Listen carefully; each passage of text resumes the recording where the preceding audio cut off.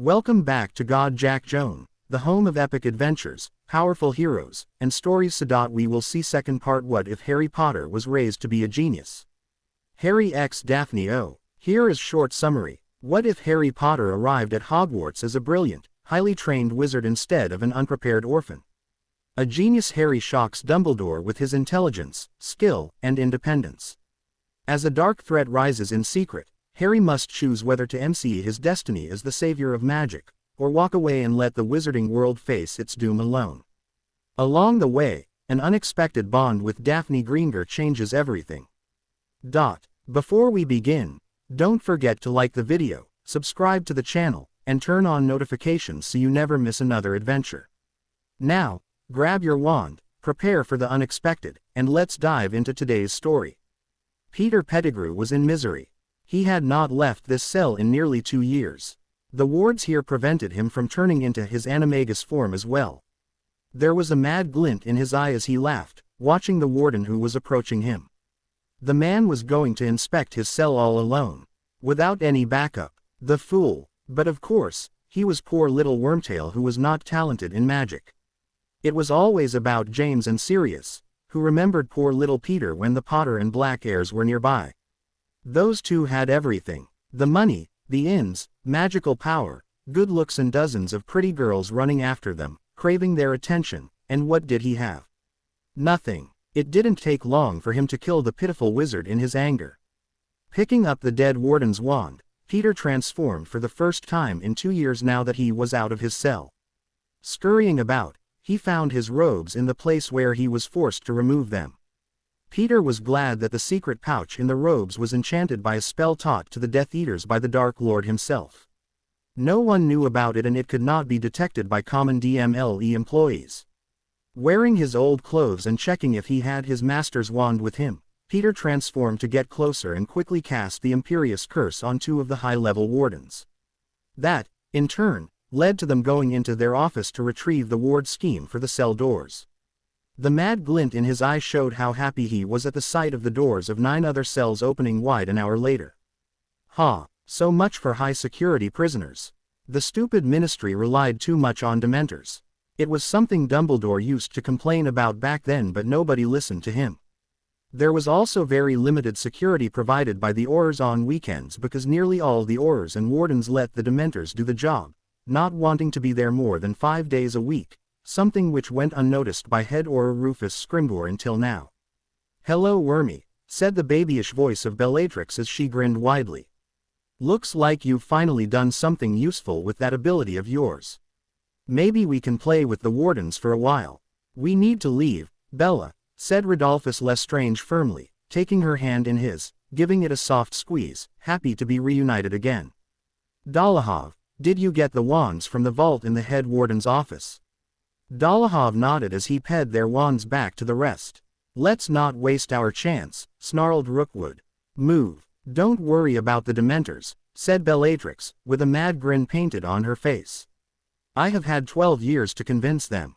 "To the Dark Lord," whispered Rabaston. Harry's face was devoid of all emotion as he sat in the Great Hall at Hogwarts. His breakfast was left untouched. Sitting beside him was Dylan, shaking in fear, face pale, as he read the headlines on the magical daily newspaper. Breakout from Azkaban. 10 high-security prisoners escape the former escape-proof fortress. Lestranges at large again. Peter Pettigrew suspected of helping Death Eaters escape using his rat animagus. Wardens found dead at Azkaban. Censor net around Britain and Ireland strengthened. International flow and portkey travel tightened. Boy WHO lived a major target, says Minister Fudge. Muggle Prime Minister warned about impending attacks on the Muggle world. Be vigilant, warns Director Amelia Black, head of the DMLE. Aurors deployed all over the country. Please cooperate with them, says head Auror Rufus Scrimgeour.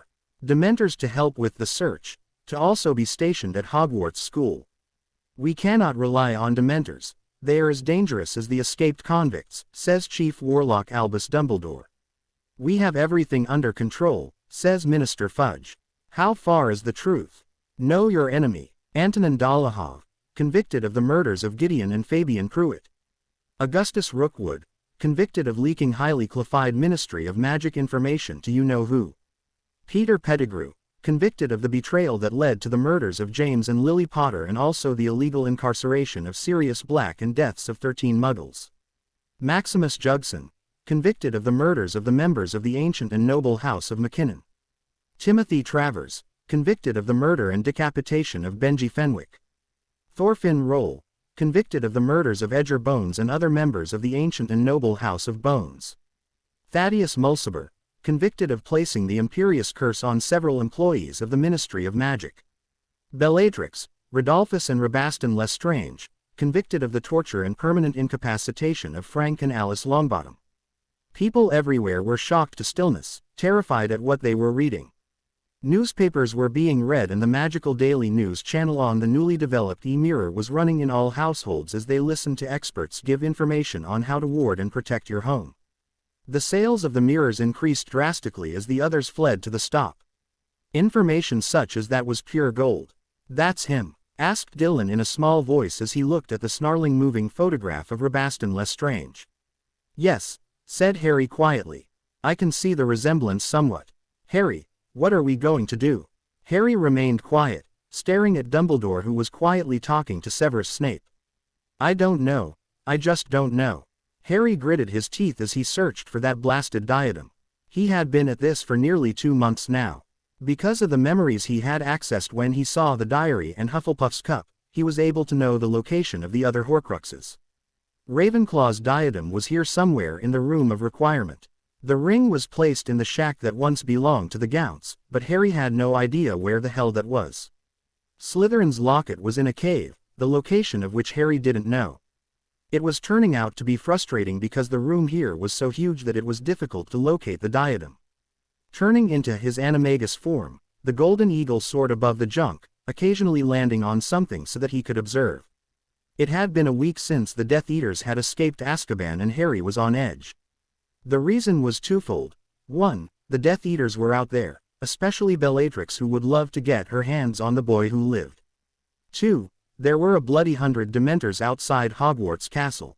Harry hated the Dementors. The day after they had arrived, when Harry had gone for his usual morning run, he felt something he had never felt before.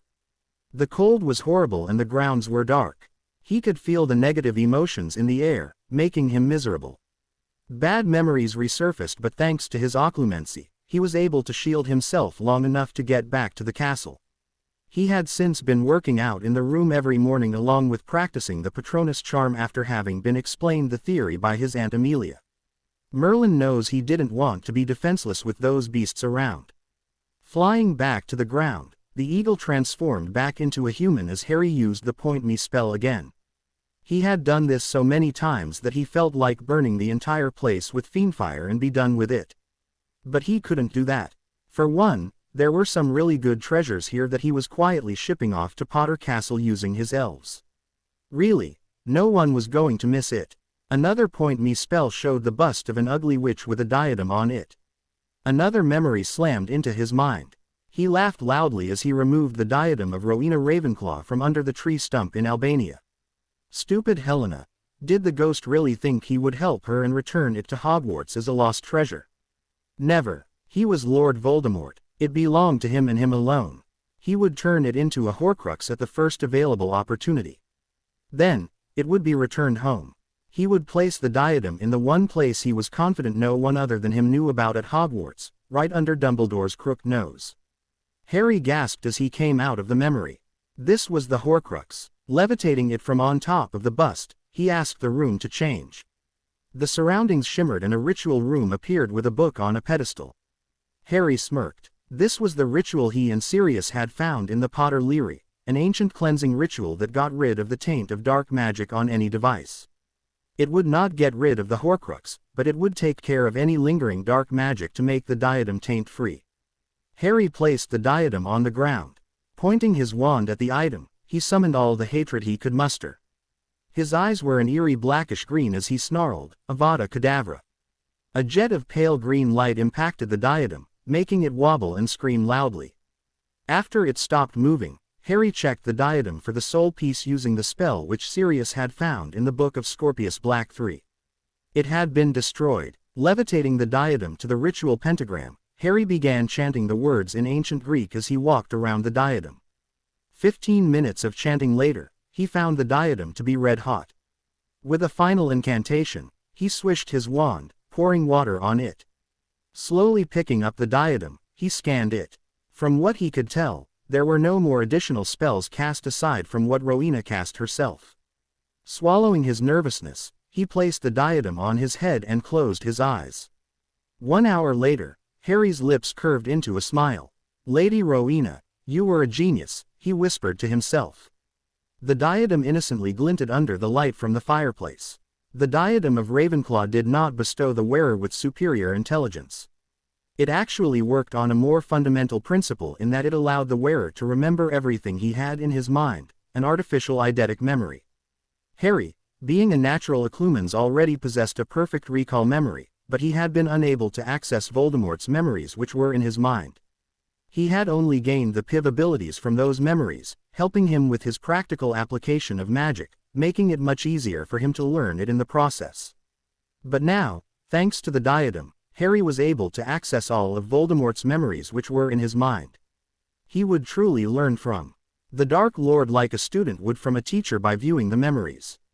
He would be the Dark Lord's equal, even if it would take some time and a lot of effort. Most importantly, as he accessed more memories, he would be able to know the location and defenses of the rest of the Horcruxes. "Mr. Lestrange, the headmaster would like to speak to you," said Professor McGonagall, giving the boy a rare smile. "Please stay behind after CL. Oh, Merlin," thought Dylan. He nodded to her but gripped the locket with the Potter crest that was hanging from around his neck. It was something which Harry had given him after the breakout from Azkaban. He had seen Daphne wear a similar one too. Harry had said that if Dylan ever needed him, to grip the locket tightly and call for him. It was connected to the locket which Harry wore himself. Once the CL was over, Dylan was being escorted to the 7th floor when Harry came towards them from one of the corridors leading to the head's office. "Ah, Dylan," he nodded. "You're already here. Good, let's go." "What are you doing here, Mr. Potter?"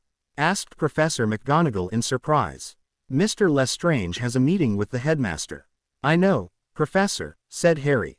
"That's why I'm here." "I'm afraid I don't understand," she frowned at him. "What does that have to do with you?"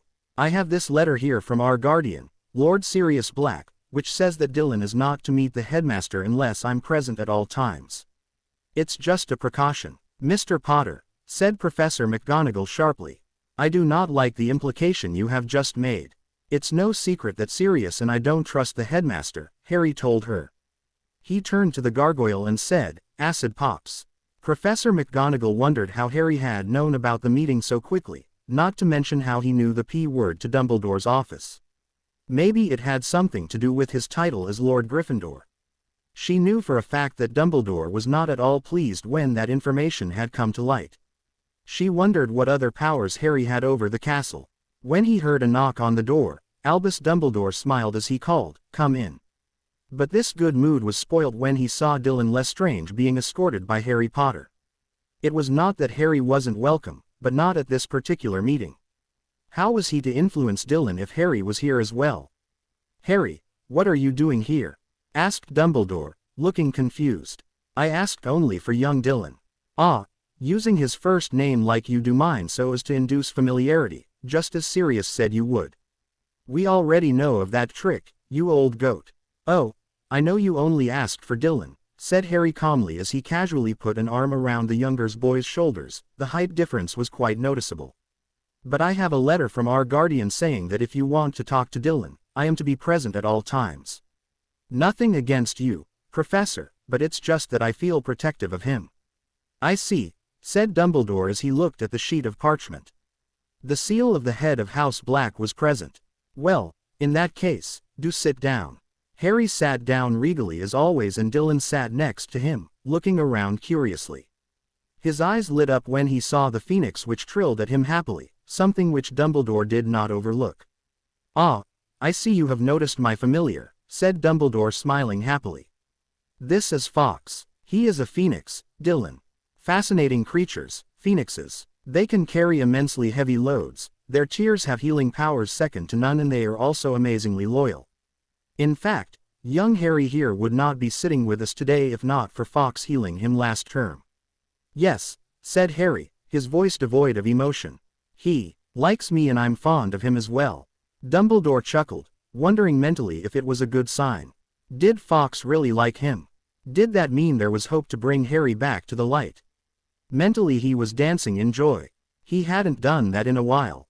Those Dementors reminded him of what happened to his father and how he had died in Azkaban, bringing bad memories of Ariana and Gellert to the forefront of his mind. He really hated those creatures and was disgusted that they were stationed so close to Hogwarts, a school filled with children. It's nice to finally meet you, Dylan, Dumbledore smiled warmly. How have you been adjusting to Hogwarts over the past 2 months? I have heard from all your teachers that you are doing quite well in your classes. It's much better than my earlier life, Professor, said Dylan smiling brightly, but Dumbledore noticed that the boy would not meet his eyes. Dumbledore sighed, shaking his head sadly. It truly is sad what happened to you, my dear boy. I'm sure life has not been easy for you, but as I always say, happiness can be found even in the darkest of times. You need to look for the light, young Dylan. Harry mentally snorted as he gave points to Dumbledore. What a fine way of telling Dylan that the light was good and the dark was bad, especially given the recent escape of the boy's father and the rest of the Death Eaters. My life was turned around when Harry and Uncle Sirius found me, said Dylan, looking at Harry with respect and affection shining in his eyes. I found 2 adults who decided to take me into their family and a big brother I know I can always count on. When I have them, what more do I need? Dumbledore raised his eyebrows in surprise. Ah, yes, he said slowly. I'm quite curious about how you bonded so quickly. For someone who met only about 4 months back, you have already established that you consider each other siblings. Curious, wouldn't you say? Oh, I don't know about that, Professor, said Harry, leaning back in the chair as he crossed his legs, looking very much like a prince of the realm. Dylan and I have a lot of things in common and it was easy for us to bond. Both of us are technically orphans and were raised in an abusive environment. I spent several days in the hospital with him when he was there and we just clicked. I, unfortunately, will never be able to have siblings considering that my parents are dead, but if I wouldn't trade Dylan for anyone in the world. Said Dumbledore, stroking his beard. He had underestimated just how much Harry cared for the boy. How are you feeling about the whole incident with Azkaban, Dylan? Asked Dumbledore gently. I'm sure it is not easy knowing who your father is. He was actually a nice boy when he was your age. Sure, he and his brother had a tendency to practice the dark arts, but no one could have imagined them turning into something like this. They were enamored with Lord Voldemort and his ideals and it twisted them. I know it is not easy being Rabaston's son, knowing that he has escaped Azkaban and is roaming free. Where are you going with this, Professor? Asked Dylan slowly. If you're worried that I would seek out my father then you are worried about nothing. I know that he will kill me the second he realizes who I am. He may be my father, but Harry, Uncle Sirius, Aunt Amelia and little Rigel are my family now. Dylan felt his hand being squeezed comfortingly and he let out a shaky breath. He had not felt very certain about that last part, wondering if they truly thought of him as part of the family, but this was certainly a confirmation. His tightened as he felt a warm emotion in his heart. I'm happy for you, my boy, said Dumbledore, eyes twinkling. It is for that reason I must insist that you stay at Hogwarts over the winter holidays. It is not safe to leave the confines of the school and the wards would more than compensate for any lack of protection which would be provided to you. You need to be safe. Excuse me, said Harry haughtily. Déjà vu, Headmaster. I seem to remember something similar about me staying at Privet Drive for my own protection. Lack of protection. Do you think we would abandon him somewhere during the holidays? Absolutely not. Dylan is not staying here alone. I repeat, the war wards I can raise around Potter Castle are more than sufficient to keep us safe. Black Manor too is quite safe and I don't think Bellatrix would be stupid enough to attack us there. Hogwarts is actually the last place we should be. I don't deny the wards around the castle are excellent, but they are severely compromised due to the thousands of students who have been here. Secrets can be learnt. They don't stay secret for long. I am only looking out for him, Harry, said Dumbledore, shaking his head. Just like how I was looking out for you when I said that you should have returned to Petunia. But you never listened, and now that her family has moved away, there is no point in talking about it." Harry's eyes grew colder. "Is that all, Headmaster?" Dumbledore sighed as he dismissed them. Well, he did learn some valuable information, but he had never expected for a moment for the insistence of staying at Hogwarts would work. He needed people to check the wards around Potter Castle, just in case. "Severus, can you come up to my office, please?" "Expecto Patronum," chanted Harry.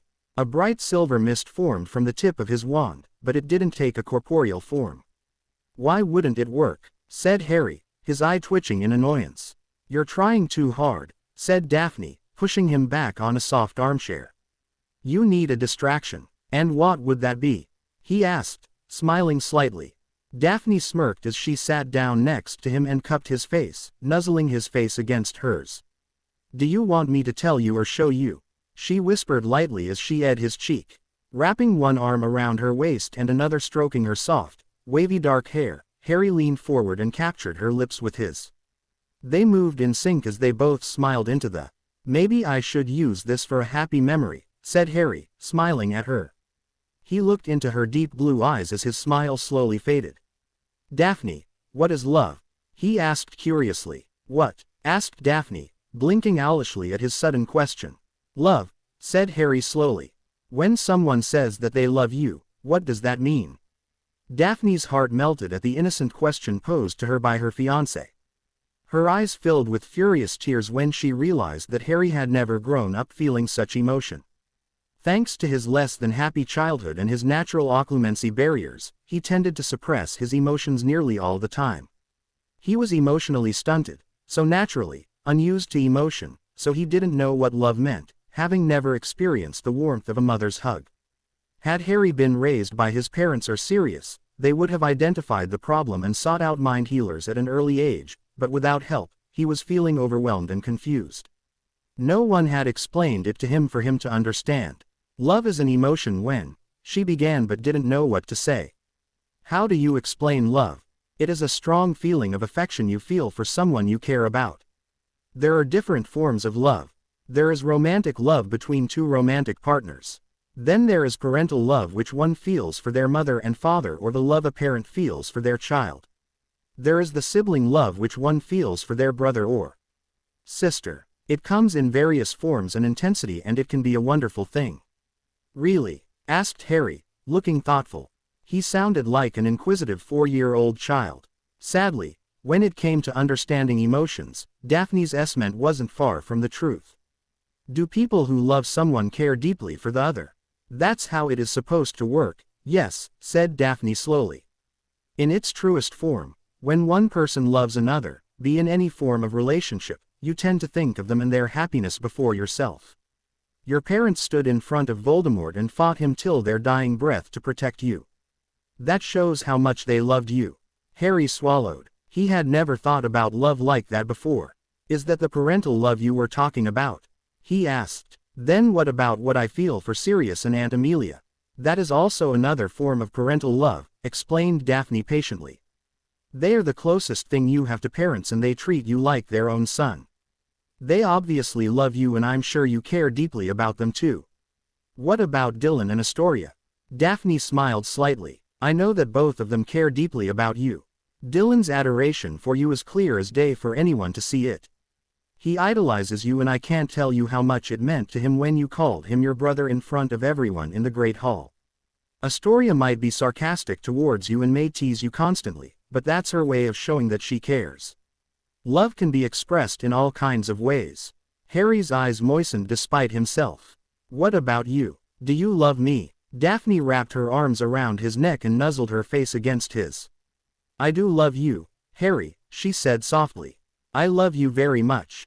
I think I love you too, whispered Harry as they cuddled on the armchair in front of the roaring fireplace, lost in their own world. The Quidditch season had finally started at Hogwarts.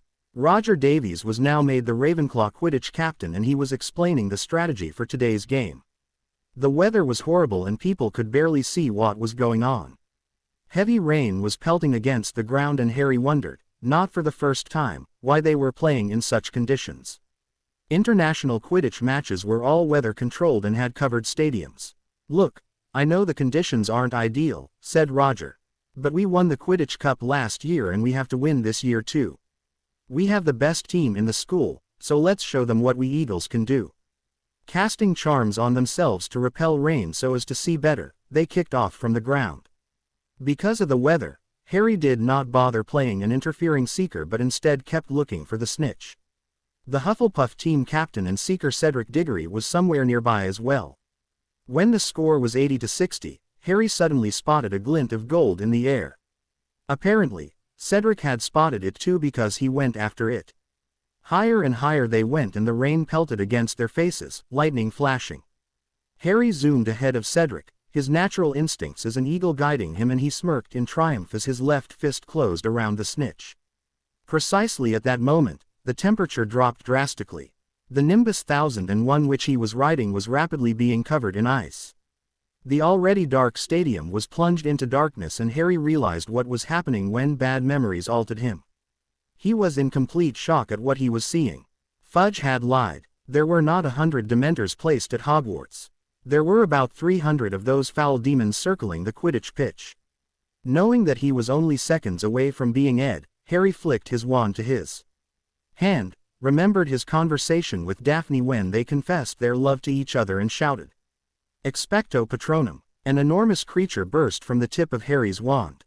If he had to guess, Harry would have thought the creature was probably 16 feet in height. It was a Thunderbird. Below, in the stands, people began panicking as the Dementors descended towards them.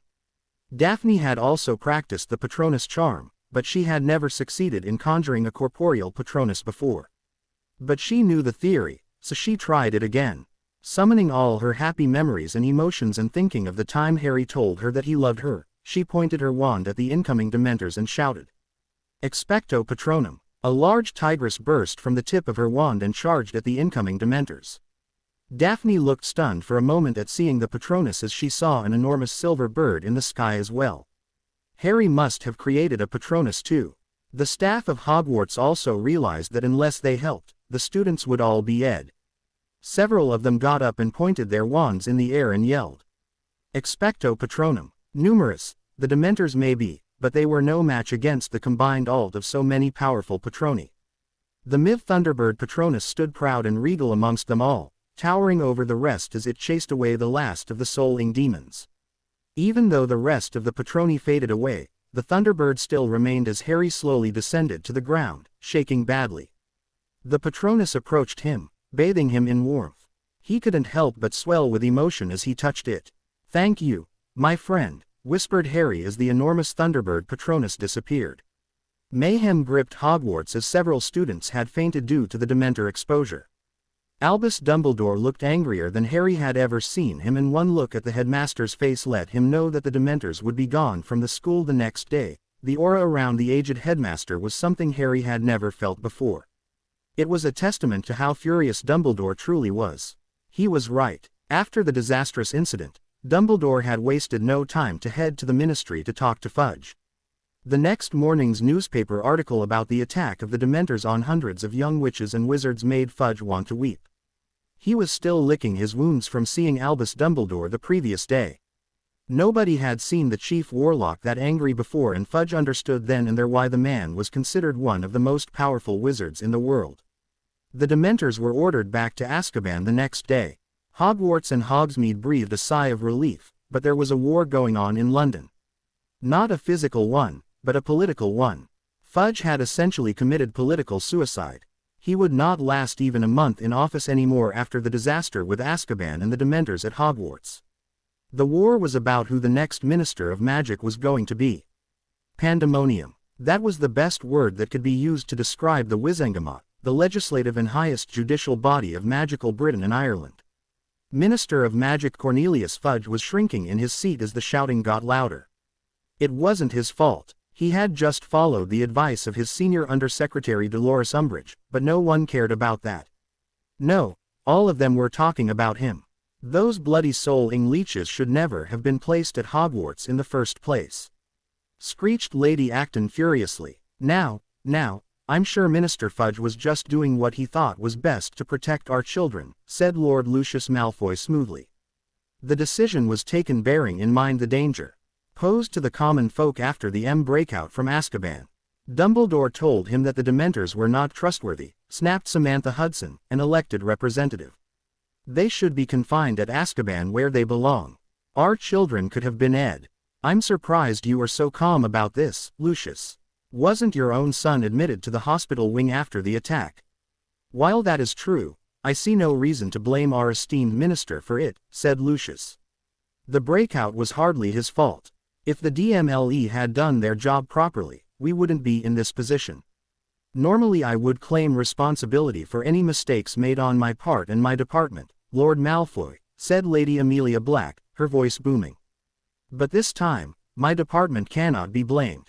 I have repeatedly asked for an increase in the money allocated to the Department of Magical Law Enforcement, but the Budget Committee keeps diverting money to other departments which don't require those additional funds. Many people over the centuries have shared their distrust of Dementors and yet no one listens. If more Aurors and Wardens could be placed at the prison instead of relying on the Dementors to do all our work, then such a problem could be avoided in the future. Think about it for a minute. 5 Wardens were killed during the escape. There are thousands of Dementors at Azkaban. How can 10 high-security prisoners leave the island unless they had help? What are you saying, Lady Black? Asked Mr. Doge. I'm saying we should look at other options and stop relying on Dementors because they aren't trustworthy. Start streamlining the budget for one and give it to important departments. My department is the one which maintains law and order in the country, for Merlin's sake. If we don't have funds, who is to take care of the people? Are you saying that your department alone is important? Shouted the head of the Department of Magical Transportation, Corbin Yaxley. Members of the Wizengamot, said Sirius, standing up. There are 10 high-security prisoners on the loose, all of them Inner Circle Death Eaters. This situation would never have existed if we had actually taken action 12 years ago. Each one of them has committed murder. Those people should never have been sent to Azkaban in the first place. They should have been executed. Is that so, Lord Black? Asked Dumbledore sharply. If that had been done 12 years ago, then you would not be alive as of this moment. Yes. Thank you so much for reminding me of my 10 years of illegal incarceration in that hellhole, Chief Warlock, said Sirius sarcastically. If the people responsible for granting me a trial had done their job, I wouldn't have lost 10 years of my life and my godson wouldn't have had to grow up in an abusive household. Thank you very much. Execution is not something we consider good for the society, said Lord Knott. It is better if they are imprisoned. If we can find them, Amelia added bitterly. Really? Asked Sirius sarcastically. You think pushing such people through the veil of death is more inhumane than making them stay in Azkaban for life? I would love to speak more about this, but that's not the point of this meeting. We're not here to talk about the living conditions in Azkaban but about the safety of the people of magical Britain. All of you please realize that at times like this, we must act. If we sit here talking about budget cuts in the past, it won't solve anything. We are currently a laughing stock in the international community. We have to catch the escaped Death Eaters before the Quidditch World Cup this summer. Millions of galleons of taxpayers' money have been invested in it, and what now? Can we let it all vanish because we are not willing to fund the most important department in the ministry at a time of need? How do you expect Hogwarts to host the Triwizard Tournament if the visiting schools don't feel safe? What do you suggest, Lord Black? Asked Dumbledore. Sirius took a deep breath. Magical means of transport have been cut off, he explained. The censor net has been strengthened to the maximum level possible around the borders. If magical means of escape is not possible, then the only other alternative is leaving the country through mundane modes of transport that cannot be tracked. Tell the Muggle Prime Minister to use the army he has at his disposal and monitor every method one could possibly use to leave Britain. We can focus our efforts on chasing them inland. If they reach the continent, they will not be under our control. It is still not too late. We need to act. You can't be serious, scoffed Lady Rosier. You expect those Muggles to actually find the escaped convicts? Maybe not, but it will give us an edge, snapped Amelia. Our oars are spread thin as it is and we don't have the personnel to carry out the large-scale search which Lord Black is suggesting. Time is of the essence. The quickest available option is for us to use the superior numbers of the Muggles. It may not work, but why leave it to chance? Even if we capture a single Death Eater, It brings us that much closer to finding the rest." Lucius Malfoy pursed his lips in frustration. Sirius and Amelia were getting more powerful in the political sphere by the day. He had tried to contact the escaped Death Eaters, but they obviously didn't trust any of those who had evaded Azkaban. Lucius had no option but to wait and hope for the best. He didn't know what Bellatrix and the rest were attempting. The Dark Lord was dead. What could they hope to achieve? "I feel that this current administration does not have the capacity to lead us in these dire times," said Lord Cyrus Greengrass calmly. Fudge whimpered. "I suggest that new leadership is needed. I hereby call for a vote of no confidence in Minister of Magic Cornelius Fudge." "Seconded," said Sirius. In early November, the Magical Daily had reported the impeachment of Cornelius Fudge from office as Minister of Magic. The vote of no confidence called by Lord Cyrus Greengrass had been backed by a majority of the Wizengamot, and even the public was all for it.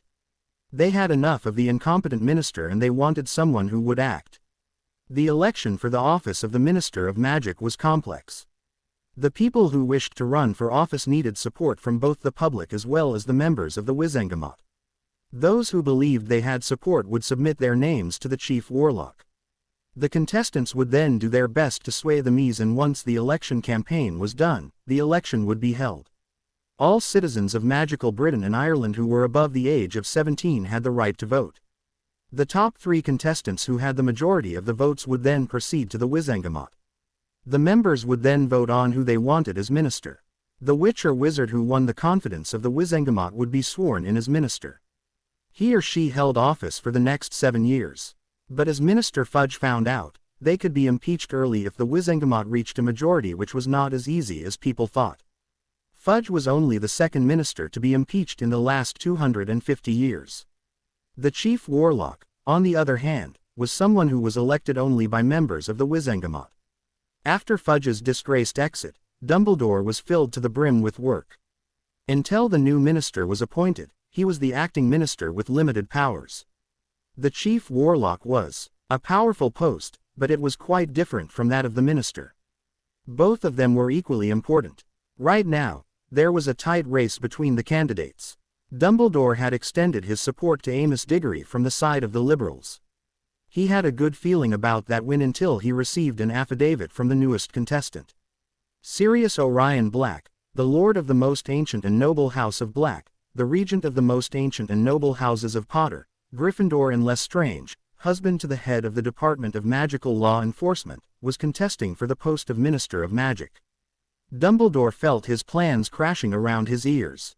At any other time, he wouldn't have been worried, but he had sensed the subtle shift in power in the Wizengamot over the recent months, especially after Harry's elevation to Heir Gryffindor and the appearance of Dylan Lestrange. Since then, Sirius and Amelia had not been afraid to make bold speeches which they otherwise wouldn't dare. Sirius already had the support of the traditionalists through intimidation and blackmail. The centrists were firmly in the pocket of Cyrus Greengrass, who would support Sirius. The liberals could see that Sirius could offer them better protection than Amos Diggory. It was an outstanding move. However, Dumbledore was not out of options. The best way to undermine Sirius' support base was to subtly destroy his credibility amongst the public. While he was doing that, he also stirred the Bowtruckle's nest with the traditionalists so that they would drop Sirius and choose a new candidate. It had worked, for a while. He had not anticipated one important variable: Harry Potter, the boy who lived. When Harry had realized what Dumbledore was up to, he had swiftly taken charge on the advice of his godfather. With a few well-placed interviews in the Magical Daily and the e-mirror channel of the Magical Daily News, he soon had people flocking to Sirius, making them look like they had been betrayed by everyone, including Albus Dumbledore. The questions Harry had raised regarding the Fidelius charm, the Potter will and Sirius incarceration made Dumbledore's job more difficult. Meanwhile, in the Wizengamot, Dumbledore's plans seemed to have succeeded. Sirius certainly struggled for a while there, which was when Harry entered the fray with the public, leaving his godfather to take charge of the governing body. Corbin Yaxley had been given support from the traditionalists and they were not willing to support Sirius.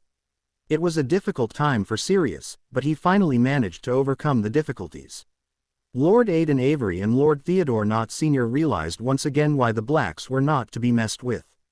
Discreet information given to the press had the two families backtracking, not wanting their family secrets aired to tens of thousands of people in the country.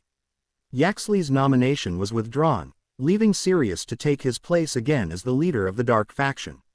So by the last week of December, Sirius Black had been voted in by the public by a landslide, easily outstripping Amos Diggory. In the Wizengamot, Sirius was favored by different people for different reasons. The traditionalists might be somewhat under control, but they wanted a pureblood on the minister's seat and Sirius was qualified. He was from one of the oldest pureblood families in Europe, so it certainly helped. He was also married to another powerful pureblood witch. Even though Amelia Black was hated and feared at the same time, her power in the Ministry of Magic was undeniable. The icing on the cake was that Sirius Black hated Albus Dumbledore. An enemy's enemy was your friend, and this certainly applied to the traditionalists. The centrists would go with the popular vote and they usually sided with the one who had the best chance to win. It did help matters that Sirius' policies were centric, increasing their potential power block. The liberals, while under the control of Albus Dumbledore, were drawn to the fact that Sirius was Harry Potter's godfather. The man was also Regent Gryffindor and that was certainly very attractive. This had the light faction divided, which was exactly what Sirius wanted. Amos Diggory really did not stand a chance. The sheets of parchment in front of you should provide the names of the final candidates, said Chief Warlock Dumbledore. You may enter your votes. As soon as the members chose their candidate with a tap of their wands, the enchanted sheets of parchment magically vanished. 5 minutes later, they were all done and the tally had been reached. Dumbledore forced a smile on his face. The election process is now complete. By an overwhelming majority by both the public as well as the Wizengamot, the new Minister of Magic of Magical Britain and Ireland is Lord Sirius Black. Thunderous applause greeted him as Sirius ascended to his seat to the left of the Chief Warlock. He smiled widely at them and he saw a young boy with distinguishing green eyes in the seats meant for the public wink at him. Minister Black winked back at his godson. Their mission was a success. A teenage boy was sitting on a swirl chair behind an ornate desk in his study, looking out of the floor-to-ceiling windows. A bejeweled diadem was sitting on top of his head as he occasionally closed and opened his eyes. The election for the Minister of Magic had gone very well. Sure, there had been bumps along the way and they had wondered if they could succeed, but it had worked. Owning the magical daily had certainly helped. Harry's anger at Albus Dumbledore increased when he remembered everything the old man had done to prevent Sirius from becoming minister.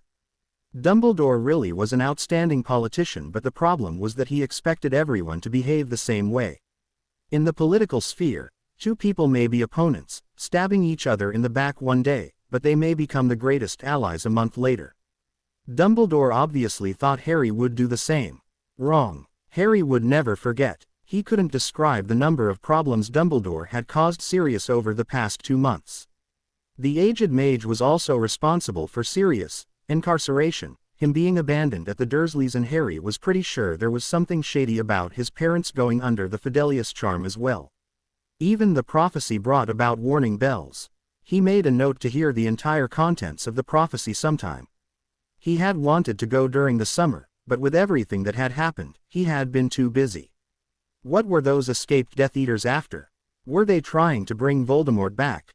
How did they know that he was alive in the first place? Nobody knew about Voldemort's Horcruxes, right? That's what the Dark Lord thought anyway. He didn't know that Harry now had a lot of information about that. The Diadem of Ravenclaw was really the best thing that had ever happened to Harry. His training and knowledge in all fields in magic were improving by leaps and bounds. Tom Riddle in his youth had taken to studying all forms of magic. Voldemort had later improved upon that by traveling around the world and learning magic from different people. While it was true that Harry was still learning the NEWT material from the memories, he spent more time skimming through them to get information on Horcruxes. The first Horcrux, the diary, given to Lucius Malfoy, had been destroyed. The cup of Helga Hufflepuff given to Bellatrix, which was safely kept in the Lestrange family vault at Gringotts, had been retrieved and the soul piece destroyed. The diadem of Rowena Ravenclaw, which had been kept in the Room of Requirement, had been retrieved and the soul piece destroyed. That only left the Gaunt Ring and Salazar Slytherin's locket, both of which were extremely well protected. He knew that he should be doing this with Sirius, but he didn't want to put his godfather in needless danger. Sirius would also not approve of Harry's methods, he knew that. Besides, Sirius was still in a high of winning the election and was enjoying a quiet evening with his family. Dylan was at Greengrass Manor, so Harry had time.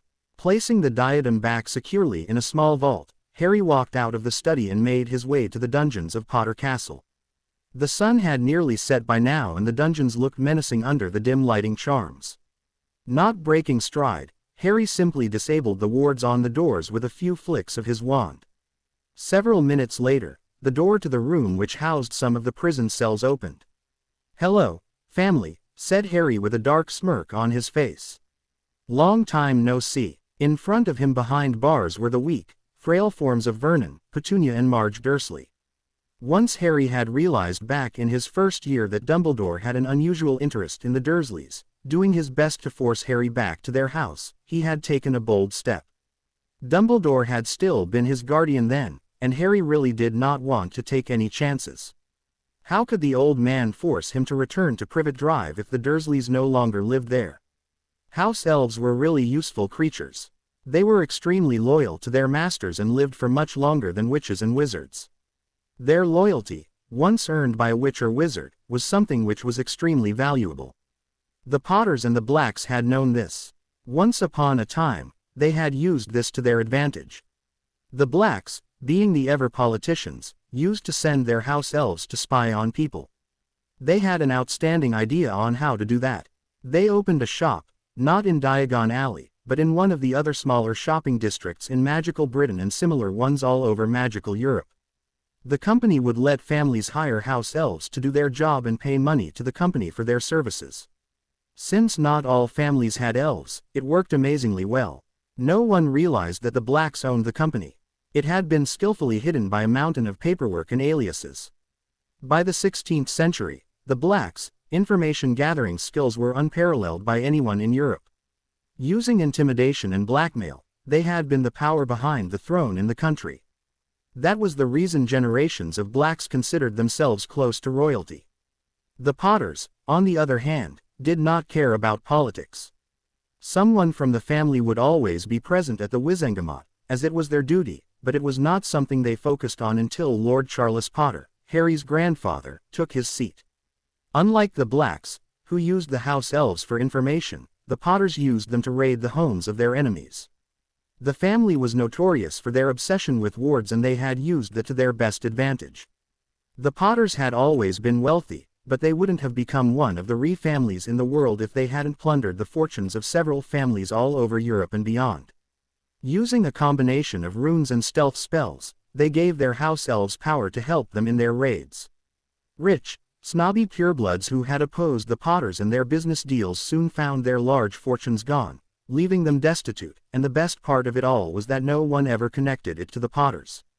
In fact, the Potters had even taken advantage of the Muggle-English Civil War, stealing plenty of royal gold and treasures in the process, and the same was done again during the Muggle-French Revolution.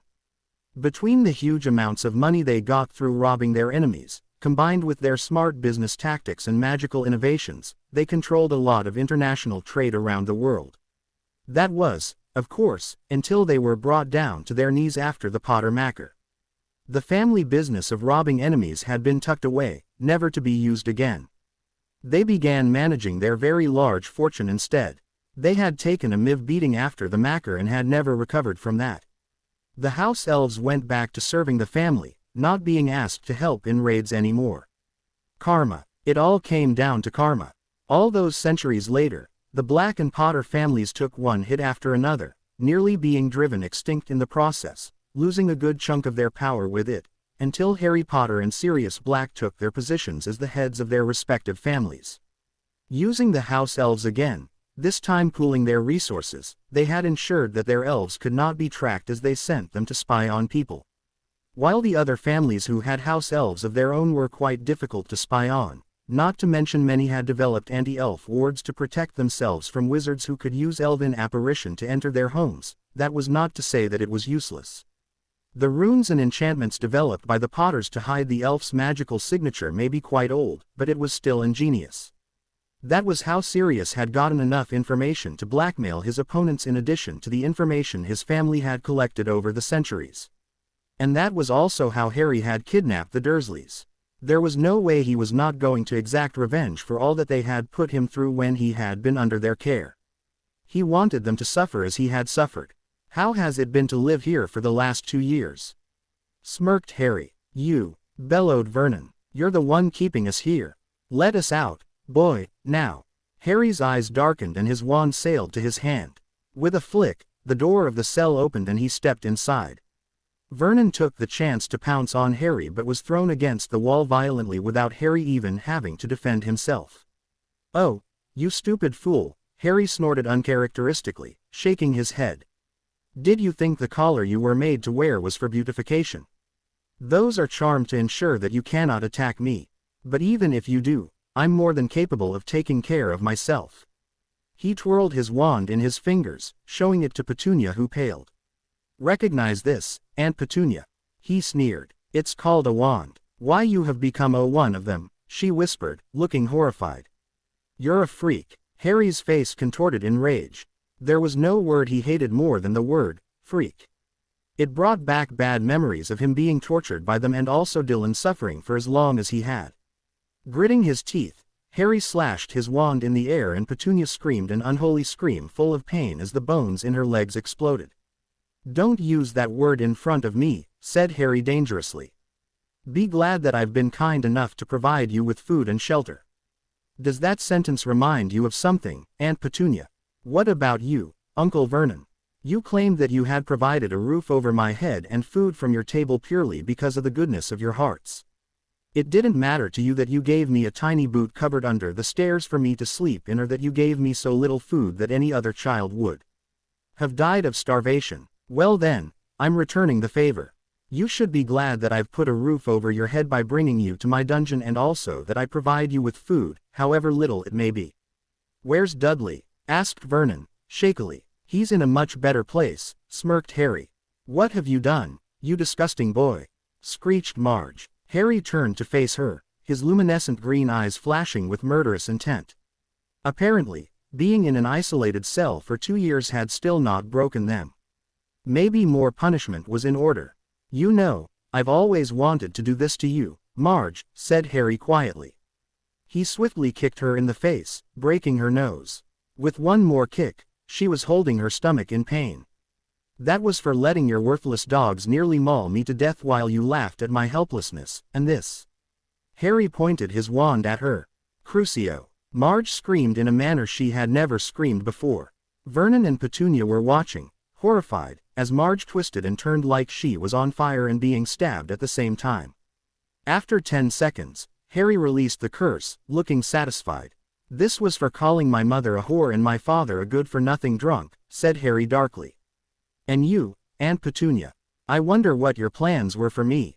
You were rather insistent on denying me any knowledge of magic. Let's see what is going on in that head of yours. Legilimens. 5 minutes of shuffling through her memories left him disgusted. She had never planned on telling him about his heritage. She wanted to keep him so downtrodden that Harry would never be able to get up. She would have kicked him out of the house after high school, ensuring that Harry survived on the streets with no proper education or job, hoping that he would die in misery. She had wanted to do that because she hated the fact that Lily had been magical while it had been denied to her. The fact that Harry was an innocent soul in her feud with her sister did not matter to her at all. The baby dumped on her doorstep was a freak and he must be made normal. That was all that mattered to her. No, croaked Petunia when she saw the expression on Harry's face. It was terrifying. Crucio. Harry calmed down a bit as he saw Petunia whimpering on the floor after having suffered the Cruciatus curse.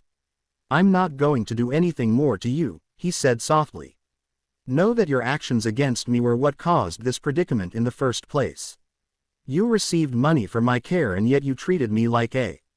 Know that you are the reason Dudley is dead. If you had treated me better, your son would still be alive. It's your fault, Petunia. It's all your fault. Remember that. He cast a confundus charm on her to keep making her remember that her precious son was dead. Truthfully, Dudley was very much alive. The boy had tormented Harry when they were young, but he was just a child. Harry had simply wiped the boy's memories to make him think his parents had been killed by using a simple memory charm and a confundus charm. He had then enrolled Dudley into a military school funded by the Muggle government. Let the fat lump be of some use to society. Vernon, come with me, ordered Harry. The man still did not give up. Harry had to give him credit for that. Oh no, boy, you will let us go and I'm not going to follow your orders. Harry rolled his eyes. Vernon would get what's coming to him soon enough. Pointing his wand at the man, making Vernon flinch in terror, Harry simply chanted, Imperio. The two of them left the dungeons quietly, not listening to Petunia's cries or Marge's s of pain. Harry and Vernon walked to the edge of the property from where Harry took his uncle's arm and disapparated. When Harry opened his eyes, he could immediately smell the sea water. His informal robe slung over his shoulders was fluttering about him due to the wind, and Vernon had a blank expression on his face. Harry frowned. The cave was warded against people approaching through any magical means, so they had to swim. He looked at Vernon. You are to swim to that cliff over there, said Harry commandingly. Don't drown. With that, Harry dived into the sea, trying not to think how deep the water was. Doing his best to avoid the waves, he slowly emerged at the entrance of the cave, the warming and drying charms on his clothes working overtime. Harry began running his fingers over the cave wall, looking for the place. After about a minute, he found it. Pressing his hand over a rock, a pedestal appeared. Making Vernon come forward, he poured a few drops of his uncle's blood on the pedestal. It glowed and the entrance materialized. Don't touch the water, he ordered as they walked inside. It was dark and eerie and Harry knew exactly what was inside the lake. Carefully waving his hand over thin air, he remembered what Voldemort had done to raise the boat. He tapped his wand on his other hand, and the thick chains appeared, bringing the boat along with it. Sit down and ensure you don't touch the water, said Harry, taking control of Vernon's actions through the curse. Once they were on the small island where the pedestal which contained the Horcrux was located, Harry conjured a small crystal gel and made Vernon drink the potion. Voldemort was a genius. The potion he had kept here would recreate the worst fears of a person and ensure that they are mentally paralyzed after drinking a few gulps of the potion. If they did manage to finish it, they would turn to the lake to drink water because of the thirst caused by the potion. That's when the Inferi would rise out of the lake, dragging the person with them under. There was no chance for a single person to ever escape with the Horcrux. Harry removed the locket from the basin, dropped a fake one in its place and frowned when the locket did not look like the one in his memories. It was a fake. This wasn't the Horcrux. He closed his eyes in frustration and fear when he realized that someone else had stolen the real locket. Where the hell could the Horcrux be?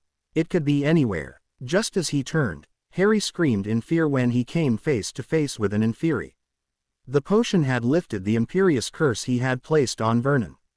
The Muggle had crawled to the lake to drink water, raising the Inferi. Harry had been distracted to see it. Flicking his wand to his hand, he rotated it in a wide arc above his head as fire erupted from the tip. A ring of fire surrounded the hundreds of Inferi, making them go back underwater. Harry's heart was thumping a mile a minute as he realized that Vernon had already been taken underwater. Stepping into the small boat, Harry crossed the lake and made his way out. With a silent pop, his disapparated. Dylan Lestrange was in a good mood. He had just come back from Greengar Manor where he had spent the day with Astoria and some of their friends from school. He never thought he would see the day when he actually had friends. Sure, it had been bad in the first month at Hogwarts, but with Harry's help, people began warming up to him. He was not liked by everyone, but that hardly mattered. He had a few friends and he was content with that. He also had Astoria, his best friend. What more could he ask for? Stepping out of the fireplace at Potter Castle, he briskly made his way to Harry's study. The two of them alternated between staying here at the castle or at Black Manor. Harry. Dylan frowned when he entered the large study. The boy in question was sitting in an armchair, in front of the roaring fireplace. His frown deepened when he saw that Harry looked grim. Harry, are you okay? He asked again, taking a seat on the arm of the chair. What's wrong? Harry looked up and saw the concerned face of the boy he had come to regard as his own brother. He simply stared at Dylan. Both Harry and Dylan had grown up in similar environments. Both of them had been physically and psychologically abused by Muggles. Harry, at least, had the opportunity to escape at the age of 7, but not Dylan. Harry always had the comfort to know that his parents had cared for him when they were alive. Dylan's parents had not been married. His mother had been died by his father, who was a notorious and sadistic Death Eater. Their childhood was quite similar, and yet they turned out so different. Why? How do you do it, Dylan? Do what? Stay innocent even after everything that has been done to you, said Harry quietly as he drowned a phial containing a calming draught. Stay innocent. Harry, what are you talking about? You were called a freak your whole life. So was I. The matron in the orphanage tried to do an exorcism on you. I've never told this to anyone except Daphne, but the Dursleys did that to me when I was 5. I was never more scared in my life than I was that day. I was beaten up for accidental magic, so were you. I was told that my father was a useless drunken layabout and that my mother was a whore. Even now, many people at Hogwarts call you a bastard. You were told that your father was a Death Eater, while I was told that my parents were murdered by one of the most dangerous Dark Lords in recent years.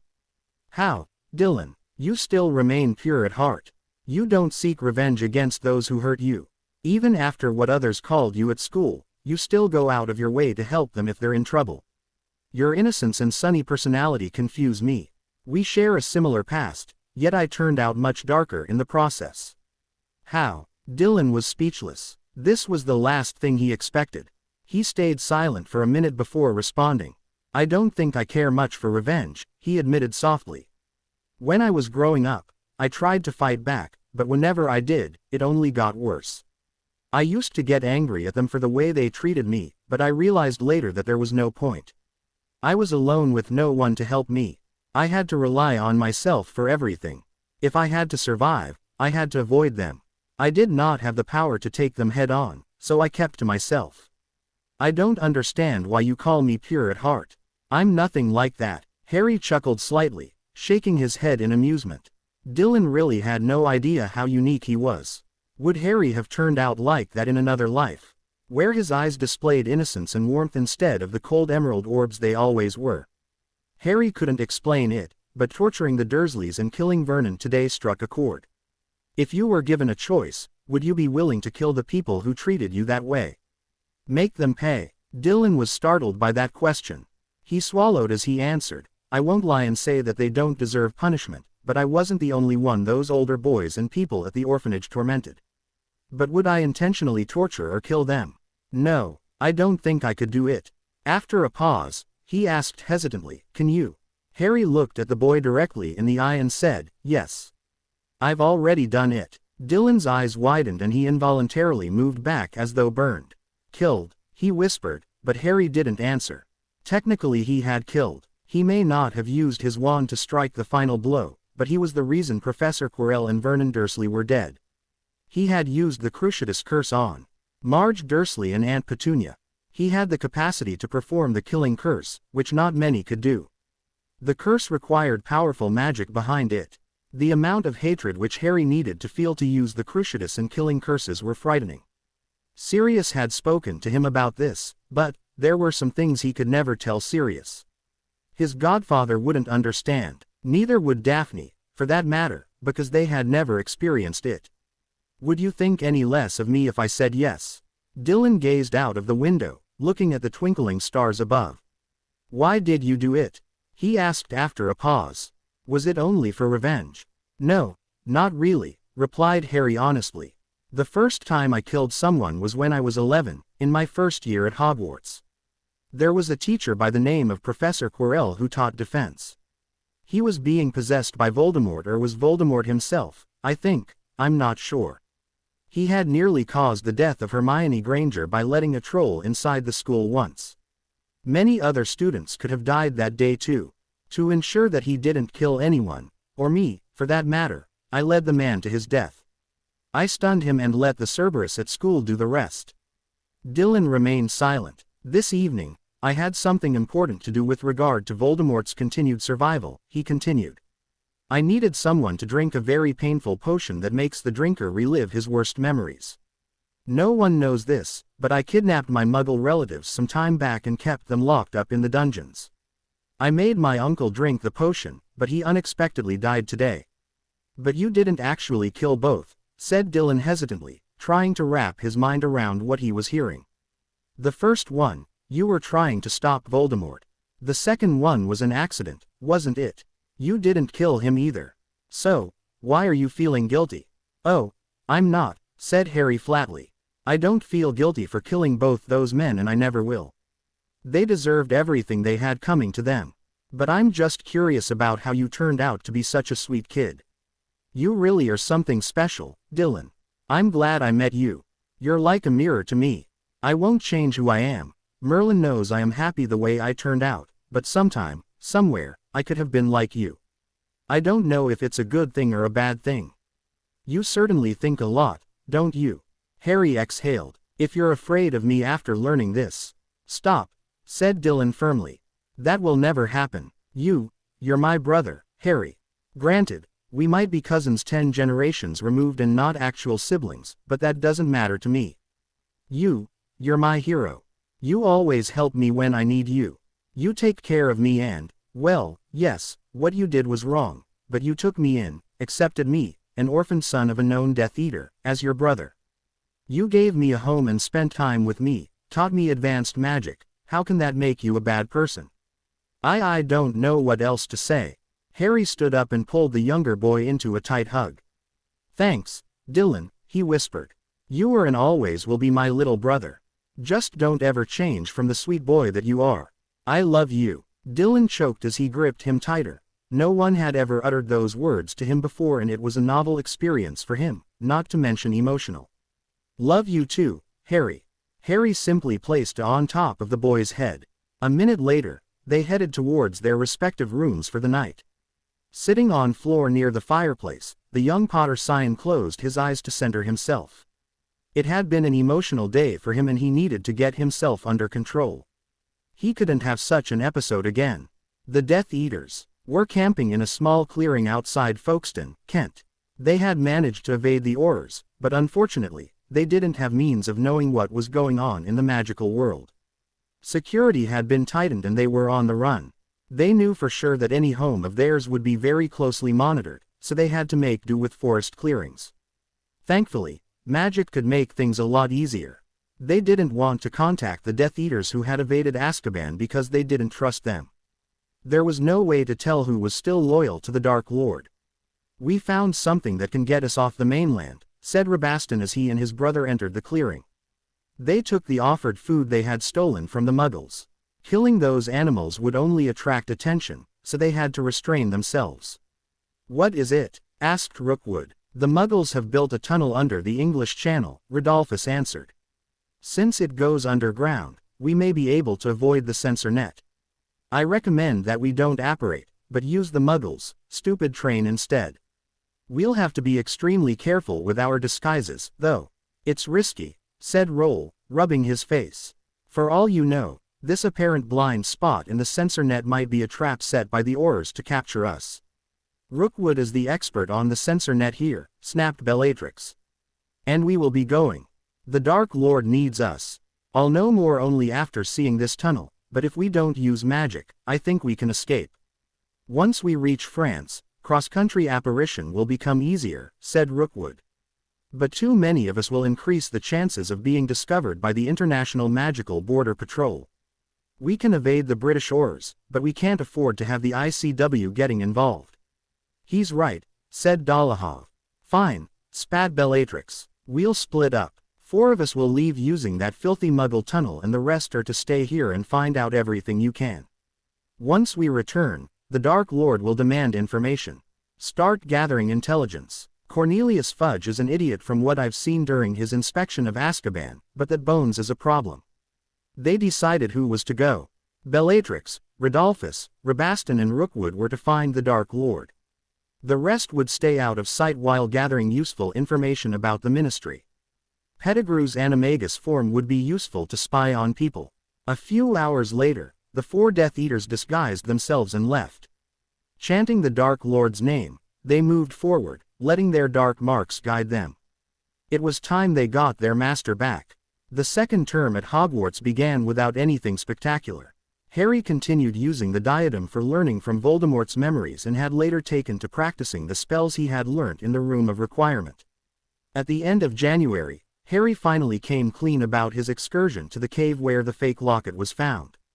Needless to say, Sirius was not happy.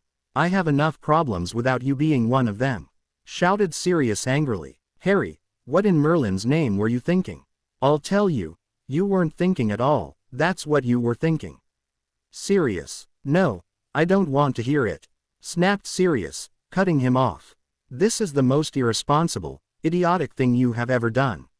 I don't even want to think about what could have happened if something had gone wrong. You are keeping too many secrets from me, young man, and I am not pleased. You are in deep trouble because right now, I can't even think of a suitable punishment for this latest stunt of yours." "Sirius, please hear me out," said Harry softly. "I knew the protections and defenses on that cave. I knew that I could take care of them myself." "Oh yes, that's why you were attacked by Inferi, weren't you?"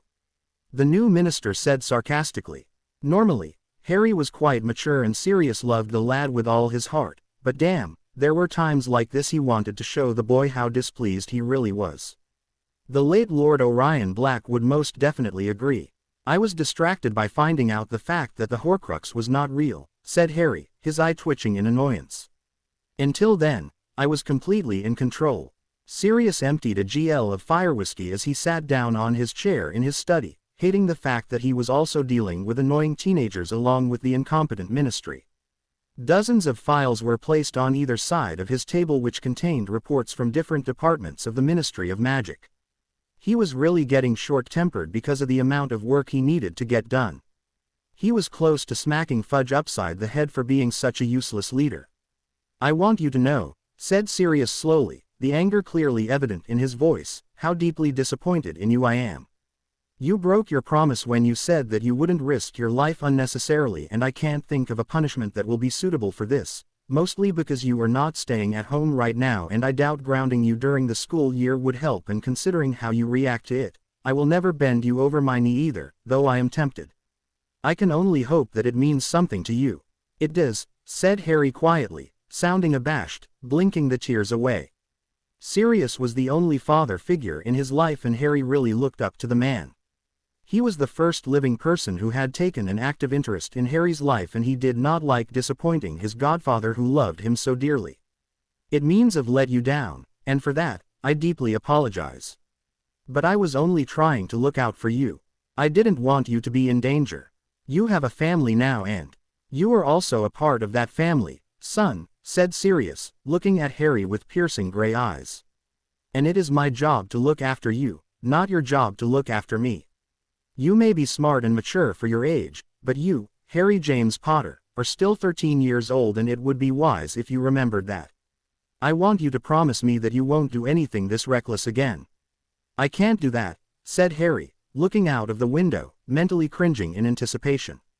"Excuse me?" asked Sirius dangerously, his eyes narrowed. "I have a prophecy hanging over my head, Sirius," he continued, looking at his godfather. "The future is not certain. If there ever comes a time when I need to act, I will do so. I'm not a person who will shrink from responsibility in times of danger, but I will do my best to avoid it." Sirius sighed. It was difficult to argue with Harry because the boy made valid points. But damn, he was so infuriating. Being Harry's guardian was really a pain in the ass sometimes. He felt like grounding the boy for a year, but he knew it would be counterproductive. Exhaling deeply, he said, "Where is this fake locket?" Harry removed the locket from inside his robe pocket and levitated it to Sirius. The older man took it and observed it for a minute. After doing a standard detection spell, he opened the locket and removed a slip of paper. Unfolding it, he read it, his eyes widening in shock. "Sirius?" asked Harry curiously. I didn't think to open it. What's inside? See for yourself." To the Dark Lord, "I know I will be dead long before you read this, but I want you to know that it was I who discovered your secret. I have stolen the real Horcrux and intend to destroy it as soon as I can. I face death in the hope that when you meet your match, you will be mortal once more. R.A.B. Regulus Arcturus Black," explained Sirius quietly as he closed his eyes. "My little brother stole the real Horcrux. But where could it be?" said Harry urgently. "Did he destroy it?" "That, I'm not sure," Sirius whispered, tears welling in his eyes. I never had much contact with him after I ran away when I was 16. We used to be very close when we were kids, inseparable even, but as the years rolled on, Mother's poisonous claws latched onto him. He was the only one in my family that I ever truly loved. The last I knew, he had succumbed to Mother's threats and had joined the Death Eaters and was killed on Voldemort's orders for backing away just a few months later. Oh, Reggie, why didn't you come to me? Harry sighed, rubbing his temples. This only complicated matters. How in Merlin's name did Regulus find out about the Horcrux in the first place? Voldemort had never told anyone. He had used a house elf while placing the locket in the cave, but the elf had died after Voldemort left. There was no way Regulus could have read Voldemort's mind, which meant he must have known about Horcruxes and might have recognized it when the Dark Lord had once said, "I have guarded myself against mortal death." Yes, that must be it. But how did he find the cave in the first place? So many questions. Do you have any information on the ring? Asked Sirius, wiping the tears away. Yes, said Harry, but we need to create a replica of the ring and put the protections back in place. If Voldemort were to find out that something is wrong. I don't know what the ring looks like, Sirius frowned. Leave that to me. The curse on the ring is called the Bothrops curse. It is named after A.S. The curse's effects are very similar to the S-bite of a Bothrops asper. Anyone who comes into contact with the curse suffers a very painful, instant death. The limb turns black and shriveled, causing severe necrosis and death of the muscle tissue throughout the body. If the person puts on the ring or even touches it, the curse is activated. Once the cell damage reaches the heart, there is no stopping it. In fact, there is no counter curse at all. It is a very old curse that hasn't been seen for a long time. Talk about overkill, muttered Sirius. All right, do what you can, but you are not going this time without me, is that clear? Understood, said Harry with a small smile. He went over and gave his godfather a tight hug. I didn't mean to disobey you or make you worry about me, but I thought I was doing the right thing. I'm really sorry, Sirius. Sirius sighed. He remembered his own teenage years. Running around with a werewolf every full moon night was not something any sane wizard would do. I know how you feel. In mid-March, Harry put down the book he had just finished reading. It was the Journal of Godric Gryffindor. Once he had claimed the family ring, he had received information that Godric had hidden the family fortune somewhere at Hogwarts. Knowing the general location, he had searched for it until he had struck gold, literally. Using the Sword of Gryffindor and the Gryffindor headship ring, he was able to get the secret chamber opened, only to gape in shock. The secret chamber was clearly Godric's personal chambers at Hogwarts, but it was filled to the brim with gold, silver and precious jewels. Mountains of gold could be seen and a small pile of diamonds, rubies and other gems was placed in a corner. He had seen something similar in the high-security vaults deep under Potter Castle and also in the Potter family vault at Gringotts, but the amount of gold in here was staggering. He had immediately called his house elves to transport the contents to a high-security vault at Potter Castle. Slowly, over time, he would transfer a bulk of the fortune to Gringotts where he could begin investments. Gold wasn't the only thing he found in the place. On a table was a journal penned by the founder himself. After using a translation charm, Harry had taken to reading it every spare moment he got. The revelations were astounding. Godric had been the firstborn son of the Gryffindor family. The Gryffindors were an old family, dating back to the time of King Arthur and Merlin. In fact, they, along with the Potters and Slytherins, were members in King Arthur's court hundreds of years ago. It was once during their childhood that Godric had met Salazar, a boy 5 years younger than him, but they didn't have much contact since. He was taught magic by his parents and other tutors, and once he was an adult, he traveled abroad to learn various NCHES of magic from tutors. While touring magical Italy, which still carried its traditions from the ancient Roman Empire, he met a woman who was a year older than him who wanted to go abroad and learn all about the intricacies of various forms of magic as well. Her name was Laurentia, who was the daughter of Godric's instructor in Rome. The two had forged a friendship, and several months later she joined Godric in his tour of the world, and the pair traveled extensively for many years, learning various NCHES of magic. In Egypt, Godric won the friendship of the Goblins, a warrior race known for their expertise in banking, warding, warfare and creation of weapons from magical metals that only their race could work with. He spent a lot of time with them, learning about their culture and how to wield a sword. Once, he saved a bunch of goblins from a mob of muggles who wanted to kill them, so the leader of the goblin community finally accepted Godric's request and made a special sword for him as a reward. Godric still had to pay for it, of course. It was a 3-foot-long blade, made of goblin silver, making it very conductive for magic use. While he was quite good with his wand, he couldn't help but be at home with his new sword. He spent many years enchanting and enhancing the sword to his style. By the time they finished their tour of the world, he and Laurentia had fallen in love and had decided to get married. After talking to her parents and returning to Britain to talk to his family, it was finally decided to hold the marriage ceremony in Rome. Once they were married, Godric and Laurentia returned to Britain, hoping to create a better life for the people of their country. But there were problems as witch hunts grew in popularity. If muggles detected witches and wizards or even magical creatures, they would be attacked in their sleep and killed in their beds. The muggles would then drag the mutilated bodies for all to see. These instances horrified Godric, but he felt that once they could explain to the muggles that magic wasn't evil but a blessing from the goddess herself, everything would work out and both magical and muggle humans could coexist in peace. It was a few short months into their marriage that Laurentia found herself pregnant. The couple was ecstatic and 9 months later, Laurentia gave birth to a girl who they named Geraldine Gryffindor. When Geraldine was only a year old, tragedy struck. Godric's entire family had been targeted due to them being witches and wizards. His parents and siblings were all killed by a large mob of muggles. Godric was filled with rage and wanted vengeance, but Laurentia managed to calm him down. It was then that Godric decided to rethink his plan for muggles and magicals coexisting with each other. Clearly, muggles did not tolerate the existence of magic. Life went on and Laurentia befriended a witch from Scotland named Rowena Ravenclaw. She was several years older than Godric and Laurentia, and had come back to Britain from Albania, where her husband's family was nobility. Godric was very impressed with the older woman's sheer intelligence and talent with her wand. The Gryffindor family slowly got to know Rowena, who became close to Laurentia and thus, as an extension, her husband Godric. But unrest in the muggles soon found its way to strike again.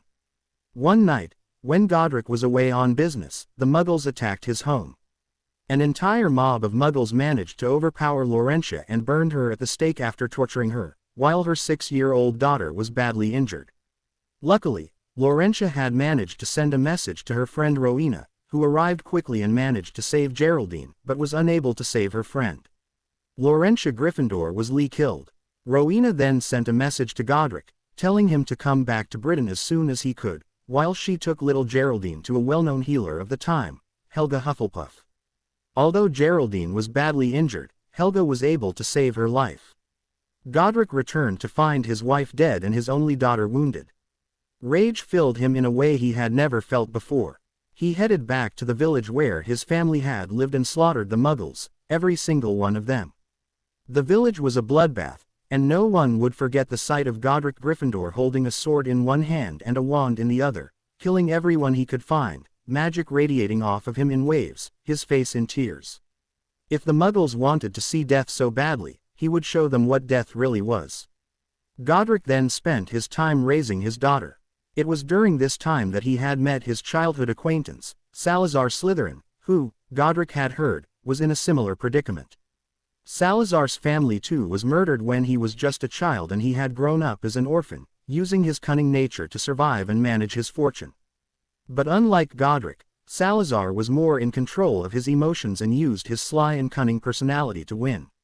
He was not a battle mage like Godric, but he was very knowledgeable in obscure magical arts. When Godric found himself very troubled with his past, Salazar taught him how to control his thoughts and emotions using occlumency. Godric also taught Salazar many spells which he had learnt during his travels. It was during this time that their friendship deepened. The two men realized that the witches and wizards were in grave danger, with the knowledge of magic dying in their beloved country.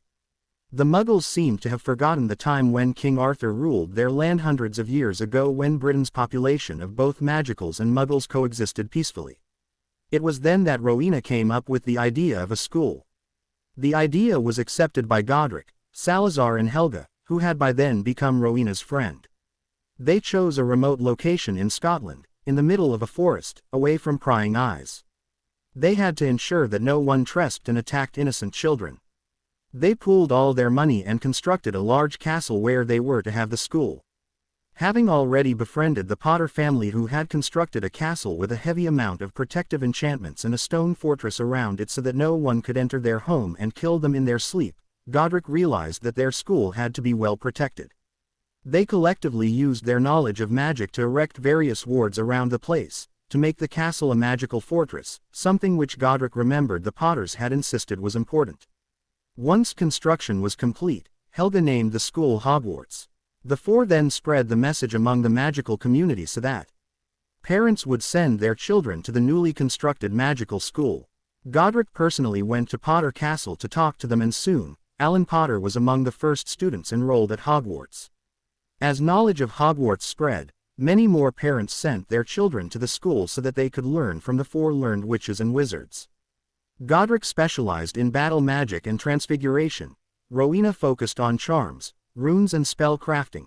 Helga specialized in healing and potions, while Salazar specialized in rituals and other obscure arts of magic. Rowena even developed an open ward which was so large that it could detect magical children born anywhere in the British Isles. It would later be known as the Book of Admittance of Hogwarts. It was some years later that Godric found out that his daughter and Alan Potter were seeing each other. He was quite happy with the union, and with the blessings of their parents, the couple got married. Rowena too had a daughter named Helena who grew up at Hogwarts with her parents, as Rowena's husband shuffled between living at Hogwarts and going to Albania to take care of his family business. Helga had several children with her husband, who was the herbology teacher at Hogwarts. Although he remained unmarried, Salazar too wanted children, so he blood adopted a young boy, who was also surprisingly a Parselmouth, and gave him his own name, Salazar Slytherin. Godric had, however, years later, always suspected Salazar to have had a biological child of his own, a girl, whom Salazar was very fond of and also possessed the man's vint green eyes. Unfortunately, Godric never found out if the girl was indeed Salazar's daughter or not. Salazar Jr. grew up at Hogwarts raised by his father, but he tended to be very arrogant and treated everyone as his inferior. The boy also hated Godric with a paean, which annoyed his father as Salazar and Godric considered each other brothers in all but blood. The two men, of course, had their differences because of their clashing personalities, as Godric was loud and shish while Salazar was calm and cunning, but they both counted on each other as family. This slowly created a rift between Salazar and his son. Several years later, when Salazar Jr. did something unforgivable, the founder banished his son from Hogwarts, telling him to never come back ever again. By this time, the founders were not their youthful selves. Rowena's husband had passed away, her daughter had disappeared, and so had her diadem. While witches and wizards lived much longer than muggles, emotional distress tended to make them age a lot faster in their later years rather than physical problems. Rowena was dying, and there was nothing Helga could do to prevent it. Even on her deathbed, the once proud woman craved and cried for her daughter, begging Godric to bring her back so that she could see her one final time before she died. But by the time Godric had found out that Helena Ravenclaw had been killed by the Baron, Rowena had breathed her last. It had been a sorrowful time at Hogwarts after they lost Rowena. But the other three decided to move on and ensure that Rowena's name would live on at the school. After a span of a few years, whispers began to reach the school that Salazar Jr. had started killing various witches, wizards and muggles alike so as to become the ruler of magical Britain. Salazar finally had enough of his son's actions, so he decided to go confront him and end his life once and for all. Godric had wanted to come along with him, but Salazar refused, stating that this was an internal matter between father and son. Salazar left Hogwarts so as to stop his son from killing any more people, against Godric's advice. That was the last time Godric saw his friend. There was no news of his death, but Godric had used an arcane spell to check if he was alive. Godric was devastated to find out that Salazar Slytherin had been killed by the latter's own son. By this point in time, Godric was old and all the hardship that he had endured had weakened him. Salazar Jr. launched a MIV offensive at Hogwarts, hoping to take the castle by force, but was thwarted by the wards and the combined forces of Godric Gryffindor and Helga Hufflepuff. Helga was the one who finally fought Salazar Jr. and killed him, but she later succumbed to her injuries while Godric dealt with Salazar's forces. The battle had severely weakened the aged warrior, and he soon left to spend his remaining days at Potter Castle with his family. Harry was sitting still, his face blank as he explained the story to Daphne. They were in the room of requirement. "It is so ironic," said Harry softly, "that the man everyone believes to have been a Muggle lover slaughtered an entire village of Muggles when the said Muggles murdered his wife, and everyone vilifies a man who actually died while trying to stop his son from killing innocent witches and wizards. Who wrote our history books again?" Daphne nodded. "It was Salazar Jr. who wanted to wipe out Muggle-borns, not Salazar. History is confused and clouded, and everyone thinks the founder was the one who was evil." "How sad. What is actually ironic is the way they all died. Did you observe that?" she asked. Harry nodded. "Godric was a warrior who died of depression and old age. Rowena was highly gifted and intelligent but died of heartbreak. Helga was a healer, and her house is said to be non-confrontational and are widely called duffers, but she died a warrior's death after dueling and defeating Salazar Jr. Salazar was widely known for his cunning nature, but he let his heart overrule him and rashly decided to confront his son and died in a duel with him. It's completely contradictory to their given traits, but it shows that while they were great men and women, they had their share of flaws too." "I'll set history straight," muttered Harry as he picked up the journal. "They deserve to be remembered in their truest form, not the way they are now."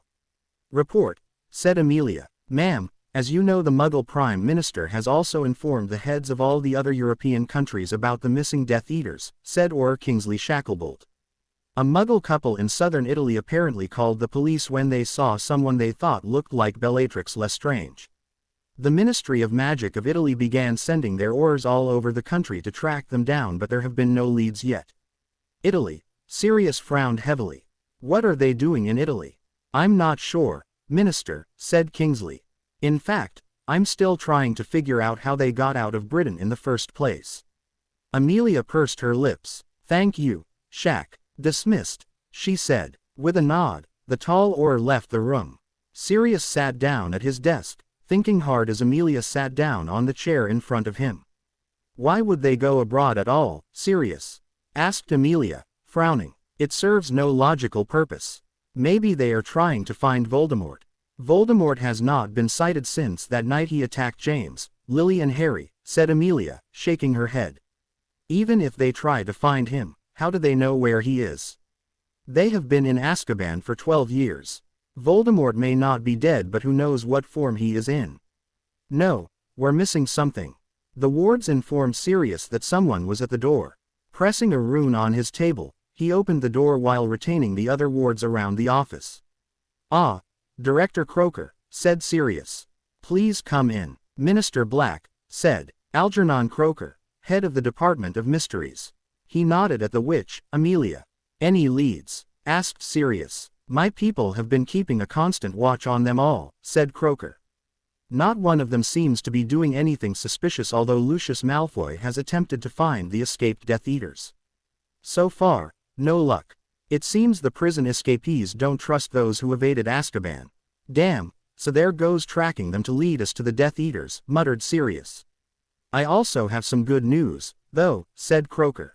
Seeing Sirius nod, he said, "The intelligence wing of my department was able to figure out how Bellatrix was able to sneak past the censor net. It seems the Muggles have built an underwater tunnel that connects England to France." "Oh, Merlin," muttered Amelia. "How deep?" "About 200 to 250 feet below the seabed," replied Croker. "We were not informed about it, so the censor net has not been applied to the area." Sirius narrowed his eyes, thinking. "Fine," he said quietly.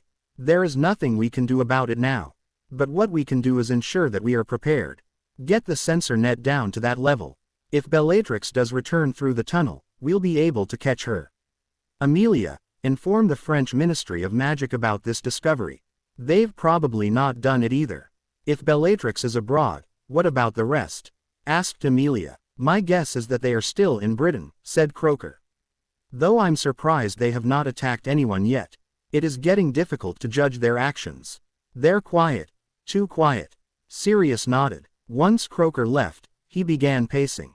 "Amy, why did Alistair Moody retire?" he asked curiously. Amelia scowled. Fudge, she spat, decided that he wasn't needed anymore. Alistair's paranoia was getting the better of him, and I heard rumors that Malfoy might have pushed for the retirement. Rufus Scrimgeour tried to keep him in the Auror Academy as an instructor, but it was shot down. Well, I think it is time we brought him back, said Sirius. Give him all the help he requires. Merlin knows he is more than qualified in capturing those Death Eaters, considering he put them there in the first place. Understood, said Amelia as she got up to leave.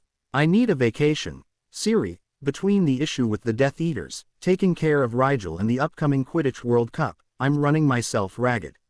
You think the World Cup is bad? Exclaimed Sirius, shaking his head. You don't even want to know the stink the Triwizard Tournament is causing.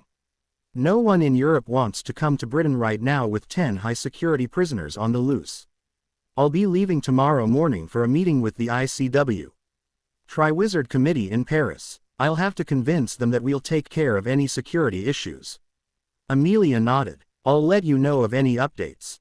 Harry Potter twisted his wand slowly, his face scrunched up in concentration. In front of him was a ring on which a black stone was placed.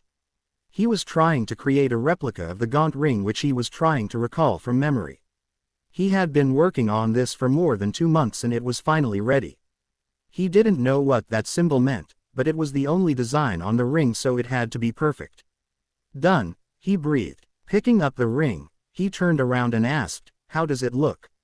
"Humph," asked Daphne as she looked up from the book she was reading. "Oh, yeah, it looks perfect, but the ring itself is quite ugly looking." Harry's eyes twinkled in amusement. "We're not going for aesthetics, Daphne. I wanted a replica of the ring. Still, it's ugly. You're leaving now?" "Yes," answered Harry as he put on his leather cloak. "Sirius is back from Paris and he wants to get this done. There is still that locket which we are searching for, but one step at a time. Damn, why couldn't that bastard have died when that curse rebounded on him all those years ago? It would have saved us a lot of trouble." Daphne smiled sadly. "My grandmother always says that life isn't fair." "It never is," said Harry grimly. In her goodbye, he made his way to the Shrieking Shack to get out of Hogwarts. With a crack, he disapparated from Hogwarts. 2 cracks could be heard in the middle of a clearing in Little Hangleton. The 2 hooded figures were walking towards a forest which they could see in a distance. After walking for 5 minutes, they stopped. "There is a barrier that deters people who come too close," said Harry. "It really is a wonderful piece of magic. You wouldn't even recognize it until you have walked for about 10 kilometers. By then, you'll probably be fatigued and wondering why you are tired of walking just a few short meters when you have in fact walked for about 2 hours." He then went to a specific tree in the forest and began feeling the magic around it. Concealment charms always left traces. Tapping the knot on the tree with his wand, he hissed in Parseltongue. The air seemed to shimmer for a few seconds until the wards dropped. "Come on," said Harry as he and Sirius walked forward. Those SS would be just around the corner. Any second now. A dozen poisonous SS suddenly crawled all around them. Harry removed the Sword of Gryffindor from inside a bag and began slicing them clean off. Sirius used a modified fire spell and burnt them. With a flick of his wand, Sirius vanished any traces of the SS. "That's it?" asked Sirius, eyebrows raised. "Oh, no," said Harry, shaking his head. "The wards around this place are very advanced, but since I am a Parselmouth and I know all the P words, it is much easier to get through. Even someone like Dumbledore would be stumped here for a while." With that, Harry began hissing in Parseltongue as he waved his wand in a delicate pattern. 10 minutes later, the wards finally came down, revealing a rundown shack in the distance. "The door also has a curse placed on it," said Harry as he opened the door, careful not to touch it. He does take the security of this place seriously," said Sirius. "But I wonder why he didn't put a piece of his soul in a small stone and dump it at the bottom of the ocean." "Let's be very glad that he didn't," said Harry grimly. Looking at the badly concealed portion of the floor, he began scanning. "That's another trap, isn't it?" asked Sirius. "If someone enters the shack, they can find the ring easily, and once they do, it is a quick, painful death." "Yup," said Harry as he blasted the floor open. "I can't help being impressed by his diabolical mind. Avada Kedavra." A pale jet of green light flew from the tip of Harry's wand and impacted the ring. There was a loud screeching sound as the ring stopped moving. Carefully levitating it into a dragon hide pouch, Harry placed the fake ring in its place.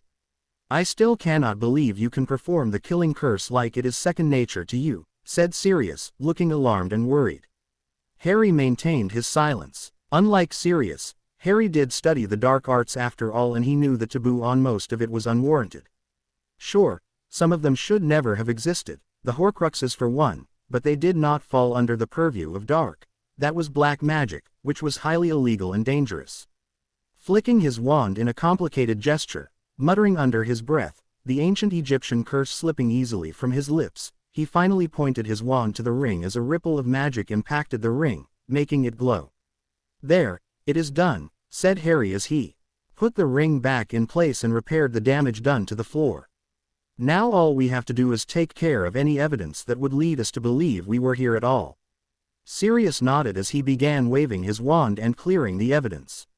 1 hour later, the stone which was on the gaunt ring was placed in the high-security vault at Potter Castle. The golden ring was melted with fiendfire to get rid of the curse placed on it. Another Horcrux down. Now, if only they could find that blasted locket. "Come on, laddie," barked Moody. "We have them surrounded." Sirius watched from his position, biting his lower lip in anticipation. His idea of using the Muggle military really worked wonders. The Muggles had sighted a couple of the Death Eaters near Dover. Using utmost secrecy, they had selected the best Aurors they had under their command for this operation. "Listen here everyone," said Sirius. "We have gone through the plan. We're going to split up. We have received intelligence that the Death Eaters are spread in 2 groups, so we're going to split up as well. Team Alpha, you'll be coming with me and Auror Moody. Team Beta, you'll be going with Director Black and Head Auror Scrimgeour. You know how dangerous they are. Coordinate with each other and take them out as quickly and efficiently as possible. We can't risk them trying to escape. Is that clear?" "Yes, Minister," said Kingsley, speaking for them all. "Good," said Sirius, nodding at them. "Split up. Let's get started." Peter Pettigrew panicked as he heard screams and saw flashes of spellfire. No, they couldn't have found them. They had been so cautious, so how had the Ministry managed to track them down so quickly? He saw Mulciber get killed by a severing curse. An Auror was also killed, but Moody managed to take out Jugson. Peter's eyes widened in shock as he saw his former best friend Sirius Black dual role, who was one of the best duelists in the inner circle.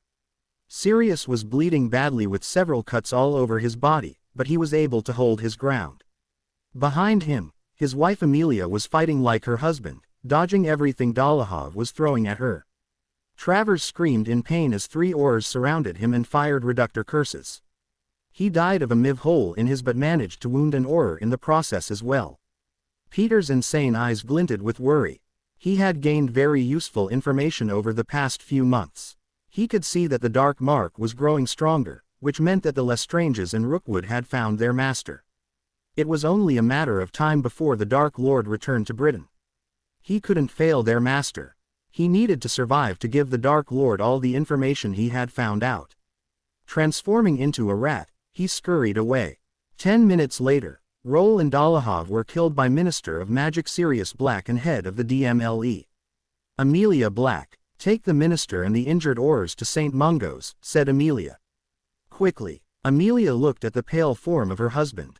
He had managed to kill Roll, but he had lost a lot of blood in the process. She watched as 4 Aurors and Sirius disappeared using a portkey. "Damage report," said Amelia.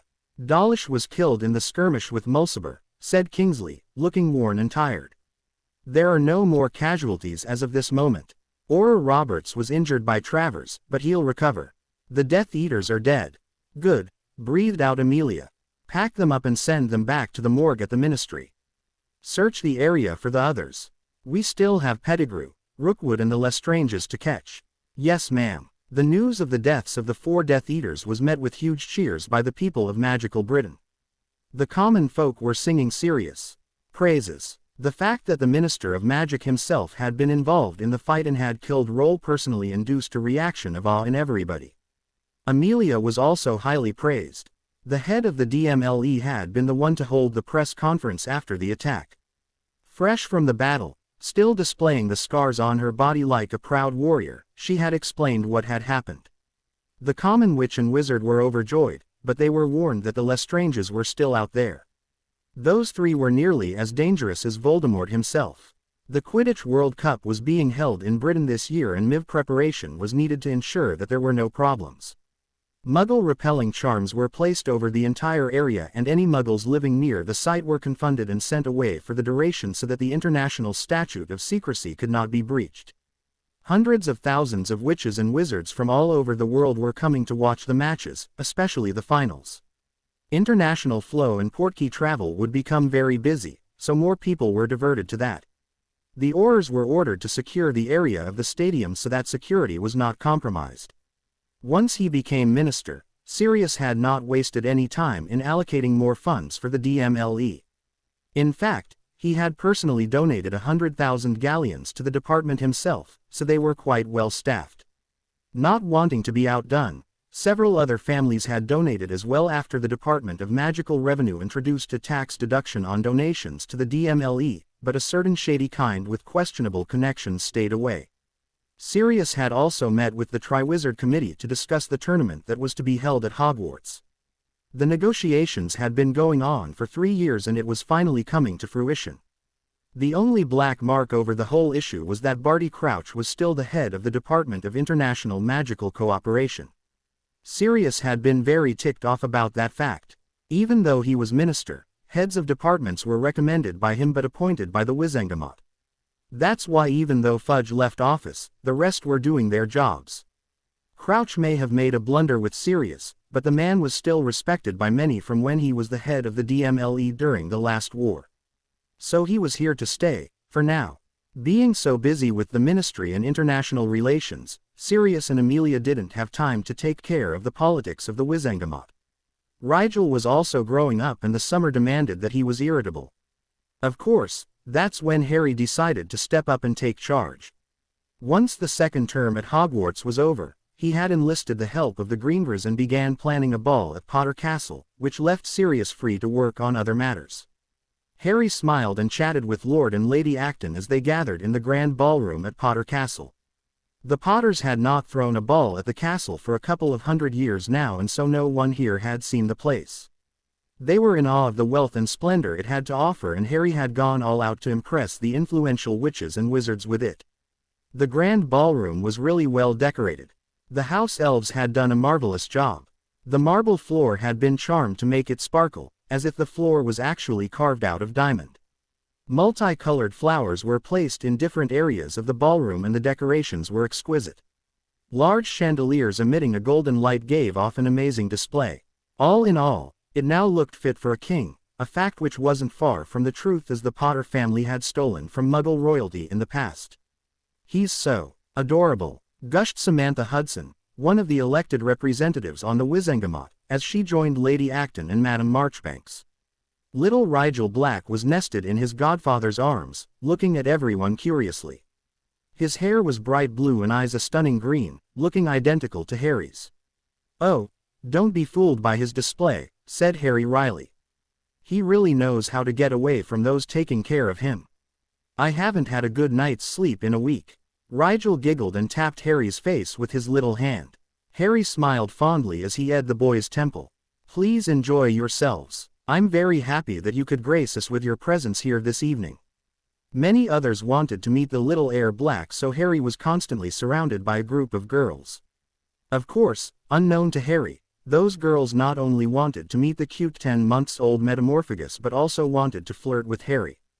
He was dressed today in navy blue acromantula robes, his shirt buttons made of platinum and embedded with diamonds, handpicked by Lady Greengrass.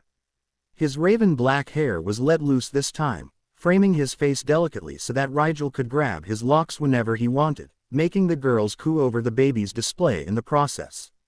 Harry was now standing more than 6 feet in height. His powerful inherent magic had made him reach puberty earlier than usual, and that was by magical standards, and magical children reached puberty faster than Muggles anyway, and his body reflected that. He was hardly the only one, as this phenomenon was common among witches and wizards who were above average in terms of magical power. The daily exercises he did really helped him look positively scrumptious, giving him a strong, athletic and perfectly cut body. Right now, dressed in rich, tasteful-looking clothes that fit his muscular frame perfectly, he looked very handsome indeed. "Can he change his hair color to anything?" asked Parvati Patil excitedly. "As long as he likes the color." "Yes," said Harry, smiling at his godson. "Rigel, look." Opening his palm, Harry released a puff of dark red-colored smoke. Rigel giggled as he tried to catch it with his palms, his hair turning from blue to a deep shade of red. "Wow," said Hestia Caro, dragging the word slowly in amazement. Blinking her eyes flirtatiously, she said, "You're really good with kids, Harry." "Yes, you are," Flora Caro, Hestia's twin sister, moving closer as she smiled sweetly. "Not many boys your age like children, forget taking care of them." Daphne pursed her lips as she looked across the grand ballroom. She was dressed in a beautiful flowing champagne-colored dress with silver accents, long diamond earrings sparkled from her ears. Her wavy dark hair that reached the middle of her back was expertly styled and a butterfly-shaped hairclip was holding her hair in place. Daphne had developed quite nicely over the past year. Her deep blue eyes and rosy pink lips were already attracting attention from many a young man across the ballroom. Her lush and delicate curves, enhanced due to long hours of dance practices, were eye candy to anyone who danced with her. She looked breathtakingly beautiful, with her magical powers, like Harry and most other witches and wizards her age, giving her the physical maturity of an 18-year-old muggle, and Lord Cyrus Greengrass had been glaring at anyone who even looked at his two daughters the wrong way, much to the amusement of his wife. "Look at that," hissed Daphne, glaring daggers at Harry from across the ballroom. "Can they be any more obvious in their flirting with him?" Dylan Lestrange chuckled as he silently sipped his drink.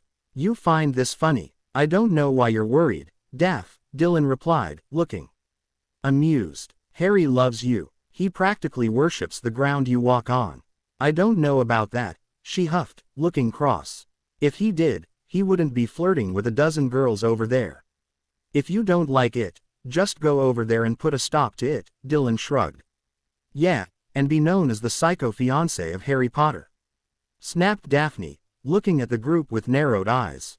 "I can't do that even if I wanted to. I'm the host here, remember. Besides, my mother would kill me for not behaving in such a public place." "You're jealous," Astoria stated triumphantly, coming to stand next to her. "I'm not," Daphne retorted indignantly, but the fire in her eyes said something else. She spotted many of their schoolmates and heirs of important families dancing around the ballroom. Neville was dancing with Susan, looking quite shy in the process and doing his best not to step on her toes. Theo Knott and Tracy Davis were laughing as they tried to dance ridiculous moves, earning disapproving looks from Lord Knott for not behaving. Daphne grimaced when she saw Cormac McLagan talking to a bunch of boys, GGing about himself. She had been requested to dance by him and after one song, wished she had never met him in the first place. "Miss Greengrass, would you do me the honor of being my partner for this dance?" asked Draco Malfoy formally, stepping up to them. Astoria giggled as he brushed his lips against her knuckles. "Of course, Draco," she said happily, allowing him to lead her forward. The smile on Dylan's face faded slightly and he felt as though someone had punched him in the gut as he watched Draco and Astoria. Swallowing his discomfort and reinforcing his still developing mental shields, he turned away. A few moments later, he felt someone gently running their fingers through his hair. "Hey, what's wrong?" asked Daphne, cupping his face and brushing her thumb along his cheek in concern. "Nothing," Dylan murmured. "If you're sure," said Daphne, looking at him skeptically. "Miss Greengrass, may I have this dance?"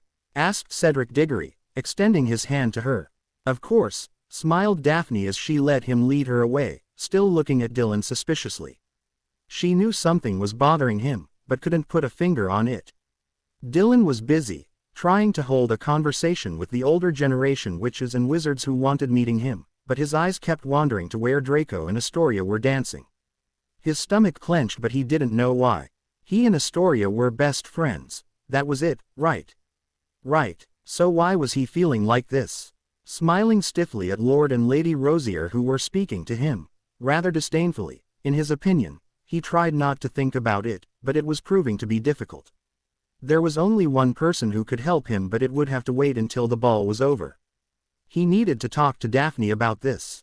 Harry wouldn't understand anyway, so there was no point in even mentioning it to him.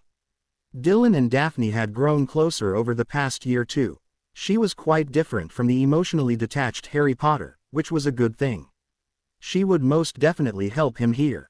But another question kept nagging in his mind as his eyes trailed Draco and Astoria again. Did Astoria have a crush on Draco? That thought alone was enough to put a knot in Dylan's stomach. "Ah, Harry Potter," said Lucius Malfoy smoothly as he approached the host. "This is a very impressive castle you have here.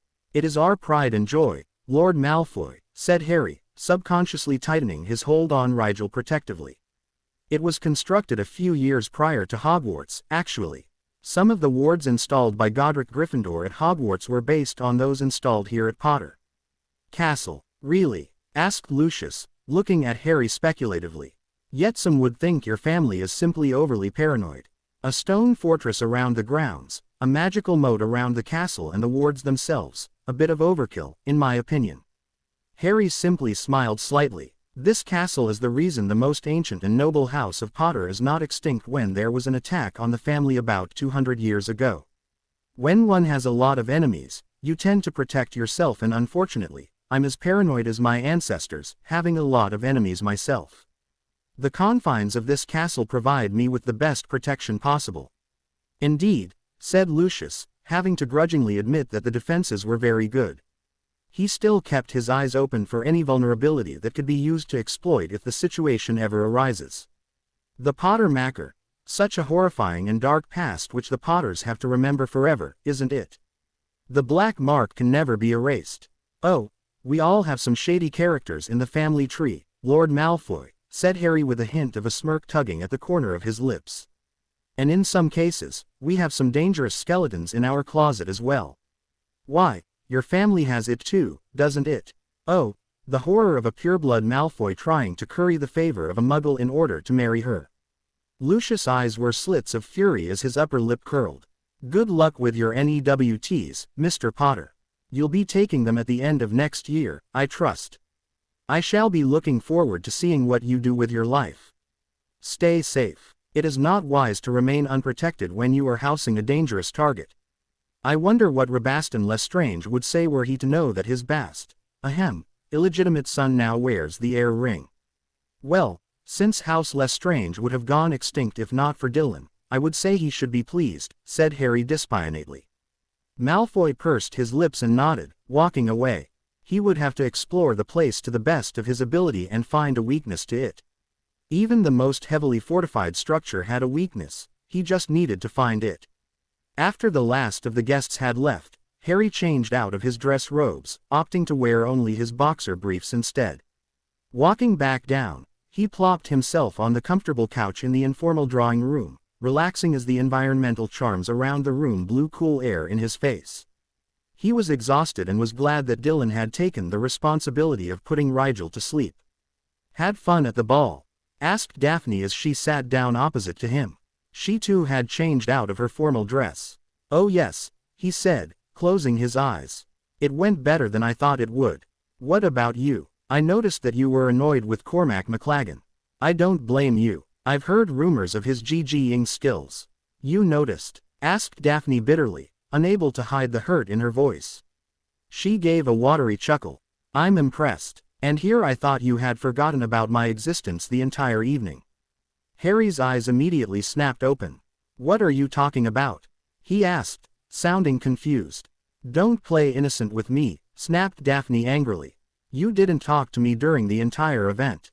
You didn't ask me to dance with you, not once. Instead, you were flirting with every girl that caught your fancy. If you were planning on, do you have intentions of, why did you do it, Harry?" "Do what?" asked Harry incredulously. "Daphne, the whole point of this ball was to socialize with everyone. Everybody present wanted to talk to me and, well, I didn't have time to search for you. Besides, we were hosting the ball, and with everything going on, it's not like we had to talk to each other at the time." "That was the wrong thing to say." Daphne shook her head, and the young wizard was startled to see tears pool in her eyes. He couldn't understand what was going on. So, you had been planning it all along, she said in a hollow voice. I should have known. How stupid of me to have not realized it until now. Swallowing hard, Daphne stood up shakily and murmured, "Good night, Harry. I'll see you at the World Cup." Harry's eyes widened. World Cup? That was weeks away. Did his fiancée just say that he wouldn't get to see her until then?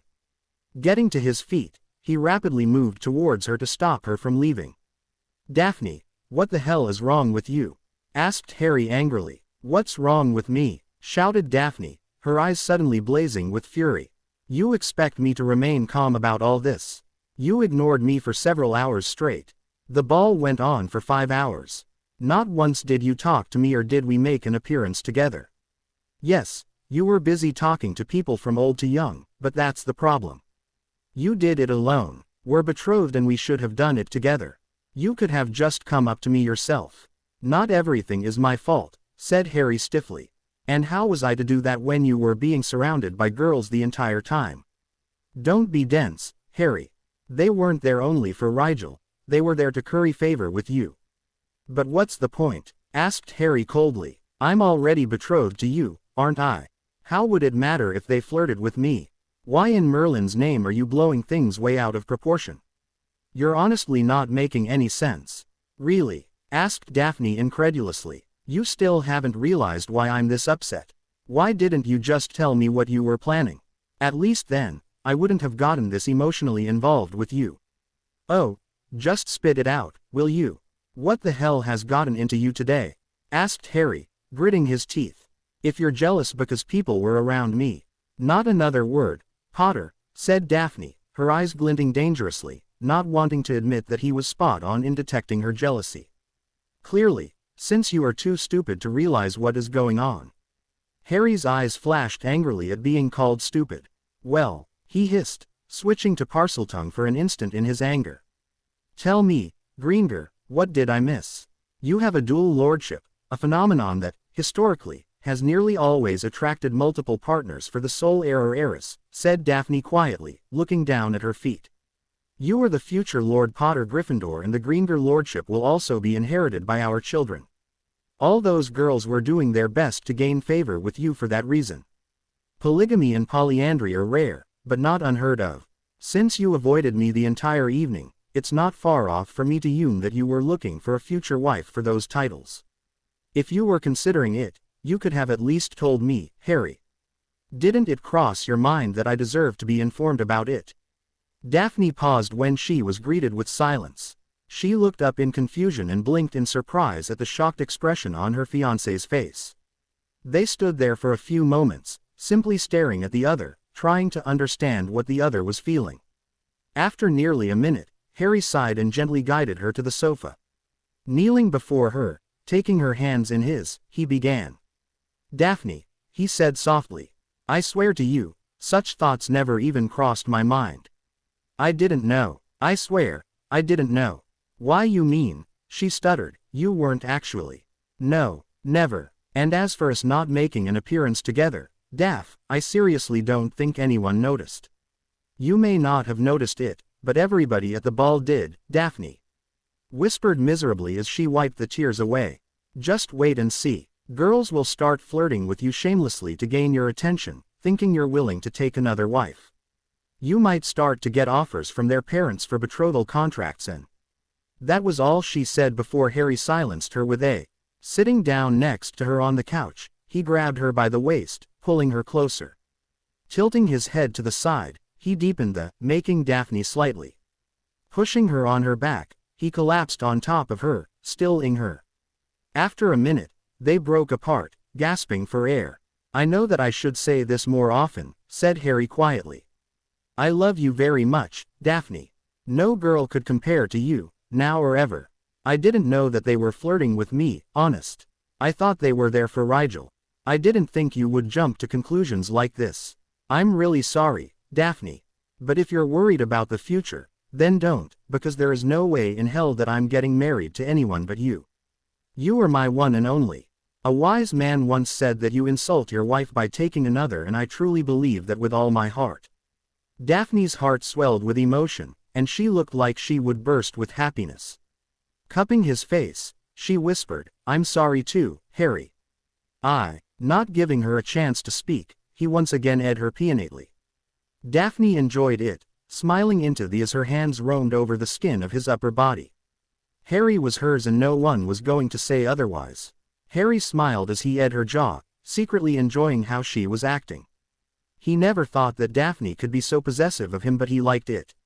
They were already betrothed, so it was natural that they felt the other belonged to them, but he had to admit that neither of them had any experience with romance. They could only learn as they went along. Sitting up, he pulled her on his lap, wrapping his arms around her waist. "Are you happy now?" he asked softly. "Yes," Daphne breathed out, running her fingers over his firm. Nuzzling his face against hers, she placed light S along the side of his face adoringly. "And I love you too." They stayed there for a while, listening to each other's heartbeats before they locked lips in a heated. Both of them groaned softly in arousal as their hands roamed. Harry's fingers deftly undid the buttons of Daphne's nightdress and slowly slid his hand up. Daphne giggled slightly, pulling away from him. "Someone's being a bit forward," she teased. Harry looked back at her with mock innocence. "I figured you'd stop me if you didn't want me to proceed." "Just stop you. I have half a mind to chop your hands off, Potter." A soft laugh escaped his mouth as he pulled her closer, capturing her earlobe with his teeth and nibbling on it. "Highly unlikely," he murmured. "You love me too much to do that." Daphne edged sweetly as he began to her neck. She whispered coyly, "You shouldn't believe everything you hear. I'm a compulsive liar." This time Harry couldn't help but laugh. "Liar," he shot back softly. Their faces inched closer and soon, they began ing lazily. Daphne's dress lay pooled on the floor next to them, with her sitting on Harry's lap wearing only her own. "You're so beautiful," murmured Harry in awe, taking in the sight before him. Daphne blushed. She captured his lips in another searing as his hands moved towards her cupping them. He seemed unsure of how to proceed, so she placed a hand on his and squeezed gently. Wanting to pleasure her fiancé in return, the young Greengrass heiress traced her fingers over the prominent bulge in his underwear. Harry groaned into her mouth and Daphne couldn't help but smile. With quick movements, his cock was free from the confines of his underwear and Daphne wasted no time in wrapping her hand around it. It felt warm and hard in her hand. Slowly, she began stroking it. Pulling back from she murmured, "Is that okay?"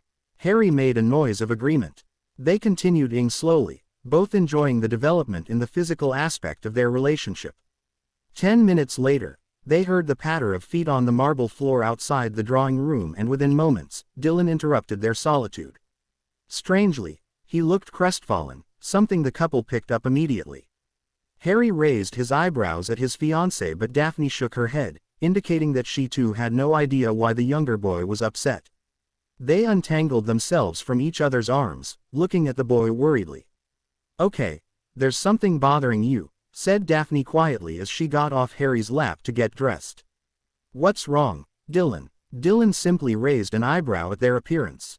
Harry was practically with his erect cock sticking out of the waistband of his light gray boxer briefs, while Daphne's nightdress was on the floor, wrinkled and creased, with her wearing only a pair of black-colored on. With a mental shrug, he sat down. After having walked in on them various times over the past year, he was not surprised or embarrassed to see them in such a state. "I don't understand it myself," he admitted finally. I felt like someone had punched me in the stomach when Draco Malfoy asked Astoria to dance." "Oh, Dylan," said Daphne softly, moving over to give him a warm hug. He immediately melted into her MC like it was the most natural thing in the world. "It's just a dance." "Yeah, and they spent the next 2 hours with each other," muttered Dylan. Harry and Daphne shared looks with each other. Clearly, they had not anticipated this. "Do you harbor romantic feelings for Astoria?" "I don't know," he said, running his fingers through his brown hair, upsetting the loose curls. I think I do. I mean, she's my best friend and, well, what's there to not like about her? And now Malfoy comes over and, we're still 12, I know, but, what chance do I stand against someone like Malfoy?" "Oh, please," Daphne scoffed. "If there ever was a competition between you and Draco, you would win hands down." "Exactly," said Harry, sitting on the sofa by his brother's side. What? I swear, I'm stuck with the two most clueless boys on the planet, muttered Daphne, shaking her head. Listen here, lover boy. This is not a competition for my sister's heart, but even if it were, you would win. You and Tori are already close friends. You are a model student. People like talking to you. Trust me, there are many who don't like Draco because of his arrogance. You are less strange, so you have the money and standing in society. And a bastard to boot, said Dylan bitterly. Dylan, you have to get over that, Harry said harshly. There is no escaping it, just like there is no escaping the fact that I'm a parcelmouth. You need to accept the situation for what it is and move on. There isn't anything you can do about it. Not to mention you are much better looking than albino Draco, finished Daphne, acting as though she hadn't been interrupted. I'm not better looking than Malfoy, protested Dylan. Okay, now you are just fishing for compliments, Daphne glared at him. Trust me, Dylan, I'm a girl. I know what to look for in a guy and what makes him desirable, and there is no comparison between you and Draco. You were looking very handsome today and you know it. I never had to give this speech to Harry because unlike you, he knows of his good looks and is rather proud of it. I'm not vain, Harry exclaimed. Besides, I still stand by the notion that looks aren't everything, but who listens to me? I never said you were, Daphne chuckled. My point is, if there ever is a choice between you and Draco, I'm confident Tori will make the right choice. Daphne, they're only 12, said Harry, rolling his eyes. Yes, and we are only 14. It doesn't matter. From what I have heard from some of the Muggle-borns in school, most Muggles tend to date a lot of different people before they settle down. In the magical world, that doesn't happen, does it? My grandmother, who is a magical theorist, mind you, believes that a witch or wizard's inherent magic would guide them to people who might be the best match for them. Not sure how true it is, but it does explain why such attraction starts young for some and later for others. Your father had an eye on your mother since the age of 11, did he not? Harry nodded in confirmation. Well, with my parents, they hardly dated anyone until they were 19, which was when they became friends and developed feelings for the other, said Daphne. But that's not the problem right now. Let me talk to Astoria and... Wait, don't, cried Dylan, panicking. If she realizes that I like her then... Oh, give me some credit, Dylan, said Daphne, sounding irritated. I'm not going to do it directly. I'll let you know of any progress. I'll see you guys tomorrow. Giving Harry a on the cheek, she headed towards the fireplace to flow home. Harry folded his arms behind his head. This certainly has been an interesting day, he muttered. Dylan groaned as his head hit the back of the sofa. He really hoped that Daphne did not blow it with Astoria. The last thing he wanted was for him to lose his best friend. At the end of August, the finals of the Quidditch World Cup approached. Security was beefed up considerably as 1 million people had come to watch the finals. The turnout was greater than anyone expected. Apparently, Fudge had done a number on international relations, but Sirius took that job seriously when he became Minister of Magic. That, in turn, led to more witches and wizards coming to Britain for the World Cup. The stadium was truly an awe-inspiring spectacle of magic. Great care was taken to ensure that no Muggles were near the vicinity. Harry and Dylan had taken their respective roles well. Sirius being their guardian meant they had to take part in many diplomatic functions. Harry barely had time to finish attending the sword-fighting CL he had enrolled for the summer with how busy he was in interacting with so many international ambassadors and heads of magical governments, not to mention their delegates. Since he was the boy who lived, it generated a lot of attention for him. No one else in the history of the 900-plus years of the Killing Curse had ever survived it after making contact with a person, much less reflected back at the caster, as a baby. Harry didn't mind, though. This was an outstanding opportunity to make international contacts and he was quite happy to speak with them. Languages weren't a problem in the magical world. A translation potion ensured that you could speak and understand any other language, but unfortunately, it didn't work on magical languages like Parseltongue. The finals of the World Cup had Ireland playing Bulgaria. The stadium holding 1 million people was packed with advertisements and vendors of every kind. Harry smiled when he saw the biggest hit of them all, Miller's Magic Mirrors. Stores had opened in all 6 continents after Harry had been willing to spend an additional 25 million galleons on it. It had been worth every single coin of gold. The mirrors had been a major hit everywhere and Harry couldn't believe the amount of gold he was receiving as he owned half the company. Serena Miller had become a world-famous enchantress in a blink of an eye. Her face now appeared in magical business magazines and she had repeatedly thanked Harry for what he had done. Truthfully, she would never have become this big without Harry willing to contribute millions of galleons to fund her business.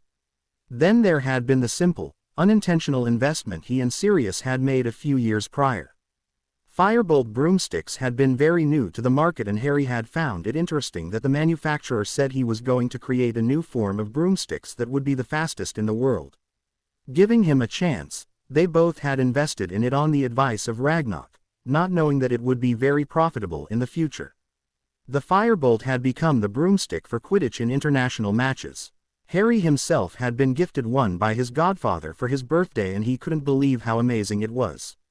As they climbed up the stairs of the stadium, they reached the top box which had several purple and gilt chairs, clearly meant for important people, and those who could afford the outrageous prices needed to sit here. Apparently, Lucius did not mind spending thousands of galleons on 3 seats as he, Narcissa and Draco were here. Harry chuckled mentally. Say what you want about Lucius, but there was no denying that he loved his family. Not many would have spent that much money to take their son to a Quidditch match and acquire seats at the top box, but then again, Lucius might have been here to make business connections himself. Sirius and Amelia were dressed in rich robes as they greeted the delegation brought by the Minister of Magic of Bulgaria. Harry had to blink a few times when he spotted the last people he expected to see here. "What are you guys doing here?" asked Harry with a surprised smile. "Attending the Quidditch World Cup, of course," said Fred Weasley happily. "Ludo Bagman owed a few large favors to Dad," George told him quietly. "Ah, understood. Harry, this is our oldest brother Bill," said Fred. "He works for Gringotts as a curse breaker. And this is our second oldest brother, Charlie. He works in the Romanian Dragon Reserve. Guys, this is our friend, Harry Potter. Nice to meet you, Mr. Potter," Bill smiled as he shook Harry's hand. "Fred and George have told us a lot about you. It's not every day you get to meet your boss," grinned Charlie. Harry chuckled as he shook Charlie's hand. Ron Weasley apparently heard that, so he said, "What boss?" "Harry owns the Dragon Reserve Charlie works for," George answered with a casual shrug. Daphne had been observing the family critically. The Weasley family, until recently, had been very poor, but the incident with Lockhart, however bad it was, helped them as it gave them a lot of money. They got half of Lockhart's total wealth, which thanks to his book sales, was considerable for someone of their station. The clothes they now wore were not second-hand and the increase in their confidence was noticeable. Hearing a child crying, Harry turned around. Amelia was trying to calm Rigel down, unsuccessfully, as she already has her hands full. "Harry, please calm him down," said Amelia desperately, handing the baby off to his godfather. "Don't worry, Aunt Amy, I'll handle it," said Harry soothingly, taking the baby from her arms. "Oh, come on Rigel. Cheer up, look, those advertisements are sparkly." Dylan also joined him and people in the top box were given a show of the 12 and 14-year-old boys trying to calm down the 1-year-old baby. After about 15 minutes, his crying subsided and Rigel's hair turned auburn and eyes his favorite shade of emerald green. Astoria was chatting with Dylan, telling how cute it was to watch him with little Rigel when someone else decided to make their presence known. "Hello Astoria," said Draco in his usual drawling voice. "Oh, hi Draco," Astoria smiled brightly. "Fancy seeing you here. I wasn't about to miss the World Cup," said Draco, grinning. Dylan quietly left, not wanting to be involved in their conversation, something which Astoria noticed. Not that Draco had acknowledged Dylan anyway, so it didn't matter. Sitting next to Harry and Daphne, he sighed. "I take it you still haven't spoken to her?" he asked quietly. "Not yet," said Daphne. "I was thinking of doing it tonight." A few minutes later, Astoria returned and sat next to Dylan, wondering why he was suddenly silent and withdrawn. Harry handed Rigel over to Daphne and went to Sirius, who had beckoned him. He spent several minutes talking to the Bulgarian Minister of Magic and his daughter who wanted to be a professional duelist once she graduated from Durmstrang. Daphne pursed her lips at seeing the minister's daughter blatantly flirting with Harry and checking him out, but kept her silence. The Irish team mascots were unveiled and it turned out that the Department of Magical Games and Sports had really outdone themselves. Leprechauns were flying over their heads, dropping thick gold coins. Harry was quite amused when people began diving under their seats, trying to scoop as many coins as they could. "And now the Bulgarian national team mascots," shouted Ludo Bagman, looking expectantly down at the pitch. "I should have known," said Daphne darkly as the villa emerged. She blinked her eyes in shock when Harry simply eyed her on the cheek. "Who needs villa when I have you?" he whispered in her ear. Daphne felt her face heat up as she blushed. Dylan wasn't so successful in fighting off the allure, though. He had gotten up and was about to dive from the top box, not that he would have succeeded as there were wards preventing anyone from doing that, but he was pulled back by an annoyed-looking Astoria. "Huh," he said, looking confused. "What's going on?" "You were affected by the villa allure," said Astoria through gritted teeth. Somehow, she didn't like it. She knew it was natural for all young boys and men to be affected by it. Hell, even Harry's gaze had softened, but when Dylan acted like that, her stomach clenched painfully. "Why did that happen?" "Oh," said Dylan, blushing madly. "Sorry about that." And then the game started. It was really amazing, especially with the enormous Miller's mirrors being placed at every corner of the stadium. Small crystals followed the players everywhere, and once the goal was scored, the mirrors would play the same in slow motion. Everyone enjoyed themselves and the food served at the top box was spectacular. The match ended with Ireland winning 170-160 with Victor Crumb catching the snitch. The noise was deafening, but Harry had already placed a silencing charm around Rigel so that he did not have to deal with the noise. Once the trophies were handed out, people began leaving the stadium to sell it. The people in the top box adjourned to the after party, which was held with all the players and officials.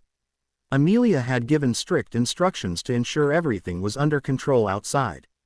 The last thing they needed was something to destroy all the good international relations they had built up over the past 6 months. "You were brilliant, Mr. Crumb," said Harry, smiling slightly at the seeker. "I have tried the Ronc feint many times myself, but I must admit, I usually pull up a little higher than you." "Harry Potter, right?" asked Crumb, frowning slightly. "Yes, nice to meet you," said Harry, shaking his hand. "You're a seeker too." "I play for my house team at Hogwarts," Harry shrugged. "We were able to win the Quidditch Cup for the last 2 years. I love the game, but I don't think I'll be playing professionally." "I heard you're still at school. It must be difficult to manage school and practice sessions at the same time." "You get used to it after a while. I love playing Quidditch, which is why I deal with it, though I could do without the creepy, stalking fans," finished Harry, looking amused. "I can understand how you feel. I've just gotten used to dealing with it." The after party went on for a few hours as delicious food was served to everyone. At 2 in the morning, when Sirius, Amelia, Harry, Rigel and Dylan returned to Black Manor, they breathed a sigh of relief. The Quidditch World Cup had ended without any problems and had been a miv hit. "Daphne, you awake?" "I am now. Come on in, Tori." The lighting charms activated to a dim setting, bathing the room with light. Daphne was sprawled on her bed and was looking at her sister with one eye open. Astoria closed the door of the room and sat down on the bed. "I was wondering if I could talk to you about something," said Astoria, looking nervous. Daphne raised an eyebrow. It was a far cry from the confident, sarcastic girl she was used to. "What is it?" Taking a deep breath, Astoria began. She told Daphne about how Dylan's behavior had confused her at the World Cup. She had noticed that he had become withdrawn suddenly and didn't speak to her. Then it was her reaction to him being attracted to the villa. She was quite confused. "Do you like him, Tori?" asked Daphne, observing her sister. I don't know," admitted Astoria. "I mean, he's my best friend and we spend a lot of time with each other. He's cute and I thought I had a crush on Draco, but now." After a minute of silence, she said, "What if he stops being my friend if he realizes that like him? What if he feels awkward around me? I don't want to lose him." Daphne smiled. "Tell me something." Why do you think Dylan became withdrawn before the match? I don't know. Well, what were you doing right before that happened? I was talking to Draco, answered Astoria promptly. I noticed the same reaction in him during the ball at Potter Castle. When Draco asked you to dance, he became silent and withdrawn. Why? Asked Astoria with a frown on her face. Oh, come on, Tori, snapped Daphne. You're smarter than that. Put the pieces together. Dylan is a chatterbox. For him to become silent like that means he didn't like you spending time with Draco. But why would he not like it? Urged Astoria. Unless. Her eyes widened in disbelief. You mean, he has a crush on me? I don't know, Daphne shrugged casually. That's something you have to figure out yourself. But tell me something. If there ever were a competition for your heart between Draco Malfoy and Dylan Lestrange, who do you think would win? Astoria stared out of the windows, the cool breeze ruffling her brown hair as a small, shy smile formed on her lips. Her cheeks turned pink as she got off the bed. Thanks, Daphne, she said quietly. Can you keep this between us? Of course, what are sisters for? Daphne smirked at her. You have another year before you actually start dating boys, Tori. Daddy wouldn't allow you to date before that. Take your time. I don't need time, whispered Astoria as she left the room with a happy smile on her face. A smirk formed on her lips as she thought about many delicious ways she could give Dylan hints about her having a crush on him, but not outright telling him. This was going to be fun. The room in Riddle Manor was filled with people who were kneeling in front of the lone armchair by the fireplace. Bellatrix, Rodolphus, Rabaston, Rookwood, Pettigrew and Barty Crouch Jr. were all kneeling in front of the babyish form of Lord Voldemort. Rise, my faithful Death Eaters, said the high, cold voice. We have gained valuable information thanks to Wormtail's spying on the wizarding population and from the mind of that ministry witch, Bertha Jerkins. Barty here has had the time to listen to his father speak of the ministry's dealings and operations during all those years he was held captive, so we have classified information at our disposal. It is time we show them the true power of Lord Voldemort. I cannot believe my blood traitor of a cousin is now Lord Black, shrieked Bellatrix, and Minister of Magic to boot. That is most definitely something we hadn't anticipated, my lord, said Barty. Amelia Bones is now married to Sirius Black and they are a formidable team. Ever since Black became minister, there have been several changes. International relations between magical Britain and the rest of the world are at an all-time high. He is also more efficient, which was how Roll, Dolohov, Jugson, Travers and Mulciber were killed. He is a dangerous adversary. We can deal with Sirius Black later, said Voldemort coldly. But first, I must get my body back. I will be using a ritual of my own design, but the potion needs to stew for 9 months using very rare and hard-to-find ingredients, culminating on the night of the summer solstice. I also need the blood of an enemy and right now, there is no one better than Harry Potter, the boy who caused my downfall. Twice, once when he was a baby, and the next when he was 11 years old. I need the blood of the boy who was willing to commit cold-blooded murder at the age of 11. I will need his blood to make me stronger than ever before. Barty, here is what you must do, ordered Voldemort. After explaining the plan to him, he turned to the others. You all will have to begin working on the potion. I will also send you on missions so that we can begin recruiting the dark creatures. We shall not call the rest of the Death Eaters yet. Their welcome shall be special. However, said Voldemort, his red eyes gleaming, we do need the specialized services of one of them. Contact McNair and bring him here. We need to send envoys to the giants. I'm not sure how successful we would be with vampires, but we need to find Greyback if we are to have the werewolves on our side again. Begin searching for him. The Dementors can be taken care of once I regain my full powers. All of them grinned savagely. Wormtail here will continue his role in spying on the wizarding population, said Voldemort. Any new piece of information or magical technology which we can use, he'll let us know so that we can take advantage of it. Barty, are you up to the task? I live to serve you, my lord, said Barty, looking at Voldemort with respect shining in his eyes. Good, said Voldemort, smirking. He turned to one other. Rabaston, you have been awfully quiet. Any thoughts about this newly discovered son of yours? Barty here tells me the boy wears the heir ring of your family on his finger, so there is no doubt that he is your son. No son of a mudblood is a son of mine, spat Rabaston. The heir of the noble Lestrange line being a half-blood is inconceivable. Not to worry, my friend, said Voldemort smirking coldly. Your family's taint shall be taken care of soon enough. Rabaston didn't mention the conflicting emotions he was feeling within him. He had a son, Dylan. Oh, he remembered the boy's mother, all right, the beautiful muggle-born witch he had violated. Rabaston still felt sick just by thinking about it. He and the rest of the Death Eaters had done a lot of vicious things in their lives, but never in his life would Rabaston ever have imagined that he would have been capable of doing that to a woman, even if it was a filthy mudblood. He had been intoxicated that night, not in his senses, and he had let his body overrule his mind, and instead of killing the young mudblood, he had d her. Even the vegetative state of the Longbottoms had never bothered Rabaston, nor did the countless deaths he was responsible for, but this one memory was something he couldn't ever forget. He had violated one of the most sacred laws of magic. Was this a way to make up for it? He had been given a chance to redeem himself for what he believed to be the one and only mistake of his life, and he would use it to the best of his ability. He would ensure that his son joined their side of the war, no matter what it takes. He would ensure Pettigrew checked for any information available on Dylan Lestrange.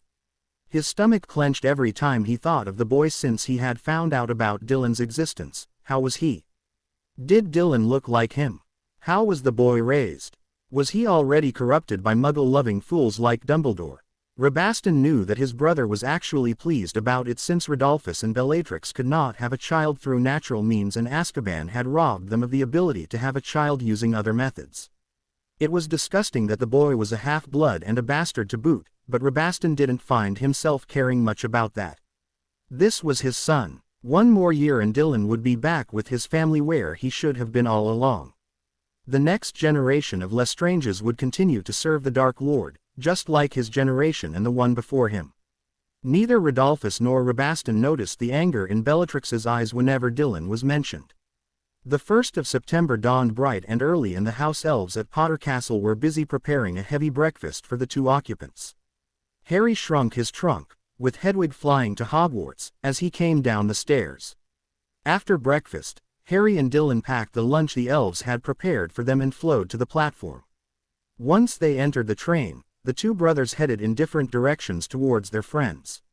Spotting Daphne in a compartment, Harry opened the door and pulled her into a deep.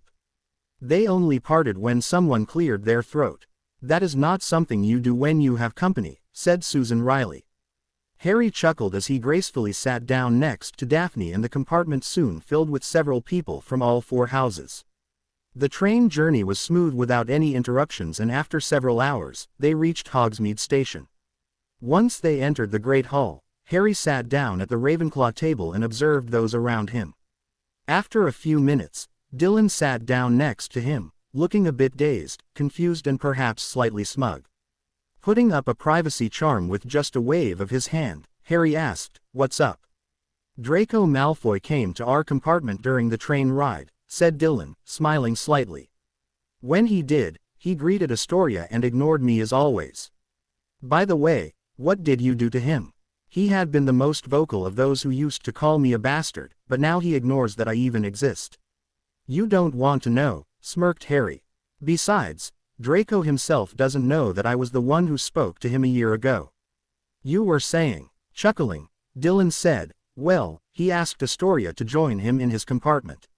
She politely declined and went back to speaking to me, right in front of him. When he tried to gain her attention, it didn't work so well.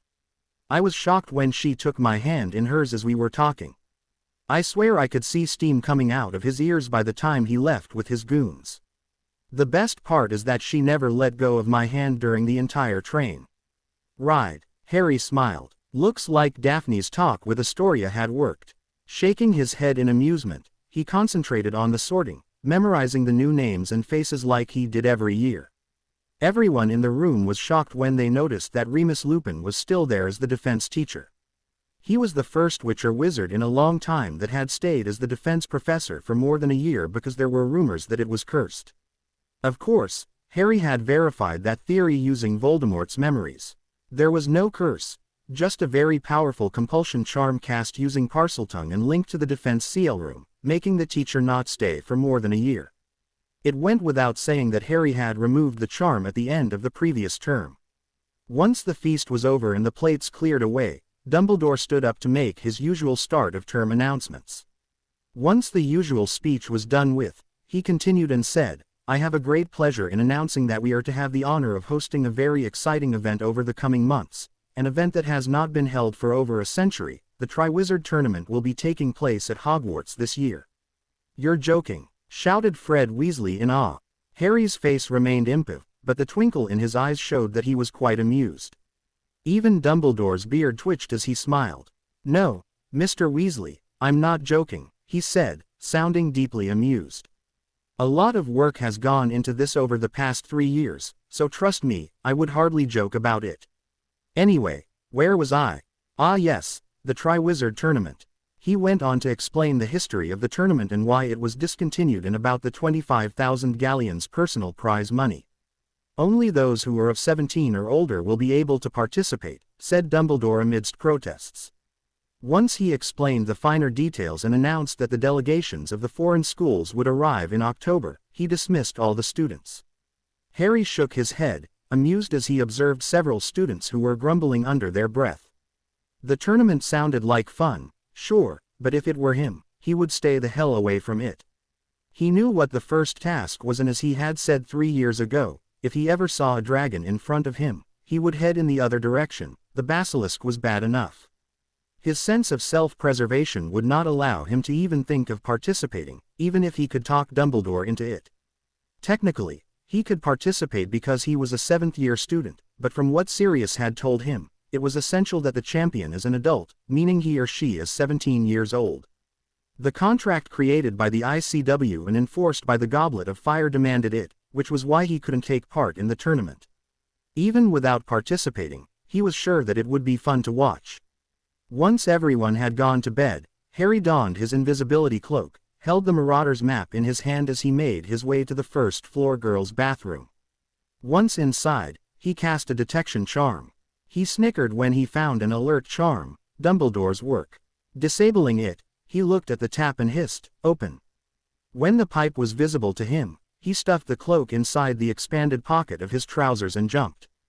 The pipe was just as slimy as last time, and once he landed, he flicked his wand at himself, making the dirt and slime disappear from his body. "Tippy," he called. Harry frowned when no elf arrived. There were probably anti-elf wards in place. He went forward and examined the shed skin. There was so much shed skin here. He would have to harvest it all. Moving forward, he opened the door to the chamber and stepped inside. The basilisk's corpse was perfectly preserved. The inherent magic of the S must have preserved decay, or there must be an ancient variety of a preservation charm on the entire chamber. He slowly went forward and looked at the corpse of the magnificent creature. It was probably the last of its kind, and it had been killed. After a silent prayer of apology for taking its life, Harry got to work. He began casting detection charms in every direction. From what he knew, Tom Riddle had tried to search for any hidden room in the Chamber of Secrets, but he had been unsuccessful in getting past a barrier which was powered by ancient blood wards. But Harry was going to try it. He had been curious about it since the time he had read Godric's journal. According to Godric, Salazar's family had vivid emerald green eyes, a natural color which had never been seen in any other human. This had gotten Harry curious. Was it possible? Finding something strange at the base of the statue, he began hissing in Parseltongue, using detection and revealing spells. After 20 minutes of trial and error, a pedestal appeared. Harry understood what had to be done. Now he would know if his theory was correct. Taking a deep breath, he sliced his palm and let the drops of blood fall on the pedestal. The blood was absorbed and it glowed, making a stone door appear as it opened with a groan. Harry's heart was beating a mile a minute. His theory was right. He and his mother were the descendants of Salazar Slytherin himself. There was no way he could have bypassed the blood ward if he did not have Slytherin blood in him. It was a known fact, even though the traditionalist purebloods did not want to openly admit it, that all Muggle-borns were the descendants of a witch or wizard. Witches and wizards were different from Muggles at the microscopic level, which was their DNA. That was where the differences started. Many witches and wizards had studied the differences over the centuries, but no real explanation was given as to why Muggles existed in the first place. It was also a proven fact that once upon a time, the planet had been a habitat to magical human beings only, but at some point in time, a mutation had occurred in the DNA of select human beings, creating humans without the power of magic in their blood, Muggles. Initially, they had been very limited in number, with magical humans being the dominant race, but several millennia later, especially in the period of the 2000 years before Harry's time, with the current century being the worst, Muggle population had increased drastically, outnumbering witches and wizards as they reproduced at an exponential and illogical rate. With the magical royal houses having come to an end all over the world and Muggles taking their place, the balance had been irrevocably broken, completely shattering the last vestiges of peace between magical humans and Muggles. Since their DNA itself was different, it was impossible for two Muggles to create a magical child. Through outward appearance, no one could tell if a human were magical or Muggle, but the differences went deeper than that. The average lifespan of a magical human, for example, was at least 2 or 3 times the average lifespan of a Muggle. Magical children too developed faster than Muggles, from babies to teenagers. This was also the reason Harry had been able to speak fluently when he was a child while Dudley could not. Witches and wizards entered puberty early and their bodies' accelerated growth would slow down at the age of 17, which was why it was universally considered the age of reaching adulthood in the case of magical humans. After that, witches and wizards would age slowly to the point where a 90-year-old witch could easily pee off as a 40-year-old Muggle. The reason for all this was pure and simple: magic. Magic was the fundamental building block of the universe itself. It existed in every living thing, and no organism or inanimate object could exist without magic. Plants, animals, humans, rocks, soil, water, air, the vacuum of space, they all had a magical component in them. Muggles had magic too, but the level of magic in their blood was so ridiculously low because of the mutated DNA that even non-magical animals had more magic in their blood than them. The soul itself was nothing but pure magic, which was why splitting it was considered the biggest act of evil, and not even the worst of the worst dark wizards would attempt it, except Harpo the Foul and Voldemort. Even dark wizards believed in the sanctity of mother magic, which was why even if they pushed the boundaries, they never crossed it. That was the reason Voldemort and Harpo the Foul had been physically disfigured so badly. They had crossed the line and their bodies reflected it. Magic existed everywhere and its source was infinite. However, magical creatures like humans, elves and goblins couldn't completely harness the infinite power available to them. While magic existed in the air or soil, only a certain small quantity of it could be used or tapped. The wards powering Potter Castle was the best example of this. While the castle wards could absorb magic from the ley lines present underground, the ward stone could only harness a limited amount of magic. The ward stones itself came in various forms, with different input and output configurations on how much magic it can absorb and use. This was the limitation to magic in that nobody could tap into its unlimited natural reserves. It was always finite as far as witches and wizards were concerned. Using a lot of magic to power the wards meant dumping a huge amount of gold in maintaining it. The ward stones at Potter Castle were very expensive, which was why the war wards were not always powered. The standard wards would be powered when the Potters did not occupy the castle, but if the situation demanded it, the full might of the wards could be raised, but it did not come cheap. Hogwarts and Gringotts worked on a similar approach. The school had extensive ward stones powering wards, but maintaining them was not easy, nor was it inexpensive. The castle had built a reputation for the reason that despite it being a school, the wards were well maintained. This, along with the cost of boarding and teaching, led to an increase in the fees of incoming students, which not everyone could afford. Hogwarts had always been an elite school for the rich or talented, while the rest of the British magical population attended the other magical schools of the realm. At Gringotts, since the bank's primary function was to protect the treasures of its clients, the ward stones for the high-security vaults, in particular, were constantly replaced because of the high amount of magic used to power them. It went without saying that maintaining such high-security vaults was very expensive. As for Muggle-borns, the only way for a Muggle-born witch or wizard to be born is if they had a magical relative somewhere in their bloodline. The DNA, dormant in the parent, might activate in the child. The pureblood philosophy was somewhat accurate, actually. Marrying muggles would give rise to weaker wizards or squibs. There were a few exceptions, of course, but they were wrong in that marrying muggle-borns would do the same. Muggle-borns were just the same as any pureblood wizard. There was no difference in blood or power, with the original human DNA of witches and wizards having fully activated in their blood. Just like physical strength differed from person to person, magical strength also differed. Some purebloods were naturally weaker as compared to others, while some muggle-borns like Lily Evans were naturally more powerful than the rest. The pureblood fanatics did not hate muggle-borns only because of their muggle heritage. They hated them because they were a threat to all witches and wizards. Harry, for one, truly believed that unless something was done, the knowledge of magic could not be contained in 50 years. There was also the problem that muggle-borns bring their muggle culture into the magical world, and some of them expect witches and wizards to change or adapt to suit their muggle heritage. Naturally, the purebloods had been furious, which was why Voldemort had risen to power as quickly as he had. That is also why the Death Eaters would not care if their master was half-blood himself. Voldemort supported their goals and was ridiculously powerful, and that was enough.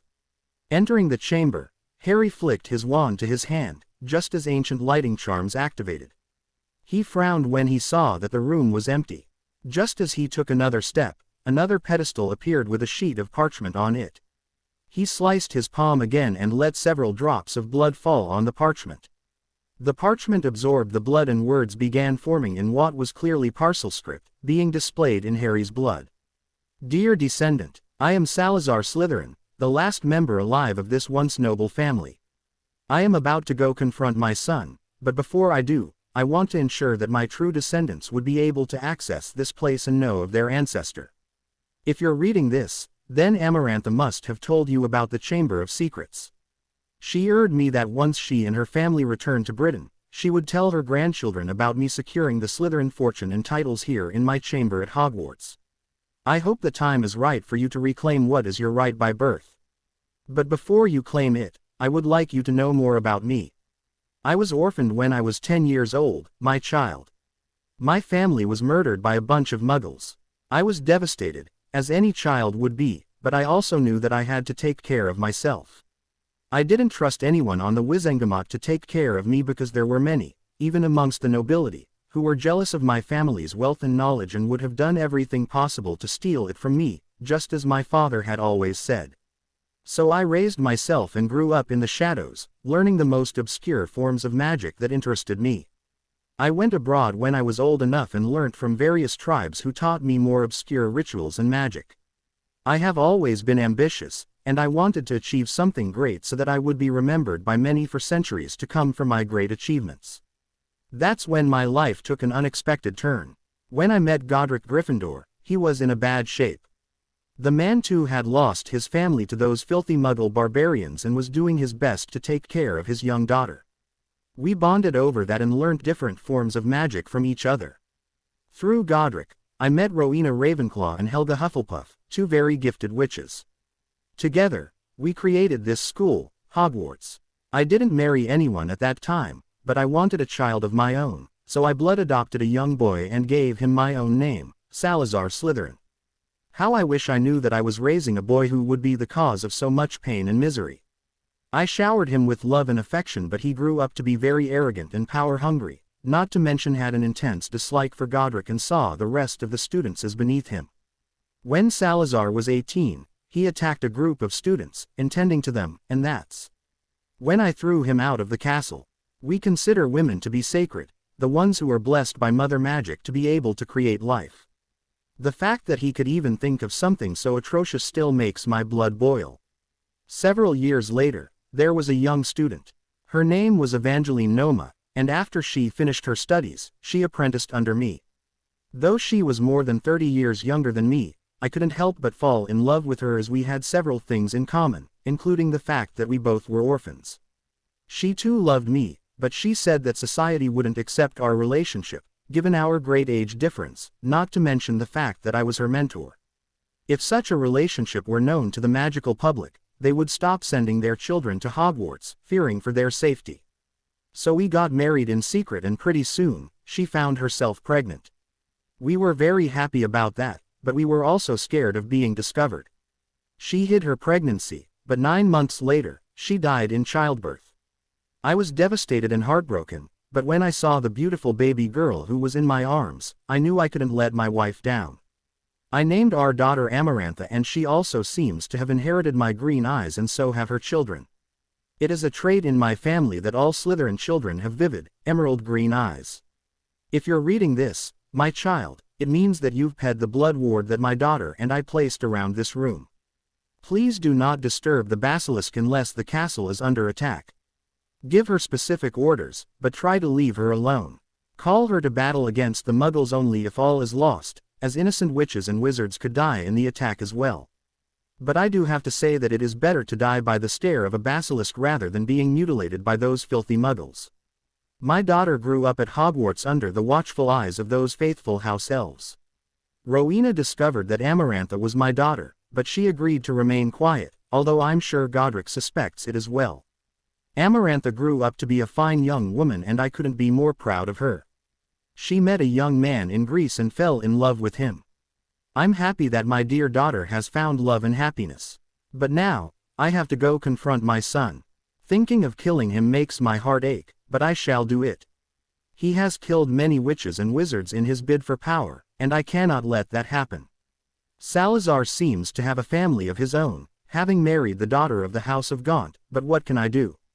He is terrorizing people using my name, and I have to put a stop to it. Godric has volunteered to come with me, but I can manage on my own. I am confident I shall return to Hogwarts triumphant. My dear child, please accept the signet ring and magic of the Slytherin family. It shall help you in your future endeavors, as I'm sure you'll go on to do great things. My blessings are with you always. May Mother Magic always stay by your side and watch over you. Salazar Slytherin. Harry closed his eyes and dropped down to one knee in respect for his ancestor. Lily Evans was born to the Slytherin line. While the magic manifested in her, giving her the emerald green eyes of the family, Petunia still remained a Muggle. Harry placed his hand on the parchment and poured some of his magic into it. Immediately, a green glow surrounded him, as though judging to see if he was worthy. After several seconds, the aura seeped into Harry's skin, just as a ring appeared on the middle finger of Harry's left hand. It had a silver band with a large emerald with the basilisk crest. When he opened his eyes, the area around him seemed to be shimmering. There was a flash of light and Harry took a step back. In shock, just like how it had been in Godric's chamber, there were mountains of gold and other precious metals and gems. Harry was now probably the wizard in the world. He noticed something else too. While all of Godric's books had been given to his daughter 1,000 years ago, there were many books here in the Chamber of Secrets that belonged to Salazar Slytherin. Most were in Latin, but there was nothing a translation spell couldn't fix. Some other old tomes were in parcel script which contained information on parcel magic. Harry smiled. This place contained information Voldemort could never get his hands on. Calling for his house elves, now having the power to do so, he asked them to transport all the gold and books to Potter Castle. He also asked them to render the basilisk for all useful parts and store them at the castle. Merlin knows those parts were extremely hard to come by, if at all.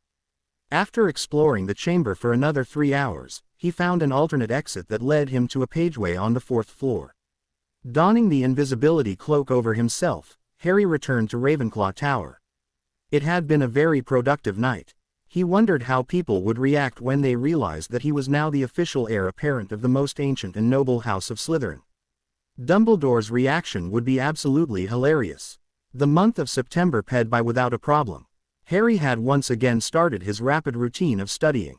He had finished the NEWT syllabus from Voldemort's memories and was now learning new forms of magic which the Dark Lord had learnt from around the world. It was certainly exciting on a monumental scale. There was a reason Harry was in Ravenclaw. Harry had also told Sirius, Amelia, Daphne, Dylan and the Greengrass about him being Lord Slytherin. Sirius had choked and looked at him with wide eyes. Harry would never forget Cyrus Greengrass actually dancing around the drawing room at his manor in joy when he found out that his daughter was the future Lady Slytherin.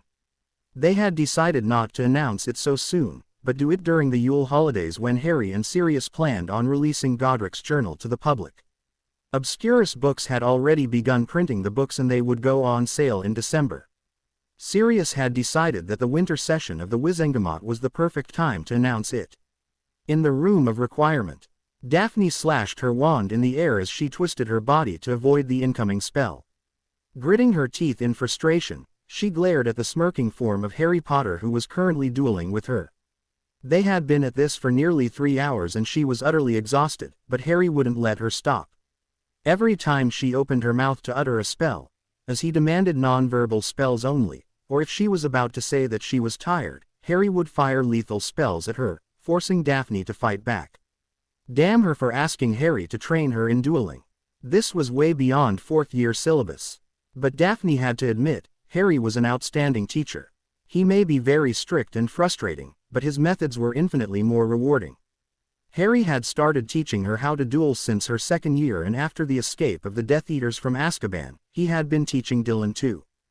Daphne was grateful for that, however, it didn't discount the fact that he was too demanding of his students. She had struggled to master silent casting as Harry had refused to teach her without it. Harry repeatedly scoffed at uttering spells out loud, saying that it was a terrible weakness and thus, she and Dylan had been forced to learn the technique in advance. Once they were adept at non-verbal casting, Harry began training them in how to fight. Daphne was amazed at Harry's technique when it came to dueling. He would curse the life out of his opponent one moment, switch to a combination of transfiguration and charms the next, and also used a wide range of acrobatic moves to dodge spells which were thrown at him. Of course, the reason for this was twofold. 1. Harry had been trained in martial arts since a very young age, so dodging spells came naturally to him, and 2. Harry had a wealth of knowledge in his mind from Voldemort's memories which he was slowly learning from, combined with rigorous practice sessions with Amelia every week. Combined with his inherent magical power which was already high on the scale, he was quite a formidable duelist for his age. "Not so fast, Greengrass," said Harry coldly as he saw her move further back so as to stop the fight. Slashing his wand as he moved closer, cornering her against the wall, firing spells at her which Daphne managed to shield and deflect. When Daphne's back touched the wall, with her wand on the floor as she was disarmed, he conjured a wooden sword and raised it above his head, but before he could strike, a wandless shield prevented him from coming close to her neck. "Nice," commented Harry, smirking slightly. "I thought I had you there." "This is ridiculous," cried Daphne, panting hard. "I know that you enjoy sword fighting, but I certainly don't." "I did it because you were not expecting it," explained Harry. "I could have easily taken you out with a wand, but you would not have learnt anything. Aunt Amelia always says that in a fight, you must expect the unexpected. You have no idea what surprises she can bring up in a fight. I should know, I've been at the receiving end of it many times." Through pure will and desperation, you were able to conjure a wandless shield, something which you were not able to do before. "Oh, I was desperate all right," muttered Daphne. Just as she picked up her wand, she saw a jet of light coming towards her. With a yelp, she dodged to the other side, only to see more spells being fired at her. Cursing Harry to the pits of hell, Daphne got up from the floor and danced around him, doing her best to dodge his spells. Her anger increased multifold as she saw the smirk on Harry's face. Couldn't the bloody emotionless nitwit give her even a minute to relax? Screaming in rage as the pain in her limbs became unbearable any longer due to the constant stress, she fired several curses at him. Bombarda Maxima, Confringo, Expulso. There was a loud explosion as Daphne collapsed on the ground, panting hard. Her eyes widened when she saw the destruction around the room of requirement. There was debris all around, with no sign of Harry. With tears streaming down her cheeks, Daphne ran forwards, moving the debris with her bare hands, her wand forgotten on the floor. Just as she removed another conjured rock, she was caught off guard when she was thrown away from the pile of debris by a banishing charm. "When I said to expect the unexpected, I meant it," said Harry impotently as he emerged from the debris without a scratch on himself. "You opponent, who you think is defeated, might only be playing you and would choose the best moment to attack when your guard is down." According to Sirius and Aunt Amelia, the Death Eaters during the last war used this to their advantage, and even Alistair Moody was caught off guard. You complete ass, Harry Potter," screamed Daphne, as she pinned him to the ground. Do you have any idea what a dirty trick that was? I thought I had killed you. That was the point, said Harry, frowning slightly. He didn't get it. Why was Daphne worked up over this? That was the point, hissed Daphne, her blue eyes flashing an eerie white for an instant as she glared at her fiancé. Cupping his face angrily, she said, I have put up a lot with you over the past 3 years, but this time, you have crossed the line. You may be incapable of understanding the ramifications of what you just did, playing on my emotions like that, but don't you dare do that to me again. I thought I had killed you. Harry blinked in shock. He was genuinely confused. What did I do wrong? Asked Harry curiously. Daphne's heart melted at the innocent question. She sighed as she collapsed tiredly against him, her head on his as she breathed deeply. How would you feel if you thought you had killed me? Asked Daphne quietly. I know that you can perform the killing curse. What if I had been present when you were practicing it and you fired the curse at me accidentally? Harry paled slightly and his eyes widened in shock and understanding. That's how I felt when I saw the destruction around me after I fired so many blasting curses at you, she said. Looking up and seeing the shocked expression on Harry's face, she gently caressed his face, locking eyes with him. A tear rolled down her cheek and fell his face. You mean the world to me, Harry, whispered Daphne tenderly. A few years ago, you were just the boy hero from the children's stories my mother used to read to me when I was a child. You were the boy who lived, but you are more than just an icon to me now. We have gone from being casual acquaintances to friends to best friends and finally to romantic partners. I deeply love you, Harry, and I can't stand the thought of losing you. Please don't do something like this again. I won't be able to handle it. I'm sorry, whispered Harry, cupping her cheek, stroking it with his thumb. I didn't know, I swear. Daphne smiled slightly as she leaned down to him softly. Harry reciprocated, his eyes full of warmth and love he felt for her as wrapped his arms around her waist, pulling her close. Harry and Daphne complemented each other, completed each other. Both of them were not perfect and would never be perfect, but they were perfect for each other, which in the end, was all that mattered. 20 minutes later, Harry and Daphne were having dinner in the kitchens. Just as they were finishing dessert, they saw 5 elves sitting in a corner, drunk. The other elves were giving them worried looks, and the head elf was looking at Harry strangely, wondering if he could solve their problems as Dumbledore was not at the castle for the moment. Trixie, is there a problem here? Asked Harry, bending down to one knee so as to be level with the elf. The head elf nodded hesitantly. There is a problem at Gryffindor Tower, Master Harry, she said softly. The bushy-haired Gryffindor is giving clothes to elves. Trixie be wanting to explain to her, but Trixie is scared of the bushy-haired girl. She has set 4 elves free by tricking them to take clothes while we clean Gryffindor Tower. Harry's eyes flashed with anger. Hermione Granger had been going on about house elves and rye over the past month, but no one had paid any attention to her. But to think she would do this. What about the 5th elf? Asked Daphne. That is Winky, Mistress Daphne, said Trixie. She used to be the Crouch elf, but her master be giving her clothes.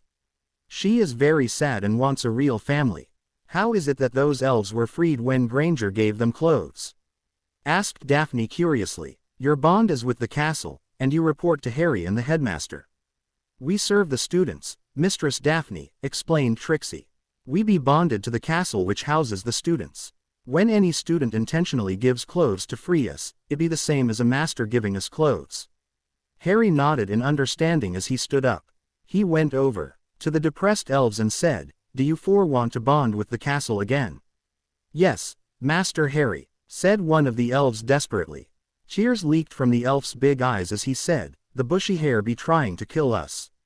Calm down, Floppy, said Harry. I'll take you back. Winky, would you like to work here or do you want to work with a family? Winky would want to work with family, Harry Potter sir, said the elf miserably. Well then, I have a master who would be delighted to have you, said Harry with a hint of a smile. At Ravenclaw Tower, you'll find a second-year student named Dylan Lestrange. Go to him and explain what happened and tell him that I would like him to bond with you. Explain why it must be done and then go to Potter Castle. My elves will give you a job to do, okay? Winky's face brightened immediately. Thank you, Harry Potter sir. With a pop, she was gone. Harry turned to the others. I, Harry James Potter, Lord Gryffindor Slytherin, do hereby take back these elves to serve the residents of Hogwarts School. I also give an order to all the Hogwarts house elves that any clothes intentionally given to you by the staff or students will not affect you unless you wish to be set free. There was a small magical discharge and the elves were suddenly feeling better as the bond from the castle helped them recover. They immediately hugged Harry's legs, making him smile. I'll take care of the Granger problem, said Harry as he and Daphne walked out of the kitchen. I can't believe her, said Harry, sounding annoyed. It is because of Muggle-borns like her that the rest of them suffer, muttered Daphne, as Harry made a noise of agreement. Taking out the Marauder's map, Harry checked for Hermione Granger and found her in the Gryffindor common room. Deactivating it, he took Daphne's hand and led them forward. How have the teachers allowed this? Asked Daphne quietly. I was under the impression Muggle-borns have private sessions with their heads of house so that they could adjust to the magical world better. Professor McGonagall probably doesn't even know what Granger is doing, muttered Harry. She's the most overworked member of staff at Hogwarts. Besides, just because Granger has been informed of the culture and traditions of the magical world doesn't mean she has to respect them, does it? Haven't you listened to her go on about how wizards don't have logic? Daphne hummed. I doubt there is a single person in the castle who hasn't. I don't get it. What could possibly make her say something like that? Harry smiled grimly as he said, only those who have lived in both the Muggle world and magical world will realize that Muggle logic is quite different from wizard logic, a fact which Granger, unfortunately, fails to understand. When they reached the tapestry of the Fat Lady, they stopped. My lord, my lady, how may I serve you? Asked the Fat Lady as she curtsied for them. We would like to enter the tower please, said Harry impulsively. Of course, my lord, she said as it swung open, revealing the portrait hole. They entered together, but Daphne stayed behind, leaning against the wall as she watched her fiancé do the work. Potter, what are you doing here? Asked Ron Weasley, frowning. How do you know our P word? I don't need a P word to enter Gryffindor Tower, Weasley, said Harry calmly as he walked forward. I get automatic entrance. Where's Hermione Granger? What? Said Hermione, looking up from her needlework. In front of her were several woolen hats and socks. Granger, I need to talk to you, privately, said Harry, coming to a halt several feet away from her. Whatever you have to say to her, you can say in front of us all, said Ron, sounding annoyed. Hermione looked at Harry curiously, wondering what this was all about. Very well, said Harry dispassionately. He flicked his wand and said, Accio house elf clothes. Hermione flushed in outrage as dozens of hats and socks flew to him from different corners of Gryffindor Tower. What may I ask is this? I don't answer to you. Snapped Hermione angrily. You're not a prefect or a teacher. Yes, but I am an older student. I'm asking you again, what is this? You already seem to know, said Hermione angrily. It's the clothes I made for house elves. To set them free, asked Harry, his face not displaying a hint of emotion at all. Yes, said Hermione, sounding superior as she held her head high. I'm doing them all a service. I can't believe witches and wizards condone rye. The house elves should be set free and that's what I'm going to do. Neville opened his mouth to reply furiously when Harry raised his hand, shaking his head at him. And what if I told you that it won't work anymore? He asked, with eyebrows raised. What if I told you that I have rebonded the house elves you set free and that I have ensured that none of the clothes you tricked them into taking will have any meaning to them anymore? How dare you? She shouted angrily, standing up to face him. How dare you condone rye? That's barbaric. I'm surprised that no one has tried to stop it yet. It just shows how backward your thinking is. House elves need to be free. They need wages and sick leave and better working conditions. I can't believe the Ministry of Magic condones this. Making them is monstrous. Why, in the Muggle world? Oh, don't act almighty Granger, snapped Harry, his eyes darkening slightly. I understand that you want the best for them and I appreciate that, but your actions say different. Tell me, have you actually met a house elf before? Of course I have, said Hermione loftily. I saw you summon that elf a year ago when you showed those memories to the school. That's not what I meant, said Harry quietly. Have you personally spoken to them? Have you asked them if they're happy? Have you asked them why they need to bond with witches and wizards? Professor McGonagall must have told you, if you had cared to ask her, that the bond between a wizard and house elf goes back for millennia.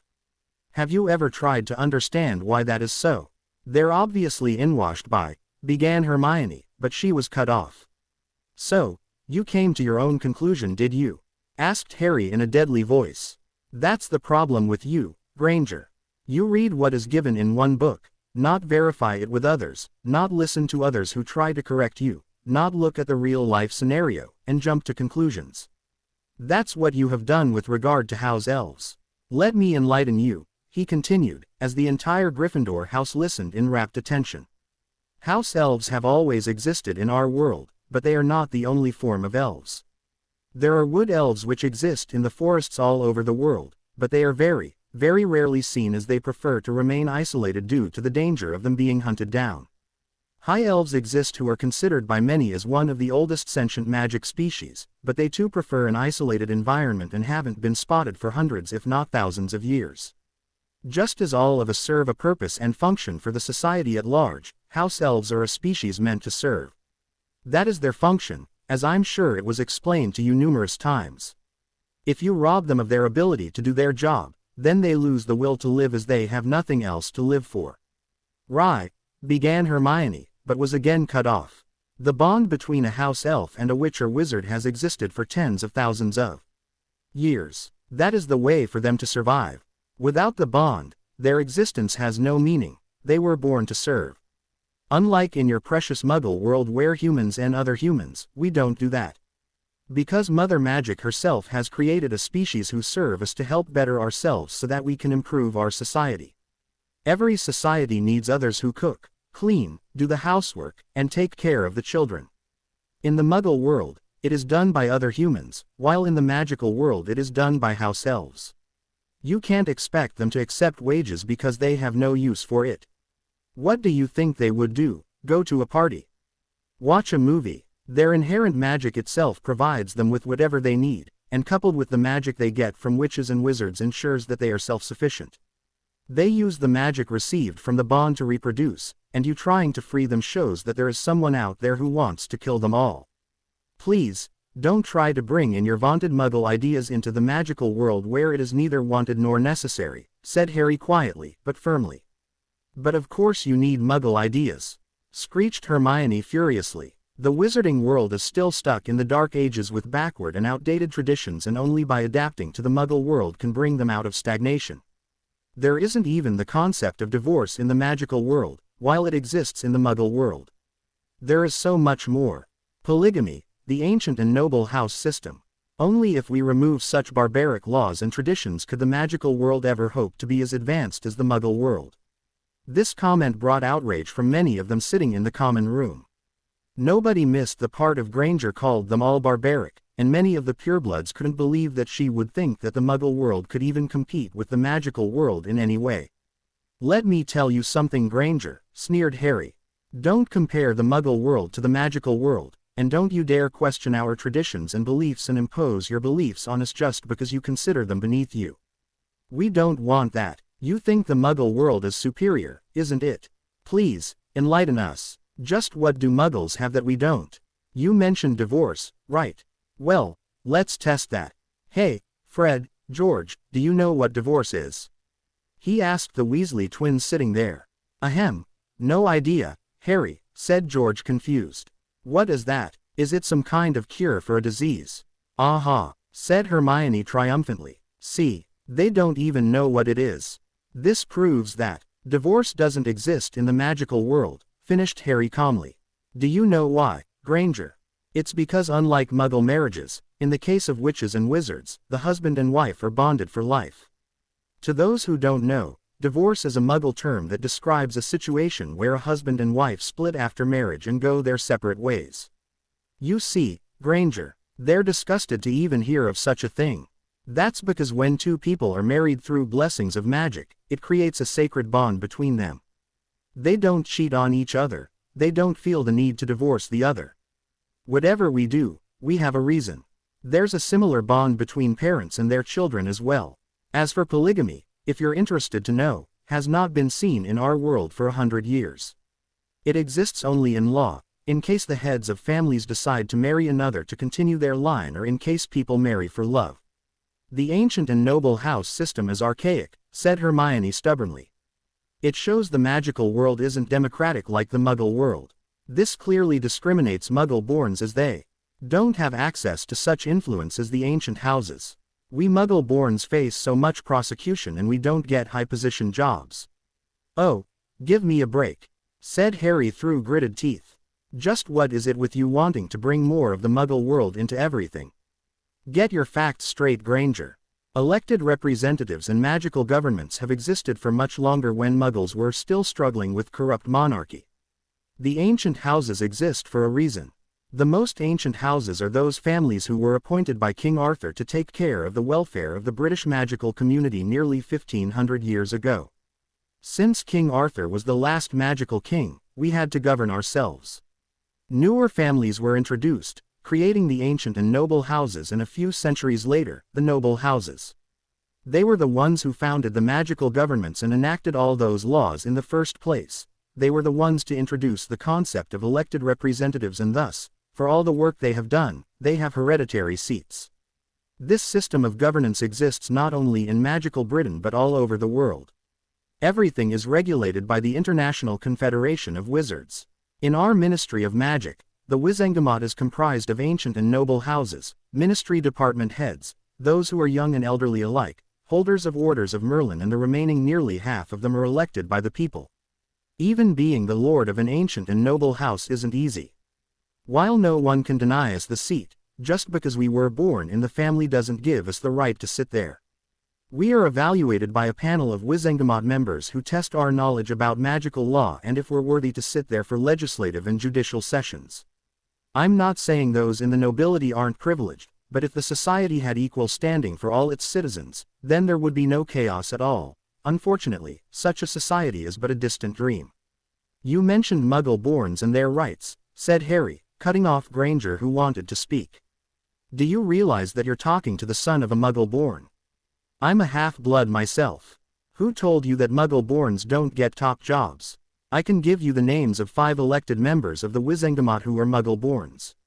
My mother was an unspeakable when she was alive, and she was a Muggle-born. Dirk Cresswell, the newest head of the Goblin Liaison Office, is a Muggle-born. 25% of the ministry workers are Muggle-borns. Are you saying that they aren't successful? Why, have you heard of Miller's magic mirrors? Of course, you have. The proprietor is Serena Miller, a Muggle-born. She was named the Businesswoman of the Year in the International Magical Business magazine and has received several awards globally, and was also awarded the Order of Merlin, First CL, by our Ministry of Magic. So, tell me, in which sense are we barbaric? He sneered at the last word. Atlantis was a thriving magical city thousands of years ago while the Muggle world was still developing rudimentary huts. Stop judging the magical world by your knowledge of the Muggle world.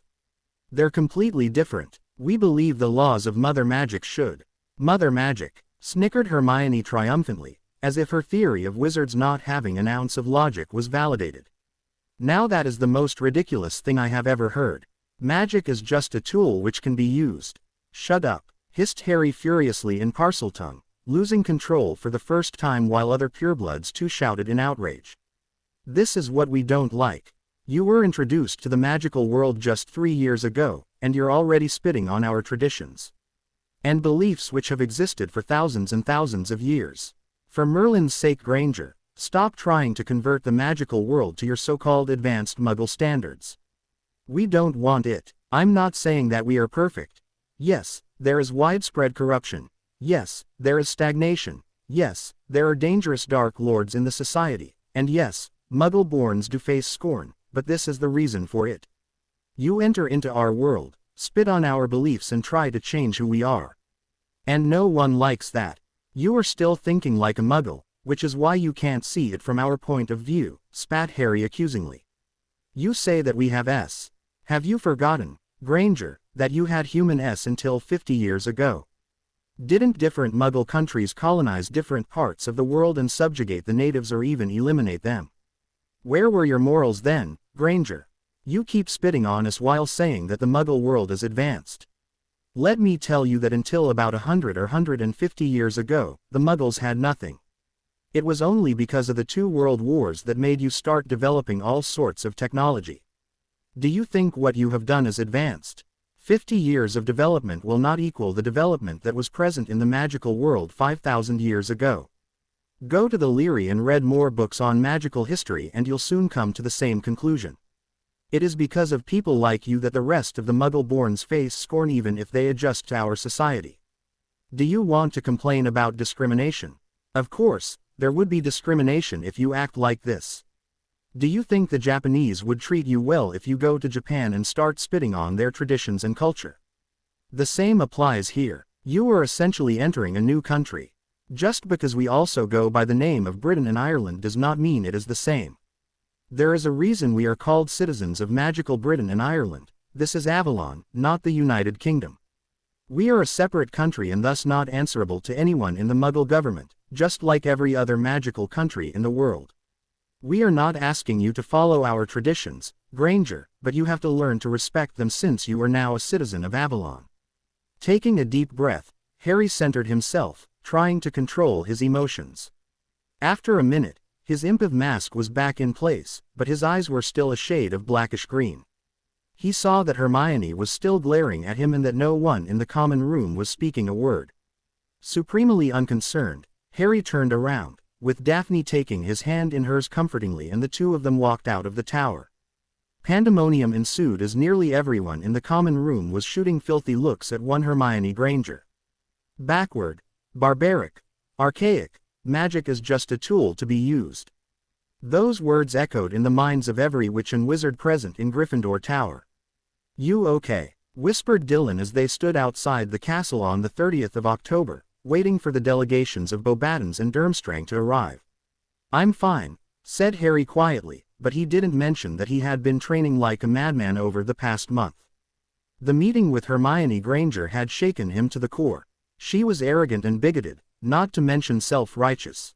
He would readily agree that he did not think highly of Muggles, but he was not a citizen of Muggle Britain and had not entered the Muggle world since the age of 7. Hermione Granger, on the other hand, was a citizen of magical Britain, and for her to speak like that brought warning bells to Harry. There was no telling what she might do if she thought she was doing the right thing. Without realizing the consequences of her actions, she was dangerous, but no one else would agree with him.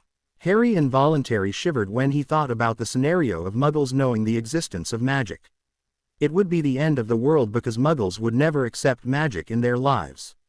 That was the reason the International Statute of Secrecy was imposed in the first place and why it was so strictly enforced. He remembered reading about some of the Muggle-loving wizards wanting to help during the First World War. If another war breaks out in the Muggle world, it was people like Hermione Granger who posed a danger to the society. She would simply act, wanting to protect those Muggles from destroying themselves, using magic in the process. If magic was exposed to them, they would destroy witches and wizards along with each other. He was not speculating. History over millennia provided them with infinite evidence, history which Muggles did not have access to. He only hoped such a situation never occurs in the future. The magical world had enough problems without the Muggles being one of them. The confrontation with Hermione Granger had spread throughout the school like fiendfire. Harry actually expected a MIV backlash, but there wasn't one, towards him, at least, not that much, anyway. Harry was right.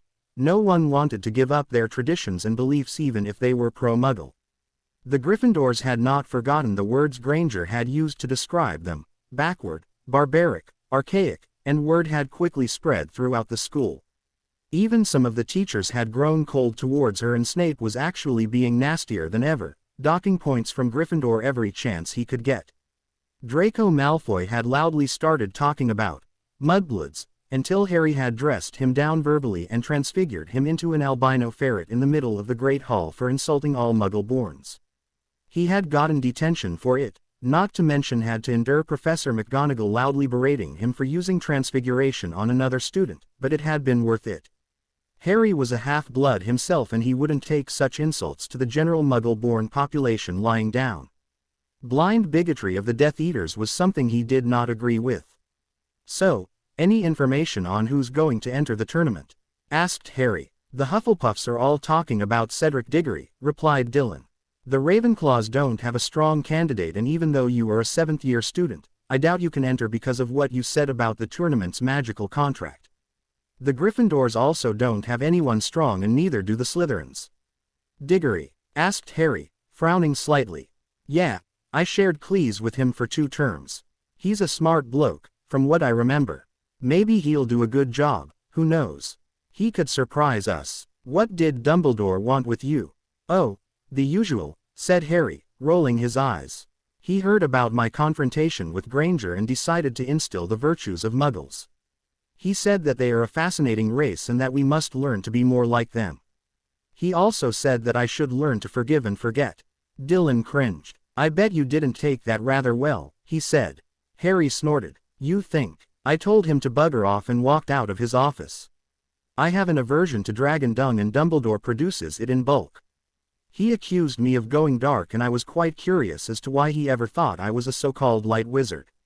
Dylan burst out laughing. Soon, the delegations of the 2 schools arrived and they were led inside the castle. Harry sat down next to Dylan as he listened to Dumbledore's speech, even though his mind was drifting.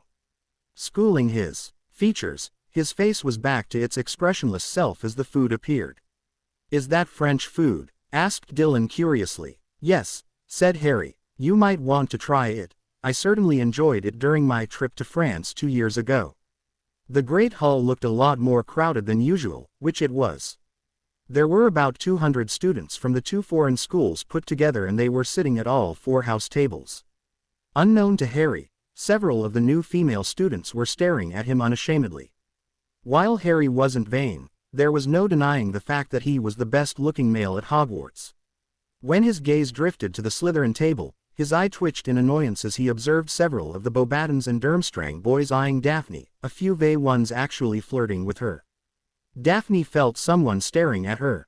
She smirked as she saw Harry looking at her, his anger and dare she say it, jealousy, barely concealed to her. Wanting to nip things in the bud before Harry actually killed someone, she had no doubt he was capable of doing it and was already considering it. She winked at him and subtly blew him a. She snorted in amusement when she saw the pleased look on Harry's face as he went back to his dinner. Sitting beside him, Dylan was covering his mouth with his hands, laughing his ass off. Shut up, Dylan, muttered Harry, cuffing the boy on the head. At that moment, a musical voice said, Excuse me, but may I take the bouillabaisse? Of course, said Harry, not reacting to the silvery-haired beauty in front of him. As far as he was concerned, the dark-haired beauty sitting at the Slytherin table was more beautiful than any Veela in the world, and nothing or no one would change that. Of course, it wouldn't hurt to look. You have finished with it? Asked as the beautiful girl, smiling flirtatiously at him, wondering if the handsome boy in front of her was resistant to her allure. She noticed that his emerald green eyes did soften, so maybe he wasn't completely impervious to it. It's not my favorite dish, so you can have it, said Harry with a small smile. But the creme brulee has my name written on it, sorry. Oh, that's quite all right, she said, smiling widely. Extending her hand, she said, I'm Fleur Delacour. Charmed, Ms. Delacour, said Harry, taking her hand to her knuckles. I'm Harry Potter and this is my brother Dylan Lestrange. It is a pleasure to meet you both, said Fleur happily. I have to get back to my friends. I hope to see you later. Of course, said Harry, turning back to his food. You were in so much trouble, muttered Dylan. Why do you say that? Daphne. Harry subtly cast a glance at his fiancée. Even though her face was not showing it, her deep blue eyes were glaring daggers at Fleur Delacour. Smirking slightly, he too blew her a, making Daphne smile back at him slightly, though it looked somewhat forced. Many boys in the Great Hall were gaping at what had just happened. Ron Weasley's eyes were glazed slightly as he glared hatefully at Harry. Just as the desserts were cleared, Harry saw Sirius enter the hall along with Barty Crouch and Ludo Bagman. What is Uncle Sirius doing here? Asked Dylan curiously. He's the Minister of Magic of the host country, Harry shrugged. It's expected that he be here. Dumbledore is actually not only the headmaster of the host school, but also the supreme mugwump of the ICW. He is representing the Confederation because they were the ones who organized the event. Before we begin, said Dumbledore standing up, let me introduce you to our new arrivals. First, we have Mr. Bartemius Crouch, the head of the Department of International Magical Cooperation, and Mr. Ludo Bagman, the head of the Department of the Magical Games and Sports. We also have with us today Lord Sirius Black, the Minister of Magic of Magical Britain and Ireland. Thunderous applause greeted Sirius as he stood up, smiling at them. Madame Maxime, Professor Karkaroff and I will be judging the 3 tasks along with 2 other randomly chosen representatives of the International Confederation, said Dumbledore. We will be judging the champions' efforts in participating in the tasks. Dumbledore then tapped his wand at a casket, making the wood around it melt, revealing a large, handsome goblet. The brim of the goblet was full of dancing blue flames. Anyone who wishes to submit themselves as champion must write their name and school clearly on a sheet of parchment and drop it in the goblet of fire, explained Dumbledore.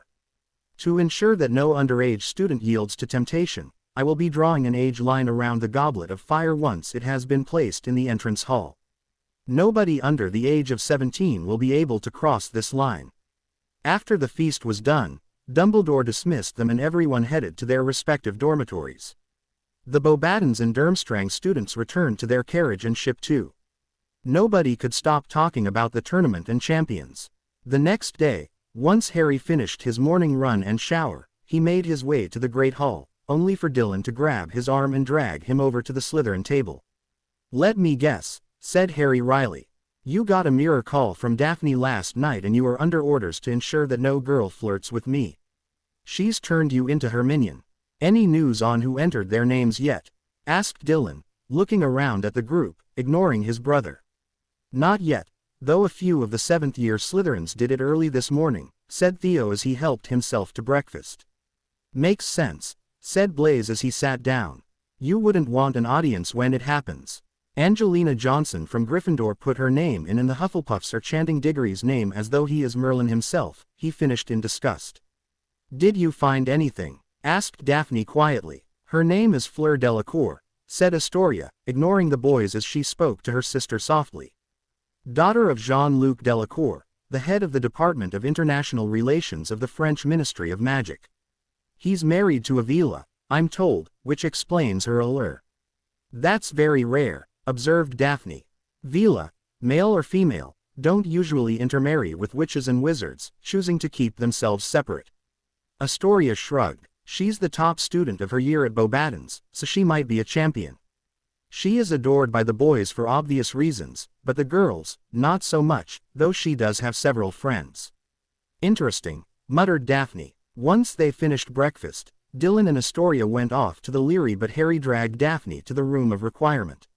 Once inside, he pinned her to the wall and eyed her lovingly and pianately. You know that I love you more than anyone in the world, right?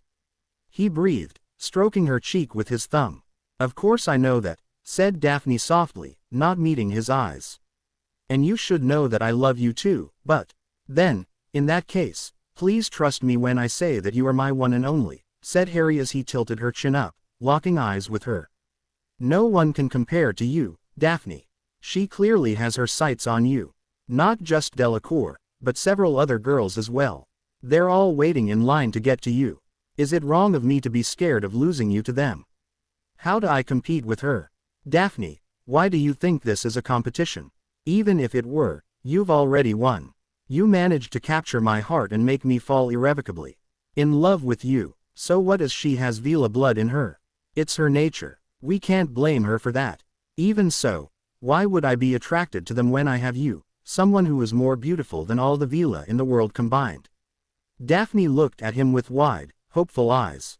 The warmth displayed in Harry's eyes made her heart beat faster. Wrapping her arms around him, she melted into the hug, her head under his chin as she listened to his heartbeat. I can't begin to describe how much I love you, she said softly. That's why I'm scared. Harry closed his eyes as he placed on the top of her head as they stayed there together, enjoying the silence and comfort the other offered. I love you too, never forget that. People were quite nervous that night, going by the fact that they didn't even take second helpings of dessert. Once the golden plates and cutlery were cleared, Dumbledore stood up and there was a sharp upswing in the level of noise as people began whispering excitedly. Minister Black was present, along with the Triwizard Committee of the ICW, Mr. Crouch, Mr. Bagman, Madame Maxime and Professor Karkaroff. There was also the staff of Hogwarts and the teachers of Beauxbatons and Durmstrang who had come with the students. The media was also present. One reporter from each major magical publication was allowed, so that had half a dozen reporters from Britain and abroad being present. The reporter of the Magical Daily had the recording crystal suspended in midair so that witches and wizards could watch the live telecast. The flames in the goblet turned red suddenly. Sparks began to fly and a tongue of flame rushed out of the goblet, spitting out a piece of parchment. Dumbledore caught the parchment and said, "The champion for Durmstrang is Victor Krum." Thunderous applause greeted this declaration as the international Quidditch star stood up and walked to the chamber off the Great Hall. The goblet released another tongue of flame along with a parchment. "The champion of Beauxbatons is Fleur Delacour," shouted Dumbledore. The applause was not as great as Victor's, but it was still deafening. The anticipation in the hall was palpable when the third slip of parchment flew out. "The Hogwarts champion is," said Dumbledore, "Cedric Diggory." All the students at the Hufflepuff table stood up in salutations as Cedric went to the headmaster, grinning widely. Harry's eyes twinkled in amusement. The other three houses were clapping loudly too, but he could see some of the Gryffindors and Slytherins look aghast. He was actually pleased with the outcome. Hufflepuff rarely got a chance to shine and this was their moment. Amelia Black was another exemplary Hufflepuff, so there could be a chance that Cedric might shine in. Harry Potter. Harry's head snapped up, blinking in confusion. In the midst of the salation, he had not listened to Dumbledore's speech being interrupted or the goblet of fire turning red for the fourth time, spitting out another piece of parchment. "Harry Potter!" shouted Dumbledore, holding the slip in his hand. Sirius looked half scared and half outraged. People all over began looking at him and whispering. Harry himself had a look of utter shock on his otherwise impish face. "Harry, you need to go," urged Dylan. "What the hell is going on here?" asked Harry, his eyes narrowing. "You'll never find out if you stay here. Go on." Harry slowly got up, his eyes darkening, glowing a shade of blackish green, his fear and fury making it difficult to think. He heard someone shout, "Cheat," but did not care. He stared at Dumbledore, promising eternal pain if he did not explain himself. Dumbledore, for that matter, had a look of shock on his face himself. "Go on in, Harry," said Dumbledore quietly, giving him the slip of parchment. Harry took it and checked the handwriting. There was no doubt about it. His name was written in his distinctively neat cursive writing. Clenching his fists, he left the Great Hall, the sound of his long strides echoing off the walls. "Harry, what are you doing here?" asked Cedric in confusion as the younger boy entered the room. "Do they want us to return to the Great Hall?" Harry didn't answer. His eyes were burning with fury at being tricked into the tournament and magic was leaking off of him in waves, the aura palpable. How had someone managed to enter his name into something as ancient as the Goblet of Fire? His mind was working at a furious pace, thinking about any spell that could achieve this. Looking out of the window, he wondered who would want him here and why. He mused that the reason why was obvious. Harry did have a lot of enemies and this was an outstanding way to get rid of him. He didn't know what the other two tasks were, but the dragon would surely have a field day with him. What a great I-Nation attempt. Whoever did this didn't even need to lift their wand. But did he have to compete? Yes, he had felt the twitch in his magic after his name had been called, signifying that he was under a very powerful magical contract. Harry paled slightly. The magical contract for the tournament was meant for of-age witches and wizards, which meant that should he compete, he would be breaking the terms of the contract. At the same time, should he not compete, he would be again breaking the terms of the contract. Who was the idiot that decided to bring binding magical contracts into this? But one thing was certain. Unless he figured out a way, he'd lose his magic, and if that happened, it wouldn't be long before he died. He could not let that happen. What to do? He snapped out of his musings when he heard raised voices, but he didn't turn towards them. "We were under the impression that your age line would keep out younger contestants, Dumbledore," said Karkaroff, his steely smile still in place, though his eyes were colder than ever. "Otherwise, we would, of course, have brought along a wider selection of candidates from our own schools." "It's no one's fault but Potter's," Karkaroff said Snape softly. His black eyes were alight with malice. "Don't go blaming Dumbledore for Potter's determination to break rules. He has been crossing lines ever since he arrived here, his arrogance clearly. Thank you, Severus, said Dumbledore firmly. He turned towards the boy who still had his back turned towards them all. Before anyone could say anything more, the door to the room burst open and a furious-looking Sirius Black, the Minister of Magic, strode through. I think I need to hear an explanation for this, he said calmly, but his face was still filled with fury. You can ask that reprobate of that godson of yours, said Snape snidely, sneering at Sirius. Clearly he thinks the rules don't apply to him as always. Arrogant he, just like his father. Not one more word, Snape, or you and I will be clashing wands, said Sirius dangerously. Harry is not responsible for this and I want to know how someone hoodwinked the Goblet of Fire. And where is the evidence to support that claim? Snapped Madame Maxime, throwing her huge hands in the air. He's obviously lying if he says he didn't put it in himself. I don't lie, Madame Maxime, said Harry sharply, turning around and fixing a cold look at her. Would you believe me if I told you that it was not me who put my name in the Goblet of Fire? How else would the goblet have chosen you? Asked Madame Maxime, obviously not believing him. It is disgraceful, Karkaroff said loftily, his eyes displaying the glee he felt, that the godson of the British Minister of Magic and the boy who lived himself thought it was fine to cheat his way into the tournament. Deplorable behavior. I don't need a Death Eater to tell my son what is deplorable, Karkaroff, Sirius retorted darkly. Watch your tongue. How dare you, shouted Karkaroff. I am. Do you recall the Battle of Bristol? I seem to remember James and I defeating you once before. I may not have my best friend with me anymore, but I assure you, his son is more than up to the task of taking his place. Know who you are talking to, Karkaroff. Karkaroff glared at Sirius but gulped nevertheless when he saw the mad glint in those haunted gray eyes, reminding him of another member of the minister's infamous family, his notorious cousin, Bellatrix Lestrange. Sirius, that does not answer how Harry's name came out of the goblet in the first place, said Dumbledore quietly. He must have put it in himself, cried Madame Maxime. Really, what nonsense is this? This is the Triwizard Tournament. The glory, the prize money, it is a chance people would die for. Maybe that is exactly what it is about. Someone hoping Harry would die for it, Remus Lupin added quietly. It is a binding magical contract, has anyone forgotten that? Remus is right, said Sirius, frustration clear on his face. It is magically binding with no way out. And please, Madame Maxime, what glory do you speak of? We are talking about Harry Potter, the name which every witch or wizard knows of all over the world. And prize money, he's the scion of one of the Ree families in our world. I'm pretty sure he has more than 25,000 galleons in his pocket right now. If he says that he did not put his name in, it means that it wasn't him. Harry may be talented, but I honestly do not doubt Dumbledore's skill in drawing an age line. You are all forgetting a very important detail, said Harry quietly. What is that, Harry? Asked Remus curiously. I am 14 years old. I may be a 7th-year student, but I am still 14 years old. What does that have to do with anything? Asked Ludo Bagman, looking confused. Oh, Mother Magic, have mercy. Ed Sirius, covering his face with his hands.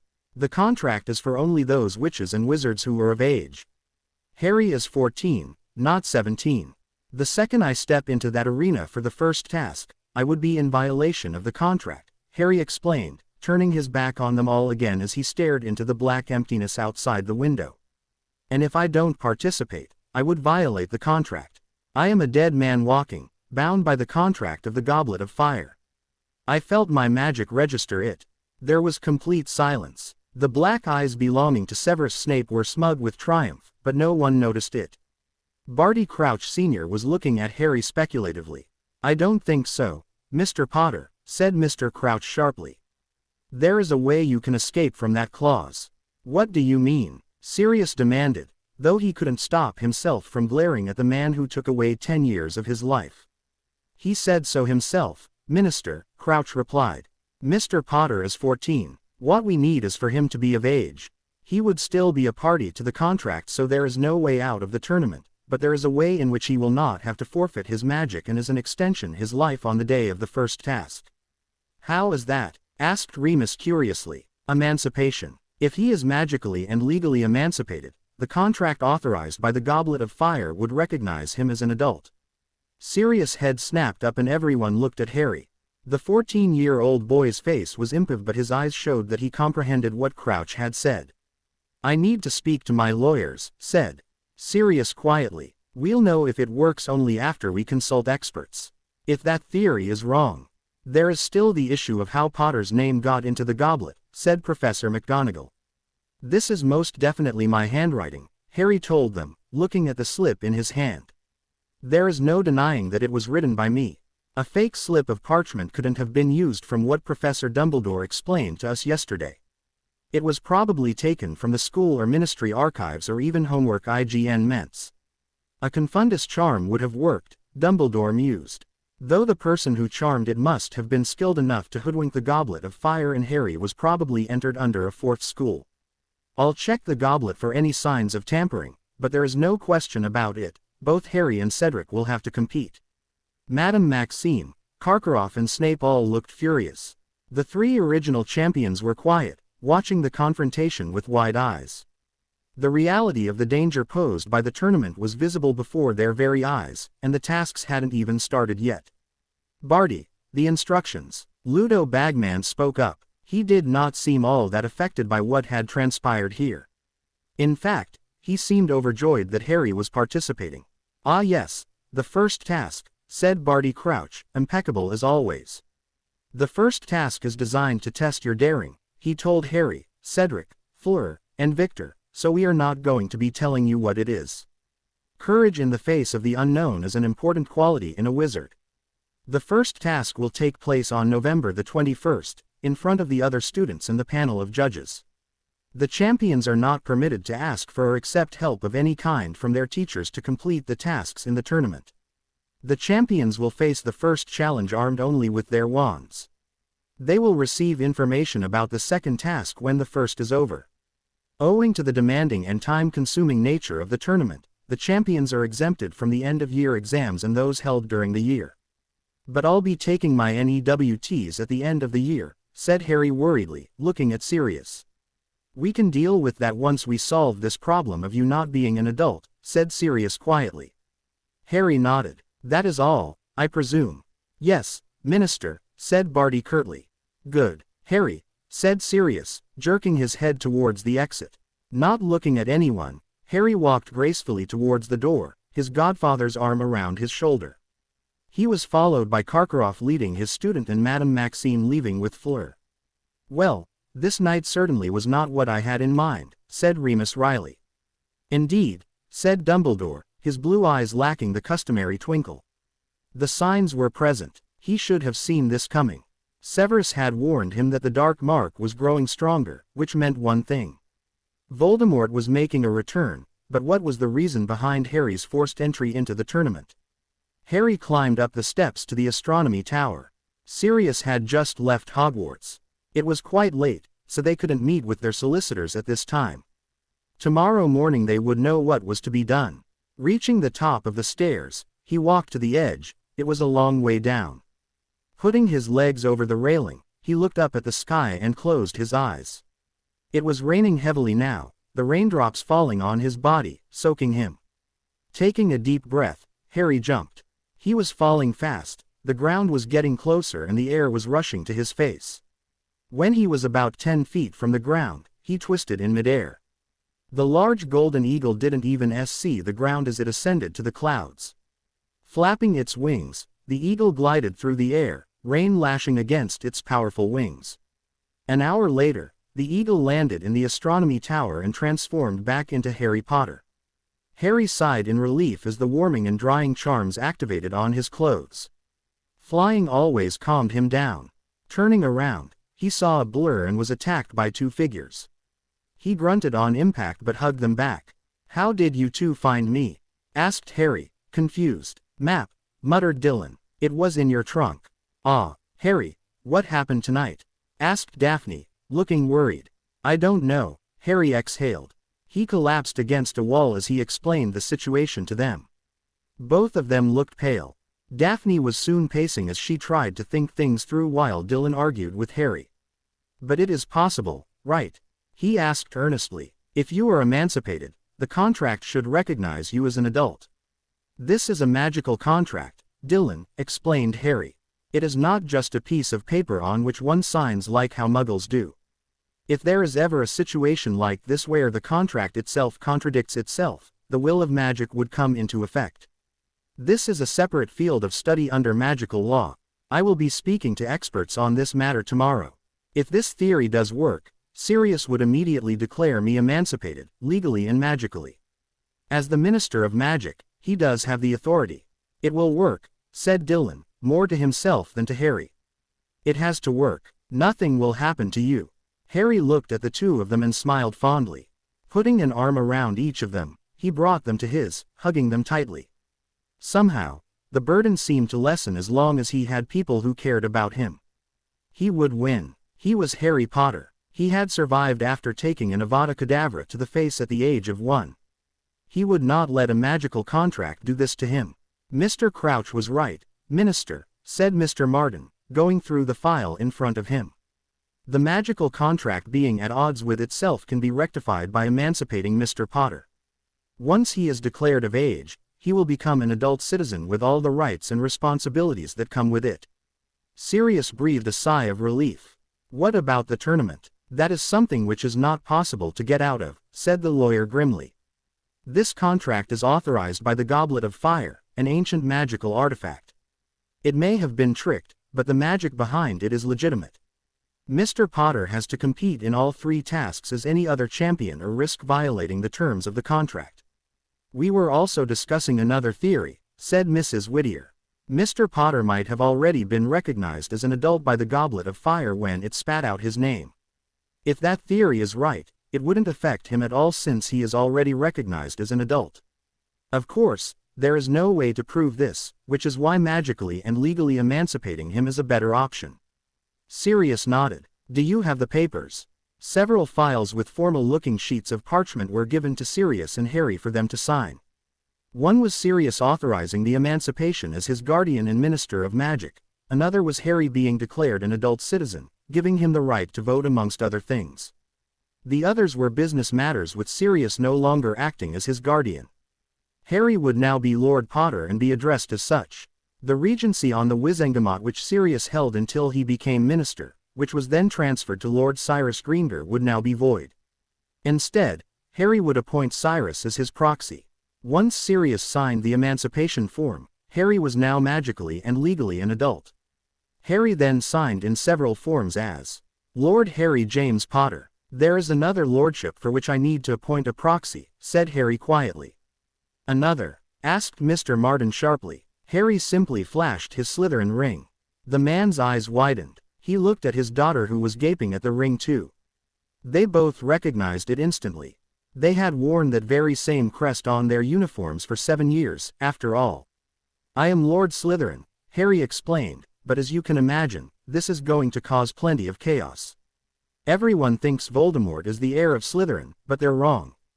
He certainly is the descendant of Salazar, but not the heir. That title belonged to my mother, and after her death, it belongs to me. I will be claiming my seat during the winter session of the Wizengamot, so please have the papers ready and prepared.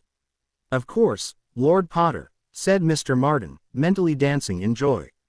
His client was the Lord of the Potter, Gryffindor and Slytherin families, not to mention the other important client was Lord Black, who was also the Minister of Magic. He could already taste the new clients coming his way. Contact Obscurus Books and let them know that Godric's journal would be released on the 1st of December. I have also included a personal letter from Salazar himself in that book. That should take care of any pesky problems from those questioning my position. No one can question you, Harry, said Sirius frowning. The Department of Mysteries would ensure that you are indeed wearing the real signet ring and not anything fake. Still, that won't stop people from accusing me of line theft, especially those who support Voldemort, said Harry, smirking. This way, they'll know the truth a week before I claim the lordship. It shall be done, Lord Potter, said Mrs. Whittier. Harry pursed his lips as he entered the Great Hall the next day. The Magical Daily had reported the truth about the whole affair. The article had come 2 days later after the selection of the champions and had described what had happened that night. The 3 original champions were mentioned, and later, Harry's unfortunate forceful participation was mentioned. Rita Skeeter had also reported the part where Harry thought he might die at the first task for violating the contract and his immediate emancipation the next day to prevent it. She had speculated who could have done it, but none of that mattered to several Hogwarts students. The Hufflepuffs had taken to completely ignoring Harry, well, half of them anyway. Susan had told him privately that it was not the matter of Harry's forced participation. It was because Hufflepuff never got a chance to shine and they felt it was an attempt to take the limelight away from them. The Ravenclaws were happy that they were being represented, so they extended their support to him, mostly. He already had the loyalty of the Gryffindors because of his position as Lord Gryffindor, but there had been problems because Ron Weasley kept insisting that Harry was a glory hound. Slytherin was fine with it because they liked Harry better than Diggory. However, Harry had also underestimated how many people at the school were jealous of him. To everyone at Hogwarts, Harry had everything, and this was just something else he had that they didn't. Harry ignored them. Had they lived his life, they would know exactly how difficult it was to be Harry Potter. He had become colder in public, as he had before, during the Chamber of Secrets fiasco. Jealous people couldn't be reasoned with. Harry knew that fame was fickle. He had learnt that lesson the hard way. They would shun him today and praise him tomorrow. He didn't give a damn about what they thought of him anyway. "Why don't you swear a magical oath?" asked Daphne exasperatedly. "As I explained to you 2 years ago, I'm not risking my life for these idiots, just to prove that I was telling the truth," said Harry calmly. "But they won't shun you anymore," she argued. "Are you sure of that?" asked Harry, raising an eyebrow. "The Hufflepuffs only care about the limelight being on them. The rest who shun me are boys who are jealous of me. That's probably 1/4 of the school. The rest of them treat me just fine, even if they don't talk to me much. Why should I pander to those who don't like me or believe me? If they didn't believe me after they read that I could have very well lost my life thanks to this nonsense, they wouldn't care even if I give them an oath."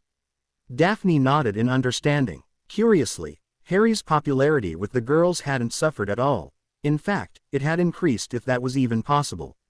Harry was the boy who lived, and he already had an enormous fan following even before the Triwizard debacle. But what was more was that he was desired by nearly every girl from Hogwarts, Beauxbatons, and Durmstrang alike. Girls used to sigh and giggle every time they caught sight of him, and he had heard rumors from Astoria that the many girls now had large posters of him in their dorms. Tall, with a muscular frame, shoulder-length silky black hair, very handsome features and vivid green eyes made him the object of adoration for many, and this annoyed Daphne. No one seemed to care that Harry was already engaged to be married. Of course, Daphne wasn't faring any better. She had received several letters by Owl from students from the other schools who asked her if she would like to go on a date with them. Harry was furious when he counted no less than 20 different letters from different boys, most of them describing how beautiful they thought she was. Daphne, of course, found the whole experience amusing and just vanished the whole lot of them, but their make-out sessions did get a lot more frequent and intense due to them wanting to prove to the other that they weren't interested in anyone else. "Take it off," said Dylan through gritted teeth, his face red with anger. "Or what?" jeered Draco Malfoy. "What are you going to do, Lestrange? Or should I say, bastard?" Dylan crumpled his hand into a fist. Draco was wearing a badge on his, which when tapped with a finger said, "Potter stinks." What to do? Uncle Sirius always told him not to get mad but get even. He would achieve nothing by attacking Malfoy, but he could do a lot more damage if he walked away. He saw one of the Hufflepuffs wearing the badge, so Dylan stunned the boy and pocketed it. Now he just had to find the best ones capable of manipulating the words on the badge. Luckily, he knew exactly where to find the Weasley twins. An evil grin formed its way to his lips. Oh, those fools wouldn't know what hit them. That night, Harry entered the Great Hall for dinner, having narrowly avoided an ambush by a dozen creepy, stalking fangirls. He sat down at his customary spot and noticed that Dylan wasn't there.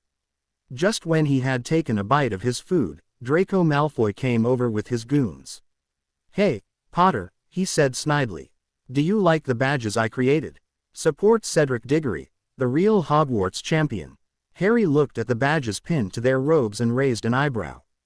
"Very good, Draco," he said calmly. I'm glad you're supporting the Hogwarts champion. I thought loyalty was something that was beneath the Malfoy family, but I'm pleased that you're changing your ways. Was there anything else? Draco flushed in outrage but tried to remain calm. Look what it does now, he said with a superior smirk. Harry blinked his eyes when he saw it. He couldn't help but smile slightly. Wow, he said, sounding amused. I'm happy for you, cousin. I'm personally not into him. The greasy hair, hook nose and that charming personality of his put me off, not to mention I don't swing that way, but if you are happy, then I'm happy. Draco looked confused and frowned at Harry. Meanwhile, Professor Snape, who had just entered the Great Hall, looked at the badges that a group of Hufflepuff boys and girls were wearing and his eyes widened. On the badge were the words, I got buggered by Severus Snape. 50 points from Hufflepuff. Snape spat angrily, glaring at the group of students. Take those ridiculous badges off immediately. Yes, sir, said one of them nervously. Just as they tried to remove it, they realized that it was stuck. The words changed again to form. I had my nose stuck up Severus Snape's greasy, smelly ass. Another 50 points from Hufflepuff and a week's worth of detention. Who created these badges? Draco Malfoy, sir, said one of them, looking ready to faint in fright. Draco, what is the meaning of this? Hissed Snape as he walked towards the pale boy. I don't know, sir, it was supposed to say Potter stinks, he answered, trying to unpin the badge from his uniform. Instead, the words changed again. I was in an orgy with Severus Snape and Albus Dumbledore where I buggered his wrinkled old ass and greasy Snape buggered mine. Enough, shouted Snape, his anger now reaching dangerous levels. Draco, come with me. The potion's master was shooting filthy looks at Harry which promised eternal pain. Harry's face remained impassive. Did you like it? Dylan asked quietly as he sat down next to his brother, suddenly appearing out of nowhere, desperately trying to hide a smirk. The notice me not charm on his person ensured that no one paid any attention to him. Harry knew that giving his invisibility cloak to the T would be a bad idea and yet. He was so proud. Love you too, Harry murmured. A week before the first task, the weighing of the wands was to take place. Harry made his way to the seal room where it was being held. When he entered, he saw that Cedric and Fleur were talking softly and Victor was looking out of the window. When Harry entered, Fleur smiled widely. Harry, she said excitedly, I haven't seen you for several days now. Where did you run off to? She asked, pouting at him. Training, mostly, Harry shrugged casually. What about you? Before Fleur could reply, Dumbledore, Madame Maxime and Karkaroff arrived with the Ministry and ICW officials. Harry recognized the wandmaker, it was Garrick Ollivander. He also noticed several people of the media there as well, ready to take notes. He had a feeling their wand specifications would soon be made public. He found himself not caring about that. May I introduce Mr. Ollivander? Said Dumbledore, taking his place at the judge's table and talking to the champions. He will be checking your wands to ensure that they are in good condition before the tournament.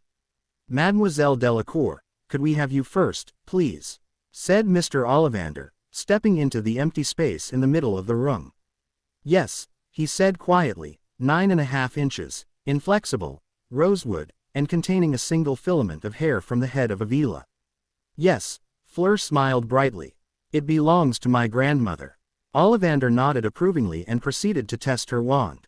Once he was satisfied, he went on to Cedric.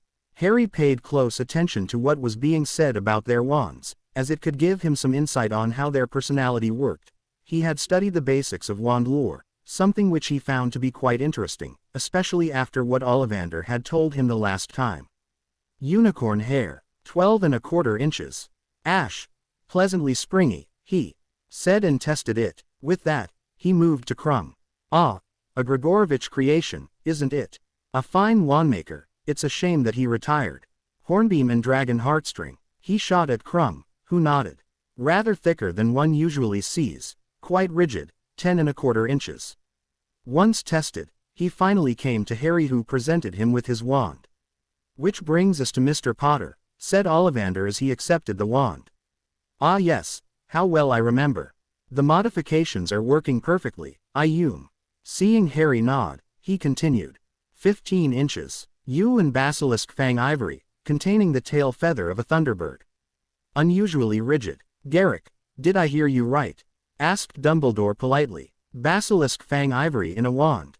"Yes," Ollivander replied happily, though Harry's face remained impassive as always.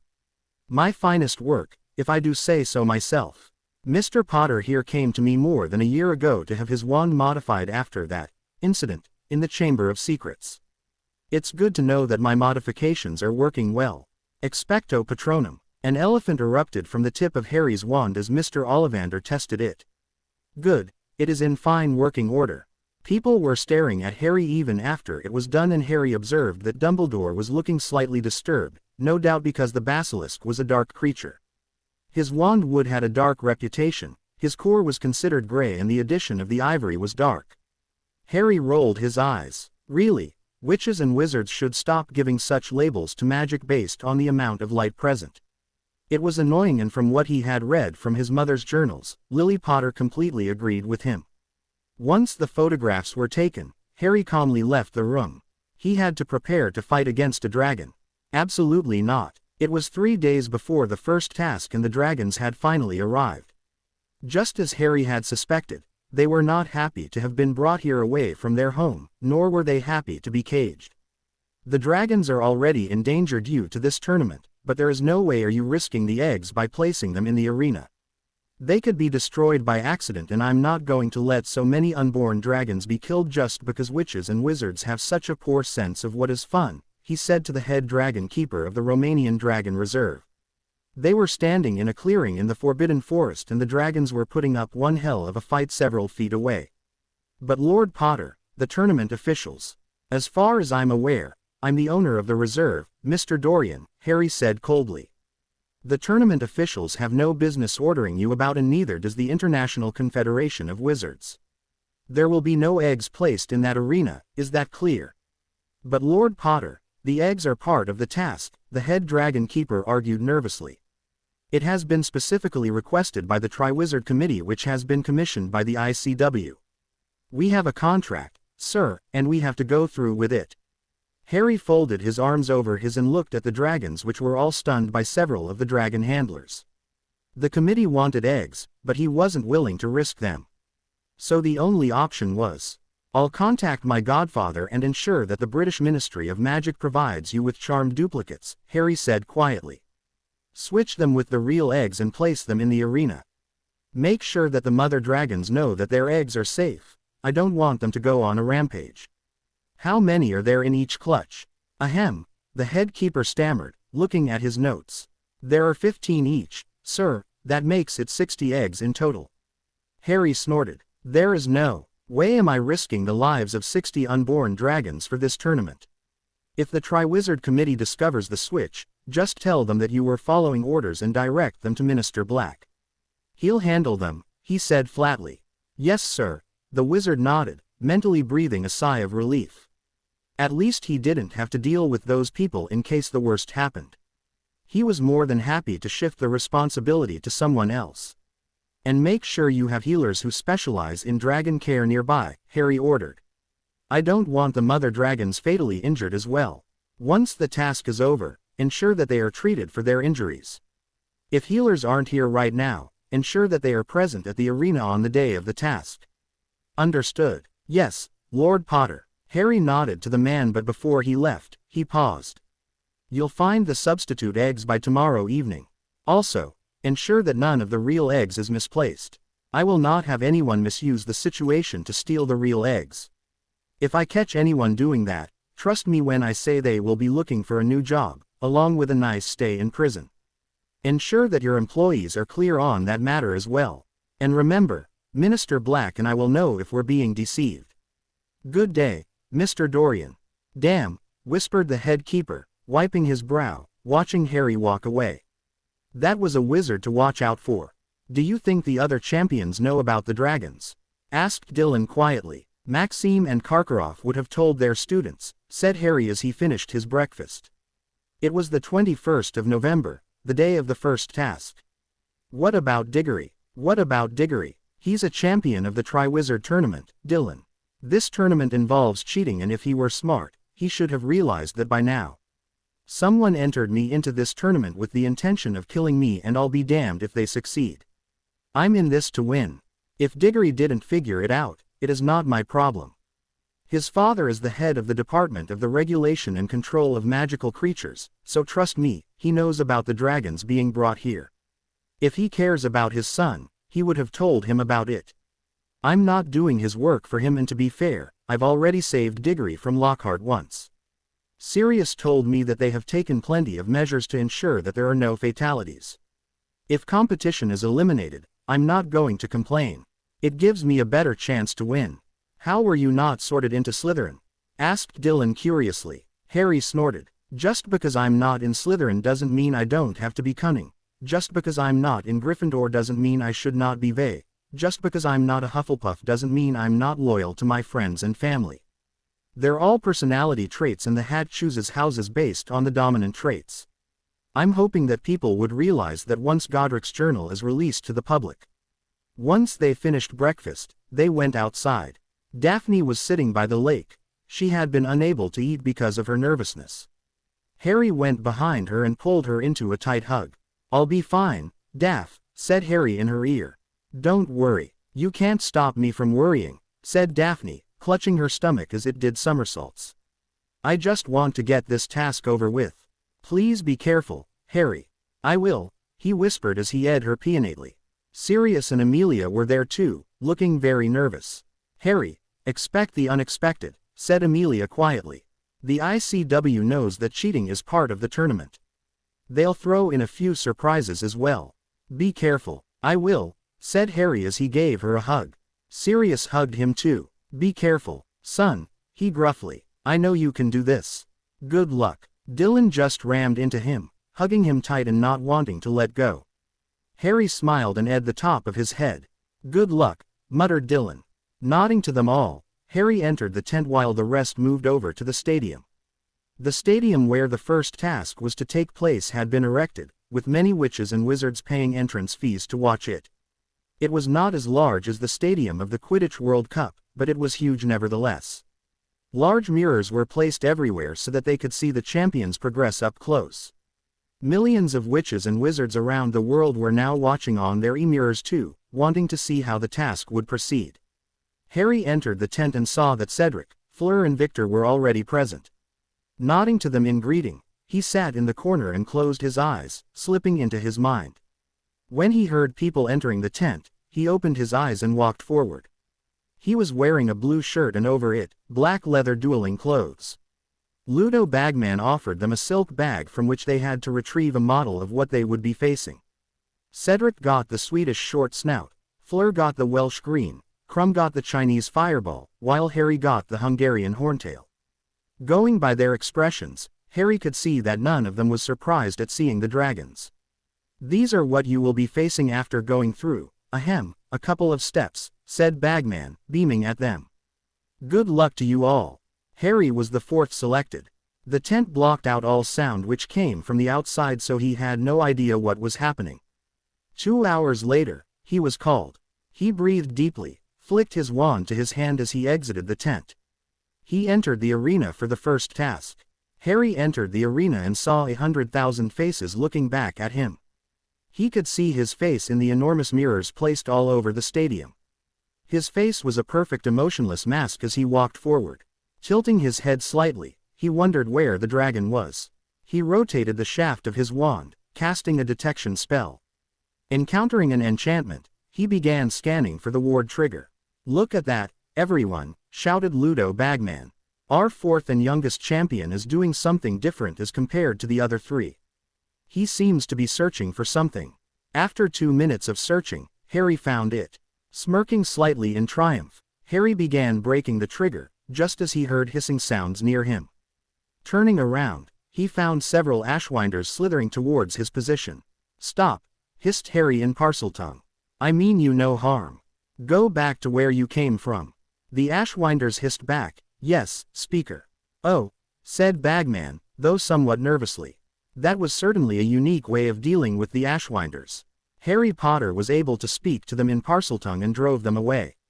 Harry searched for something in the air as if trying to grip something, and after several seconds, he found the ward grip. He had studied this type of ward in Voldemort's memories, so he knew how to break them. Holding the grip in his right hand, he tapped it using the wand that was gripped in his left. Suddenly, the air around him seemed to shimmer.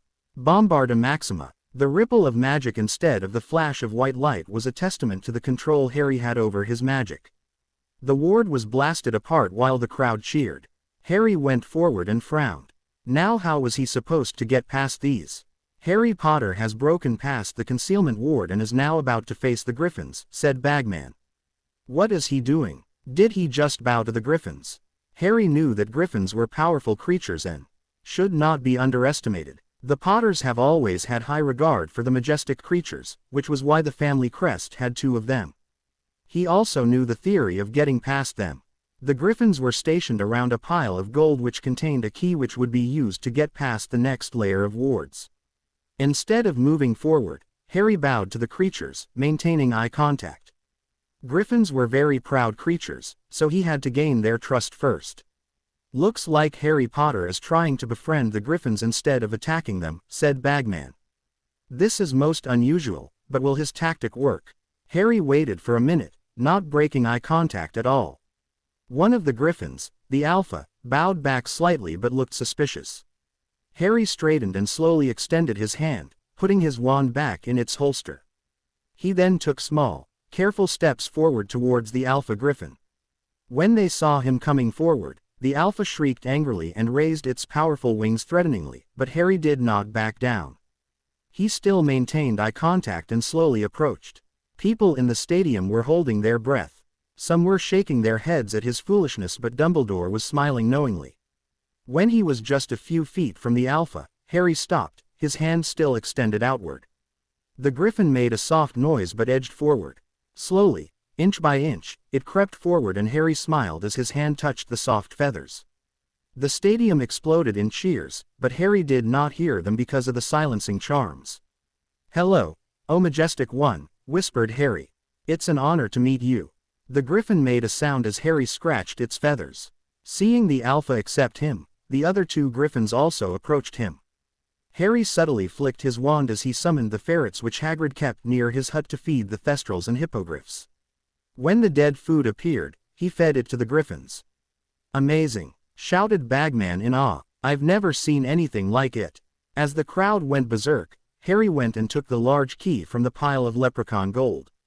He opened the ward with the key and went forward, only to be met with weird-looking creatures. "What the hell are you?" asked Harry, frowning. He was facing 3 giant scorpion-looking creatures. They were probably 10 feet long and had stingers over their backs and also had what looked like shiny armor. Harry also realized that there was no reasoning with these creatures, whatever they were. They did not possess the superior intelligence of the Griffins. Stupefy. Ripples in the air with a pale red light marked the stunning spells which left Harry's wand as they impacted the blast-ended Scroots, but the spells just reflected off the armor. Harry dived out of the way when he saw 2 more Scroots approached him from behind. The end of the Scroot exploded, but Harry had created a full-body shield in place to help him. Learning from the Dark Lord was certainly beneficial in giving Harry lots of new tricks and spells in his arsenal. Harry realized now that conventional spells weren't going to work. He knew of spells that would kill the Scroots, but he doubted that the judges would like that, and Dumbledore would call him to his office again to ensure he was not going dark. To avoid all that, Harry jumped out of the path of the Scroots again and ran in the opposite direction.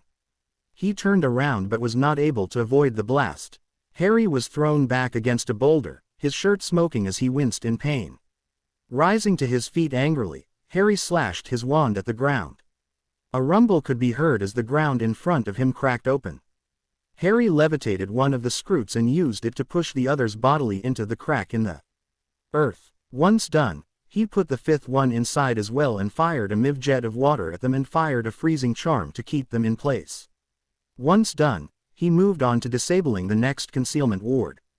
"Brilliant!" shouted Bagman over the deafening roars of the crowd.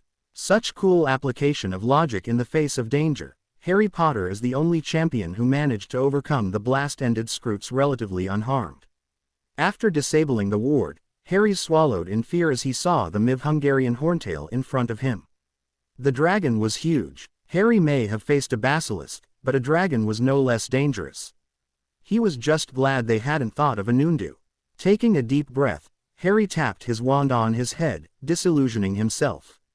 The crowd watched curiously as being invisible would not work against the dragon because of the creature's sense of smell. Harry didn't attempt that, however. He raised his wand and mentally said, Expecto Patronum. 3 enormous silvery thunderbirds burst from the tip of Harry's wand, going towards the dragon. The Hungarian horntail might be the most ferocious dragon in the world, but it could sense that the silvery creatures were not a threat to her or her eggs. The eggs, in fact, were chicken eggs enlarged and made to look like dragon eggs which Sirius had provided for the task. The real dragon eggs were safely stored in the forest for the mother dragons to come and claim them again once the tasks were done. "Oh ho," asked Bagman excitedly. "It looks like Harry Potter has conjured a Patronus, a very unusual way to get past a nesting mother dragon." As the Patroni danced around the dragon, making it happy as the positive emotions influenced it, Harry pointed his wand at the sky and said, Accio Hagrid's roosters. Pretty soon, a dozen roosters flew into the arena due to the summoning charm. Harry cast an enlargement charm on them to make them bigger and then made sure they wouldn't escape. He purposely kept them a bit away from the nest so that he could approach it with safety. He then cast charms on the roosters that made them give out an aroma that would definitely excite the dragon. He was right. With the Patroni dancing around it, the dragon was already very happy, and now it had a meal as well. It looked around, and after making sure there was nothing that could be a threat to its eggs, it went forward to roast the chickens and eat them. While it was happily feasting on them, Harry quickly went to the nest and removed the golden egg and carried it away from the dragon, and into a safe enclosure. He cancelled the disillusionment charm and the Patroni disappeared as well. The crowd roared loudly. "Look at that," yelled Bagman. "Just look at that. Our youngest champion is the quickest to get his egg, and he did it with the least amount of injuries. Is that amazing or what? Merlin, this is surely going to shorten the odds on Mr. Potter. Congratulations to Harry James Potter on getting through the first task of the Triwizard Tournament. Now, our judges have a few minutes to decide their scores." Harry was pumping with adrenaline as he walked out of the arena. Just when he turned around a corner, he was halted by a blur hugging him tightly, her lips firmly attached to his. Harry smiled as he reciprocated, wrapping his free arm around her. "You were brilliant," breathed Daphne.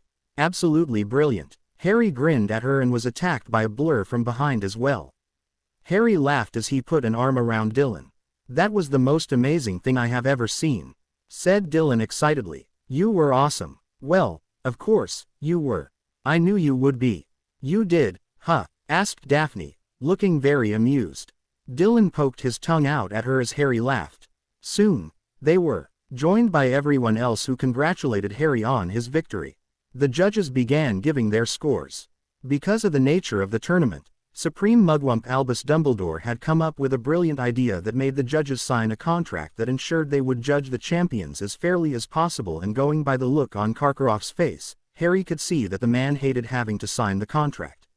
Finally, Harry's score was 48 points. Victor was in second place with 41 points, Fleur was third with 38 points while Cedric was fourth with 37 points. With an arm around Daphne's waist and Dylan holding the golden egg, Harry and his friends made their way to the castle. The first task was complete and Harry had performed admirably. "Attention everyone," said Dumbledore as he got up from his throne. It was dinner time and people were chattering excitedly over the first task which had taken place just several hours ago. "I would first like to congratulate all of our champions in getting past the various obstacles in the first task and retrieving the golden egg. The champions already know this, but the second task would be held on the 21st of February and the clue to what the task is about is for the champions to figure out. We still have 3 months for that, so let us put it out of our minds," said Dumbledore smiling. "For now, let us concentrate on something more joyful. The Yule Ball is a tradition of the Triwizard Tournament which gives us an opportunity to mingle and socialize with each other." Traditionally, he was interrupted when students, girls especially, began squealing and giggling in earnest, and Harry found it very difficult to ignore so many people staring at him. He tried to, though, as he fixed his gaze at the headmaster as though ordering him to continue. Dumbledore's beard twitched in amusement, smiling at Harry's predicament as he said, Traditionally, the ball would be open only to 4th years and above. There were loud groans and even Dylan looked upset. Dumbledore held up his hand. As I was saying, traditionally, the ball would be open only to 4th years and above, but this time, we will be allowing students of all years to take part, but let me remind you that it is not mandatory. If the 1st to 3rd year students or even an older student feels that he or she does not want to attend, they may choose not to do so. Dress robes will be worn and the ball will begin at 7 o'clock on the 21st of December, finishing at, well, that is up to you. I hope you all can enjoy yourselves. The Hogwarts Express will leave on the 23rd of December this year in addition to the 18th, so those who want to go home for the Yule holidays may do so. That's all for tonight, so chop chop. People began muttering excitedly, but Dylan was suddenly looking nervous. He turned around and saw that Harry had an amused expression on his face. "Aren't you happy that you can attend the ball?" asked Harry, a teasing smiling forming on his lips. "I guess," said Dylan quietly. "But there is a problem. I don't know how to dance." "Well," said Harry, putting an arm around Dylan's shoulders as the two of them made their way to Ravenclaw Tower. "Let me let you in on a little secret. I didn't know how to dance either until 3 years ago." "You didn't know how to dance before that?" asked Dylan in confusion. "I thought you said the ghost of Alfred Potter and the rest of the portraits insisted you go for Cleese." Harry chuckled. "I attended Cleese on martial arts, not dancing," said Harry softly. "It was a waste of time back then, but when I received an invitation to a ball at Greengrass Manor, I decided that I had to learn, so I asked Daphne to teach me." "Not ask, actually. It was more like a business deal. We even shook hands when we made the deal." Dylan laughed. "So what am I going to do?" he asked quietly. "Not to worry, I'm here for you," said Harry. "By the time the ball arrives, I will have you dancing like a pro because there are some useful spells that can help you. You'll sweep Tori off her feet." Dylan blushed, but a thought struck him. "What if Draco asks her before I do?" he asked, looking alarmed. "If he asks her before you, then you have to respect her decision," said Harry. "Otherwise, you can ask her tomorrow. Daphne is not a girl who will accept a simple, 'Will you go to the ball with me?' question. She demands to be treated like a queen and I have to ensure that I keep up with that. It's actually an annoying trait of hers, but no one is perfect, I know that I'm not. I honestly have no idea how she puts up with me. Anyway, we'll plan something for Tori too. Do you have something in mind for her?" Dylan thought for a minute as they walked up the stairs. "Actually, I do, but I'm not sure if I can pull it off." "Why fear when you have me?" asked Harry, with a confident smirk on his face. The next morning, Astoria slowly opened her eyes, listening to soft sounds coming from somewhere. Blinking, she got up and turned to her right only to gasp in shock. There was a beautiful bouquet of orchid flowers. Next to the flowers was a small puppy, looking at her expectantly as it led of soft sounds. "A puppy," whispered Astoria as she picked it up. It was a baby Krupp, a female she noticed. The forked tail had been cut off, leaving only a single tail, so she knew that it must be about 6 weeks old. It resembled a Jack Russell Terrier and looked adorable. It also had a pink bow tie with a note attached. "Dear Astoria, I wanted to give her to you as a present for Yule, but I decided now was a better time. Would you do me the honor of going to the Yule ball with me? Love, Dylan." "Ah," Astoria cooed as she petted the puppy. She had told him a few months back that she would like a Krupp as well after seeing the one that Dylan owned, and she couldn't believe like he had bought her one. That was the sweetest thing anyone had ever done for her. A large smile broke out on her face. To think he would go through all this just to ask her to the ball. Of course, she knew that Harry must have had a hand in it, but she didn't care about that. All that mattered was that she would have to accept the invitation and give Dylan the biggest hug of his life. She summoned one of the Greengrass house elves and asked it to create a bed for the puppy and give it some food. Once she was finished with her bath, she came down to the common room to wait for her sister. She couldn't wait to share this with her. As she was talking to one of her friends, she heard someone clear their throat behind her. Turning around, she saw Draco Malfoy flanked by Crabbe and Goyle as always.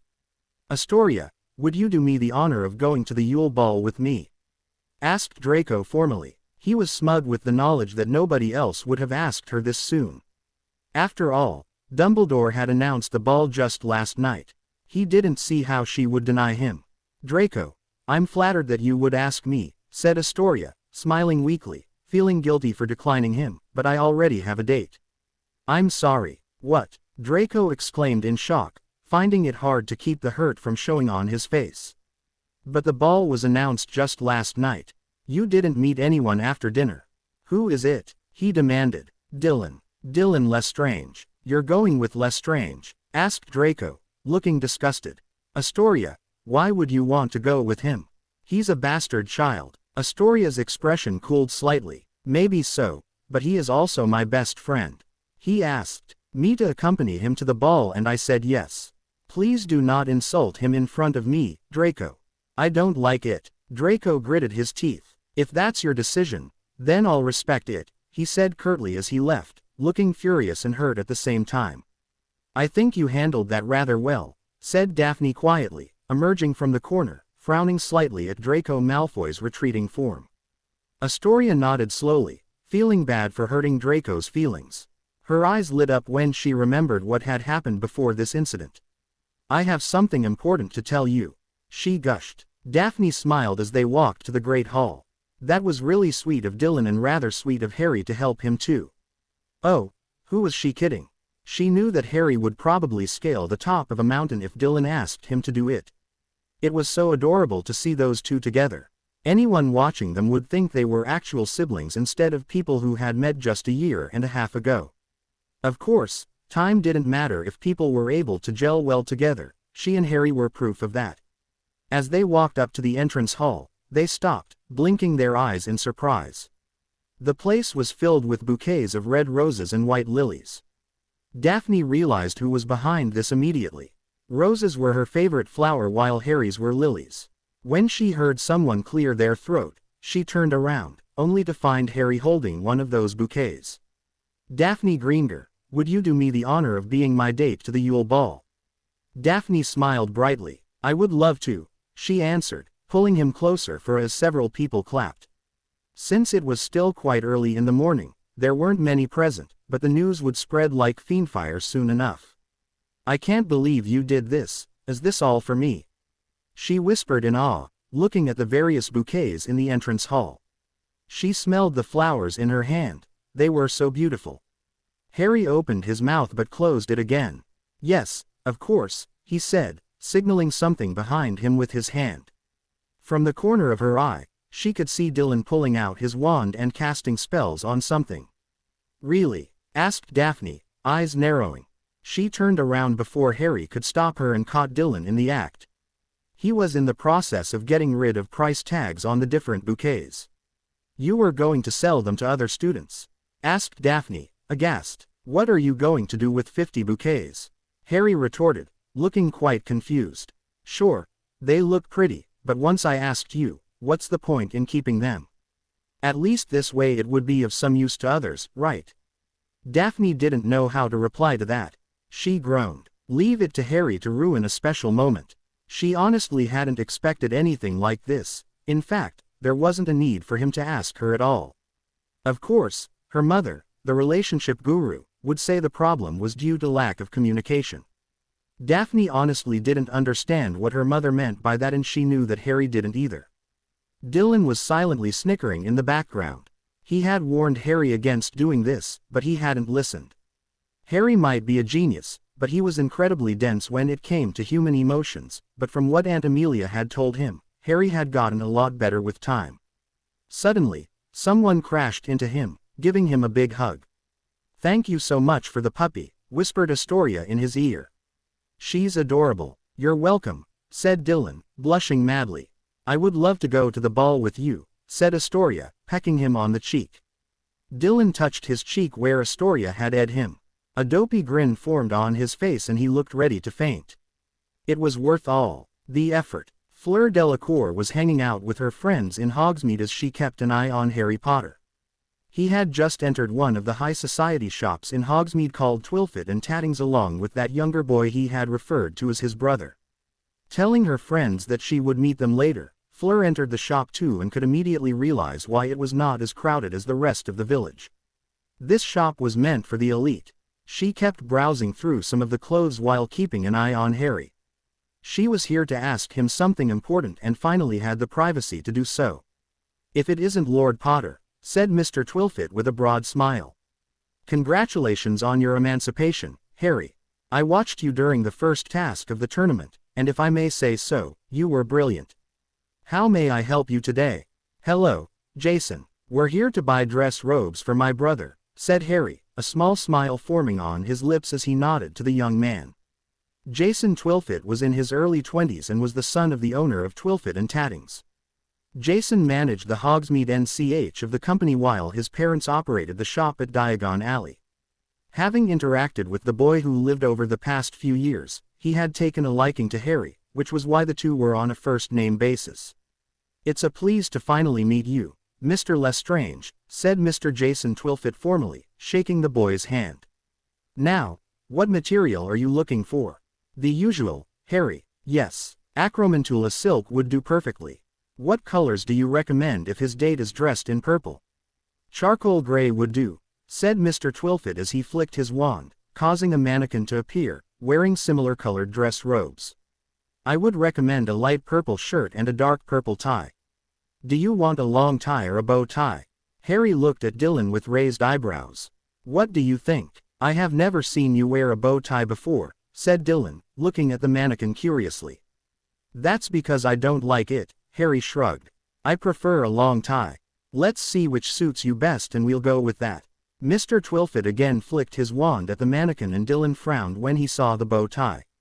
"No, you're right. I think I'll go with the long tie," he said as he observed the other one.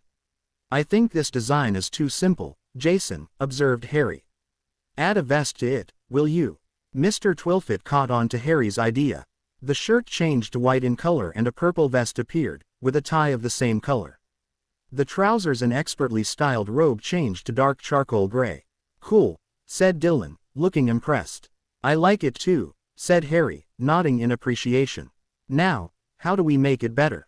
"What do you mean? It looks perfectly fine to me." "Your brother is right, Mr. Lestrange," said Mr. Twilfit with a smile. "It needs a few extra items without which it would look ordinary.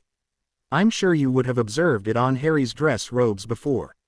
"Harry, you can't be serious. Are you sure about this? Your dress robes are very fancy and expensive," he whispered, looking apprehensive. "Trust me on this, I've done this several times before. They may be very expensive, but they last you a long time and can be recycled as you grow up.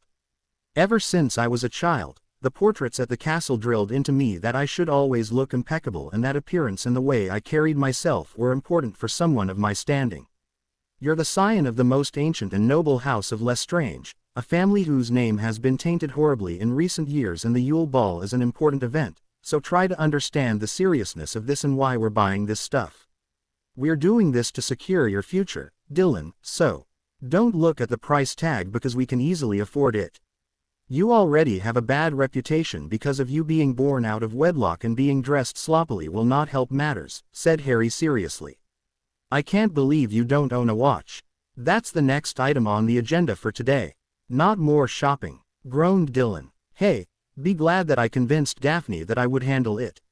If she were here, she would have insisted that you try on different materials and colors until she agreed with it.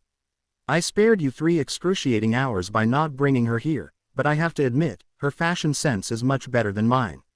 Remind me never to go shopping with her then," he shuddered.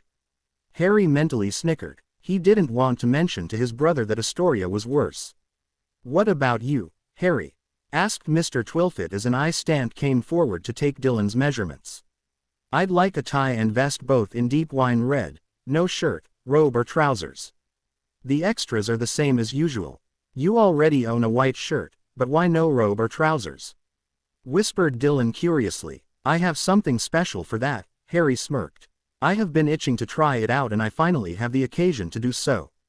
Harry. Fleur greeted him happily, deciding to finally announce her presence. "Finished shopping?" "Hello, Fleur. I didn't see you there. Are you here to buy a dress for the ball?" "Oh no, I got my dress before I left France," she replied. "I was just checking out the clothes here. I forgot to congratulate you after the first task." Your approach to getting past all the obstacles was amazing. Thank you, said Harry, turning back to the ice stand as the tape automatically measured him. You did very well too. Are you excited for the Yule Ball? Oh yes, said Fleur flirtatiously. But I still don't have a date yet, so I was wondering, would you like to go to the ball with me, Harry? Dylan blinked his eyes in shock. Surely this girl must know that Harry was already taken, right? Fleur, I'm flattered that you would ask me, said Harry slowly. But I already have a date. I'm taking my fiancée, Daphne Greengrass. Fiancée? Asked Fleur in confusion and not a little anger. She found it difficult to control her instincts. Her Veela nature demanded that she find a powerful mate, and when she did, especially one who was resistant to her allure, he was already engaged to be married. Yes, answered Harry as he gave his Gringotts debit card to Mr. Twilfit to pay for their purchases. We have been betrothed for 3 years now. I love her. I see, said Fleur quietly. I apologize for having to decline your offer, Fleur, but I won't be going to the ball with anyone else, said Harry after a pause. Daphne is the love of my life, and there is no power in the world that can change that. I'm sure you'll find someone else to take to the ball who is worthy of you. Good luck. Dylan didn't waste any time in dragging Harry out of there. He needed to find Daphne and tell her what happened. He didn't know if Harry observed the anger in that girl's eyes, but he certainly did. Were all Veela like that, or was it just her? Didn't she know that you were betrothed? Asked Dylan, not a little ticked off. The past year and a half of being with Harry all the time made Dylan really appreciate Daphne's presence in his life as well, and so he did not like it when someone did anything to make Daphne upset like that. Dylan really looked up to her, and Fleur looked like a potential problem. Well, going by her reaction, it was obvious that she didn't. It's her nature, Dylan, we can't blame her for that, said Harry calmly as they browsed a selection of magical wristwatches after buying one for Dylan. She is probably attracted to me because I'm one of the very few who can resist her allure. Now that she knows that I am betrothed, she will leave me alone. Besides, it was just a simple invitation to the ball, nothing more. She politely asked me and I politely declined. There's nothing more to it. And what if she decided to fight Daphne to claim you from her? What am I, a toy? Asked Harry incredulously. I doubt that's going to happen. Veela may be magical creatures, but they are highly intelligent. Sure, their heritage makes them more primal, but I have seen more witches and wizards who act without control than Veela. I'm actually impressed by the control she has over her powers. She is quite talented and would not have been selected as a Triwizard champion otherwise. Dylan was unusually quiet as they left the shop. After 5 minutes, when Harry didn't get a proper response, he frowned. What's wrong? He asked. Nothing. Dylan, protested Harry, turning him around, waving a hand to Wandless cast a privacy charm around them both. There are several dozen girls at Hogwarts who fancy you, if not more, Dylan whispered, looking upset. There are several more in Bobadens and Durmstrang as well, but you readily ignore all of them. You hardly speak to them unless they come looking for a conversation, but yet, you don't do anything to stop Fleur from blatantly flirting with you. Don't you see how much it hurts Daphne's feelings every time she does that? I really don't understand that. Harry frowned slightly. Why is Daphne getting so worked up over this? She's becoming more and more withdrawn as the days pee by. That's because Fleur has been flirting with you during every meal since she came to Hogwarts, and it has increased ever since the Yule Ball was announced. You haven't really noticed that, have you?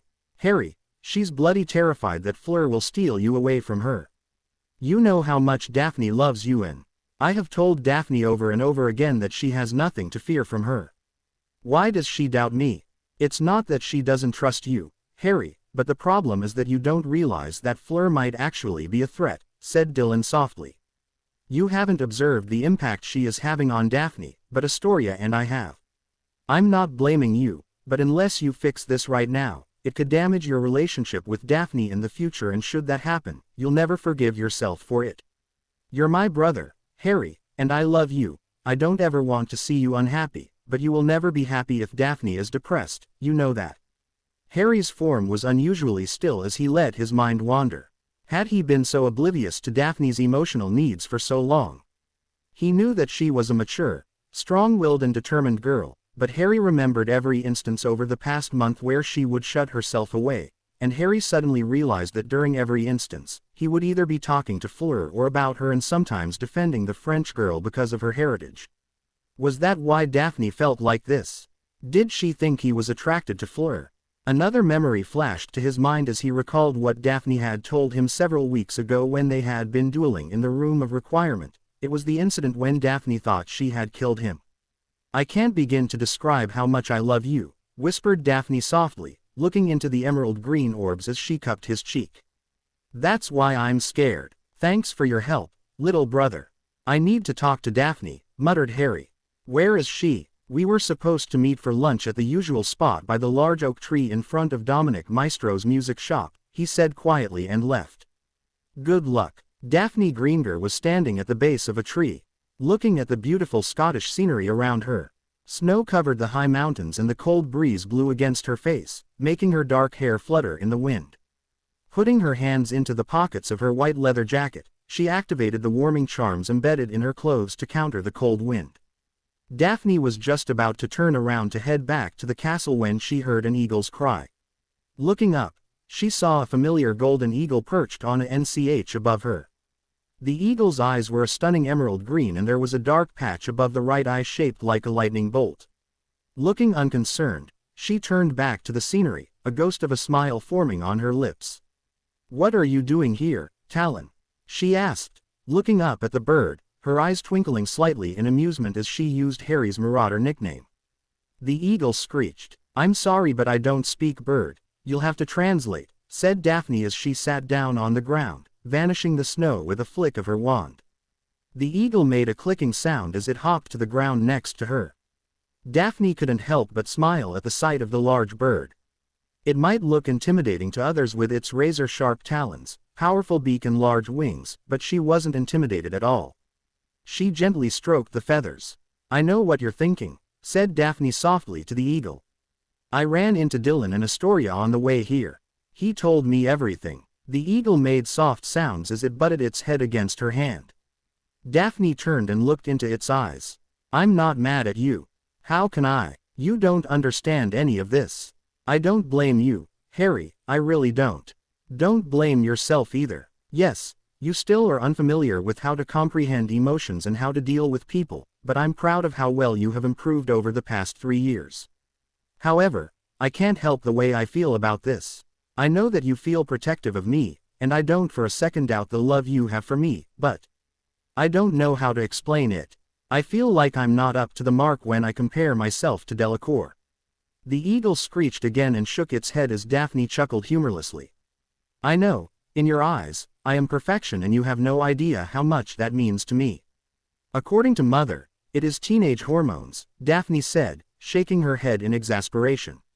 With a sigh, she continued, "Why do you let her so blatantly flirt with you, Harry? Why don't you put a stop to it?" The eagle just looked at her blandly. Looking around to ensure no one was watching, Harry shifted back to his human form and sat down, pulling Daphne to his lap. Holding her with her back to his, he said, "I did put a stop to it today. I told her that you are the love of my life and that nothing can keep you away from me. Daphne, she is not doing it intentionally, she is just following her Vila instincts. She is naturally attracted to powerful wizards and I also happen to be immune to her allure. I'm not denying that she has faults. Merlin knows, I've seen her constantly complaining about Hogwarts food and her condescending attitude annoys several people, including me. But tell me something, how would you feel if every guy you met only lusted after you? Wouldn't you wonder if you could ever be in a relationship? You already get a lot of attention from the boys at Hogwarts and they stay away because of me. Just think about the increased attention you've received from boys from the 2 foreign schools over the past month and a half. What if we had not been betrothed? Just imagine how your life would have been with boys trying to get into your pants because of your looks and also for your title and money. Can't you see where she is coming from? I can understand her position. With me being hailed as the boy who lived. As for her being attracted to me, well, I'm not tooting my own horn or anything, but she is hardly the only one. I've told you over and over again that I'm not interested in her and that I deeply love you. Why is that so hard for you to understand?" Daphne turned around and wrapped her arms around his neck, burying her face in his shoulder. Smiling slightly, Harry wrapped his arms around her, gently running his fingers through her long hair. "What do you see in me?" she asked, pulling back, looking into his eyes. "If not for the betrothal contract, you would never have spoken to me. Maybe you would have found someone better. You still have that opportunity, but you don't use it." "Why?" Gently cupping her cheek, he nuzzled his face against hers. "Because you are perfect," he said softly in her ear. "You, Daphne, are everything I could ever want in a girl. No one would understand me better. You helped me discover parts of myself I have never known before. I have always suppressed my emotions because of my natural occlumency barriers, not to mention what happened with my relatives, and when I came to Hogwarts, I had no idea how to comprehend the new emotions I was feeling. You entered my life and made me feel emotions which I could not understand. I saw a young, very intelligent, beautiful young girl who could keep up with me. I saw a girl who was not afraid to argue with me and tell me when I'm doing something wrong. I saw a girl who was smart enough to use a mirror to check for threats so that she didn't die by the stare of a basilisk. I saw a girl who didn't back away from me even though she was petrified and nearly died because of her relationship with me. If anything, she stuck even closer to my side after that incident in order to do her best to keep me safe. I saw a powerful and talented girl who mastered the Patronus charm at the age of 13, enough to help me drive away 300 Dementors. I saw a girl who stood by my side when the entire country was shunning me because of my talent of being able to speak to SS. Not once did she step away from me, always giving her undying support which I badly needed back then. I saw a girl who came by to help a traumatized young boy, even after she found out the said boy was the son of one of the most dangerous Death Eaters in the country, just because her fiancé said so. I saw a girl who patiently explained what love was to a 13-year-old boy who had never understood that emotion. I saw a girl who taught me how to dance even though you never had the obligation to do so. I saw a girl who took the responsibility of looking after my godson when I could not, forming a bond with the child because of his relationship with me. I saw a girl who formed a deep bond with a young boy when she realized how much Dylan meant to me. I saw a girl who was traumatized beyond belief when she realized that I could die when my name came out of the goblet of fire. I saw a girl who cursed Marietta Edgecombe in the face when she called me a cheat in public, willing to evade detention for doing so. I saw a girl who was so talented in charms that I know that she would be known as the Queen of Enchanters one day. I saw a girl whose heart is so filled with love for me that she can't stand to even think of losing me to someone else. I saw a girl who I'm so completely in love with that I can never imagine living my life without her. Tell me, Daphne, when I see all this, why on earth should I even bother looking at someone else, Vila or not? Daphne hugged him tightly, her face buried in his neck, her form trembling. Harry rocked her back and forth as he calmed her down. Looking back at him, she leaned up and gently and lovingly captured his lips, ing him. Peonately, pouring all the love she felt for him. After a minute, they broke apart, their foreheads touching each other as they gazed into each other's eyes. A heartfelt confession for someone who says he suppresses his emotions, said Daphne teasingly as she placed light S along the side of his face. You know that I would go to the ends of the earth to make you happy, said Harry quietly. Letting my emotions take control for a while is a small price to pay as long as you are happy. Well, I certainly appreciate the gesture, said Daphne. I love you too, Harry. I'm sorry for reacting the way I did. I promise you, it will never happen again. Good. And I promise to keep my jealousy in check too. Now, how about we go on a date? Where? Why do you shop so much? Cried Dylan. Don't you have enough already? I'm not buying these only for myself. These are gifts I need to give to everyone for Yule, said Astoria defensively. The next time I volunteer to shop with you, would someone please confine me to the hospital wing? This is torture. Astoria laughed. Oh, all right you big baby. Let's take a break. Look, Madame Puddifoot's tea shop is just around the corner. What's that? Do they serve good pastries? They do. The older students go there for a hem anyway, the pastries are quite good. Come on. As long as I get to eat, I'm fine with it. They entered the shop and Dylan raised his eyebrows. The decorations were all pink and frilly and his eyes widened. Tori, don't you think it's a little inappropriate to come here when we're not dating? He asked, blushing slightly. Is that an invitation for a date in the future? Asked Astoria coyly as they took a seat. Is that what you're saying, Dylan? Dylan's face turned pink and glared at her when he saw her snickering. Suddenly, he groaned and buried his face in his hands.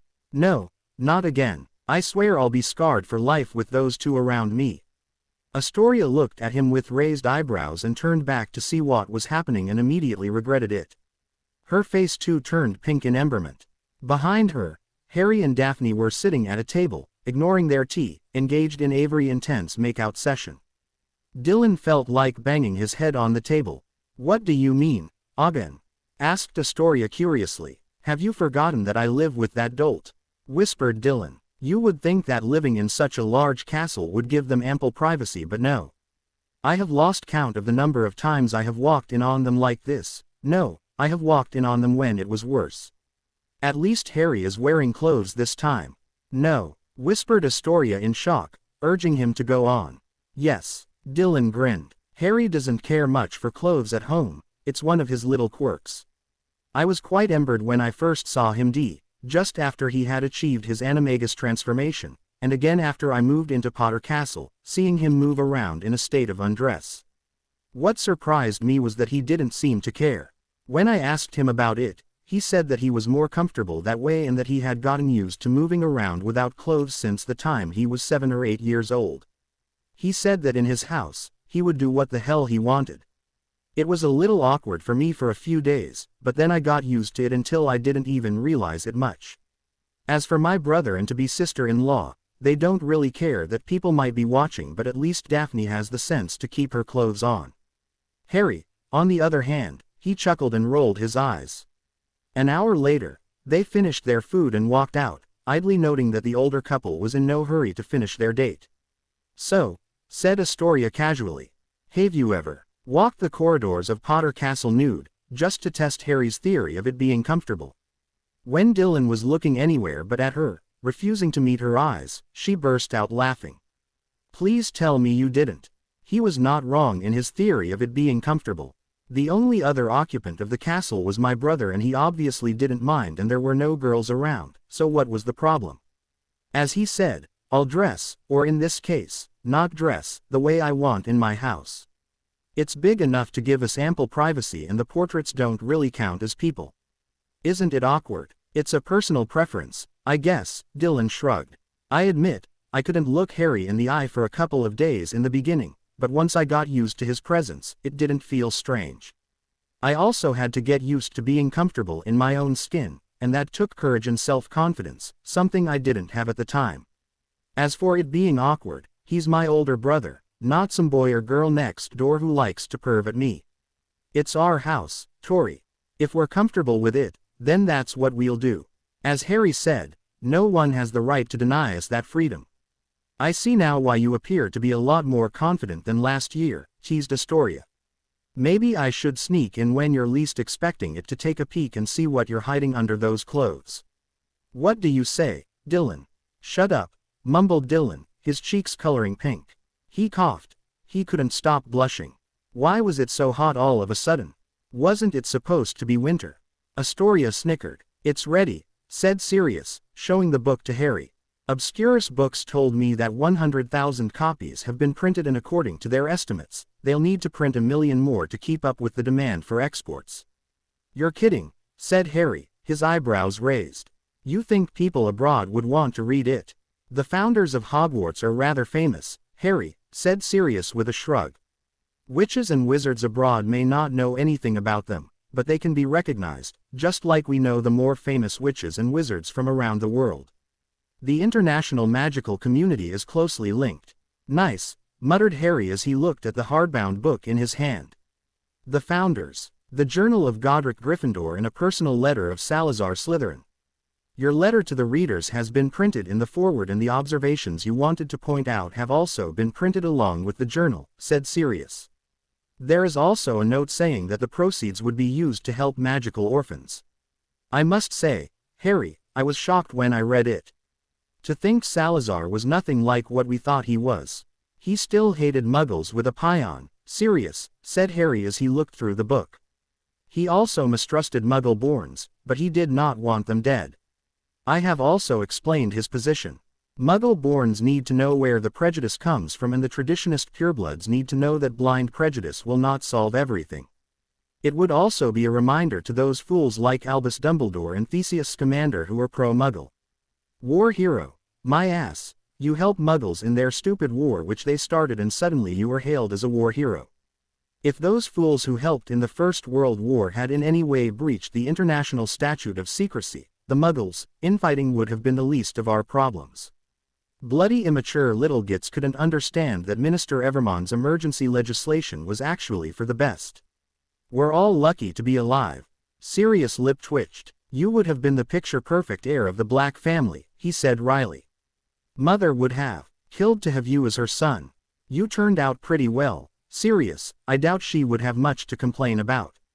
Any luck with the locket? No. I have searched every place I thought Regulus might have kept it, but no luck. All the Black homes have been searched, and I went to Gringotts personally to check the Black family vault to see if he had kept it there before he died. I'm at a loss at what to do because I do not want to involve anyone at the ministry about something so delicate. If Voldemort hears even a whisper about this. I know, said Harry as a flicker of emotion ped over his face. Anyway, said Sirius, standing up, we have an appointment with the Department of Mysteries. Let's go. Getting up, Harry walked out of the office of the Minister of Magic on level 1, and the golden lifts took them to the floor of the Department of Mysteries. The place was deserted and their footsteps echoed on the polished floor. When they reached the door, Sirius pressed a rune and opened the door. You'll have to stick close to me, he said sternly. Don't wander anywhere else because I would then be forced to obliviate you. Understood. Yes, Godfather, replied Harry promptly. They entered a reception area where they found a woman sitting at a desk. Minister Black, she said respectfully. Lord Potter will have to sign here, please. Go on, said Sirius. After Harry signed the sheet of parchment, he was led through a series of doors until they reached the Hall of Prophecies. Thousands of little spheres were sitting on stands, and they walked until they reached row 97. Harry slowly picked up the GL sphere and tapped it with his wand. A mist was seen inside the sphere as the form of Sybil Trelawney spoke. The one with the power to vanquish the Dark Lord approaches, born to those who have thrice defied him. Born as the 7th month dies, and the Dark Lord will mark him as his equal, but he will have the power the Dark Lord knows not, and either must die at the hand of the other, for neither can live while the other survives. The one with the power to vanquish the Dark Lord will be born as the 7th month dies. Sirius bit his lip. Well, he said slowly. Things just got murkier. The book on the Founders had been a sensation. Many people had bought the book out of sheer curiosity, as they wanted to know what was so different in the book from what they knew of the Founders. But when they started reading, only then did they realize how they had been targeting the wrong man for more than 1,000 years. Most were astounded how caring Salazar Slytherin was, as described by Godric Gryffindor himself. There was also an outpouring of sympathy for Godric and Salazar as they realized that the Muggles had essentially destroyed their families. When they read Salazar's letter to his descendants, people were shocked, as here was proof that Harry Potter was indeed the descendant of the founder. The boy's eyes and those of his deceased mother had always been unique, and how else would he have gained access to the letter if he wasn't the heir? Blood magic could not be faked.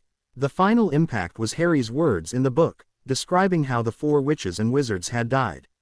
This had very much destabilized the preconceptions people had about the Founders and the stereotypes of the 4 houses. How could Hufflepuffs be called duffers when the founder herself chose the path of a warrior when needed? It showed that while Rowena was extremely intelligent, she too was prone to heartbreak and died in misery.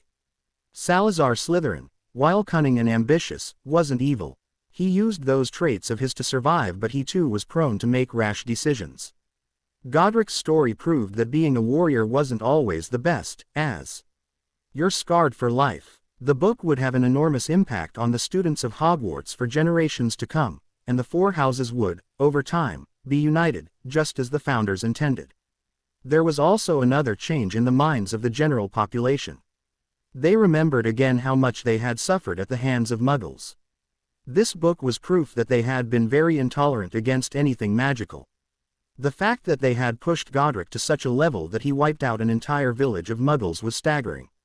Very few felt sorry for those dead muggles. They had brought it upon themselves and their punishment was just. Hogwarts itself was a mess. Every time they entered Hogwarts, students of the other two schools could see students and teachers alike holding the book on the founders, the white cover quite distinctive. Harry had noticed Dumbledore giving him speculative looks, but the headmaster had surprisingly not called him for a meeting. He had expected it because the book clearly mentioned Voldemort's ancestry and also about the bloodline of Lily Evans. Harry had also tried to bring down the stigma attached to Parseltongue by supplying the true history of the language. Parseltongue was considered a very sacred language in magical India where it originated, and it had spread throughout the world thousands of years ago. It was because of her Poe the Foul that the language of the serpents gained a negative stigma in Europe, and Voldemort hadn't helped matters at all. The winter session of the Wizengamot had proceeded smoothly, in Harry's opinion. He had revealed his position as Lord Slytherin to the Wizengamot, but it hadn't been as bad as Harry had expected. The book had certainly taken care of any horrible reactions which the declaration would have caused. Some of the traditionalists who Harry knew were former Death Eaters questioned his claim, saying that it was fake. They were proven wrong by a unique test for family magic, confirmed both by the Department of Mysteries and Gringotts. They were certainly not happy, but they had no choice but to accept it. Harry had forwarded the documents to the Wizengamot Administration Services, which made Lord Cyrus Greenger the proxy for the most ancient and noble house of Slytherin. At Hogwarts, many had been quite surprised by Harry's position as Lord Slytherin. Severus Snape had not even reacted to the news, but his response was more subtle. Even though the more direct insults had reduced since Harry had threatened the man at the beginning of last year, his snide remarks had not stopped. This time though, he completely ignored Harry in Potions CL. Most of the Slytherins were happy because Harry was a regular at the Slytherin table, and it also helped that Harry got along best with the Slytherins as compared to the other houses. Some did not like it, not wanting to believe that the Dark Lord was not the heir of Slytherin as he claimed, but there was nothing they could do. Harry wore the Slytherin family ring and his declaration had been verified. The Hufflepuffs were smug in their knowledge that their founder had stepped up to the role of a warrior when the situation dictated it, defeating the Dark Wizard and saving Hogwarts in the process. The Ravenclaws were very united in their sympathy for both Rowena and Helena, after the latter had revealed herself and explained what had happened 1,000 years ago.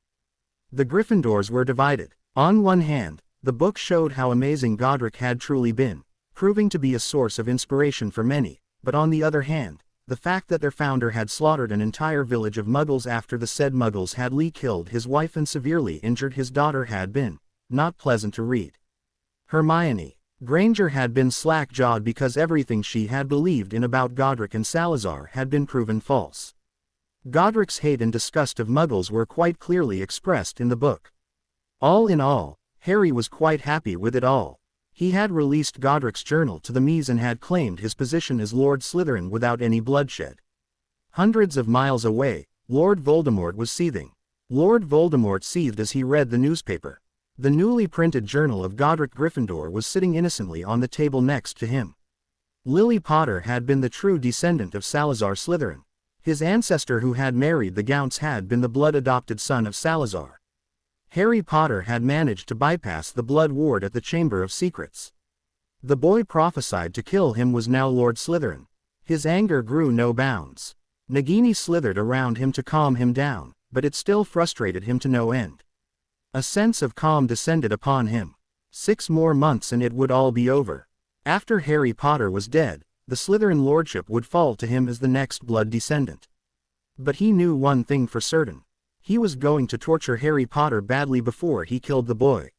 "My lord, I have more information on Harry Potter," said Rookwood, kneeling down. "I think you'll find this particularly interesting." Voldemort's red eyes narrowed as he listened to the report. This was unexpected. He might have to tweak his plans for the future. "You are going to start getting dressed now?" asked Neville, aghast. "Neville's right," said Theo, looking stunned. "The ball is 3 hours away. We need that time to get ready," snapped Tracy, glaring at Theo as she and Susan went to their respective dormitories. "Unbelievable," muttered Theo. "Any idea who Draco is going with?" asked Dylan quietly. "Pansy Parkinson," said Blaise in his usual monotonous tone, smirking slightly. He was quite pissed off when Astoria said she already had a date. Nice job of asking her, by the way. The news spread throughout Slytherin House and some actually wanted to ask you tips on how to impress their dates. Surprising that they would want to ask a 12-year-old boy for ideas. Dylan blushed but smiled nevertheless. I'll see you guys at the ball, he said and made his way to the Ravenclaw table. Where are you going? To get ready for the ball, replied Harry blandly. Harry, why do you need 3 hours? Asked Dylan incredulously. The older boy simply stared back, looking slightly bewildered. I was told that every girl who was attending the ball had already gone to their dorms to get ready, and I figured Daphne might have done the same. As a good fiancé, I thought it was expected of me to help in any way I can. Dylan snickered. Even if she's in the shower? He asked cheekily. His eyes widened in surprise when he saw a faint blush appear on Harry's cheeks. This was a spectacle he had never witnessed before. Harry, are you blushing? No, said Harry calmly, having regained control of his emotions. He did not want to reveal to his brother that lately, he had been having plenty of dreams of Daphne in the shower with him. No, he wasn't about to confess that secret with the tea in front of him or anyone else for that matter. Playfully ruffling Dylan's hair, Harry walked towards the room of requirement where he knew Daphne was. Doing his best to push the images of Daphne in the shower far away from his mind and adjusting his trousers, he paced 3 times in front of the blank wall and once the door appeared, he entered. What he saw took his breath away. Harry stood with his back to the wall, lips parted slightly as he observed the spectacle in front of him. It was the most beautiful sight he had ever seen in his life. He watched his fiancée, a fond smile on his lips, love and respect shining in his eyes. Daphne Greengrass was currently locked in a furious battle with 5 advanced dueling dummies, with the best the room of requirement could throw at her. Her usually styled hair was a mess with strands falling over her face. Her hand was a blur as she slashed her wand repeatedly, non-verbal curses and charms flowing easily from her wand, dancing around the incoming spells. While Daphne wasn't really that good at transfiguration like her fiancé, she compensated that weakness with creative use of different charms at her disposal. Similarly, Harry's weakness was that he found it difficult to fight in a closed environment. Battle transfiguration at its best would be useful when it was an open area. However, both of them had a certain trait to their tactics which made them powerful duelists. Both of them used their body movements to the best possible extent. Daphne, a well-trained dancer for several years, was quite graceful on her feet as she used her moves to dodge the incoming spells, making her movements unpredictable to her enemy as she finished them off. Harry, on the other hand, a student of martial arts, used his body to dodge the spells with the least amount of movements while he attacked in different directions, cutting off any room for escape. Both of them relied heavily on acrobatics to win, their movements wide and powerful. The problem with both their tactics was that while their spell work was very aggressive, it was possible for them to tire quickly. To combat this weakness, Harry usually switched to dark, destructive curses in closed environments, his spells quick and straightforward. Dylan, on the other hand, preferred a more balanced approach. He dodged too but didn't rely on acrobatics to win against his opponents. He preferred the method Amelia had taught him where he would use his opponent's weaknesses against them and take them out with precise movements. He defended himself against the alts until he spotted their weaknesses, and by this time, his opponents would tire themselves out, too weak to defend against the precise blows launched against them. This required observation skills, which Dylan had developed quite well under the careful eye of his aunt. This method was also what Albus Dumbledore employed. There were other combat methods too. Voldemort, for example, always went on the offensive, and due to the rituals he had done, he had enough power to constantly launch deadly attacks without fearing a drain on his magical core. His movements were too quick, unpredictable and random for the Dark Lord's enemies, making the duel quite one-sided. Very few stood a chance against him, which was why he was so highly feared. Harry watched with a proud smile on his lips as Daphne managed to overcome the spells cast by the dueling dummies. Wanting to surprise her, he cast a disillusionment charm on himself and waited. Daphne gracefully dodged the spell cast by the last practice dummy. A jet of white light flew from the tip of her wand and pretty soon, the dummy exploded into dust. A slow smirk formed on her lips as she observed the destruction around her. She had been practicing on level 4, which was a higher degree of lethal spells. Just as she wiped her face with a wet towel, she saw from the corner of her eye a spell coming towards her. Acting on instinct, she dropped the towel and flicked her wand at the spell. The incoming spell was caught at the tip of her wand and flung back at the caster. "This won't work, Harry," said Daphne, smirking as Harry's disillusionment charm came unraveled. "Do you think I can't recognize your style?" Harry smirked too. Circling each other like a pair of wolves, the couple assessed each other's strengths and weaknesses. Both their backs were erect, their breathing slow and even, eyes calm. Their wands were ready and pointed at the other, their right foot edged forward and left arm raised slightly for balance. They were ready to attack. Flashes of spellfire dominated the room of requirement as the room became smaller with every minute they dueled. With both of them relying on acrobatics and large areas to win, they had to practice dueling in a small room to get over that particular weakness. 10 minutes later, with both of them panting heavily, they stopped as they observed each other. 5 seconds later, with surprising swiftness, Daphne conjured a powerful jet of water at Harry, just as Harry conjured fire. Due to the spells clashing together, the water evaporated, creating steam, making them unable to see the other. Spells were flying in all directions and there were grunts of pain and squeals of surprise. When the mist cleared, both were on the floor, with Daphne on top of her fiancé, grinning happily, their foreheads touching each other. "I think this is the best duel we've had yet," breathed Harry, not able to look away from her, taking in every detail of her face. There were small cuts on Daphne's face, but he honestly didn't care. They would be healed, of course, but it somehow made him fall even more in love with her just by looking at her in this state. "You must be the only boyfriend in the whole world who likes scars on his girlfriend's body," said Daphne as she bumped against him playfully. "How did you know what I was thinking?" asked Harry in surprise. "I'm your fiancé. I spend nearly all my time with you every day and have done so for 3.5 years. After spending so much time with you, I don't need legitimacy to know what you're thinking." Harry smiled faintly as he got up, pushing her off him. "You're crazy, you know that," he said playfully, ing her fingers delicately. "Instead of preparing for the ball like everyone else, you're here practicing against the dueling dummies. Have I ever told you how much I admire you?" Daphne shook her head slightly in fond exasperation. What did she have that made Harry respect her as much as he did? She looked up to him, yes, but that was because Harry was essentially her teacher. Sometimes, she would never understand what went on in that big inn of his. Ing him sweetly on the lips, she got up. "Come on, get up. We need to take a shower and get ready for the ball." Harry's cheeks tinted pink as he watched the room shimmer around them. A bathroom with 2 doors formed around them. He watched Daphne open one of the doors and enter. His heart began beating faster as he imagined Daphne in the bathroom. While it was true that she had seen him nude before, he had never seen her without sufficient clothes on.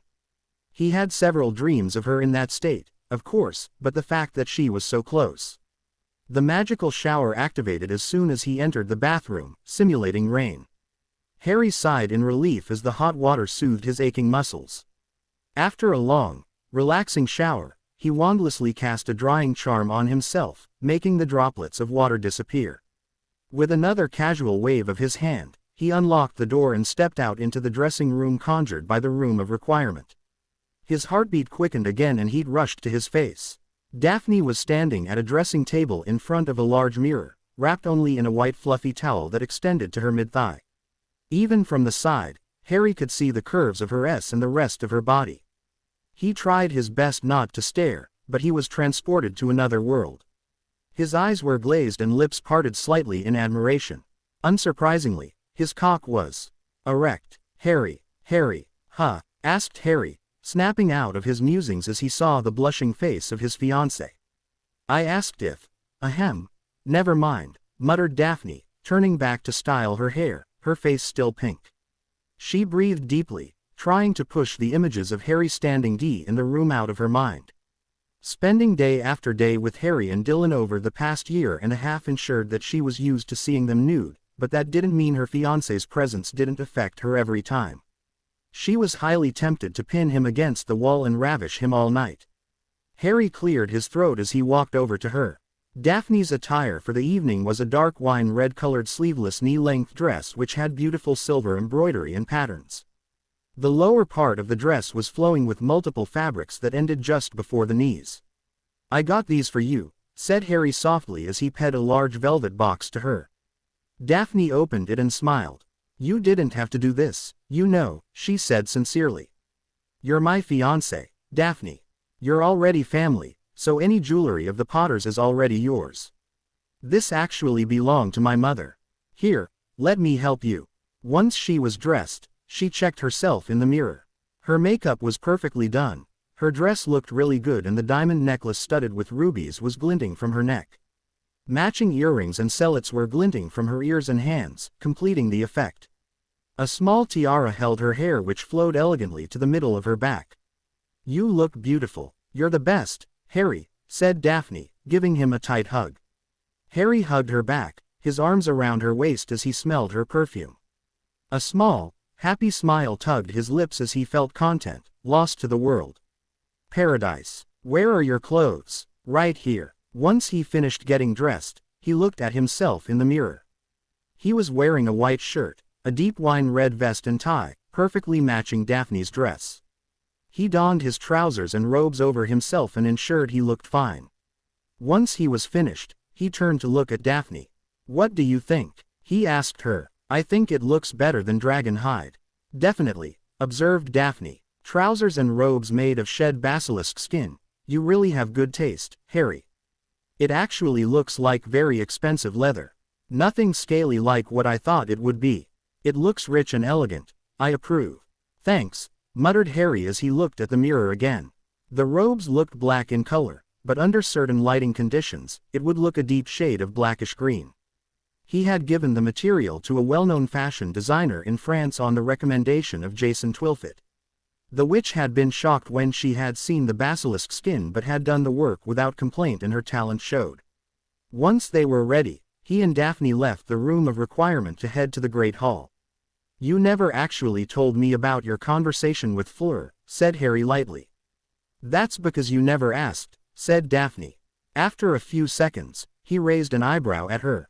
Daphne shrugged. "You were right in that she felt attracted to you because you were powerful and could resist her allure. I told her that you and I share something special and she backed off. She's not what I envisioned, actually. After you spend more time with her, you'll see that she has a mask in place. We talked for a while and realized we had similar interests, though I could do without the constant GG-ing of her school." Just walked into the entrance hall, they saw Dylan and Astoria emerge from the dungeons. Dylan was dressed in the dress robes he and Harry had bought in Hogsmeade and Astoria was wearing a purple dress. "Looking good, Tori," said Harry with a teasing smile on his face. "Oh, I guess you too, T." Dylan rolled his eyes. "Thanks for the compliment, egghead," he said wryly. "What are you wearing?" "Dragonhide. Basilisk skin," Harry smirked. "Like it? I've already commissioned one for you." Dylan blinked his eyes a few times. "It looks really good," he said slowly. "But I have to say it is nothing like what I expected, not scaly at all." "That's what I said," said Daphne, nodding. After a minute, the couple was joined by Cedric Diggory, Cho Chong, Fleur Delacour and Roger Davies. When Victor Crumb and his date arrived, Harry was surprised. He had certainly not expected that. He wasn't going to let his personal issues get in the way, but hopefully, he would be able to avoid her for the rest of the night. If Daphne was surprised at seeing Hermione Granger there, she certainly didn't react to it. When it was time, Professor McGonagall ushered everyone but the champions inside the Great Hall. When the clock struck 7, the doors to the Great Hall opened and the four couples walked in, Cedric and Cho first, followed by Victor and Hermione, then walked in Fleur and Roger Davies and finally, Harry and Daphne. The Great Hall was beautifully decorated, and it had also been magically expanded to 3 times its size, so was very large. Along with the heads of the 3 schools, there were also heads of several different magical governments present, along with the Triwizard Committee and other members of the International Confederation of Wizards. The walls of the hall had all been covered in sparkling silver frost, with hundreds of garlands of mistletoe and ivy crossing the starry black ceiling. The house tables had vanished. Instead, there were hundreds of smaller, lantern-lit ones, each seating about a dozen people. When Harry caught his godfather's eye, Sirius winked at him and smirked. Harry's cheeks turned slightly pink, but he was able to regain control soon, making Sirius chuckle. The teenager obviously still remembered the talk they had the past summer. As they neared the table reserved for the champions and other important people, they all sat down for dinner. The great hall was abuzz with chatter as people began ordering food using the menu cards. Harry had to give it to Dumbledore. This arrangement for dinner was much better in his opinion. At the champions' table, Hermione and Victor were talking about their respective schools, but Harry couldn't hear the rest. It didn't matter though, because he and Daphne stuck to Sirius and Amelia the whole time as they spoke to very important politicians and ICW officials from around the world. Even Albus Dumbledore, as Supreme Mugwump, took to introducing Harry to various officials who wanted to meet the famous boy who lived. An hour later, everyone had finished dinner, so Dumbledore vanished most of the round tables in the hall, leaving only those in the corner which now served drinks and desserts. As the champions moved towards the middle of the hall, Daphne noticed that even though they had been invited, there were only a few dozen students from the first to third years. It looked like most of them had gone home for the holidays. Just as the band began playing music for the champions, Harry put one hand on Daphne's waist, the other holding her hand. Staring into each other's eyes, Harry remembered just 3 years ago when he and Daphne were in a similar position, with her teaching him how to dance in an abandoned CL room. Their relationship had deepened since then, transforming from being acquaintances to friends, to best friends, and now to be the love of each other's life.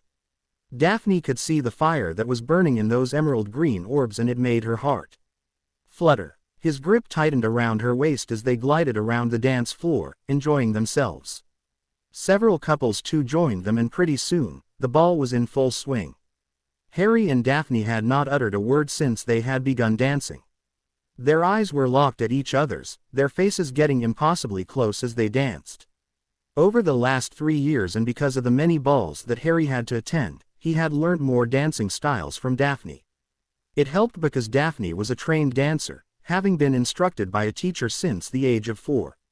Harry spun her around and dipped Daphne in full view of everyone, his lips just barely touching hers.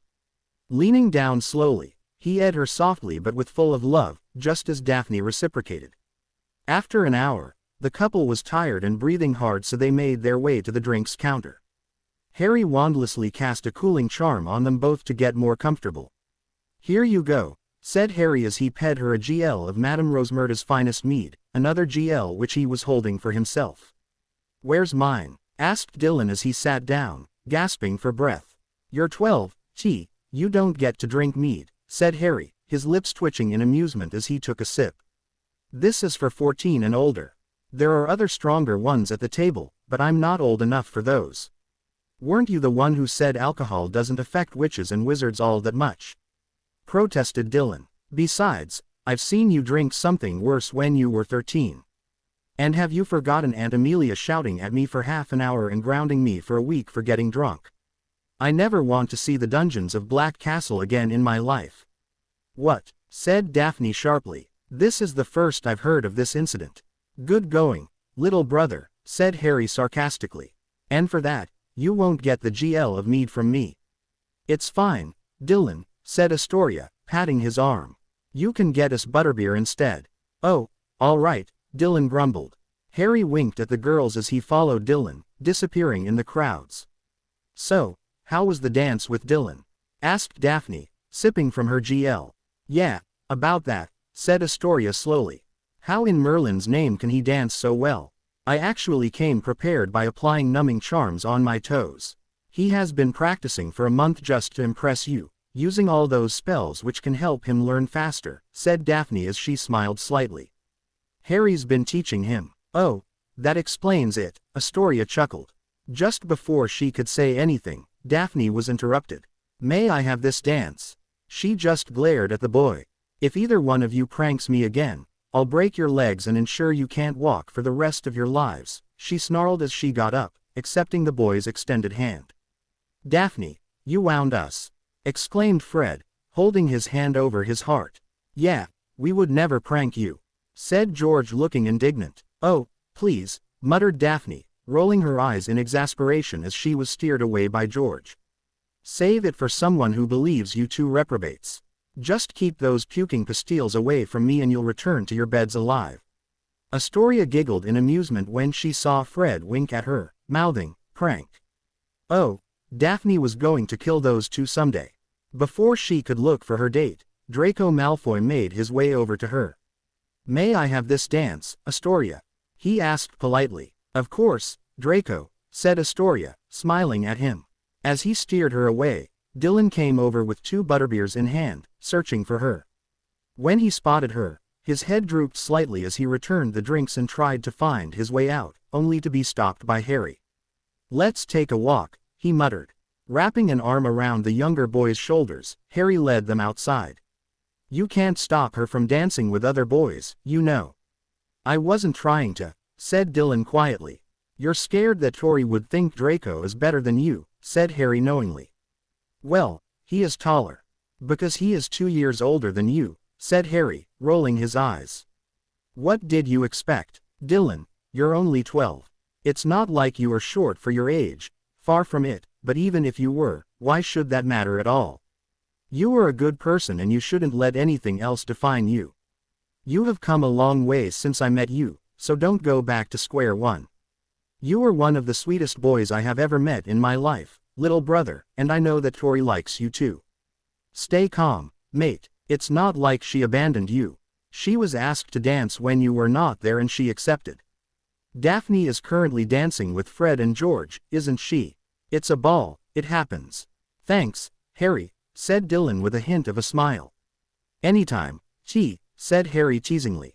"Now come on, let's get back inside." "Egghead," muttered Dylan. "Moron," fired Harry. "Jack, dimwit, nitwit, nincompoop. That's the same thing." "Wait, is it? Who cares?" The Great Hall cleared out after several hours, with the ball finally ending at 2 in the morning. Those who remained after midnight were mostly couples who were slow dancing. That was certainly something Harry enjoyed. Dylan and Astoria had headed back to their dorms sometime before midnight as they were too sleepy.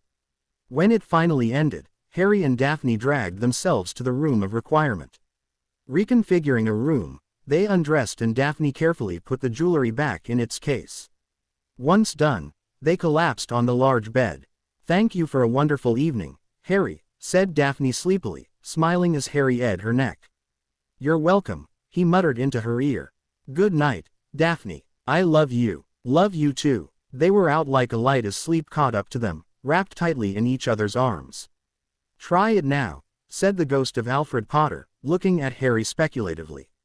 "Remember, don't crush it this time, but chop it finely. Let's see if this technique works." Harry nodded, taking a deep breath as he stirred the potion in the small cauldron. Chopping the gillyweed, he dropped it in the cauldron, waiting with bated breath. After 10 seconds, the cauldron exploded, the shields holding tight as it contained the spill. "Well, that was my 25th attempt, not counting the initial stages," said Harry, his face impiv, but his eyes a darker shade, showing how frustrated he was. "That's more than 50 cauldrons of blown up. Maybe I should just go with the regular gillyweed or bubblehead charm and be done with it."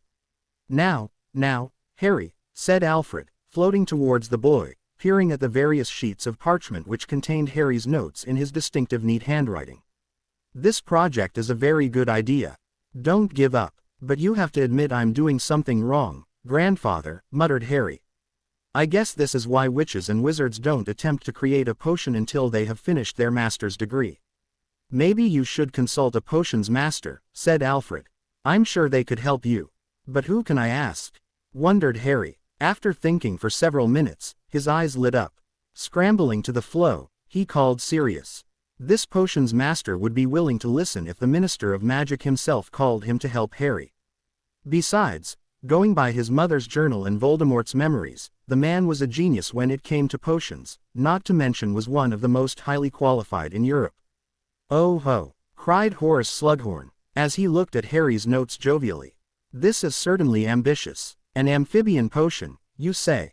"Yes, Professor," said Harry calmly. "The second task of the Triwizard Tournament will be held underwater. I know the bubblehead charm, but it doesn't help with maneuverability. The gillyweed is an alternative, but it only lasts for an hour, not to mention hinders my grip with a wand. I started working on this potion the day after the first task when I figured out what was to be done. Nearly a month and a half have passed. I have rechecked my arithmancy formulae and changed the stages of the ingredients, but nothing works.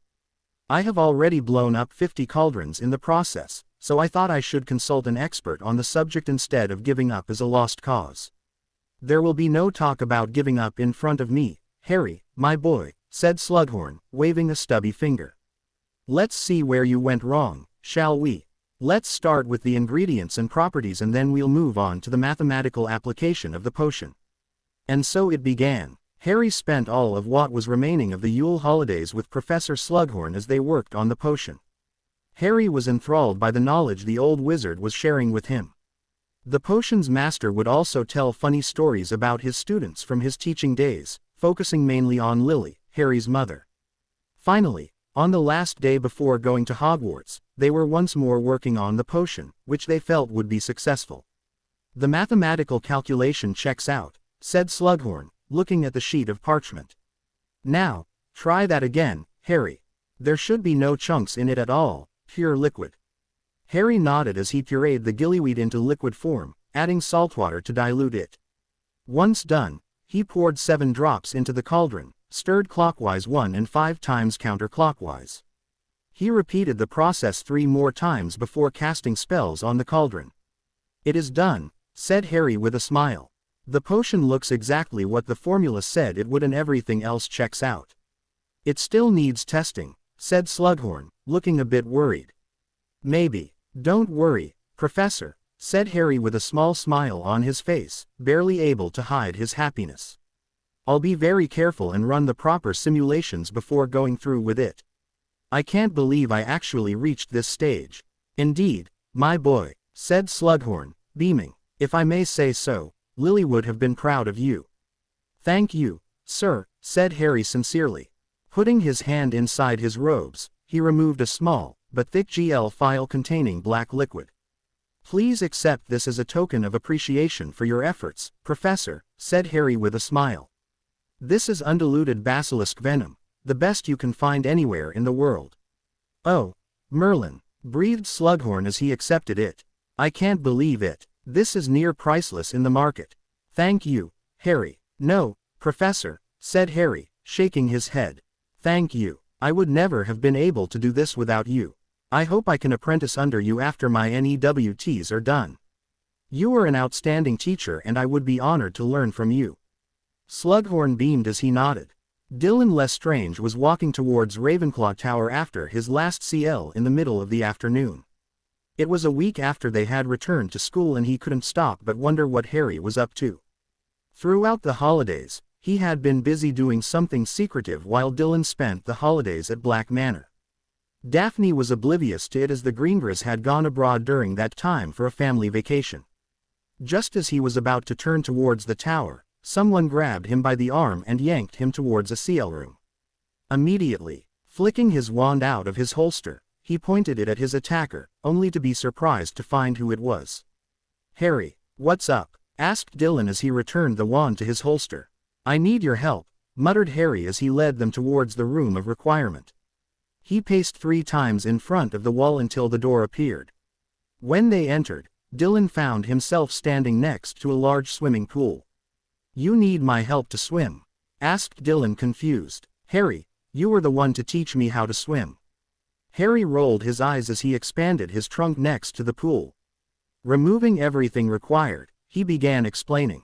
The second task of the Triwizard Tournament involves me having to rescue someone I miss the most, said Harry, so that is going to be either you or Daphne. Anyway, it's going to be held underwater, in the Black Lake to be specific, so I'll need something to help me move and breathe. That's why I invented a potion which would help me. You invented a potion on your own? Asked Dylan, looking impressed. Well, I did have a potions master help me sort out the more delicate matters, but in essence, yes, said Harry. This is what I had been doing during the holidays. I've been working on this since the day I got that golden egg from the first task. What do you want me to do? I need you to monitor me while I drink the potion, explained Harry. If something goes wrong, take me to Madame Pomfrey, okay? Goes wrong, said Dylan, panicking. Harry, please, Dylan, said Harry softly. Look, I know you're worried, but it checks out. The potion's master verified it and said it was perfect, but I won't know until I actually use it. Why don't you let me take the potion instead? Asked Dylan desperately. Absolutely not, snapped Harry. I'm not going to risk something happening to you. So, are you willing to help me or not? Dylan sighed as he nodded. Thanks, little brother, I knew I could count on you. I'll put a bubblehead charm on you so that you can monitor what's going on. This pool is about 10 feet deep and has underwater obstacles for me to practice. We'll also keep a timer so that we know how long we can pull it off. How long are the effects supposed to last? Asked Dylan curiously. Well, answered Harry as they stripped, I based it off an amphibian, so the effects should wear off a few seconds after I come out of the water. After I take the potion, there should be no limit on the time. At least, that's what it is supposed to do. As I said, mathematically, it checks out, but practically, it remains to be seen. Once they were both they stepped into the shallow part of the pool. Harry flicked his wand at Dylan's head and the bubblehead charm took effect. Carefully taking the potion which was stored in a hip flask, Harry raised it. Cheers, he said quietly as he drank the potion. Dylan was looking at his brother worriedly. A few seconds later, Harry began gasping for air as he dived underwater. Dylan too plunged his head into the water, hoping that it would all work out. Harry's legs transformed to make it look like it had properties of webbed feet. His hands were free for him to use. Gills formed on his neck making it easier for him to breathe. Once the pain stopped, he found Dylan next to him, looking relieved that the potion had worked. Showing him a thumbs up, they swam over to the deep side of the pool where they had the underwater obstacle course. Not wanting to miss out on another opportunity to train with Harry, Dylan flicked his wand to his hand and started firing spells at the targets. 3 hours later, they emerged from the pool, Harry gasping for air when his head came out of the water.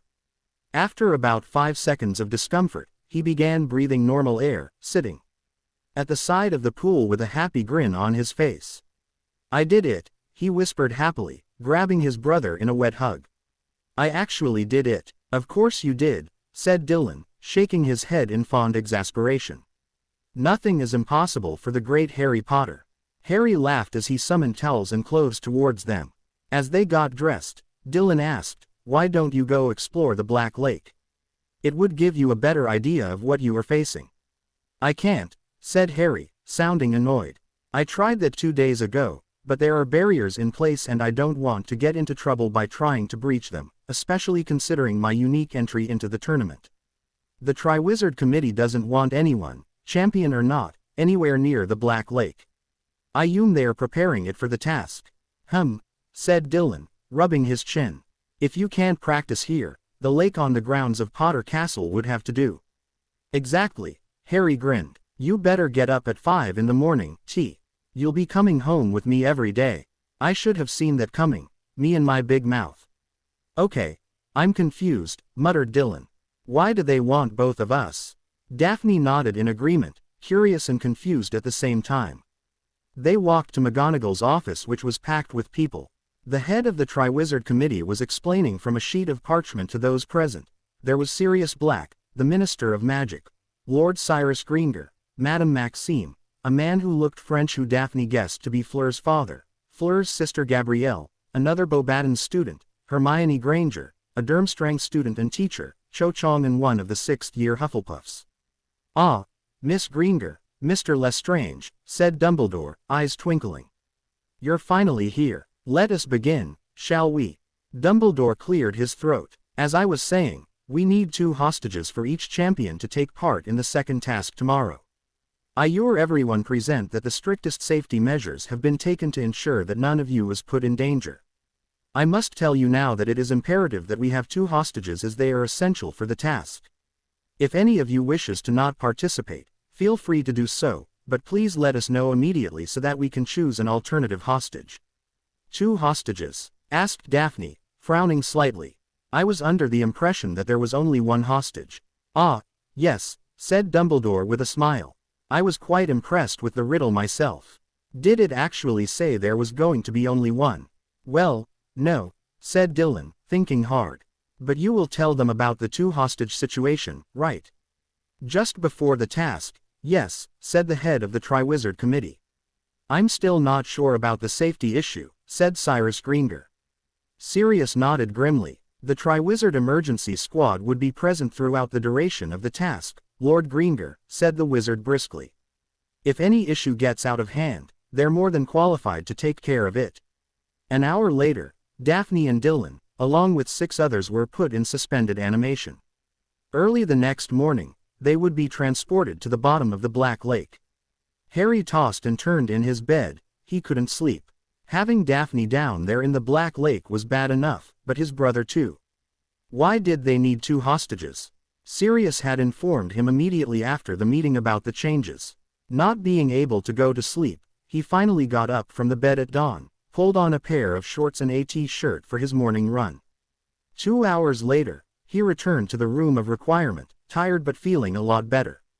Visualizing a bathtub, he let his aching muscles relax as he slipped into the hot water. Half an hour later, he called for a house elf who provided him with breakfast.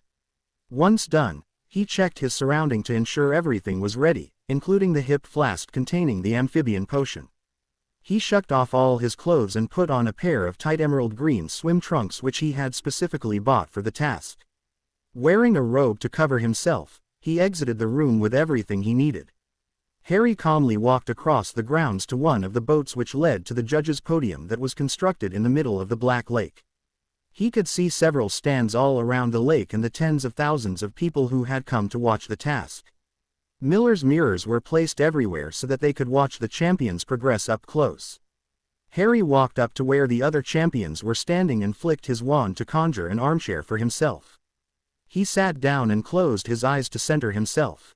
He needed to focus. He couldn't let his emotions take control of him at such a crucial moment. 15 minutes later, they heard a cannon blast as Lodo Bagman ascended up to the corner of the podium. "Ladies and gentlemen," he began, his voice booming. "Welcome to the second task of the Triwizard Tournament. All our champions seem to have solved the puzzle of the egg and arrived at the clue given with it. Now, something precious has been taken from each of them and they have 2 hours to retrieve their hostages. Starting with Cedric Diggory, his hostages are Miss Cho Chong and Mr. Joshua Hopkins. Victor Crumb is to rescue Miss Hermione Granger and Mr. Abelard Muller. Fleur Delacour's hostages are Miss Gabrielle Delacour and Miss Abella Moreau. And finally, Harry Potter is to rescue Miss Daphne Greengrass and Mr. Dylan Lestrange. Champions, get ready." Harry removed his robe and gave it to his godfather who was standing behind him. "Good luck, Harry," whispered Sirius, sounding worried. "Do your best, but don't go looking for danger. My brother and fiancé are down there," said Harry flatly. There was no question in his mind that he would do everything possible to rescue them from under the lake. He took the hip flask from Sirius and waited. When there were just a few seconds left, he drowned the potion. The cannon blast signified that the task had started. Already gasping for breath, Harry dived into the lake, soothing his newly formed gills. Lumos. A bright ball of light appeared at the tip of his wand as he swam forward.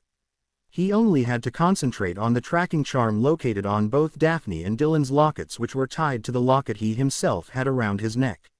He had no idea how the other champions were supposed to find their hostages, but he did not care to find out. Both Miss Delacour and Mr. Diggory seemed to have used the bubblehead charm, Mr. Bagman commented. Mr. Crumb has done a remarkable piece of transfiguration on himself, turning himself into half shark. As a world-renowned expert on transfiguration, I'd like your views on this, Professor Dumbledore. Mr. Potter is the mystery because I saw him drink some sort of potion, though what, I'm not sure.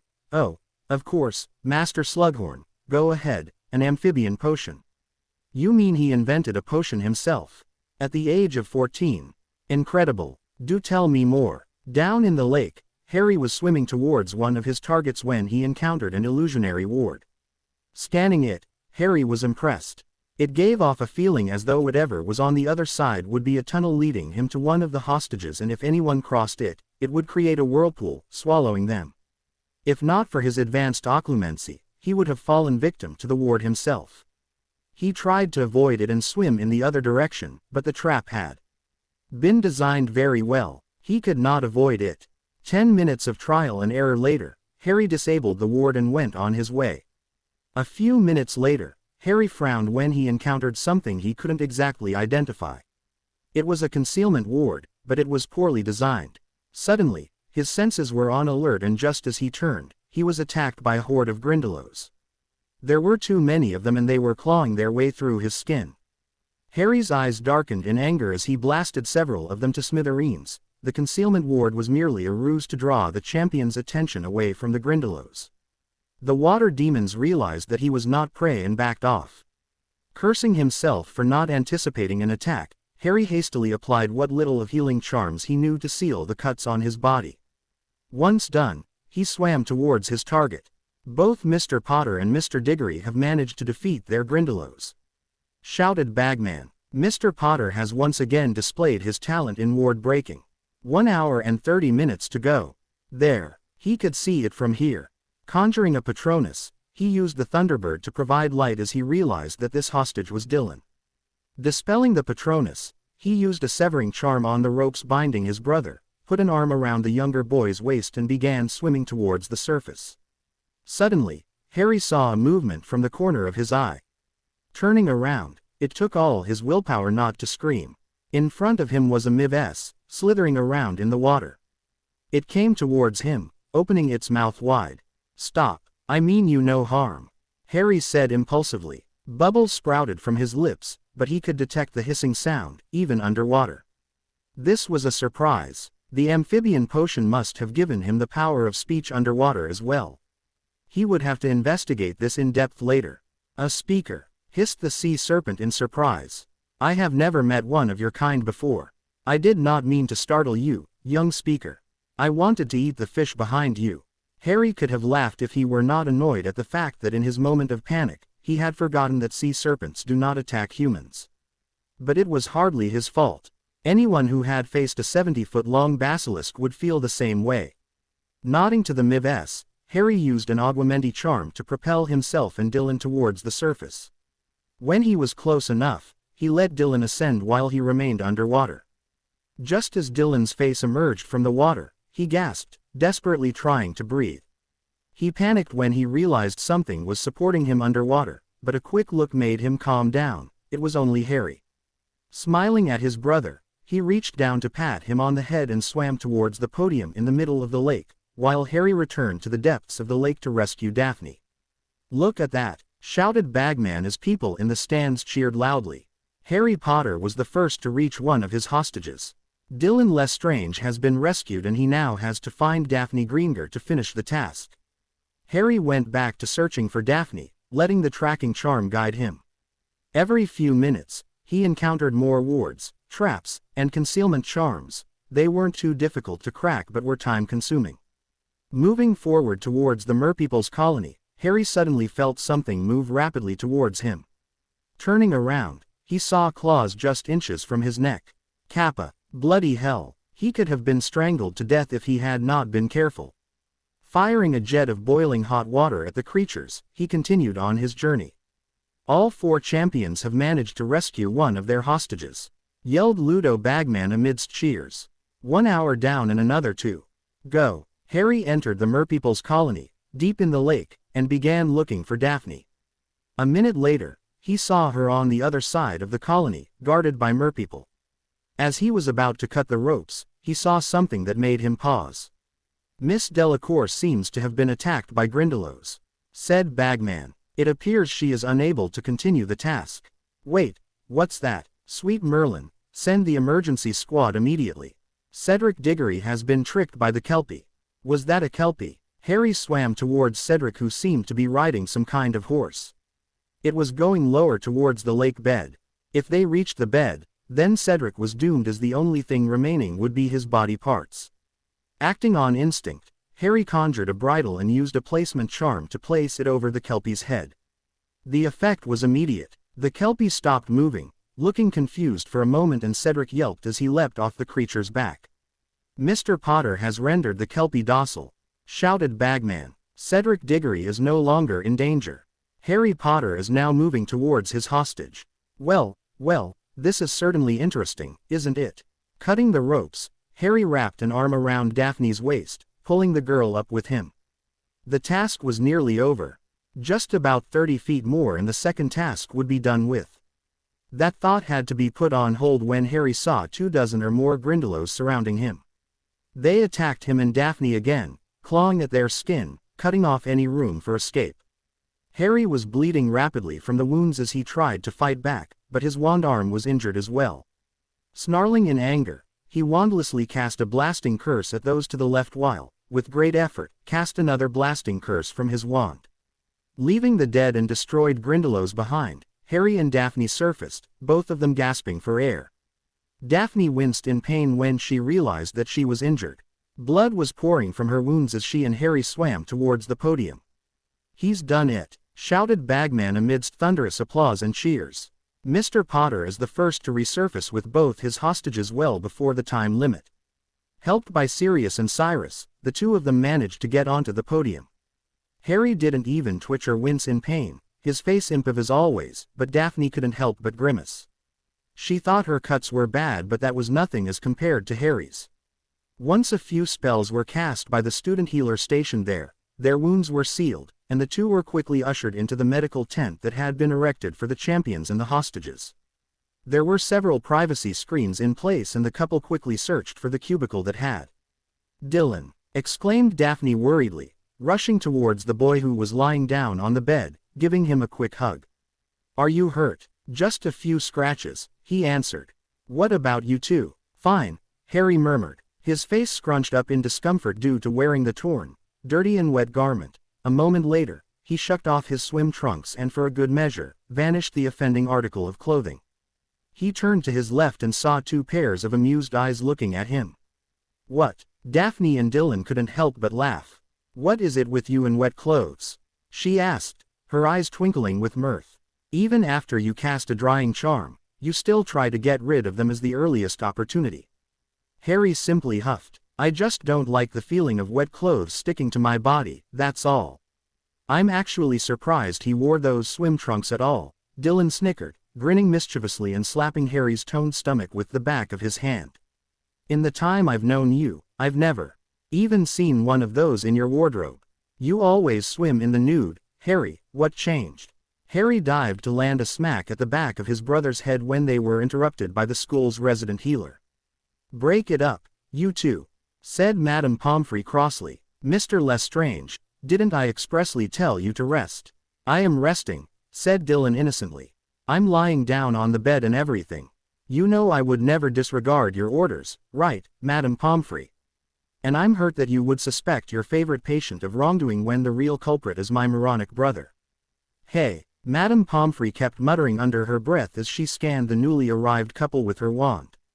Harry could make out a few words like, "hate dealing with," and "siblings," and "Weasley's twins." Harry was offended. He and Dylan were not as bad as the Weasley twins. "I've healed all your injuries," she told them a few minutes later. "But don't overexert yourselves for the next day or two. Come meet me if you feel unwell." With a final glare at the cheeky Lestrange scion, the matron left. The three of them were just about to resume their conversation when a girl with brown hair entered their cubicle. She took one look at Harry, who was standing next to his fiancée, arms crossed over his, completely unconcerned by his lack of clothing, and her eyes widened. "Hey, Astoria," he smiled. "Come on in." Astoria Greengrass dashed out of the cubicle, her face. Harry turned to his fiancée and brother in confusion. "What just happened?" Daphne rolled her eyes. "You're idiot," she said wryly. "What did you think would happen, with your genitals on display for all to see?" "Oh," Dylan snorted. "You're clueless, as always, egghead. Your fan club is going to have new posters for their rooms. They now have unlimited access to the boy who lived clad in nothing but a pair of swim trunks. At least he was wearing swim trunks. I really believed he would come wearing nothing at all. It wouldn't have surprised me, if he had," piped in Daphne, grinning at her spluttering fiancé. "I wouldn't do that," Harry protested weakly, unable to deny the fact that that had been his initial plan. Why anyone wanted to wear clothes while swimming baffled him entirely. "I hardly think coming to the second task of the Triwizard Tournament like that would be good for me. I mean, the entire world is watching." "Yeah, it would make the headlines, all right," she smirked. Boy who lived bears all. Triwizard Tournament turns into a trick-taking tournament, Dylan added, grinning wickedly. I'm sure it would cater to a larger audience with your cock and balls on display. It's still not too late, you know. All you have to do is walk out of this tent. Are you two done? Said Harry in exasperation as they snickered. Donning a pair of fresh clothes that a Hogwarts house elf had brought for each of them, they walked outside and waited for the scores. Fleur was awarded 30 points, Cedric 45 points, Crumb 40 points and Harry was awarded full 50 points. You're in the lead, Dylan cried excitedly, giving his older brother a tight hug. You're going to win this thing, I know it. Harry smirked. Yes, he would win. They still hadn't figured out who was behind putting his name in the Goblet of Fire, but eventually, someone would slip, and when they did, Harry would take care of them. Whoever was responsible was a dead man walking. Moody's involvement in the Auror Academy is working wonders, said Amelia as she continued with her report. The quality of the Aurors has increased notably, and because of the new incentives, more young witches and wizards are joining the Auror Corps. Good, said Sirius, as he looked through the several files on his desk, which contained more reports from other departments of the Ministry of Magic. I don't want us to crumble like we did the last time. Bagnold should have nipped things in the bud when Voldemort started rising, but with most of his Death Eaters being prominent members in the Ministry or the Wizengamot, she took all the wrong decisions. Crouch's tactics came too late and they did more harm than good. If any Dark Witch or Wizard rises again, I want to finish him or her before it gets out of hand. Give it another 5 years and our Auror force will be back to how it was during the Grindelwald War, said Amelia roaringly. Now, any news on Bertha Jerkins? None, Amelia grimaced. I had no clue of her disappearance until word spread throughout the ministry. Apparently, Ludo Bagman thought she was fine and that she might have ended up in Australia instead of Albania. It was only in December that my department found out about it. I really don't said Sirius, feeling uneasy. Why? I have contacted the Albanian Ministry of Magic, but they have no news yet. I've heard that her memory is quite loose. It seems unlikely, but maybe she went to the wrong place by accident and something happened. Listen, I knew Bertha Jerkins. She was in Gryffindor with James and me, not to mention was Lily's roommate, and let me tell you, Amy, she was an idiot, very nosy, no ins at all, and she loved to gossip. You should have heard Lily and Alice rant about her all those years ago. That girl I knew did not have a faulty memory, so I'm confused as to how that suddenly happened. It's a dangerous combination, and she might have walked right into the group of Death Eaters? Asked Amelia, eyebrows raised. Well, I certainly wouldn't put it past Bellatrix to kill her, said Sirius grimly. But what purpose would that serve? She's a lowly employee at the Department of Magical Games and Sports. She doesn't have access to any useful information, classified or not. I just don't see the point. They sat in silence for a minute. Any news about the Death Eaters? He asked quietly. None. Our sensor net is still operating at peak efficiency, so we would have known about it in case they had come back to Britain. It now includes that underwater tunnel between England and France, so there is no coming back. So we'll have to infer that they're still abroad. It's not like her, Amy, said Sirius, feeling quite frustrated. Getting up from his chair, he began pacing. I know Bella. She would not be this quiet unless she is planning something. We were raised as siblings all our lives, so I know in my gut that she's up to something, but I can't put my finger on it. What about the pardoned Death Eaters? Nothing to report. They have been quiet, minding their own business and playing on the Wizengamot as usual. Sure, they have some shady deals here and there, but it's nothing to be concerned about. Oh, and Walden McNair took an extended leave of absence, I heard. Sirius waved his hand dismissively. He has enough leave built up over the years and it's not like his job is that important, he said. Keep at it, he said heavily. I'm still looking for the locket. I swear, I wonder what Regulus did with it. It's the last one. If we destroy that, there is no chance of Voldemort ever coming back. Amelia sighed as she closed her eyes. When have our lives ever been easy? Sirius snorted as he rubbed his temples. He didn't know how Fudge enjoyed this job. Being the Minister of Magic was very demanding, but he knew that he would be at this post for a long time, at least 7 years. He might as well get used to it. Harry's face was a blank mask as the dozen practice dummies surrounded him. His wand swished and swirled in the air as curses flew from the tip of his wand. When most witches and wizards in the world used magic, their spells usually had color. This was because they didn't have much control over their magic, diluting the spells. Magic itself in its pure form did not have any color. When it was not focused enough, the spells when it comes into contact with anything outside the caster develops into a color. However, experienced wizards like Dumbledore and Voldemort had enough control to decrease the amount of light being produced, thus increasing the power and efficiency of the spells.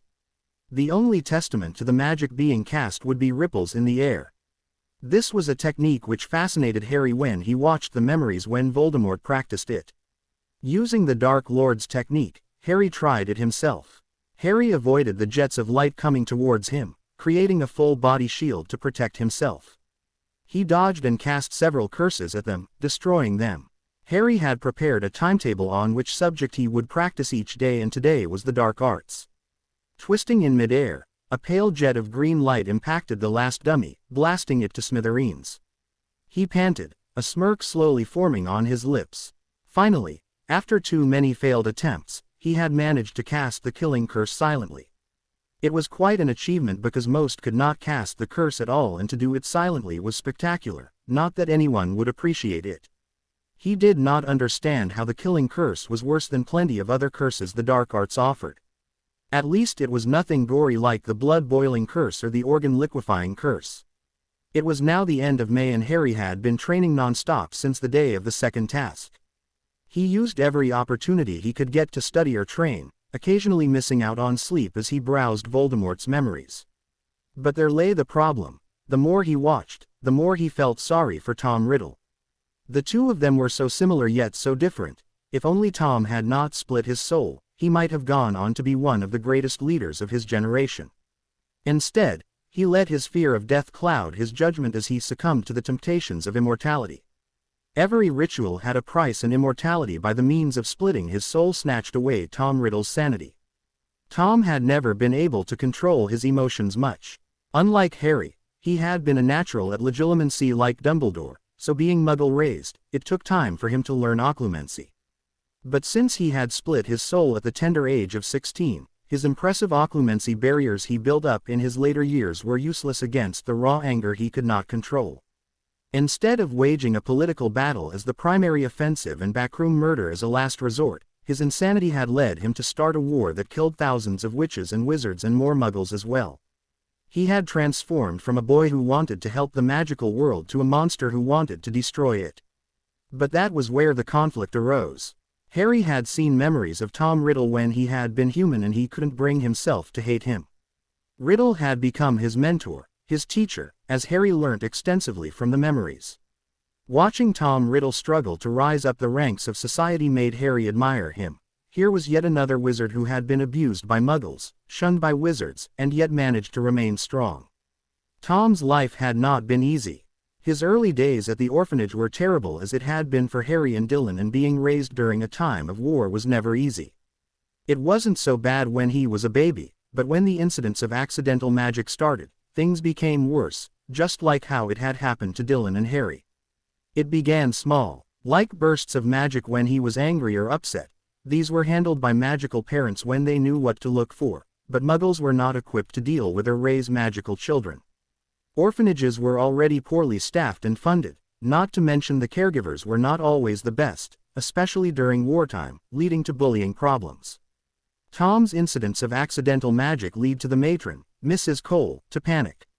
Just like how the Dursleys had forced it on Harry, just like how the matron at the orphanage had forced it on Dylan, Mrs. Cole had also forced Tom to undergo an exorcism when he was 5 years old. All three boys had been scarred by that incident, and none of them had ever spoken about it to anyone ever again, until Harry had mentioned it to Dylan and vice versa. That one incident managed to break Tom Riddle, making the young child forever lose trust in his caregivers, making him hate them, just like how it had happened to Harry. When school started, he immediately became the top student in the incoming CL, but not all were impressed with him. Teachers doted on him, while others did not like the way he grasped everything so quickly. Jealousy was a dangerous emotion, and in the small, poorly funded school that Tom was sent to during his childhood when the Second World War was just heating up, meant that no one noticed. That was when Tom began developing his mask of always being polite, though his emotions did sometimes get the better of him. But there was another problem: the bullies. News of his strange powers had spread throughout the orphanage, especially after the failed exorcism, and he was treated horribly by them. They said that his mother had died because even she didn't want to raise a freak such as him, and that he was evil, that he was cursed, and that was probably why his mother died. He was also punished by Mrs. Cole for talking back whenever he tried to defend himself, making him colder in the process. Like Harry, there was no one to protect him from his tormentors. He was alone. Having no one to help him, he had turned to the only alternative he had available to him, the arcane force that everyone said was abnormal. Using his powers, he began retaliating against his tormentors. Billy Stubbs, who had killed Tom's newly discovered pet which was in the back garden, found his rabbit dead. Amy Benson and Dennis Bishop, who always said cruel things about him and his mother, found themselves scared and tortured in a cave by the sea.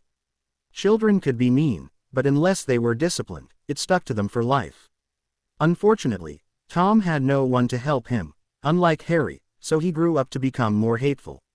His Hogwarts letter was a surprise, but not unwelcome. But things were not smoothed down in the dungeons. Slytherins did not take kindly to Tom, a suspected Muggle born, to have been sorted into their house. Tom was shunned and picked on by the older purebloods, but his natural talent with magic, not to mention his ability as a Parselmouth, eventually won them over. Soon, he began gathering allies. The Chamber of Secrets incident was not well thought out, but he had survived it. However, the Muggle Second World War had shaken him to the core, enough for him to create a Horcrux at the age of 16. The London Blitz was the cause behind Tom's irrational fear of death. When Professor Merrythought retired, he had applied for a teaching post at Hogwarts just after graduation. He had genuinely wanted to teach, but it had been denied to him. The anger caused by the splitting of his soul had made him want to seize more power. Tom had then traveled the world, learning all forms of dark magic in the process, taking part in horrifying rituals to strengthen his body and magical core. The more he split his soul, the more Tom Riddle disappeared, leaving behind the monster known as Voldemort. Tom had wanted allies to wage a political battle, doing his best to save witches and wizards from the danger of Muggles, but Voldemort wanted power, only power. Tom Riddle was essentially dead by the time the war was in full swing, with Voldemort destroying anything in his path. Harry was absolutely disgusted by Voldemort's actions and how he had crippled magical Britain in his attempt to seize power. The Dark Lord had killed men, women and children without mercy. While Harry respected Tom Riddle as his teacher, he knew that Voldemort was an inhumane monster, a very dangerous monster who needed to be put down as quickly as possible. The atrocities committed by deformed, power-hungry wizard were too terrible to behold. Rituals such as the ones Voldemort used were never to be attempted. There was a line that was never to be crossed, and Voldemort had shamelessly broken the laws of magic which everyone held so dear. If only they could find that blasted locket. Where had Regulus hidden it? Harry picked up the sword of Gryffindor as he continued his training. A sword of similar length was suspended in midair, conjured by the Room of Requirement, as it swung at him. Harry dodged and the two metals collided with a clang. Daphne Greengrass and Dylan Lestrange looked at each other worriedly as they heard the sound of swords clashing against the other. Harry had been pushing himself to the limit over the past few months and they could see that he was getting irritable. "Something has to be done," muttered Dylan. "Or he'll snap." "Don't worry," said Daphne with a small smile. "I have an idea. I'm not telling him to take it easy," Dylan exclaimed, holding his hands up in surrender. "The last time I suggested it, he bit my head off and I'm not eager to face my brother when he's that angry."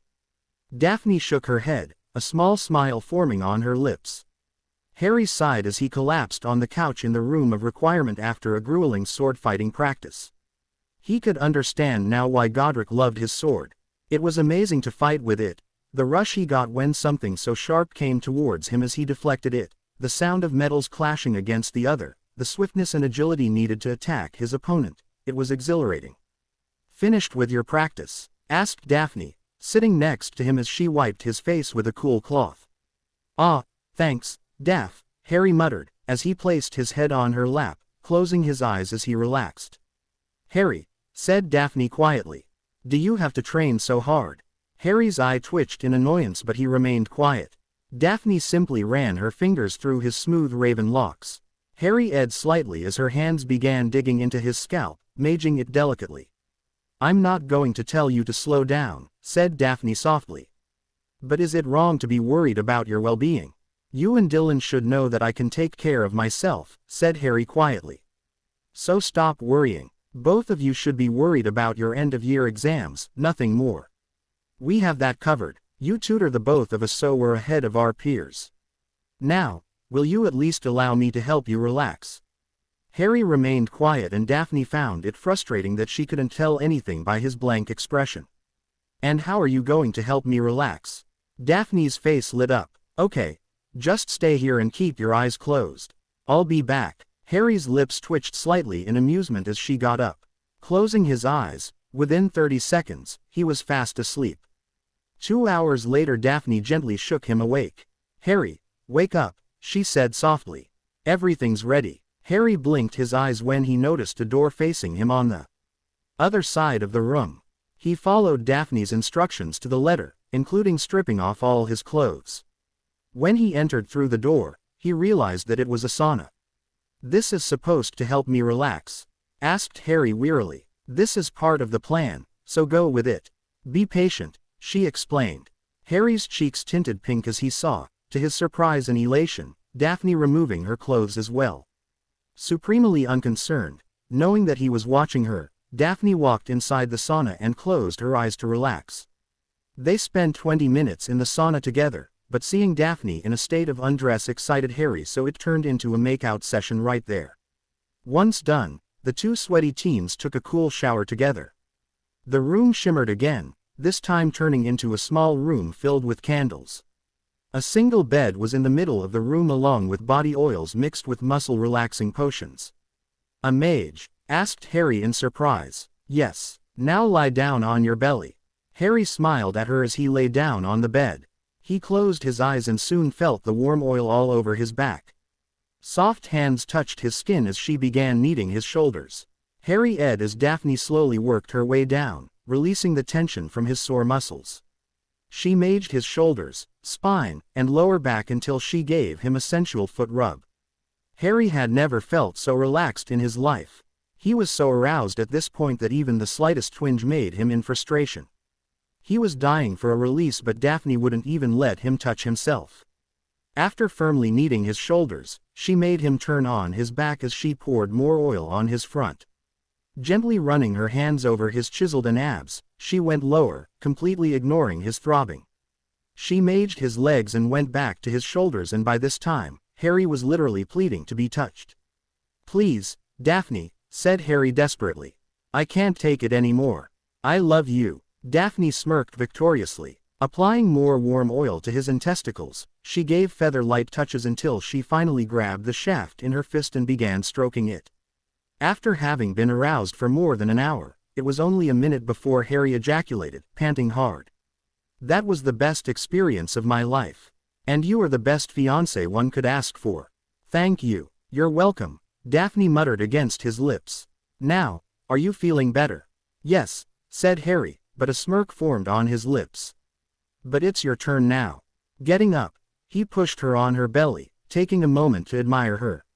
Carefully tucking her long hair to the side, he placed gentle on her spine before applying oil as he began massaging her back. Slowly and sensually, he moved lower, applying more oil as she spread her legs. Daphne edged in pleasure as she felt Harry's finger enter her, stroking her inner walls. Removing his finger, he made her turn, lying on her back. Again, he gently edged her neck and moved lower until he was on her nipples. Swirling his tongue against it, he switched while constantly fingering her, with his thumb now gently rubbing her clitoris. When he realized that she was close to orgasm, he withdrew, making her whine in frustration.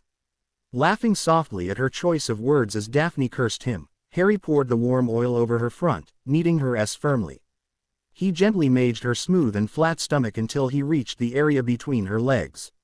Ignoring it, he went lower until he was giving her a foot rub. "Please, Harry," whined Daphne. I can't take any more of this either.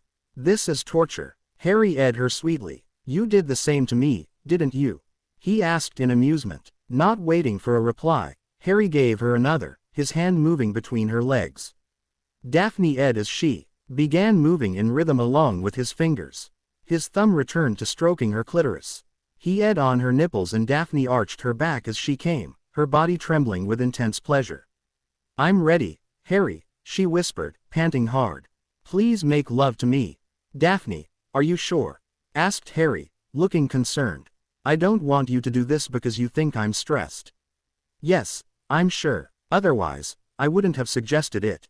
Harry nodded as he climbed on top of her, eyeing her lovingly and pianately. He eyed her neck and nibbled on her earlobe while kneading her S. Harry, stop fooling around. We've been doing this for more than an hour. Patience, love, whispered Harry, eyeing her again as he carefully inserted his thick cock into her. When he was partially inside, he saw Daphne's face scrounge up in discomfort, blood trickling down her inner thighs, but at her insistence, he moved until his hips were flush against her ass. Panting, he pressed his lips to her neck, licking sweetly at her pleasure spot, doing his best to try and ease her pain. Isn't there a numbing potion that would help? He whispered in concern. There is, but Madame Pomfrey said it would make the experience less pleasurable for me if I used it, so I didn't. Okay, tell me to stop if it hurts too much. With that, he slowly pulled himself from her and thrust back. After several minutes of slow and gentle movements, her face cleared as the pain slowly receded. Finding a rhythm, Harry thrust his cock in and out of Daphne while eyeing her neck. Her s were getting louder as she dug her nails into his skin. Harry grunted in pleasure and nibbled on her earlobe. The sound of skin slapping against skin echoed throughout the room and it wasn't long before both of them knew they were close to orgasm. Finding each other's lips, they eyed pianately as Harry increased the speed of his thrusts. The couple eyed in each other's mouths as they climaxed, their bodies spasmed due to the intense pleasure coursing through their veins. Collapsing by her side, Harry breathed deeply, pulling her close to his softening cock slipping out of her. Daphne was panting too as they leaned in for full of undying love and adoration for the other. I love you, said Harry sincerely. Blue eyes met green as Daphne smiled. Placing her head snugly under his chin, she murmured, I love you too. Closing their eyes, both of them entered the dream world as a blanket magically appeared on their bodies, covering them. The next morning, the great hall was slack-jawed. Harry Potter, a person none of them had ever seen smile for more than a few seconds at a time, a person who always had an impish look on his face, was actually smiling the whole time. No one knew what caused the sudden change. Harry's friends were giving his speculative looks. A few questions revealed that there was nothing out of the ordinary, but they knew something was different. If someone spotted Madame Pomfrey giving him knowing looks, they never realized why that was. After putting up a strong privacy charm, Dylan smirked at the older couple. Astoria was doing her best not to giggle every time she saw her sister and future brother-in-law. So, said Dylan elaborately, is there something you both would like to tell us? No, nothing, said Harry. Are you sure? Piped in Astoria. There's nothing new or important that you would feel the need to tell us about. No, repeated Harry, but he cursed himself for not being able to stop smiling. What the hell was wrong with him? Why would you ask such a strange question? Well, you both have a certain glow about you today, said Dylan, trying to hold back his laughter. Harry, you look a lot more relaxed than you did last night. Did Daphne's relaxation technique help? How much do they know? Harry whispered in her ear. Daphne grimaced. Everything, she muttered. They knew what I was planning last night, I told them. Oh, said Harry, his face turning pink when he saw his brother giving him a knowing grin. Harry, you dog, I'm surprised your end didn't explode from feeling so many intense emotions last night. Astoria couldn't control herself any longer as she began giggling hysterically. I'll have you know he was amazing last night, said Daphne, her nose in the air, smirking slightly as she saw Harry's face turn further pink in emberment. He certainly made me feel intense emotions. Wow, Dylan grinned. Way to go, big bro. I'm proud of you. Harry coughed as he drank water to cool the temperature of his body. He was blushing madly. Why couldn't he control himself? Oh, how I wish I had a camera. Astoria laughed. I would love to take a picture of Harry blushing like a little girl. I was telling the truth, whispered Daphne. Harry smiled fondly as he bumped his shoulder against hers. The dam burst as he let his happiness shine through and a wide grin formed on his face. At the office of the Minister of Magic, the flow suddenly burst into emerald green flames, revealing a teenage boy. Stepping out, the boy flicked his fingers to remove the ash and spotted his godfather sitting behind the elaborate desk. Hey, kiddo, said Sirius, smiling at him.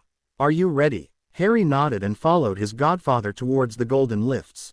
After exiting at the appropriate level, they entered the office of Madame Marchbanks, the head of the Department of Education. Ah, young Harry Potter, said Madame Marchbanks, looking at him fondly. It seems just like yesterday when you were here with your godfather requesting permission for the accelerated program, and here you are, ready to take your NEWTs at the age of 14. Shall we get started? Yes, ma'am, said Harry with a small smile on his face. For the next 7 days, Harry had to endure one exam after the other. All his exams had both a theory and practical component. He managed to stun his examiners in practical ancient runes by showing his knowledge of warding and enchantment, using a series of rune clusters in the process. Arithmancy and potions were amazing. After the second task, Harry had patented the amphibian potion and released it to the market. It was quite successful as there was no limit on the amount of time one could stay underwater after drinking the potion. Companies who employed witches and wizards to collect potion ingredients from the sea or lake bed were the first to begin using them. Then the various commercial establishments like hotels and resorts began stocking the potion because it was easy to supply to their guests if they wanted to go exploring underwater. Magical governments were the biggest consumers as they used it to track those who tried to smuggle illegal goods underwater, a problem they had never truly tackled. Harry had never expected it to become such a hit in the international market, and the returns he got from it were substantial. He certainly was not complaining. In his arithmancy and potions exam, Harry told the examiners how he had arrived at the formulae and how he integrated it into the potion. Needless to say, they were most impressed. His charms exam was easy in his opinion as he demonstrated the Patronus charm and several other charms which they asked for, all non-verbally. His glamour charms and space expansion charms were very well received. The transfiguration exam left his examiners gaping in shock and Madame Marchbanks beaming in pride. He was able to conjure a large gilded carriage, conjured a tiger which roared and chased a conjured deer. And finally, his concept of battle transfiguration had them applauding for him. His defense exam might have made a few of the pro-Dumbledore examiners queasy as he explained and demonstrated accurately various dark curses and exactly how to counter them. He reasoned with them saying that unless you knew the curse itself, you could never identify it, so where did the question of defense come from? Herbology was also good, and by the time Harry returned to Hogwarts, he was exhausted. Daphne ensured that he was plenty relaxed for several days after the exams. As the date of the third task rolled in, Harry could feel his excitement building up. He had survived for this long and he was confident he would do well in the third task as well. He could just picture himself holding the Triwizard Cup. After going through all this, he did not feel bad about wanting to win. He definitely had worked harder than the other 3 champions, combined. Harry looked at the maze speculatively, not listening to the sounds made by the band or the 100,000 people milling around the stands. He was standing with the other champions at the entrance, thinking about various ways to counter wards or break curses or how to defend against magical creatures. The Greengrass had already hugged him and wished him the best of luck and were sitting in the front row, smiling encouragingly at him. Harry did not even want to ask how much they had paid to get front row seats, but he did appreciate the gesture. Daphne and Dylan were on either side of him, both of them looking queasy. Daphne was standing still, staring into the distance, but Dylan was mumbling to himself that it was going to be fine. 15 minutes later, the stands were full, and the live broadcast began. The tiny crystals were surrounding the champions and the 4 appeared on the large mirrors. Millions of witches and wizards around the world were watching the final task of the very popular Triwizard tournament. The Triwizard emergency squad came over to the champions and one of them said, "We'll be patrolling the perimeter of the maze and monitoring your progress. If you run into any trouble and wish to be rescued, send red sparks into the air, understood? If you are in a life-threatening situation, we'll be there immediately to rescue you." Mr. Bagman pointed his wand to his throat and began. Sonorous. "Ladies and gentlemen, welcome to the third and final task of the Triwizard Tournament. This task is very straightforward. It's a maze, filled with different traps, wards, spells and magical creatures.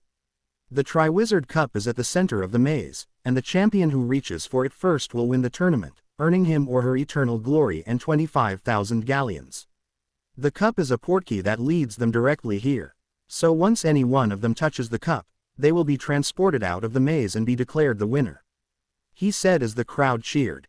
"Let me remind you how the points currently stand. In fourth place is Miss Fleur Delacour of Beauxbatons Academy with 68 points. In third place is Mr. Victor Crumb of Durmstrang Institute with 81 points," he said, and the crowd roared in approval for their respective champions.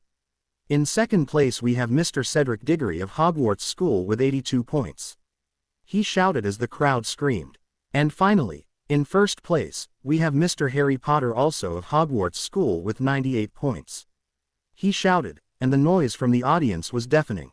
Harry breathed deeply. It was time. He turned around and hugged Daphne tightly, giving her a soft "Good luck, Harry," she said softly. "I know you can do this. Stay safe." "Thanks, Daphne." He turned towards his brother, only for Dylan to grab him in a death grip, his body trembling. "Dylan, I'll be fine," said Harry, smiling slightly. "I'll be back before you know it. Just be careful, please," said Dylan desperately. Harry smiled as he eyed his brother's forehead affectionately. Breathing deeply again, he walked to the entrance of the maze. Something made him turn around and he couldn't help but smile back at his adopted parents. Sirius and Amelia were looking at him in determination, each of them trying their best to remain strong for the boy they considered their own son. Harry sent a roaring smile to Amelia, whose face looked pale.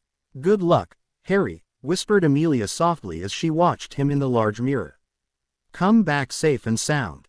Lumos. Lighting his wand, he walked forward, using a spell to check where he was going.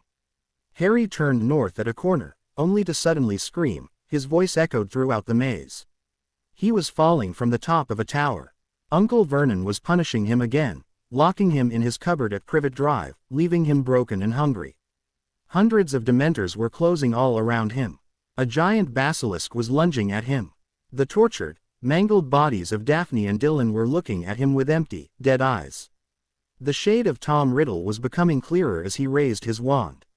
Lily Potter screamed in agony and there was a blinding flash of green light.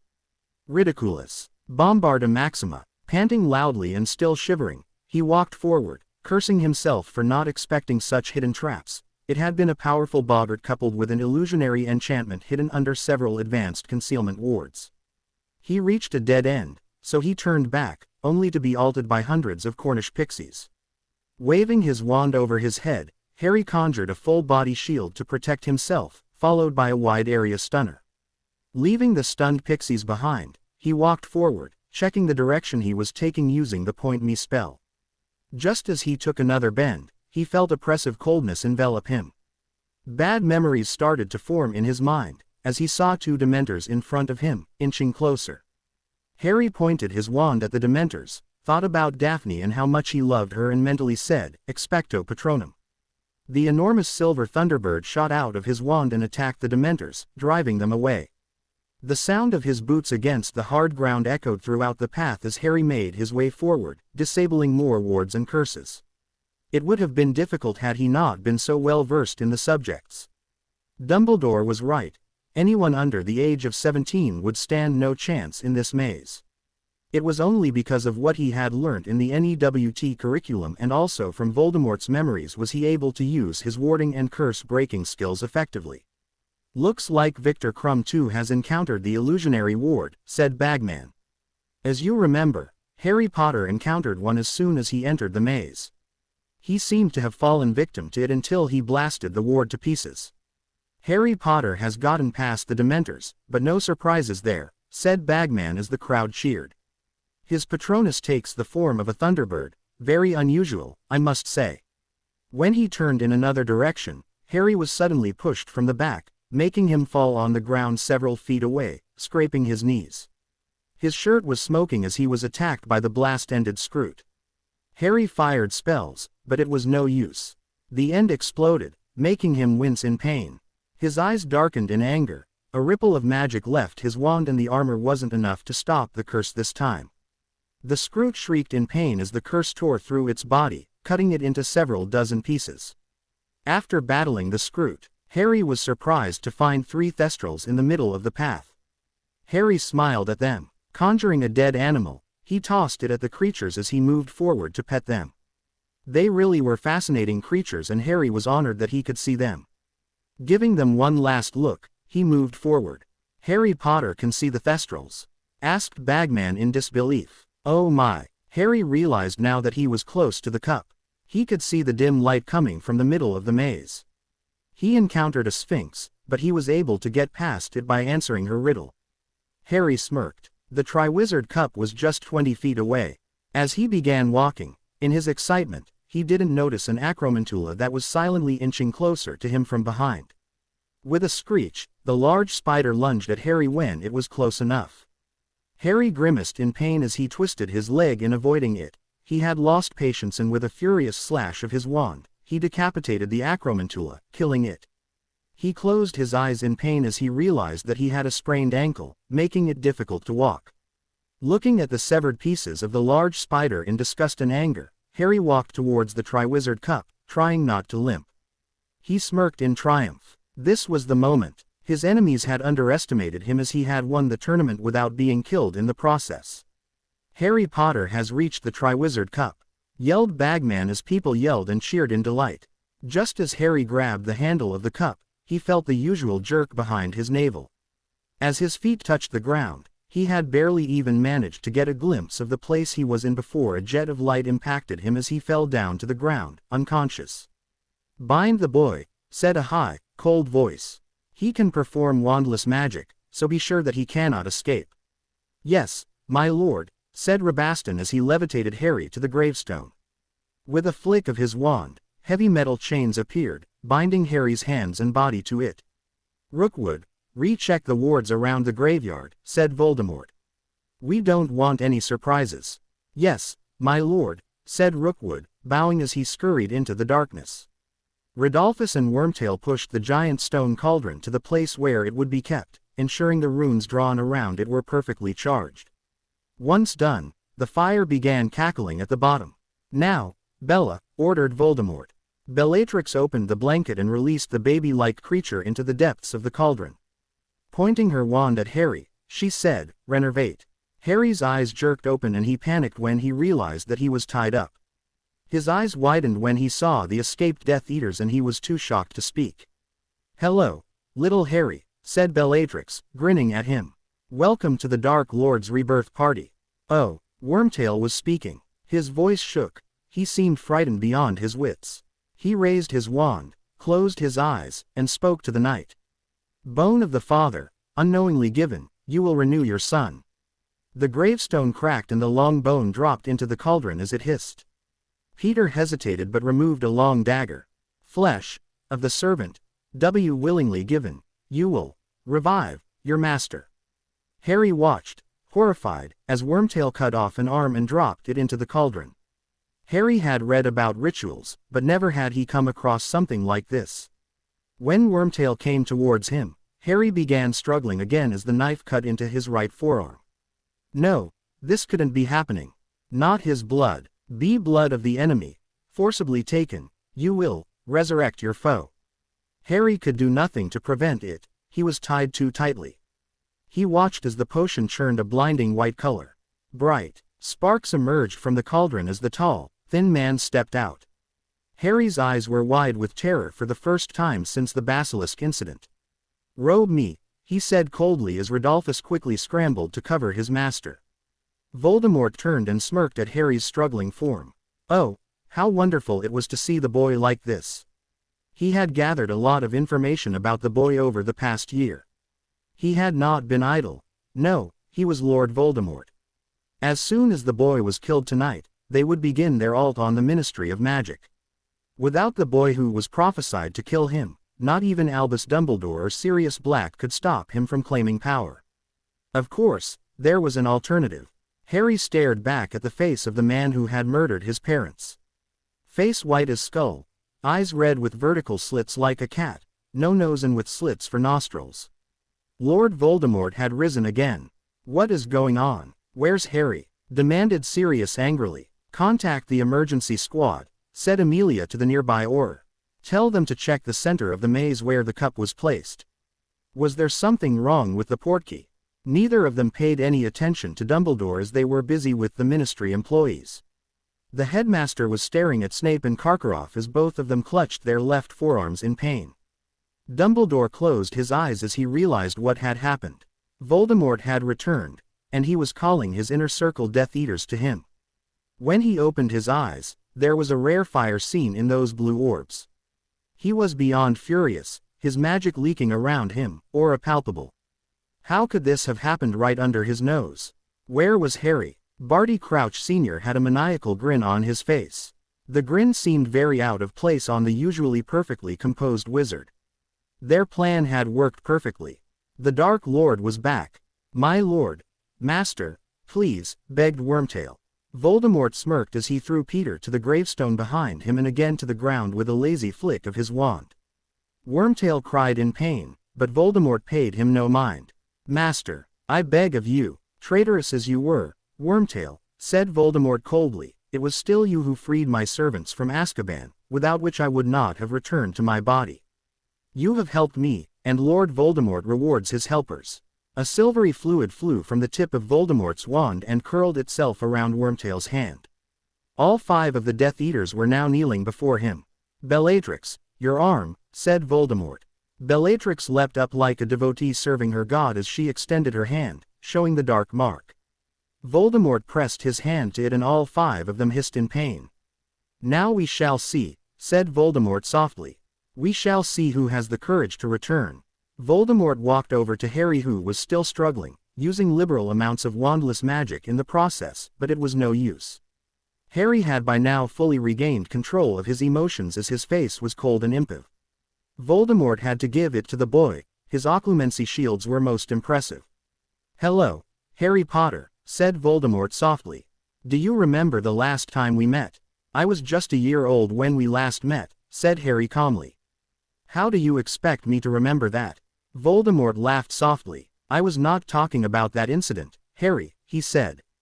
"I was talking about the time when you murdered Quirrell in your first year at Hogwarts." "Smart boy.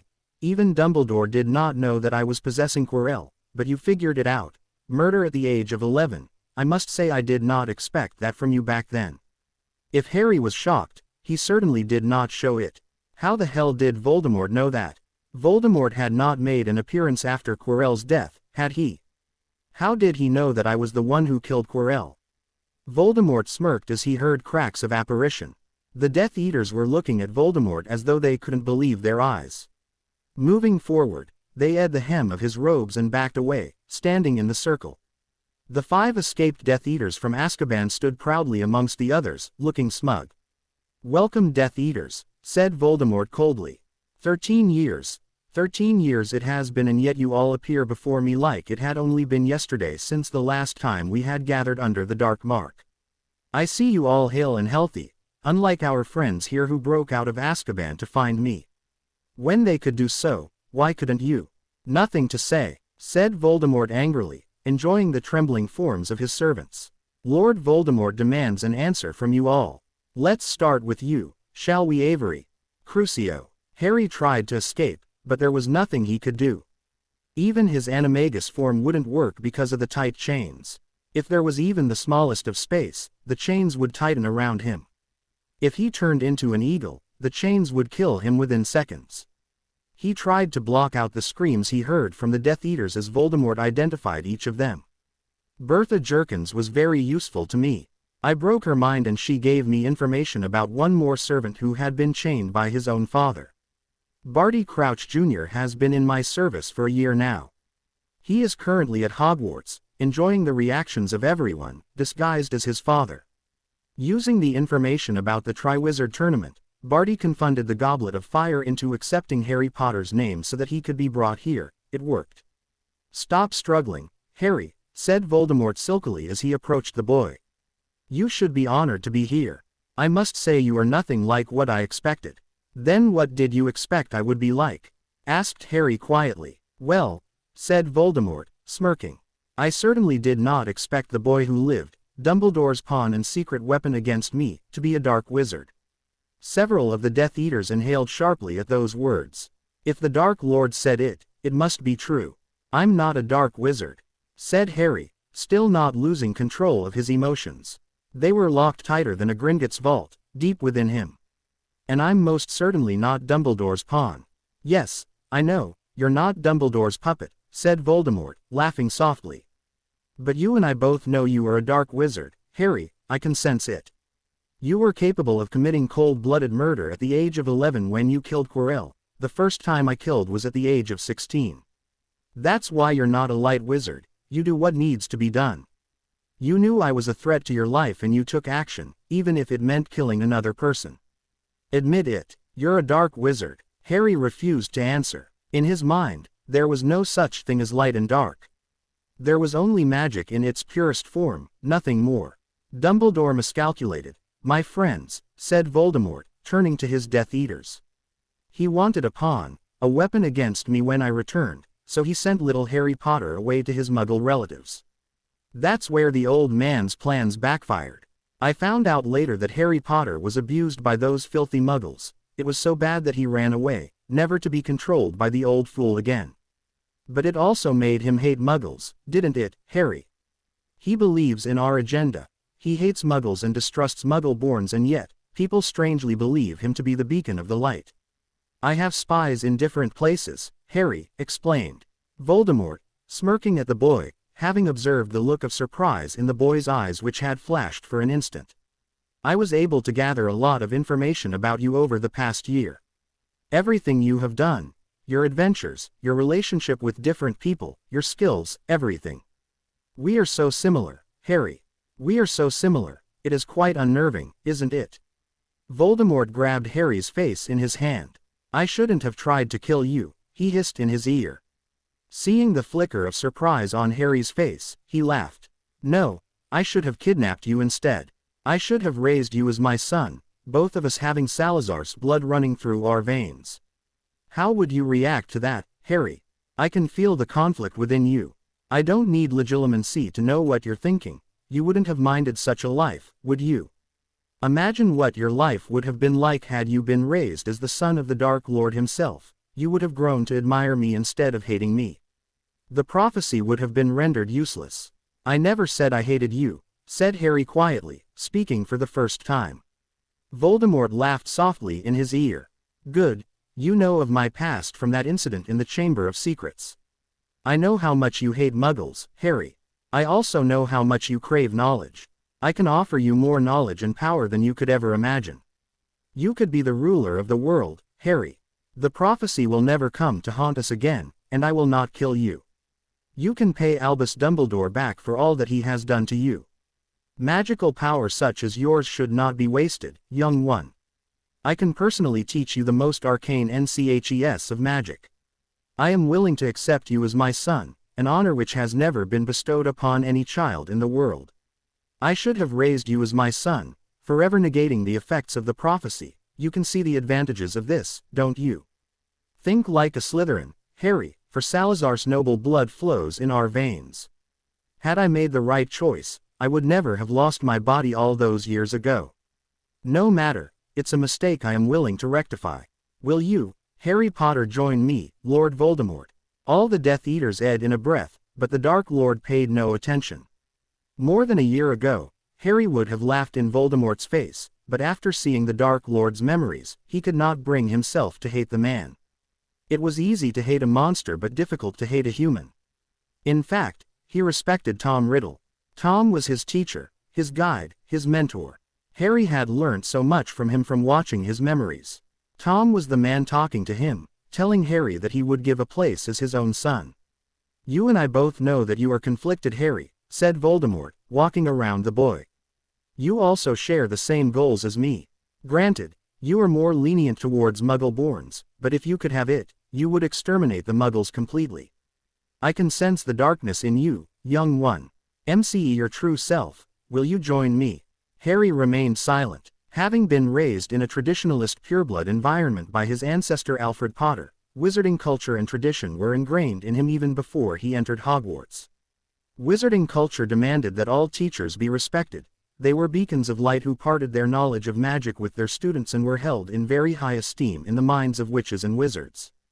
They deserved respect, and this was the reason why no matter how much Harry hated Dumbledore, he had never disrespected the old mage to his face. Not once, always addressing him by his title. Of course, he didn't respect Snape, but the man could not be called a teacher at all. That was also the reason he didn't talk back to Voldemort. The Dark Lord, no matter how much he didn't want to admit it, was Tom Riddle, the same Tom Riddle who was his teacher, and thus, Harry couldn't bring himself to disrespect Voldemort. However, it did anger him. This monster was the one who stole his parents from him, and yet here he was, doing his utmost best to turn Harry to the dark side. What was startling was how convincing Voldemort truly was.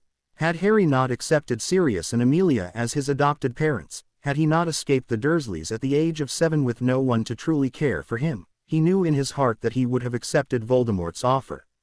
But that was not the case, for he was the proud son of James and Lily Potter and the adopted son of Sirius and Amelia Black. No one else had room to take that spot in his heart, for it had already been filled. "No," said Harry quietly. "No." Voldemort repeated the word dangerously. "Well, this should give you a reason as to why you should change your mind, Harry. I think you all have heard about Rabaston's illegitimate son?" asked Voldemort to the Death Eaters. Rabaston stiffened but didn't say anything. "I have information that Harry here is very close to young Dylan Lestrange. Close enough that they consider each other brothers, siblings. I know that you deeply care about Dylan, Harry. But what would happen if Dylan were to join me? You know that it is not impossible. His father, uncle, aunt, and grandfather all served under me. What would you do if your beloved little brother were to join me?" Harry again had no answer. "You would never harm a hair on Dylan's head, would you, Harry?" asked Voldemort, grabbing the boy's face in his hand. "Would you actually join me if Dylan asked you to?" "I will not join you," said Harry softly but firmly. "The reason I will not join you is not due to your goals, it is your methods. You were responsible for the deaths of thousands of witches and wizards. Your goal is to tear down the international statute of secrecy while mine is to enforce it more rigidly. You want to kill all Muggle-borns, but I want to bring them completely into the magical world, cutting them off from Muggle influence. Your methods would bring about our destruction. My conscience will not allow that. I respect you and may even care about you in ways you will never understand, but you will always consider me a threat because of the prophecy that is hanging over our heads. Even if I accept you as a father or a mentor, you would always be paranoid that I would kill you and seize power. That paranoia would lead me nowhere. I will not insult my parents by accepting your offer." Voldemort stared at the boy speculatively. "Very well," he said coldly. "If this is the fate you want, Harry, then I will give it to you. By the end of this session, you will be given a choice: join me or face death. I hope you have the sense to choose the right path." Harry waited for the inevitable to come. Sure enough, Crucio. Harry gritted his teeth and tried to fight the pain. His body convulsed as he felt like someone was stabbing him with a million hot knives in every inch of his body. His nerves were on fire, but he didn't utter a word.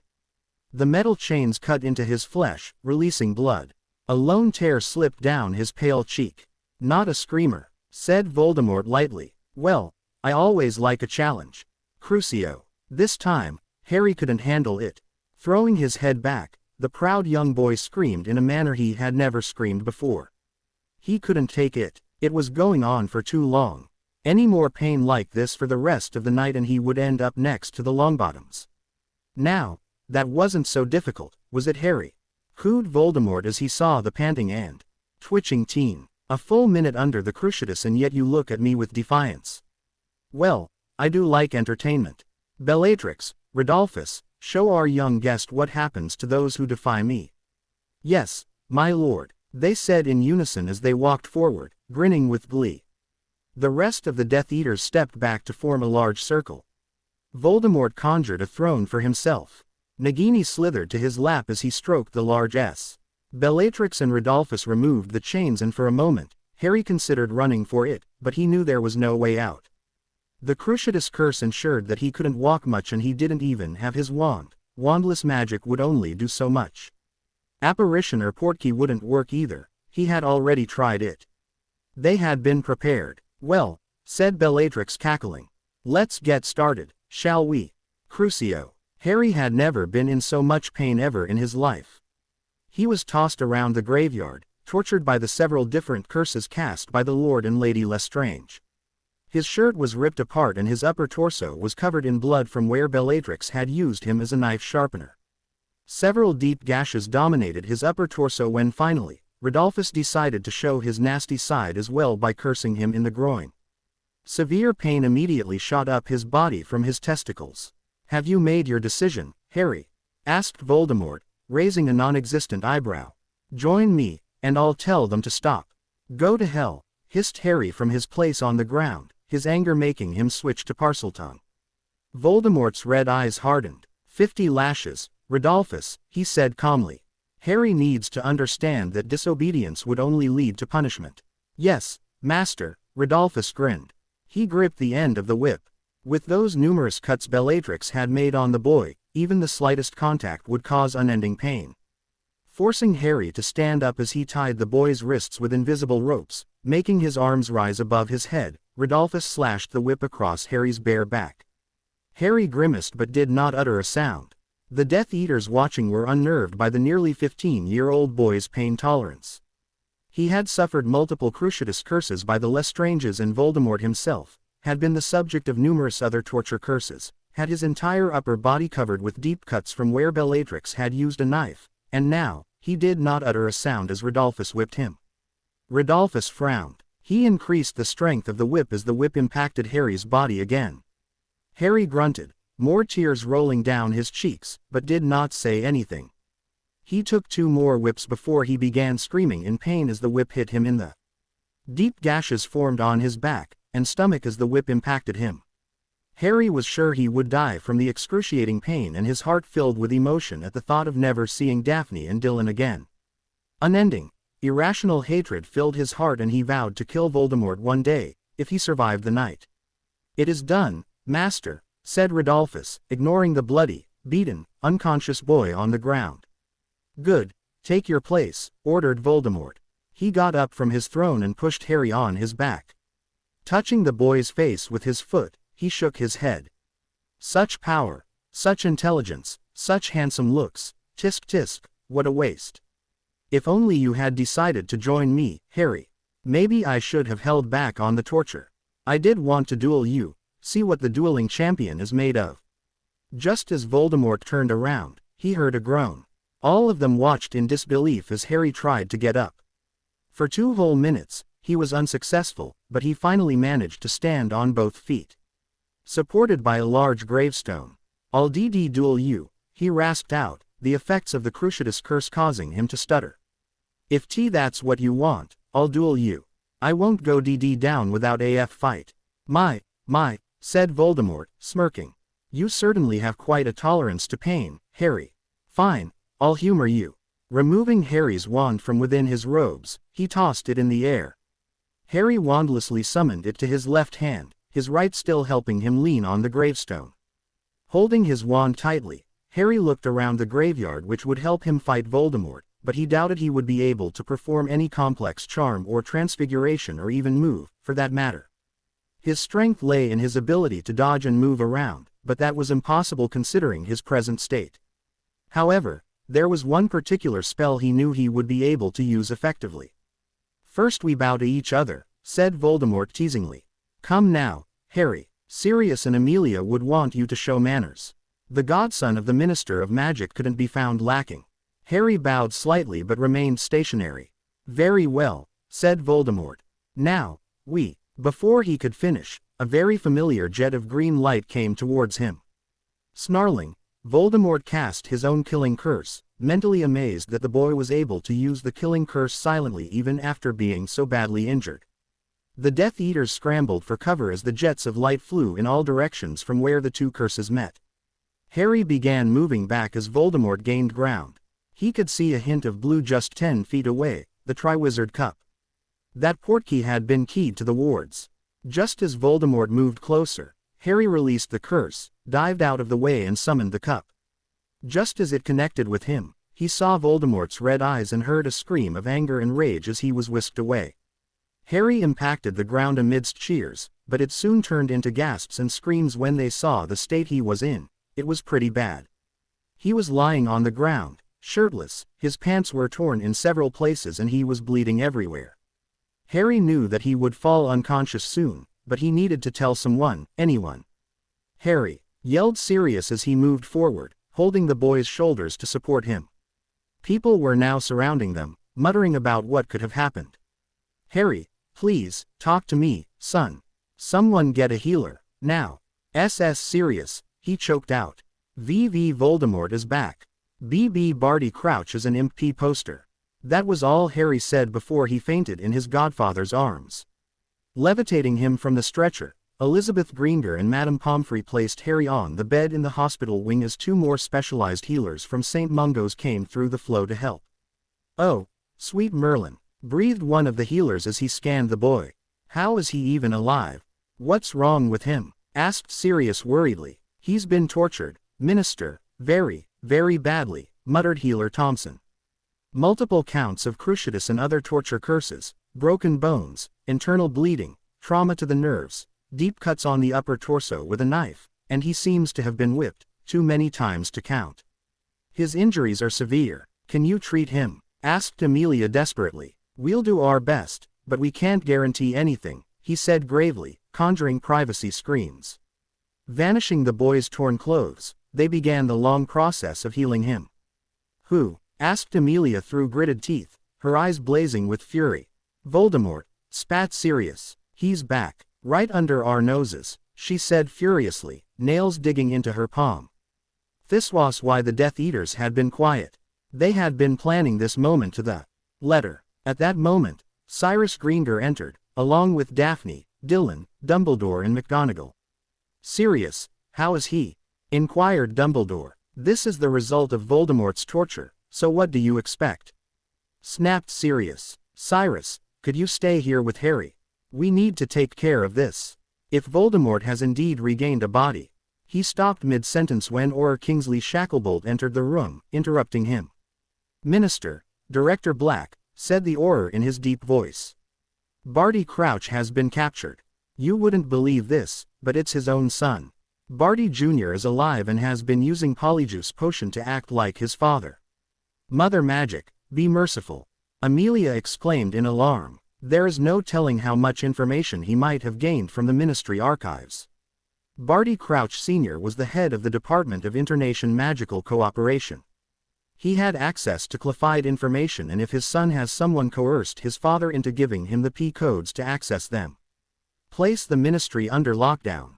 No one enters or leaves the building without my express authorization. Tell Head Auror Scrimgeour to meet me at my office. I'll contact Director Croker and be there soon," ordered Sirius. "Yes sir," said Kingsley briskly as he quickly walked out. "We need to contact the old guard," said Dumbledore firmly.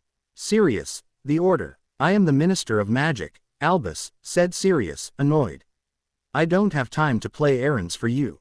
I know the order is important and I will support it, but I also have a country to run. Do what you can and I'll meet you later to discuss this. I do not want the Ministry compromised." "Cyrus, don't worry, Sirius," Cyrus urged him. "Elizabeth and I will remain here until Harry recovers. We won't leave his side." "Thank you," said Sirius gratefully. With that, he and Amelia quickly made their way out of the hospital wing. Dumbledore seemed to be thinking hard about something but nodding to himself in determination. He too walked out. Daphne and Dylan were sitting together, leaning against the other as they stared into the distance, lost to the world. They had not forgotten the sight of Harry's beaten and bloody body that was on the grounds. The stark contrast of him smiling and laughing just several hours before brought tears to Dylan's eyes.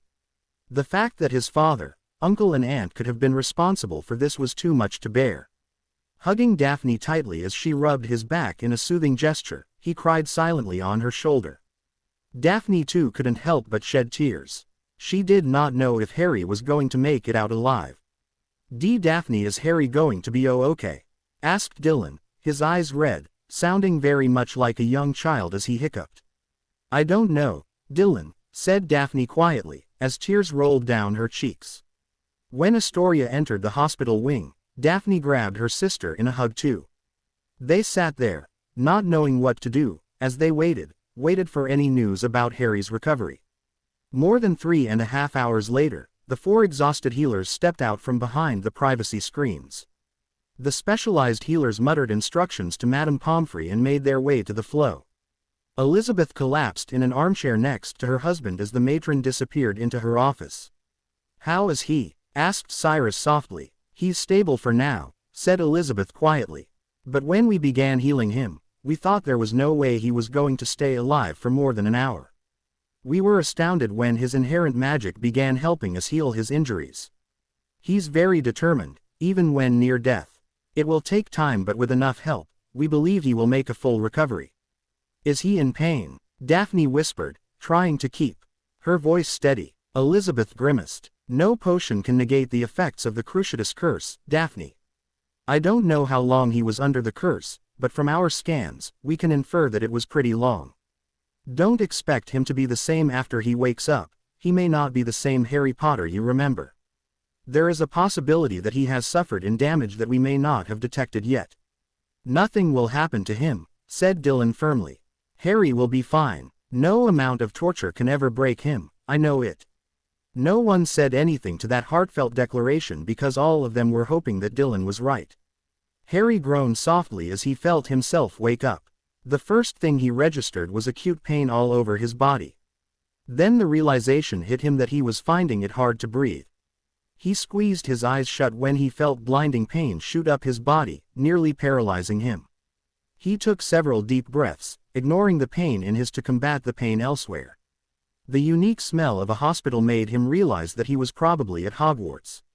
With a lot of difficulty, he opened his eyes, confirming his whereabouts. The sight of the school's hospital wing greeted him, along with several familiar faces. Cyrus and Elizabeth Greengrass were sitting in armchairs by the fireplace, both clearly asleep. Astoria had taken a bed for herself and she too was fast asleep. To his left was Daphne, sitting in a chair by his bed and using the mattress as a pillow. To his right was Dylan, resting his head on Harry's arm, refusing to let go as he slept. When he tried to move, Harry winced in pain. Dylan's eyelids twitched at the movement and slowly opened. Blinking the sleep from his eyes, he realized with a start that Harry had regained consciousness. Not wanting to wake anyone who was sleeping, Dylan pressed the locket hanging around his neck, which cast a privacy charm around them. It took all of his self-control to not rush into his brother's arms and give him a hug. "How are you feeling?" asked Dylan softly as he helped Harry sit up. "Fine, I think," Harry replied in a raspy voice, wincing in pain as his delicate, abused flesh came into contact with the pillows. It hurt even to touch and breathe. "You always say that you are fine, even when you're not," Dylan grimaced. "Here, drink this. Madame Pomfrey told us to give it to you if you woke up during the night. Can I have some water first?" Dylan nodded and flicked his wand, making the self-refilling water jug pour water in a GL. Once done, he took the GL and gently placed it at Harry's lips, making his brother sip the water slowly, not wanting to increase the pain Harry obviously felt in his. Dylan then took the goblet of potion and helped Harry drink it too. "Thanks, Dylan," said Harry softly. "Where's Sirius?" "Ministry. When you told him that Voldemort was back, they captured Barty Crouch and now they're doing their best to secure the Ministry. He and Aunt Amelia gave us strict orders not to leave you." Harry chuckled but coughed violently instead. He looked at the concerned face of the younger boy and smiled slightly. Extending his arms just a little, he whispered, "Come here." Dylan wrapped his arms around his brother, silent tears rolling down his cheeks. "Did my father do this to you?" he asked, dreading the answer. "No, Rabaston didn't touch me. Voldemort used the Cruciatus curse once, but the rest of it was all Bellatrix and Rodolphus." Somehow, that didn't make Dylan feel any better.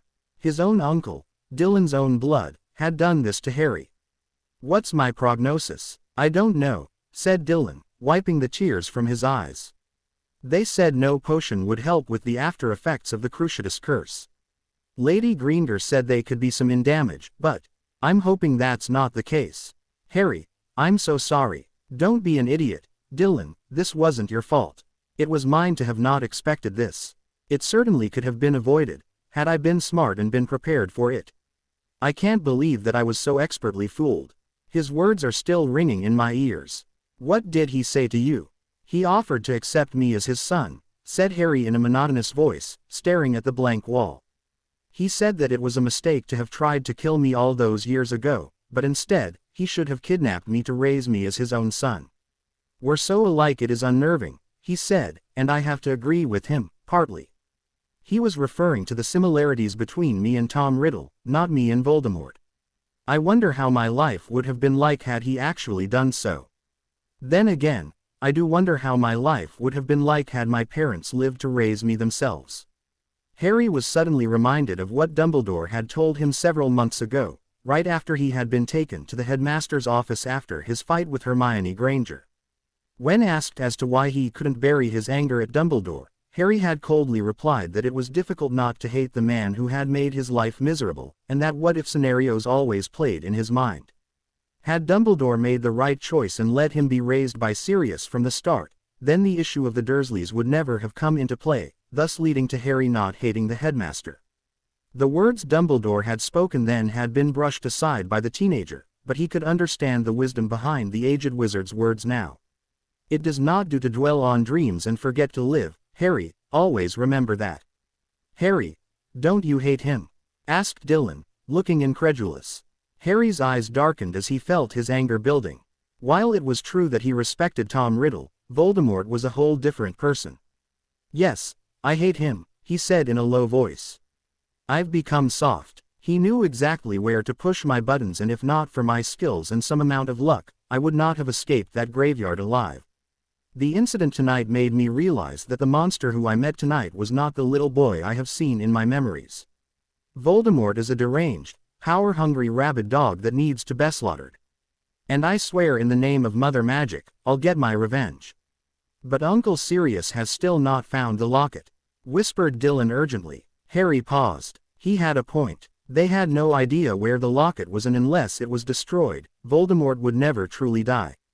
Maybe there are other ways to destroy him without having to destroy the locket. We'll have to look into it. He used you to try to get to me, you know, Harry added quietly after a pause.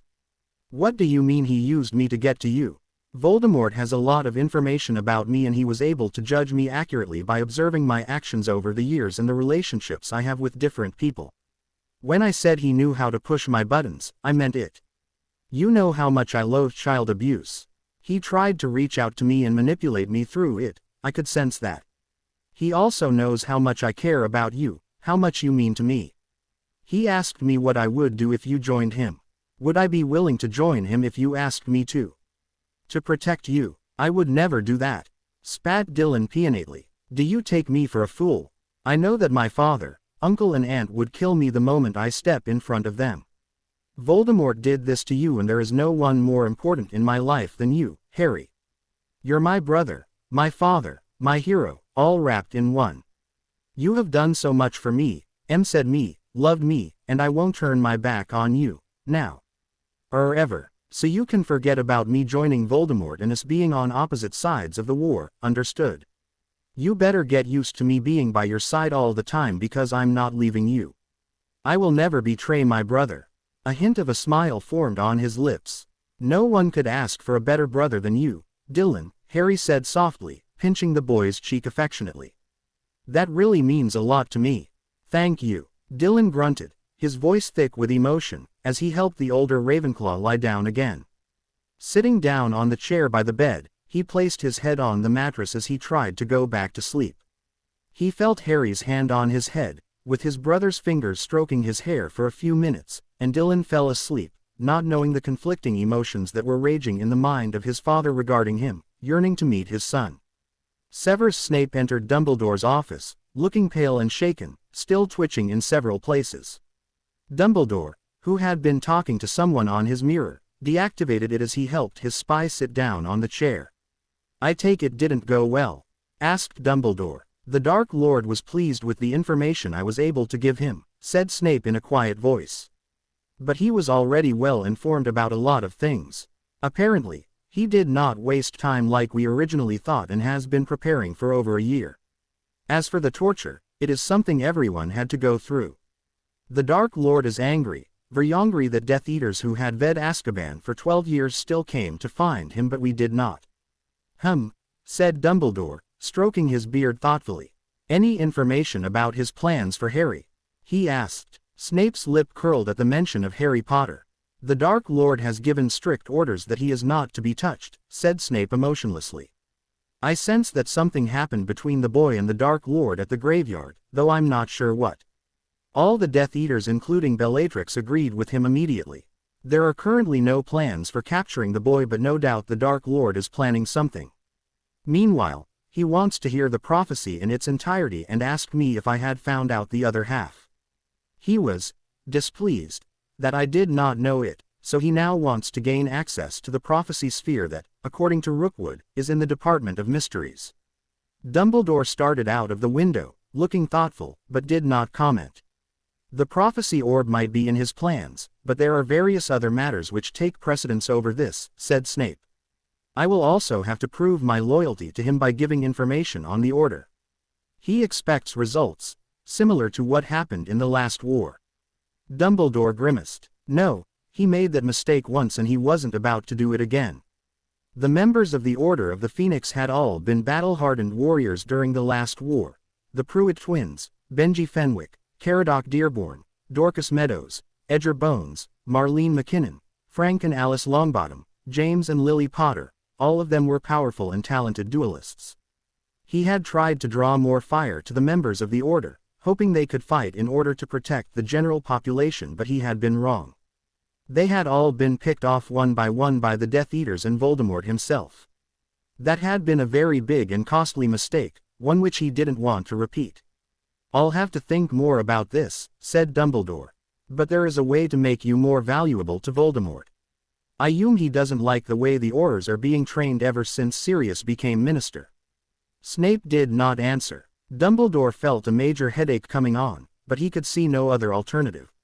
If he had to save lives, other sacrifices had to be made.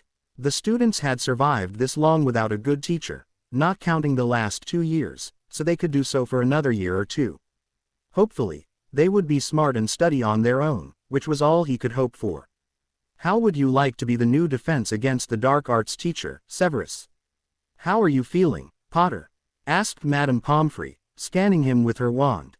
I'm fine, Harry stammered, though his voice was still hoarse. But I wouldn't mind something that would reduce the pain. Madame Pomfrey sighed. All your internal injuries have been healed, but the after effects of the Cruciatus curse will decrease only in about a month's time. There are still some lingering symptoms, like the occasional stuttering, body pain and headaches, but in time, I believe you will make a full recovery. With a flick of her wand, she summoned a GL jar which contained a silvery paste inside. This is a salve that should lessen the pain. Have someone apply this all over your body for the next 6 to 8 weeks for the Cruciatus exposure. Keep yourself clean and unclothed, as the charms on your garments will interfere with the healing process. Now is not the time to be shy. If you're in a public place and being nude isn't an option, I suggest you use clothes that don't have magic weaved into them but keep it brief. Also, I know I'm asking for a lot, but I must insist that you don't overexert yourself for at least the next 5 days. Healer's orders. Daphne silently accepted the jar offered to her. After instructing them on how to use it, Madame Pomfrey returned to her office. Dylan removed the hospital blanket covering Harry's body and helped him stand upright. Both hissed as they saw the whip marks that covered the area from just below the shoulders on his back to his upper thighs. There were more whip marks across Harry's torso. I really hope you heal quickly, the younger boy muttered, wincing at the sight before him.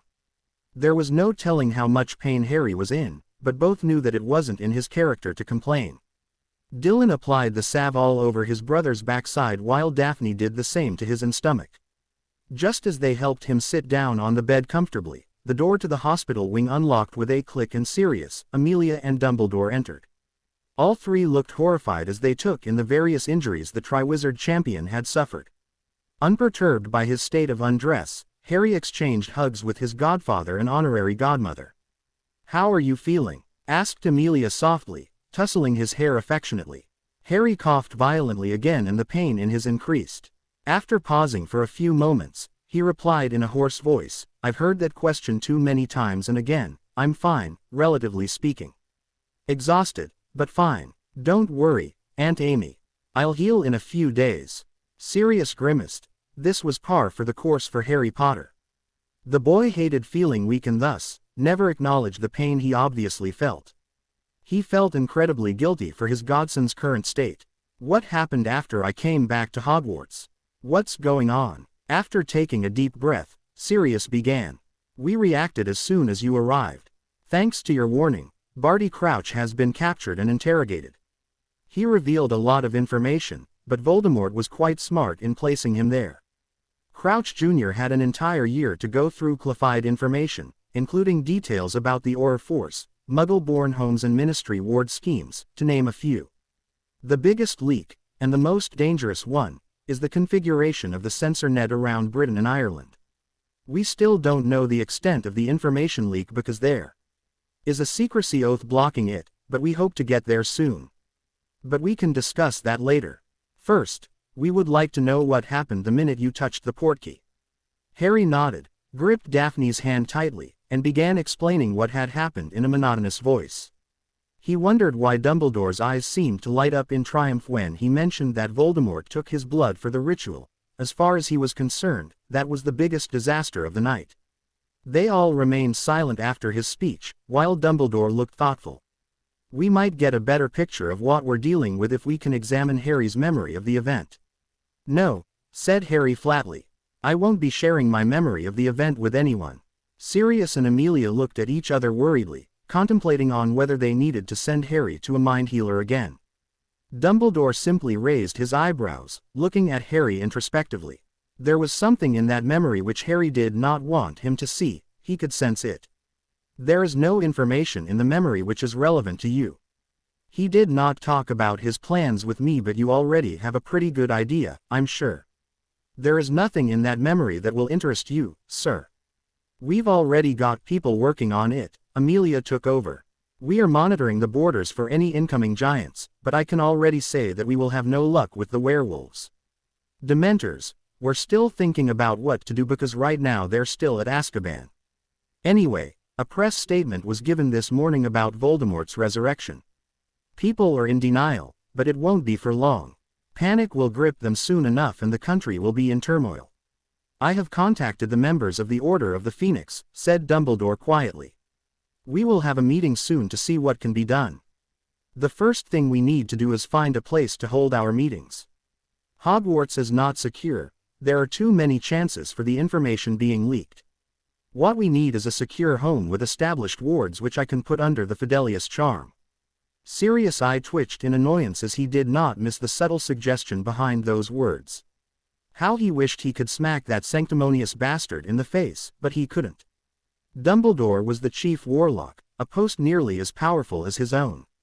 Even if he hated Dumbledore and would like nothing more than to throw his wrinkled old ass in Azkaban, he was more useful working for their side. The old man also wanted Voldemort dead. If only they could get their hands on that blasted locket. But Sirius was clear about one thing: this would only be a temporary alliance. After Voldemort and his Death Eaters were gone and done for, he would ensure that somehow, Dumbledore lost his positions one by one. He was not the Minister of Magic for nothing. He may hate Dumbledore, but right now, Voldemort was a bigger threat. Everyone in the Great Hall was reading the Magical Daily in utter silence. The headlines sent shivers down their spine. Lord Voldemort returns. Press conference held by Minister of Magic Sirius Black confirms news. Boy WHO lived kidnapped after Huon the Triwizard Tournament.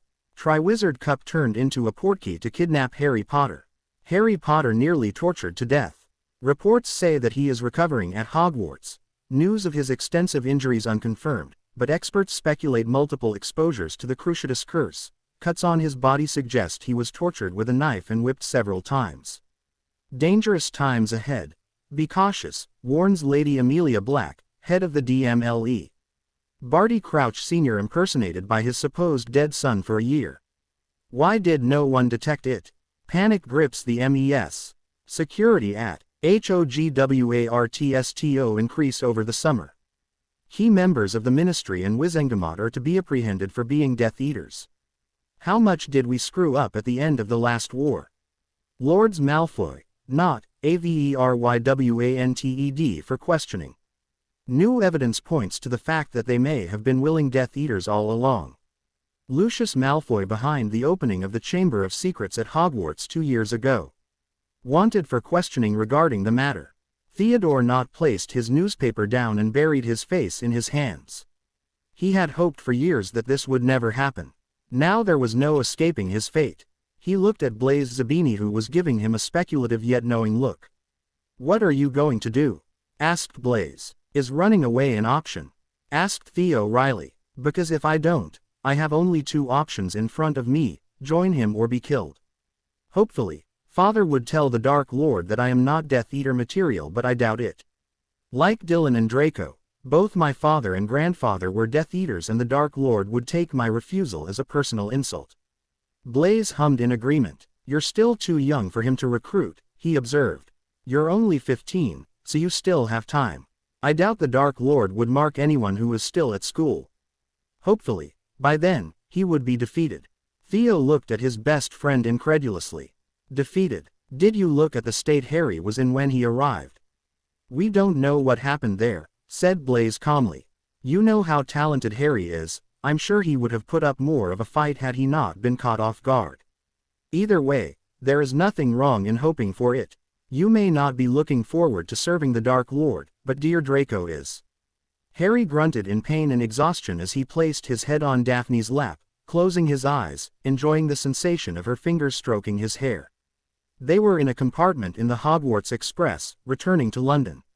Harry was glad that he had finished his NEWTs because he would have been too distracted to write his exams now. He tried to sleep, but his body still ached. Opposite to him, Dylan and Astoria were sitting close to each other, speaking in soft tones. Harry's mind drifted back to the conversation he had with Theo this morning. He knew the Slytherin's position would be difficult, but he hoped that he could end the war before his friend would be forced to take the mark. Just as he closed his eyes, the compartment door was rudely yanked open. "You'll pay for this, Potter," said Draco in a low voice. "You and your bloody godfather can't send orders after my father to have him arrested. The Dark Lord is back and he will teach filthy half-bloods like you a lesson. With him in charge, the balance in the world shall soon be restored." Harry got up slowly and looked at Draco with calm, cold eyes. "Take a seat, cousin," he said quietly. "Why?" Draco sneered. "Want to negotiate terms for your surrender? Draco, don't act like a child and take a seat, your goons included. I have faced and jeweled Voldemort, so you don't scare me." Draco narrowed his eyes in anger but sat down, Crabbe and Goyle looking clueless but curious. Harry waved his hand and the door sealed shut with a silencing charm in place. "Yes, the Dark Lord is back," said Harry, crossing his legs gracefully, and looked at the 3 of them with critical eyes. "And we are at a crossroad. Tell me, Draco, why do you hate me? For the first 2 years, we ignored each other. I was fine with that because quite frankly, I didn't care about you. But then you started annoying Dylan, and I don't take kindly to anyone insulting my brother." "He's not your brother," said Draco imperiously. The temperature in the compartment dropped as Harry's emerald orbs darkened. Dylan's gray eyes were hard as he coolly observed the meeting. "After I threatened you to back off, you wisely did, and yes, it was me," Harry continued, ignoring the gaping face of Draco. "But you started it again after my name came out of the Goblet of Fire. I didn't have a problem with those stupid badges because they were so childish that it wasn't even worth my time. My brother, however, felt differently, and so he acted. The end result was your own head of house punishing you." Draco gritted his teeth. This conversation was not going the way he wanted. "You have been raised in a pampered environment, Draco. You have no idea of the real world out there. You have never experienced hardship, pain and hunger like how Dylan and I have. You are excited at the prospect of becoming a Death Eater, but let me tell you right now, Draco, it's not going to be easy. You expect that being a Death Eater would be the greatest achievement of your life, but the fact of the matter is that it would destroy you and your family. Take heed of my advice and stay out of this war, and the ancient and noble house of Malfoy will live to see another day. Don't make a mistake that could get you and your mother killed, because this war is going to be. Are you saying that I can't handle it? Spat Draco, shaking in anger. I am capable, Potter, to handle anything. I'm one of the top students in my year. I am not a stupid weakling that got beaten up by a bunch of worthless muggles like you and your brother. I don't need your advice because I am going to be on the winning side. And the day will come when you realize how great I am. He does not give rewards, cousin, Harry said finally as Draco got up. He hands out more punishments than rewards. All I am asking is that you think about it. I'm not asking you to join my side, just to distance yourself from me, Dumbledore and Voldemort. If you do, you have a chance to survive this war. If not, Draco glared at Harry as he walked out, slamming the compartment door close as he went. Crabbe and Goyle were giving Harry funny looks as they ped, trying to prevent him from taking the mark. Asked Daphne quietly. I tried, but it obviously didn't work. He's not a killer. Trust me, I know what I'm talking about. Not everyone can take a life, and Draco certainly can't. Yes, he's a smart boy, but Voldemort honestly doesn't care about that. If he becomes a Death Eater, he is doomed to fail. All I can hope is that he does not involve himself in the war personally. I hope he realizes the truth before it is too late. Draco is not Death Eater material. He's just a pampered little boy who is too confused by the world around him, doing his best to please his parents. If something drastic happens in his life, he'll break into pieces. I've observed that over the past 4 years, and so has Sirius. He sees the world in black and white, which, unfortunately, most others do as well. You can't fault him when Dumbledore and Voldemort are guilty of the same. I was guilty of the same too, but I came to realize over the past few years that everything in life is in shades of gray. Draco's life isn't going to be easy now that Voldemort is back. Theo is mature enough to understand what's going on, but Draco hasn't realized it yet. And I was actually attracted to him. I must have hit my head on something, muttered Astoria to herself, but Dylan heard it. A small smile formed its way to his lips as he turned towards the window. Harry flicked his wands towards the other side of the lake on the grounds of Potter Castle. He was practicing dual casting, something which he was determined to perfect after his duel with Voldemort. The 2 fire whips decapitated the targets while he finished firing a spell at the practice dummy that was behind him.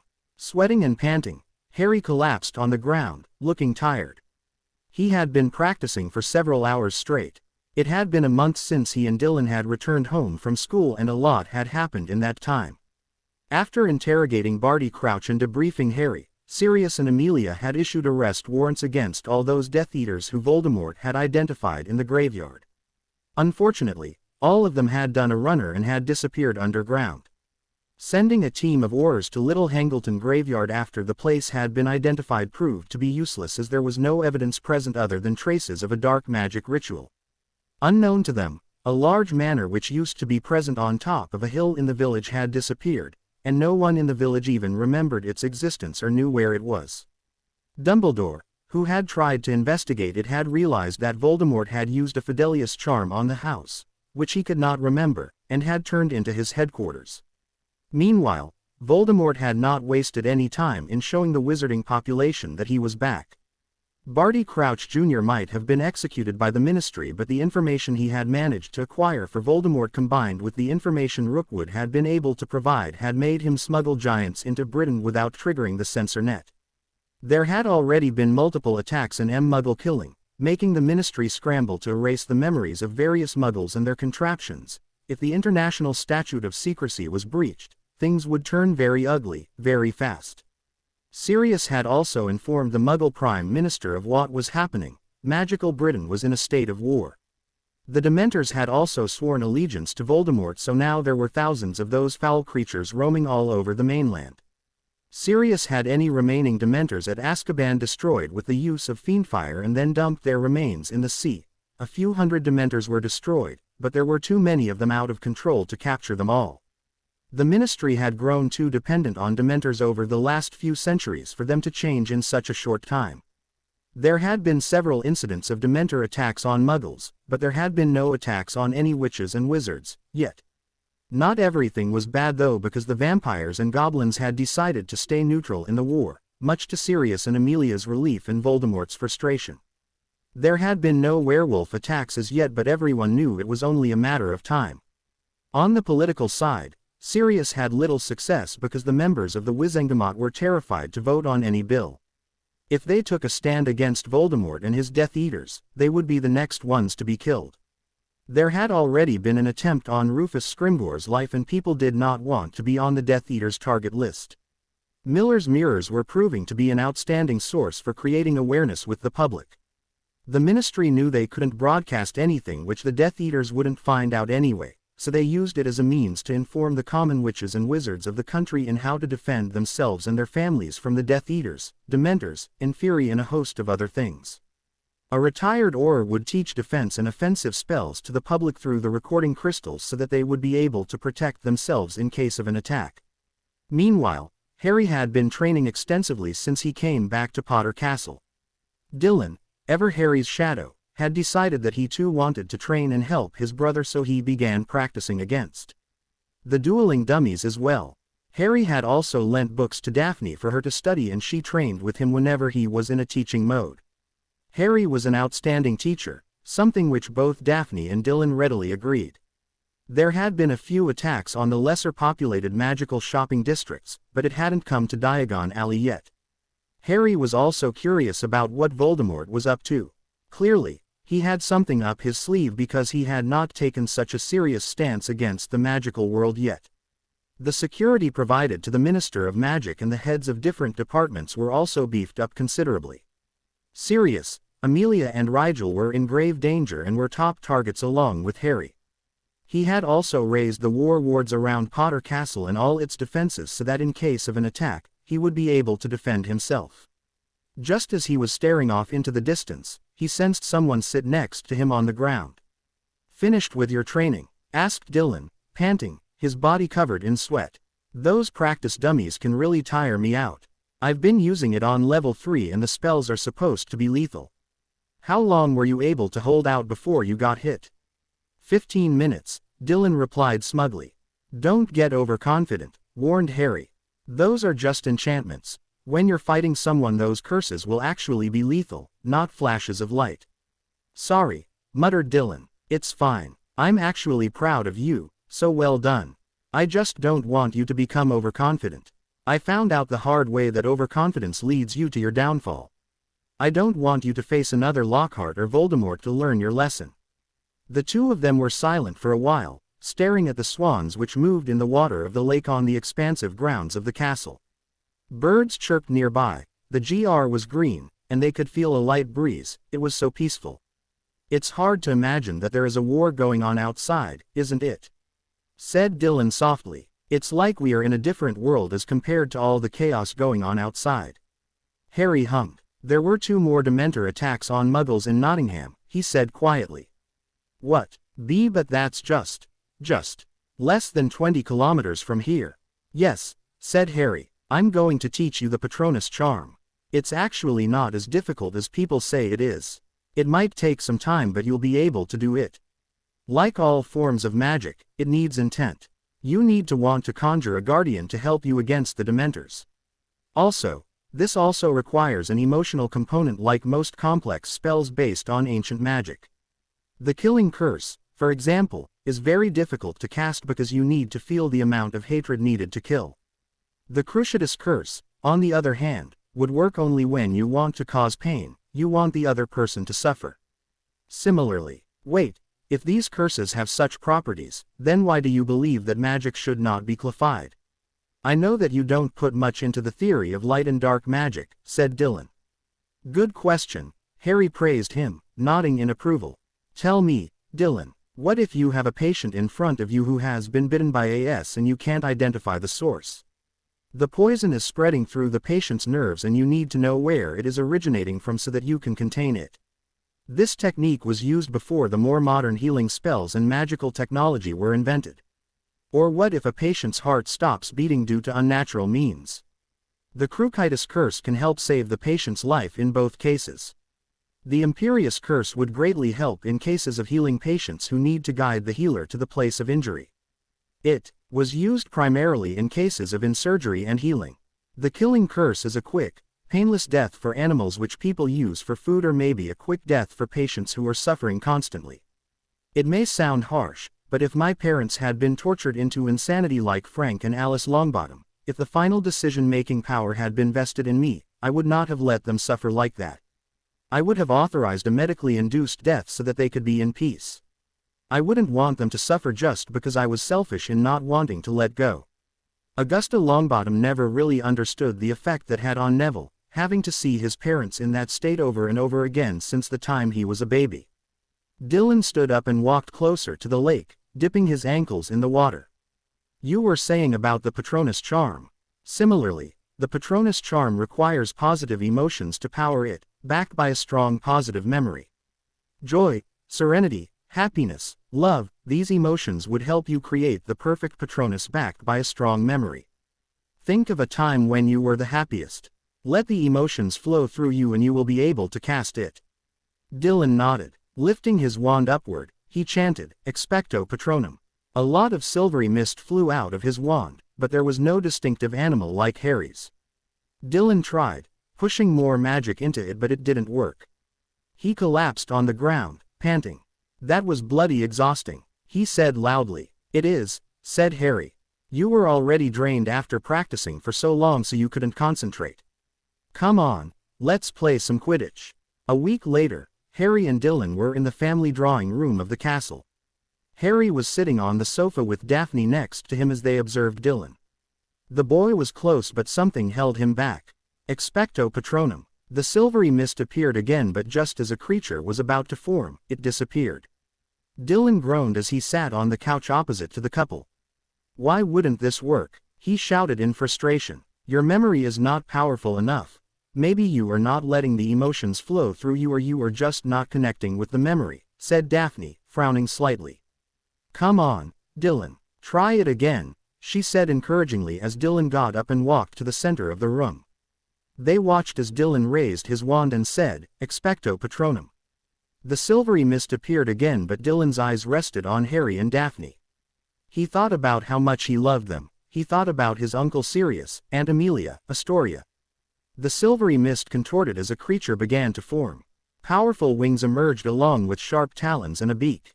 Dylan watched in awe as his Patronus took the form of a golden eagle, a very familiar golden eagle, right down to the scar above the right eye. That's you, whispered Daphne as she looked at Harry. She smiled as she saw the happiness that was shining in Harry's eyes when he realized what his brother's Patronus took the shape of. I don't know what to say, said Harry softly. I'm touched, Dylan. Thank you. I didn't choose it, but if there had to be someone to protect me from soul-ing demons, it would have to be you, said Dylan grinning. Harry chuckled. All right, now let's start with your animagus training. Daphne and Dylan's eyes lit up when Harry said that. Sitting down opposite to them, Harry began explaining the process to them. Hopefully, they would be able to master the transformation within a year. Harry grumbled mentally as his feet touched the ground at Grimmauld Place, London. He still had not been able to talk to Dumbledore about the next academic year. He had gotten his NEWT results and had scored an outstanding in all 7 subjects with extra credit.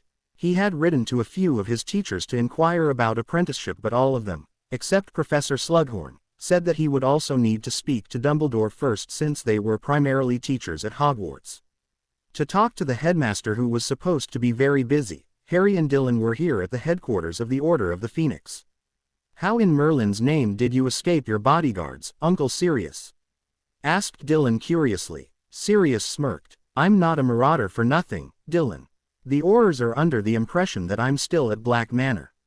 My bodyguards are loyal, but we can't risk anyone knowing the location of headquarters. Here, read this and memorize it, he said, handing them a slip of paper in his handwriting.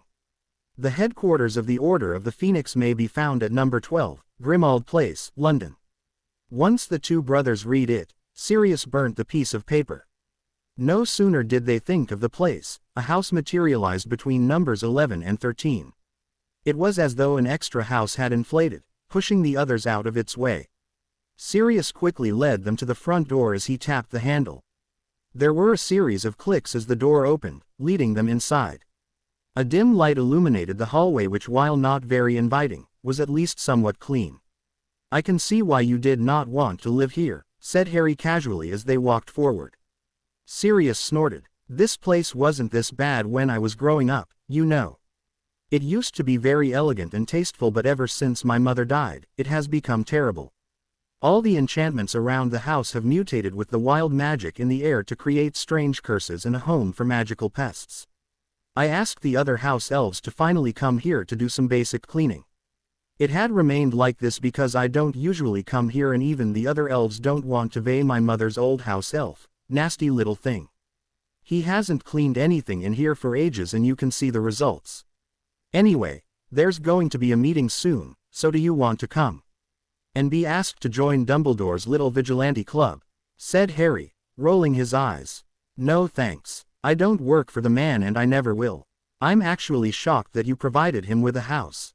Voldemort is our biggest priority right now," said Sirius grimly. "And as much as I hate to say it, things would be much smoother if I work with the chief warlock without any issues.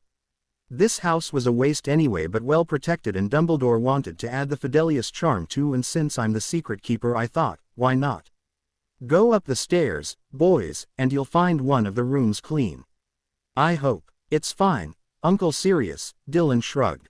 He observed some of the scowling portraits. These portraits aren't so bad at Black Manor. Most of them may not be chatty, but they don't act like this. I know for a fact that Orion Black's portrait actually likes me." "Again, the wild magic and enchantments gone bad have affected the portraits too," said Sirius in exasperation. "What that elf has been doing, I'll never know. By the way, I forgot to inform you that the Weasleys are staying here until the end of the holidays. I don't know why, but it seems their home is not warded yet, and Dumbledore says they are a major target. Either way, as long as they can take care of themselves, I don't care. I'll call you in an hour or two." With that, Sirius disappeared down the hallway while Harry and Dylan were examining some of the rooms. They climbed up the stairs to the first floor landing when they heard a crack as a door opened to the side. "Harry, Dylan," Fred greeted them with a broad smile. "We didn't think you would grace us with your presence," said George, grinning widely. "Come on in." The two of them entered the room and looked around. "Well, at least this room is clean," muttered Dylan. From behind, he heard a voice saying, "What are they doing here?" "I'm not here to see you, Weasley," said Harry indifferently. "I came here to talk to Dumbledore, but I was told they were having their meeting, so I have to stay." Ron's ears turned pink as he began sulking. Harry simply raised an eyebrow at the twins, who shrugged. "He wanted to be part of the order, but Mum and everyone else refused," explained George.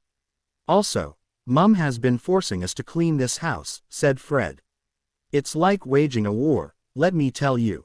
"Are you crazy?" asked Harry incredulously. "No offense, but with this level of magical decay, no one without experience in dealing with curses should be going anywhere near those rooms. I wouldn't allow Dylan to go in there, and your brother certainly shouldn't." Dylan frowned. "Is it really, Ron? I still can't get into the Leary," said a very familiar voice. Dylan observed that Harry's eyes darkened slightly, but no one else seemed to have noticed it. "Nice to see you, Granger," said Harry cordially. "What are you doing here?" Hermione scowled when she saw Harry. "I'm Ron and Ginny's friend," she said in her usual bossy tone. "Mrs. Weasley figured that it would not be safe for me to stay in the Muggle world. I might be an important target because of the Death Eaters going after Muggle-borns." Harry and Dylan locked eyes with each other, both of them thinking the same thing. Voldemort had other things to do rather than go specifically after Hermione Granger, whose self-importance was not something others shared. However, she was right in that Muggle-borns were in danger, though Harry doubted Voldemort would target them in large numbers this soon. He had bigger fish to fry, namely the Ministry of Magic. "So, who's in this order anyway?" asked Dylan, breaking the silence. "Lots of people," Fred shrugged. "We've tried to listen to the meetings, but the door is well warded. We've met several people already, so we have a pretty good idea. There are Dumbledore's old friends like Doge and Moody." "Great," muttered Harry. "Then there are a few more Aurors, Hogwarts teachers like McGonagall, Snape." "Snape," exclaimed Dylan, scowling. "Professor Snape," Hermione corrected him. "Like that arsehole deserves that title," he sneered. What is he doing for the Order? He's a spy, Harry answered quietly, leaning against the wall casually, his ankles crossed. He's supposed to be spying on Voldemort because Dumbledore is convinced that Snape is on his side. And what do you believe? Asked George curiously. Snape is not on Dumbledore's side. Dumbledore is taking a very risky gamble to accommodate the greasy git. And how would you know that? Hermione snapped at him. Professor Dumbledore trusts Professor Snape, so that should be enough for everyone. I don't trust Dumbledore either, Granger, so that would be a little difficult, Harry shot back, rolling his eyes. How could you say that? Shrieked Hermione indignantly. That's Professor Dumbledore you're talking about. He's the greatest wizard ever. The only one you know who ever feared. Harry couldn't help it. He burst out laughing. The only one Voldemort ever feared. He repeated disbelievingly. Oh, please. Voldemort does not fear Dumbledore. He loathes him, true, and would do absolutely anything possible to get rid of the man, but fear him. No, that's just propaganda spouted by Dumbledore's supporters. Why don't you continue? Said Dylan, shutting off Hermione's rant as she opened her mouth furiously to recite facts she had read from books. Yeah, said Fred slowly. Then we have our brothers Bill, Charlie and Percy, though Percy is only here to curry favor with Dumbledore and Minister Black. How is that? Asked Dylan curiously. I thought Bill was in Egypt and Charlie in Romania. Well, yeah, but Dumbledore wants international witches and wizards in case the war goes outside Britain, said George with a shrug. Bill got a transfer here to the London NCH of Gringotts. He wasn't too happy, but there are other compensations. Like what? Remember Fleur Delacour? Apparently, she wants to be a curse breaker herself. She applied to Gringotts for a job along with personal training in the field, was placed here in London, and guess who she got ignored to? Bill, asked Dylan, his eyebrow raised. Spot on, said George, grinning widely. From what we've managed to find out, they spent a few weeks together and decided to go on a date and, well, it seems to be going well. Yes, Dylan cried happily as he pumped his fist in the air. She was never a problem, Dylan, said Harry wryly. There's no need to be that happy.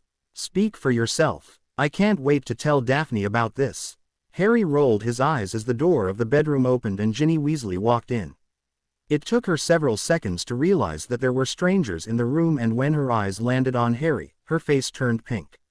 Hi Harry, she said in a high-pitched voice. Hello. Harry greeted her politely. Well, if you'll excuse me, said Hermione standing up. I'll see if I can get into the Leary again. You can't, said Dylan shortly. And why not? Demanded Hermione angrily. Because you are not black by birth or have any close blood relatives who are blacks. Unless the head of house gives you permission, you won't be able to enter the Leary or any other family-warded area. And how would you know that? Asked Hermione suspiciously. Dylan simply raised an eyebrow. My brother and I live with Uncle Sirius and Aunt Amelia half the time, he said. I'm not a black by blood, so I needed permission. Harry already has black blood because of his grandmother, but his position as godson gives him automatic access. Hermione sat down, looking frustrated. What's the point of having a Leary if other people can't enter it? It's a family Leary, Granger, said Harry quietly, not a public Leary. Family books and grimoires are heavily guarded by the members. It's the same way at Potter Castle, Dylan shrugged. I couldn't enter the Leary or the Lord's study until Harry keyed me into the wards. Potter Castle? Asked Ron incredulously. Harry shrugged casually. Just then, the door to the room opened and Mrs. Weasley poked her head inside. The meeting is over, kids, you can come down now. Be careful while coming down the stairs and don't make any noise. We don't want to wake anything. Wake anything, whispered Dylan incredulously. Harry casually put an arm around Dylan's shoulders as they walked out of the room. Just as they were taking the last step to the ground floor, there was a loud sound. Crash! Tonks! Cried Mrs. Weasley in exasperation as she set right the troll's leg stand, but before anyone could say anything, there was a horrible, ear-splitting, blood-curdling screech. While Berga Black's portrait was screaming at the top of her voice, and as she did, the other portraits began to scream too. Dylan covered his ears with his hands and looked expectantly at Harry. Bang! Harry shot off a cannon blast from his fingers as the portraits quietened down, looking at him in shock. If I hear even a whisper from any of you, you'll be very sorry indeed, said Harry dangerously, sparks coming from his fingers.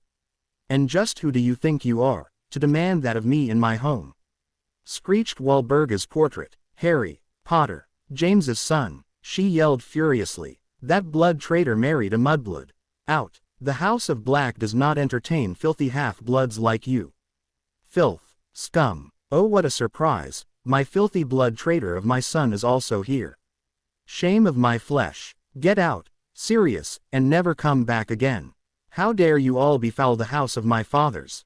Bang. People came running towards the source of the commotion and were startled to see Harry pointing his wand at Walburga's portrait, the tip glowing. Insult my parents again, Lady Black, and you'll see exactly how proficient and talented I am in the dark arts, said Harry coldly. The wards you have put up might prevent any damage to the canvas against most spells, but I'd like to see if it holds up against something as deadly as fiendfire. I could burn this house down in an instant and I'm sure my father wouldn't mind at all. If I use you as an example, the rest of the portraits will think twice before insulting my parents. Your blood traitor of a nephew married a mudblood, yes, sneered Harry at the shell-shocked portrait. But that mudblood was actually the heiress of House Slytherin. After my mother Lily Potter died, I inherited her title. You should be honored that I have bothered to grace my presence in your home, Lady Black, because I am Lord Slytherin. Walburga's eyes bulged out when she saw the Gryffindor and Slytherin rings along with the Potter lordship ring on his fingers. That blood traitor you call your son is also the Lord of House Black, continued Harry angrily. I do not take kindly to anyone insulting the man whom I love as much as my own father. Sirius Black is the Minister of Magic and has brought more glory to this family than you and your ancestors ever did. You will remain silent and go to sleep, is that clear, grandmother? Yes, said Walburga quietly. Harry simply flicked his wand and the curtains snapped shut, plunging the corridor in silence. No one uttered a word, too awed or horrified to speak. Some were blinking in surprise when Harry referred to Sirius as his dad, but none of them questioned him. The reason for the change in title was due to Harry coming to terms with what had happened at the graveyard, having come so close to death, with Voldemort having nearly manipulated him into joining his side, had struck a chord in Harry. It was only because of his family that he had managed to hold on and not be swayed by Voldemort's offer. Without Sirius and Amelia in his life over the past 4 years, things would have turned out much differently for him, not all of them good. This was the reason Harry had begun to refer to them as his mum and dad. Sirius and Amelia had been reduced to tears the first time Harry had called them that. While Harry would always love and cherish his birth parents, he also came to regard Sirius and Amelia as his adoptive parents too, and if someone were to so blatantly insult any of one of them, either James and Lily or Sirius and Amelia, it was his duty as their son to defend their honor. That was bloody brilliant, said George in awe. Scary, but brilliant, agreed Fred. And that, ladies and gentlemen, is why you don't mess with Harry Potter, said Dylan, grinning widely. Harry rolled his eyes. I must say I didn't expect you to reason with my mother, said Sirius, snickering. You spoke her language and shut her up. I've said this before, but she would have killed to have you as a son. Life certainly would have been interesting in this house had you been here all those years ago. Father, Regulus and I would have definitely enjoyed it. She's not the only one, muttered Harry, remembering Voldemort's offer just a month ago. Not everyone was impressed, though. Mrs. Weasley looked horrified. Why, you know the dark arts, she whispered, her face slightly pale. Harry didn't bother dignifying her question with a response. Where's Dumbledore? He asked. He's already left, said Sirius, sounding annoyed. I told him that you wanted to speak to him, but he said that he will be back in an hour or so. Something important to take care of, apparently. He's suffered an injury of some kind, so he's probably gone to Madame Pomfrey. Harry's eye twitched in annoyance, but he silently followed his father to the kitchen. There was a long table with people milling around it. Harry sat down on a chair opposite to Sirius, with Dylan sitting next to him. Dylan had taken to emulating his brother by observing his behavior, so unconsciously, quite a few of Harry's mannerisms were inculcated into his everyday life. The facial expressions, the way he carried himself, all of which were seen in Dylan as he sat down. Harry, Dylan, said Remus cordially as he shook hands with the two. How have you both been? Just fine, Remus, thanks, said Harry, his face impive again. Lord Potter, It's nice to see you again, Mr. Weasley greeted him with a warm smile. It is a pleasure, Mr. Weasley. Let me introduce you to everyone, said Sirius quickly. Harry, Dylan, this is Arthur Weasley and his oldest son Bill, both of whom you have already met at the Quidditch World Cup. His other son Percy, who works in the Department of International Magical Cooperation, your cousin Nymphadora Tonks. Don't call me Nymphadora, Sirius, she growled, her hair turning red. It's Tonks. Hi Tonks, said Dylan brightly. Hey Dylan, replied Tonks excitedly. Her smile became predatory as she asked innocently, now what is this I hear about you and this girl called Astoria Greengrass? Dylan just gaped at her in shock, but once he recovered, he rounded on his brother. You told her, he said, looking at him accusingly. Harry looked at Tonks in slight disbelief. What part of keep it a secret didn't you understand? Oh, come on, Harry. Tonks huffed. Like I wasn't going to tease him after you told me about it. Moving on, said Sirius loudly, his eyes twinkling in amusement. As you already know, Tonks is an Auror and so are Kingsley Shacklebolt and Hestia Jones, continued Sirius. Then we have Elphias Doge and Alistair Moody, Sturgis Podmore, Daedalus Diggle, Emmeline Vance, Mundungus Fletcher and Molly Weasley. Everyone, this is Harry Potter and Dylan Lestrange. Everyone in the room suddenly felt uncomfortable when Dylan was introduced and Molly Weasley actually shuddered. Dylan acted as though he hadn't seen it and politely greeted everyone. If we want dinner before midnight, I'll need help, snapped Molly amidst the silence. Tonks enthusiastically got up, increasing the noise level. Harry's fingers twitched when he saw many people giving Dylan looks of suspicion and fear. He actually saw Moody palm his wand. That's it, muttered Harry. Come on, Dylan, we're going home. Wait, Harry, where are you going? Asked Remus. Many of them stopped talking to stare at the tall teen. I came here to speak to Dumbledore. I did not come here to socialize, nor did I come here to meet the members of the Order of the Phoenix. There is only so much I can handle before I blow up, and I do not appreciate the suspicious looks being directed at my brother, so can you blame me for wanting to leave before I attack someone? It's not our fault, Diggle cried indignantly. He's Rabaston Lestrange's son. How do you know that he can be trusted? For all we know, Lestrange might have convinced the boy to spy on us, wheezed Doge. Constant vigilance, barked Moody, his gaze, magical or otherwise, focused on the young Lestrange heir. To his credit, Dylan didn't react at all. His gray eyes were fixed on the ceiling, acting as though he wasn't listening to anyone. The temperature suddenly dropped and the windows developed cracks. Harry's magic was leaking out of his body as he crumpled his hand in a fist. Oh, how he badly wanted to curse those ignorant fools. Harry, calm down, said Sirius quietly. You can't change their minds, I've already tried. Just don't bother with them. How do I know that he can be trusted?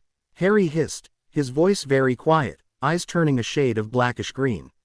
I know because he is my brother and I love him with all my heart. I trust him with my life, something which I can't say for the rest of you fools.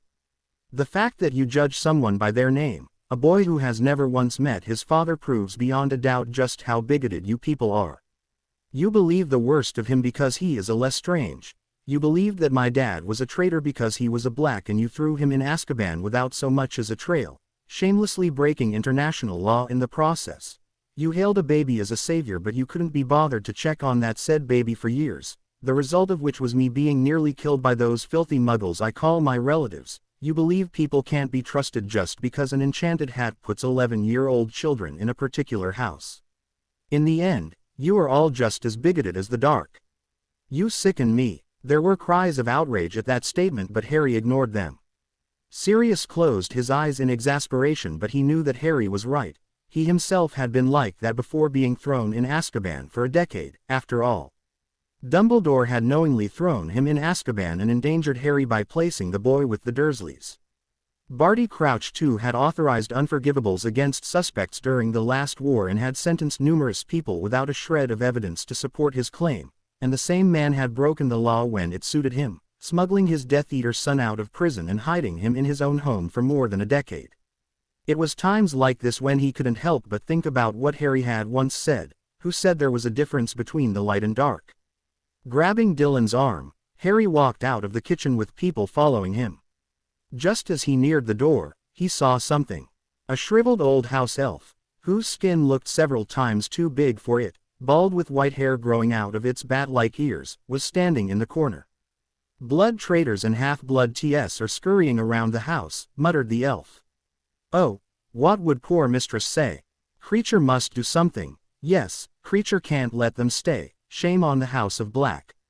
For the first time in nearly 2 years, Harry was altered by a memory as it rammed into his conscious mind, making him double over in pain. "Harry!" shouted Dylan with worry as he tried to support his brother from falling down. He was standing in the middle of a small island, smirking in triumph. This would be his greatest Horcrux yet, the locket of Salazar Slytherin himself.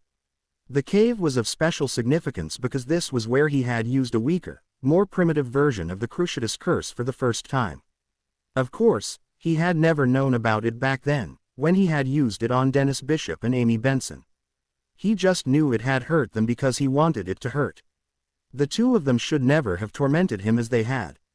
He scooped up more of the potion to test it as he fed it to the house elf he had borrowed from Regulus Black. "No, no more," screamed the elf, and he laughed at the pathetic creature's plea for help. "Master Regulus, Mistress Walburga, creature can't drink. No more, please, creature doesn't want to drink. More," screamed the elf. Dropping the locket Horcrux in the basin, he let the house elf shriek in agony and fear as he saw the Inferi grab the elf's frail hands. He walked out of the cave, knowing that the elf would have been taken inside the lake by now. Another Horcrux was secure. Harry gasped for breath, clutching his head as the pain intensified. He had not had one of Voldemort's memories barge into his conscious mind like this ever since he had worn Rowena's diadem. It had been just like the first time he had experienced it, but this time it was excruciatingly painful. It was like having a Cruciatus Curse being cast on his in. "Harry, are you okay?" asked Sirius worriedly. I'm fine," said Harry, panting hard, but he collapsed against his father as he threw up on the carpet, eyes rolling in their sockets. "I think some bed rest would make him feel better. Sirius, don't you agree?" Dumbledore suggested quietly as he watched Harry clutch his head in pain, having just flowed into the house. His worst fears were confirmed. The connection he had always suspected to have existed between the boy and Voldemort must have strengthened due to the latter using Harry's blood for his resurrection. This was dangerous. He would have to keep a very close eye on Harry in the future. "Dylan, take him to the second floor," said Sirius quietly. "Regulus' bedroom should be free for you to use. I'll bring Lady Greengrass here to check on him." "Yes, Uncle Sirius," Dylan whispered as he wrapped an arm around Harry's waist, helping him walk. Harry had still not recovered from the torture he had suffered, no matter what he wanted others to believe. The Cruciatus Curse had long-term effects on the mind and body, and something must have happened which caused Harry too much pain in a blink of an eye. Entering the room which had Regulus' name, Dylan shut the door. With a flick of his wand, he vanished Harry's clothes and tucked his brother in bed. After ensuring that he was comfortable and fast asleep, Dylan summoned his communication mirror and contacted Daphne. A few minutes of conversation later, he undressed for the night and quietly slipped into the covers beside his brother and closed his eyes. He couldn't return home without Harry, and since his brother was in no condition to apparate or use a portkey, they would have to stay here for now. Damn, how bad must Harry have been tortured for the effects to not have disappeared even after a month? Harry groaned as he opened his eyes. The room was dark, but he could see the barest hint of sunlight peeking from behind the thick curtains. Feeling a warm presence next to him, he turned his head slightly, only to gaze into the face of the sleeping form of his little brother, who was attached to his body like a human octopus, with an arm and leg tightly holding him in place. He smiled faintly. Memories of the previous night flooded Harry's mind, and he started analyzing what he had discovered. The house elf, which Voldemort thought had been dragged under the Inferi-filled lake, was alive. That was how Regulus had known about it. The elf, creature, had escaped and told his master about the locket. Regulus, realizing what Voldemort really was for, actually making a Horcrux, decided to steal the Horcrux himself. And what? How did Regulus die? Where was the locket? He tried to get up, but his head was pounding. Sighing softly, he closed his eyes and began to meditate. He snuggled closer to his brother, letting the rhythmic beating of Dylan's heart to help him concentrate on finding his center. Within minutes, the cool magic of occlumency began soothing Harry's mind as the thoughts which were in disarray soon became organized. An hour later, he was back to normal, his magic contained. A hint of a smirk tugged at the corner of his lips, the wonders of mind magic. It was probably the best NCH of magic there was. After entangling himself from his brother's arms, he pushed the blankets away and shook the boy awake, playfully ruffling his hair, eliciting a reaction. "Off, arsehole," Dylan groaned into his pillow, his eyes still shut. "I'm trying to sleep. Go drown yourself in a lava river." Harry snickered to himself. One of the highlights of his day was trying to wake his brother up every morning, which always proved to be entertaining. Dylan hated being woken up and always cursed his brother every time he tried.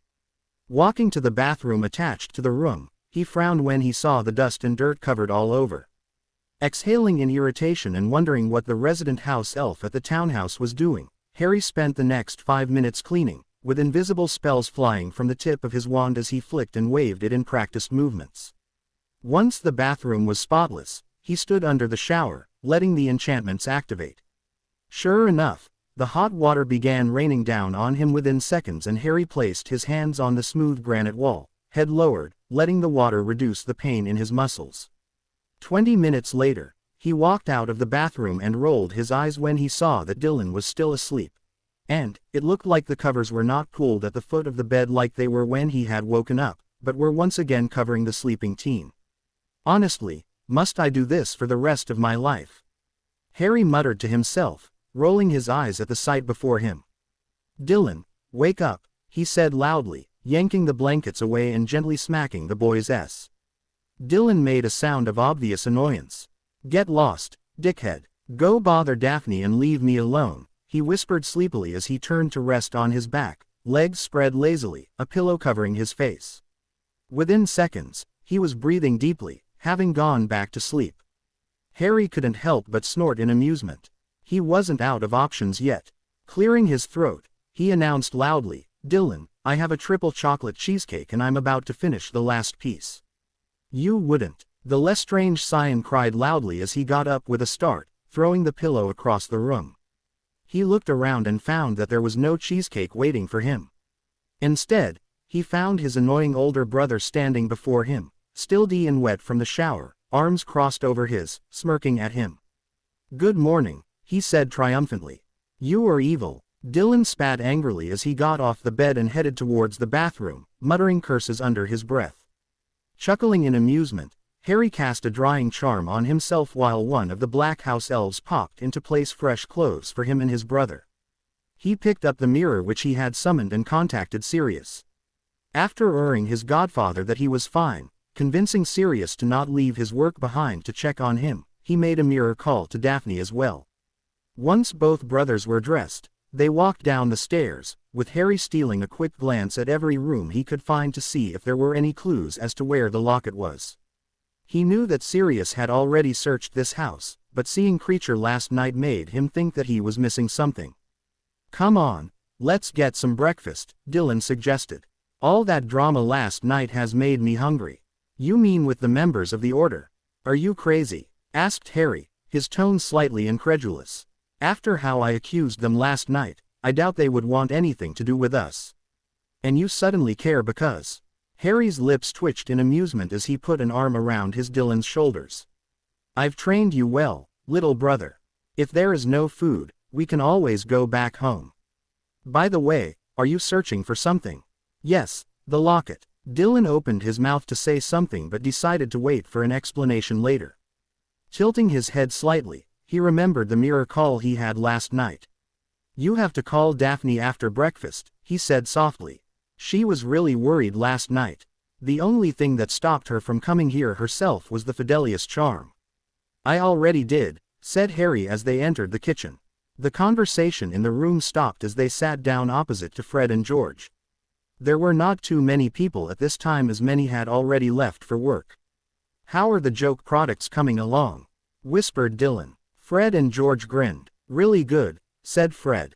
"We have invented something called extendable ears. It's really handy if there are standard silencing charms around because this can crack through them to spy on conversations." That's what we did for the initial meetings until Mum caught us. She was spitting mad that day. Cool, exclaimed Dylan, impressed. What have they been talking about? Not really sure, said George with a shrug. It was about patrol duty, recruitment, werewolves, Death Eater attacks and future attacks. It was kind of boring then, but the meetings now are heavily warded. Patrol duty? Asked Harry sharply. Any idea what that is about? No, not really. They're quite insistent on keeping it a secret. They don't reveal a thing to us. Hello, Harry dear, said Mrs. Weasley, smiling at him as though the whole incident last night had not happened at all. What would you two like for breakfast? Eggs, kippers, toast, whatever is left over is fine for us, Mrs. Weasley, said Harry cordially. He was curiously watching her prepare food and so was Dylan. Pots and pans were flying everywhere, eggs broke themselves and vegetables chopped themselves too. Never seen anyone cook before? Asked Remus as he entered the kitchen. Not really. I've had house elves prepare my food since I was 7 years old, said Harry as the plate of food levitated itself in front of him. I thought I had to cook for myself when I first arrived like how I did at the Dursleys. Needless to say my elves barred me from the kitchens after that incident. Hermione sniffed at the mention of house elves but did not say anything. Harry thanked Mrs. Weasley as the two of them ate their fill. It was quite delicious. Any progress with the werewolves? Asked Harry quietly. Things have been unusually quiet with them lately. Voldemort has contacted Greyback and he is mobilizing an army before launching an attack. Remus choked on his food as he spluttered and even Mrs. Weasley dropped her pot with a gasp. It crashed on the floor while the teenagers perked up at any news regarding the war. How do you know that? Demanded Remus. This was information that the Order had kept classified. How in Merlin's name did Harry know about something which took Remus nearly a month to find out? Harry quirked an eyebrow as he said, I observe, Remus, nothing more. I've read the papers and my parents' journals from the last war and I know that Greyback was involved, so it stands to reason that he would ally with Voldemort this time too. Harry, look at this, said Dylan, frowning heavily as he read the Magical Daily. There have been 3 more Dementor attacks in Nottingham over the past 2 days. It's like they're specifically targeting that area. It's less than 20 kilometers from the castle. Do you think he's sending Dementors to have you, Ed? No, replied Harry, his eyes narrowing as he looked at the newspaper. Voldemort will not have me Ed by a Dementor. This is either random or someone specifically wants me dead, but it is not Voldemort. How do you know that? Asked Remus. It's not in Voldemort's nature to attack through proxies for someone who hurt his pride, he said quietly. Even if we meet again, he'll give me a chance to fight and he would want to do it himself. If he sends Death Eaters, he would do it to capture me, but let me tell you now that not one of them will fire a killing curse at me. No, this is the work of someone else. Remus frowned at Harry, not sure what to say. How could Harry possibly understand Voldemort's mindset? Wait, the archives in the Ministry of Magic contain the location of Potter Castle, don't they? Asked Dylan slowly. What if it is someone who knows that sent the Dementors to kill you? That makes no sense, Dylan. Why would someone who is not Voldemort or his Death Eaters suddenly want to kill me? I'm already high on the list as far as the resident Dark Lord is concerned. No one else would have to lift a finger. I'm not sure, but maybe this is an attempt to lure you away from the protection of the castle, said Dylan quietly. They know that seizing Potter Castle would be suicide, so they're trying to draw you out by attacking Muggles nearby, hoping that you would save them. Harry looked at the paper again. 3 more Muggles Ed by Dementors in Nottingham. No, thought Harry. Voldemort knows that I hate Muggles as much as he does. He knows that attacking Muggles wouldn't make me come to him. This is not Voldemort's game. Who is responsible for this? Harry entered the drawing room of the house, looking for the locket as well as that house elf. Creature had not answered his call all day and he was quickly getting annoyed. The Weasleys and Hermione were fighting the Doxies using some sort of spray. How Muggle, thought Harry, frowning at them. Why don't you just stun the Doxies and vanish them? Asked Dylan curiously. That's what I said, muttered Fred. Now, you are all still not responsible enough to use magic outside school, said Mrs. Weasley briskly. More spraying, less talking. We're 17, said George indignantly, but before his mother could reply, there was a sound from below. Crash! Mundungus! Screamed Mrs. Weasley angrily as he walked downstairs. I told you repeatedly not to bring your stolen cauldrons in here. Besides, we're not allowed to use magic outside school, said Hermione after a pause. The decree for the reasonable restriction of underage sorcery prohibits an underage witch or wizard from performing magic. What? Dylan exclaimed in shock, turning to face his brother. But Harry, I've always used magic during the summer. You were in a magical house, Dylan, Harry replied as he examined the tapestry of the most ancient and noble house of Black. The trace cannot be detected in magical houses, especially those which are as heavily warded as Potter Castle or Black Manor. There is too much magic in the air. That law was implemented to ensure that there were no breaches of the International Statute of Secrecy. It is meant to keep children in Muggle areas from using magic. What? Shrieked Hermione indignantly. You all can perform magic during the summer. I never knew that, said Ron in surprise. Fred and George were looking anywhere else. They knew of the loophole and had exploited it numerous times. They had used magic to create their joke products during the summers, after all. This is another way for the Ministry to keep the Muggle-borns from being welcome in the magical world, isn't it? Said Hermione angrily. This is another attempt to increase the bias against Muggle-borns. How is it that purebloods can use magic while we can't? I should be able to practice magic and show it to my parents. Quote. That is precisely the reason it was enacted, said Harry, turning around to look at her. I'm sorry to contradict you, Granger, but the decree for the reasonable restriction of underage sorcery was recommended by the International Confederation of Wizards in 1823 and then adopted by every magical government in the world. It is not some shady plot by the British Ministry of Magic to keep the Muggle-borns weak. The law exists solely to protect the International Statute of Secrecy. It is done because the ICW felt that children and teenagers under the age of 17 would not be able to comprehend the magnitude of maintaining secrecy. If someone in your neighborhood were to find you doing magic, can you imagine the repercussions? Magical governments hand out strict punishments to such offenders, and to reduce the punishment against children, this law was enacted. If you were to perform magic in front of Muggles like you say after you turn 17, the consequences would be severe. Why do you think Voldemort and his Death Eaters are such a threat? This law is also applicable to purebloods if they live in a Muggle-populated neighborhood. If you go outside this house, the law applies to you, but inside, where no Muggle can see you, it is not, because this is a purely magical household. This has nothing to do with blood as you say, it is done only for the protection of witches and wizards. Hermione was left spluttering in disbelief while Fred and George began stunning and vanishing the doxies in the room before their mother could come back. Ron was clueless about the whole thing, so he was simply looking around. Ginny looked curious as she paid attention to the conversation. Harry, your grandparents' names are here, said Dylan, pointing to the family tree. Sure enough, there was a name Doria which connected to Charles Potter. A line below them showed James, but there was a burn mark on the tapestry. Why has your father's name been blasted away? Asked Dylan curiously. Walburga thought it was a shame that the pureblood scion of one of the oldest families in the country had married a Muggle-born, and that such a blood traitor should not be on the family tree of the House of Black, commented Harry, tracing his fingers over the name. She blasted her own son from the tree when he ran away, even if it was to the house of her own cousin, so it is hardly surprising that she blasted my father's name too. Besides, this is just a copy. The original family tree can be seen at Black Castle.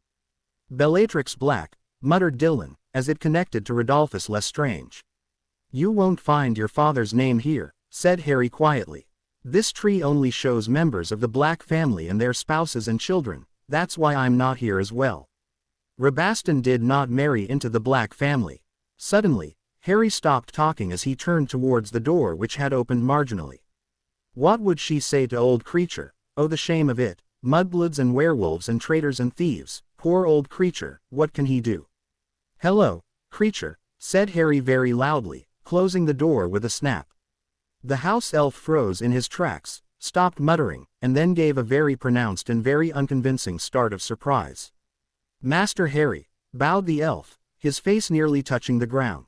Nasty half-blood he is too, managed to convince Creature's mistress of his blood status by feeding her lies, but Creature knows the truth that filthy Master's godson is nothing but scum.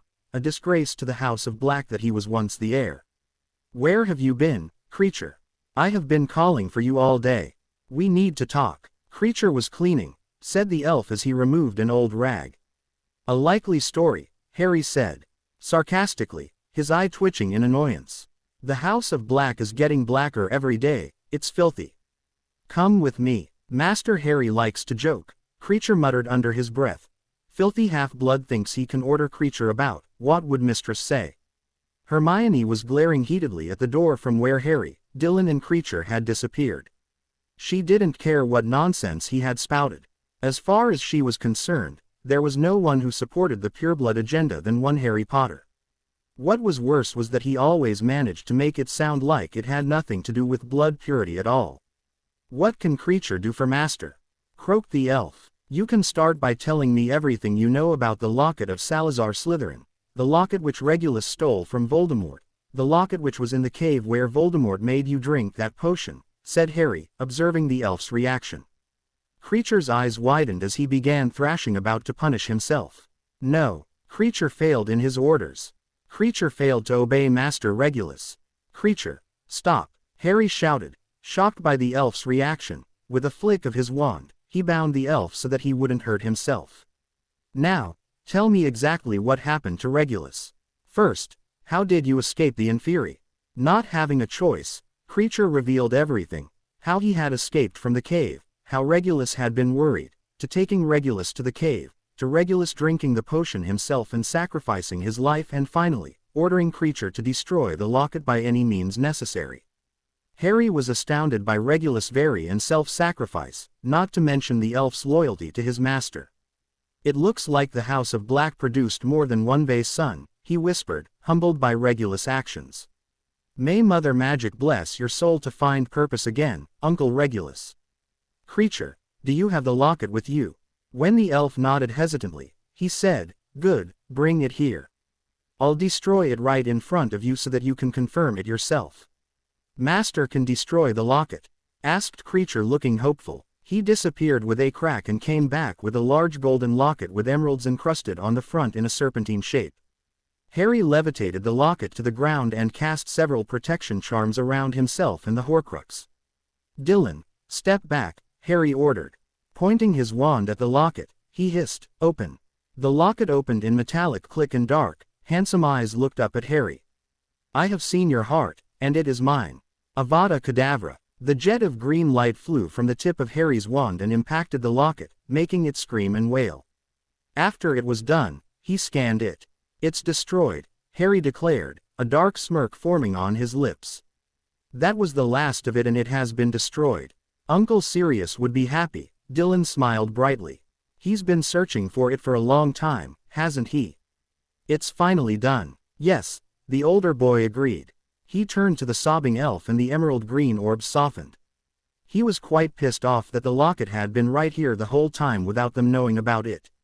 Had they destroyed it before, Voldemort would never have risen again, but he couldn't bring himself to be mad at the elf. Creature had at least kept the locket safe. Merlin knows what could have happened had the locket been stolen. The consequences would have been too dire to contemplate. You did well, Creature. If Uncle Regulus were alive, I'm sure he would be very proud of you.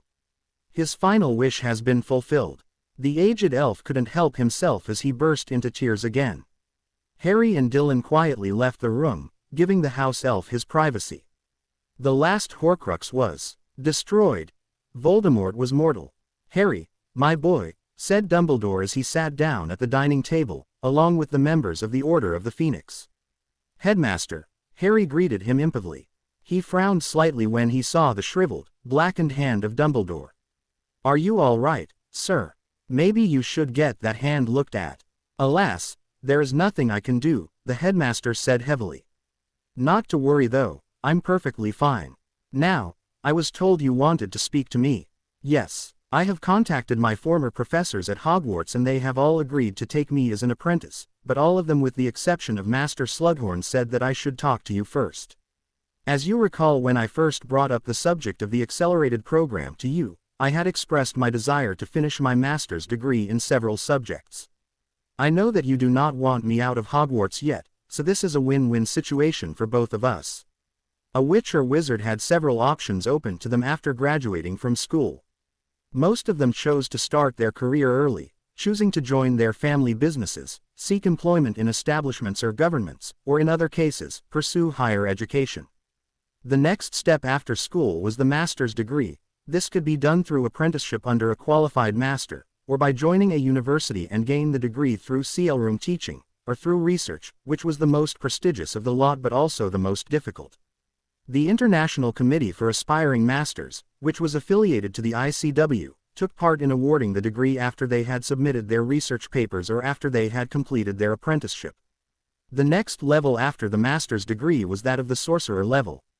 This consisted of an in-depth study of the subject under consideration, and it always included research projects. Professors McGonagall, Flitwick and Slughorn were all sorcerers in their respective fields and were well known internationally for their research papers. The highest level of credit was that of the Grand Sorcerer.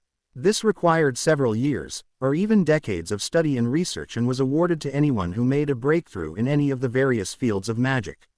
Albus Dumbledore had been awarded this title for his discovery of the 12 uses of dragon's blood, but he also held the title of sorcerer for transfiguration and alchemy as well. Harry, being the ambitious boy that he was quite ready to begin his apprenticeship 3 years in advance as he had completed his NEWTs.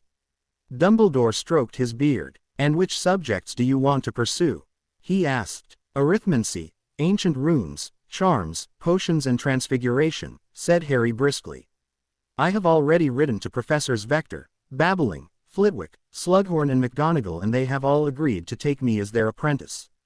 "What about defense against the dark arts?" "No, I wish to do a research project and earn the degree on my own in that field.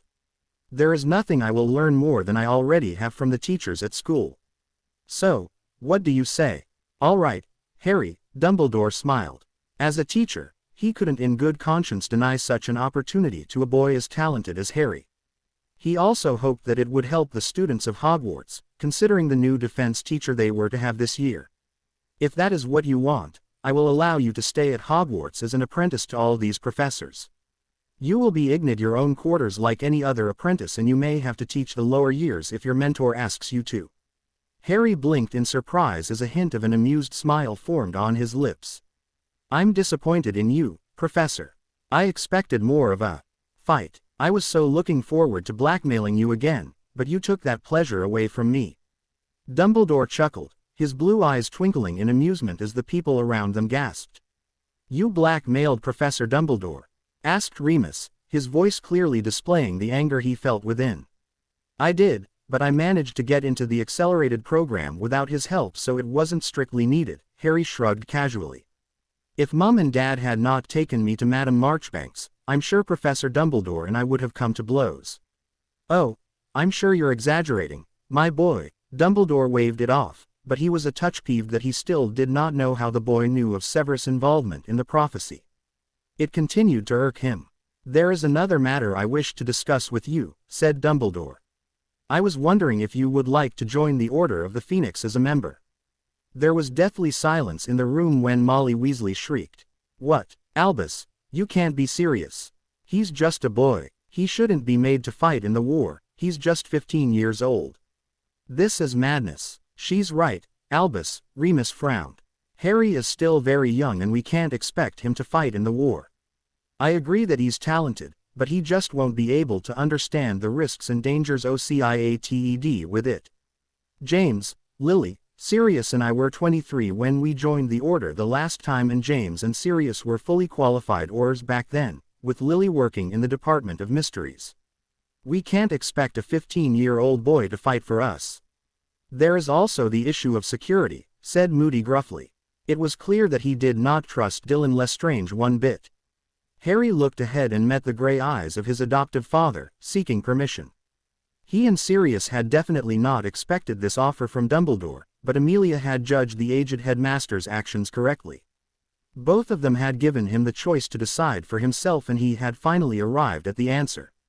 Sirius discreetly nodded to his son, telling him to answer the question. "Thank you for your offer, Professor Dumbledore, but the answer is no," said Harry quietly, surprising many. Everyone thought that Harry would fight tooth and nail to join the Order. I do not want to join the order because, for one thing, we are bound to clash on our policies. You and I have a very different outlook on how the war should proceed and our methods would clash, so no, I cannot join your side. Your side, said Emmeline Vance incredulously. Don't you mean our side? No, I meant your side, meaning Dumbledore's side, clarified Harry. I do not fight to save the British magical world from the oppressive evil that is Voldemort. Every side has a story and I am not blind to the faults of the light, as people call it. I will fight, but it's for me, my parents, the girl I love, and for my brothers Dylan and Rigel, and if that means I need to cripple Voldemort's forces, then so be it.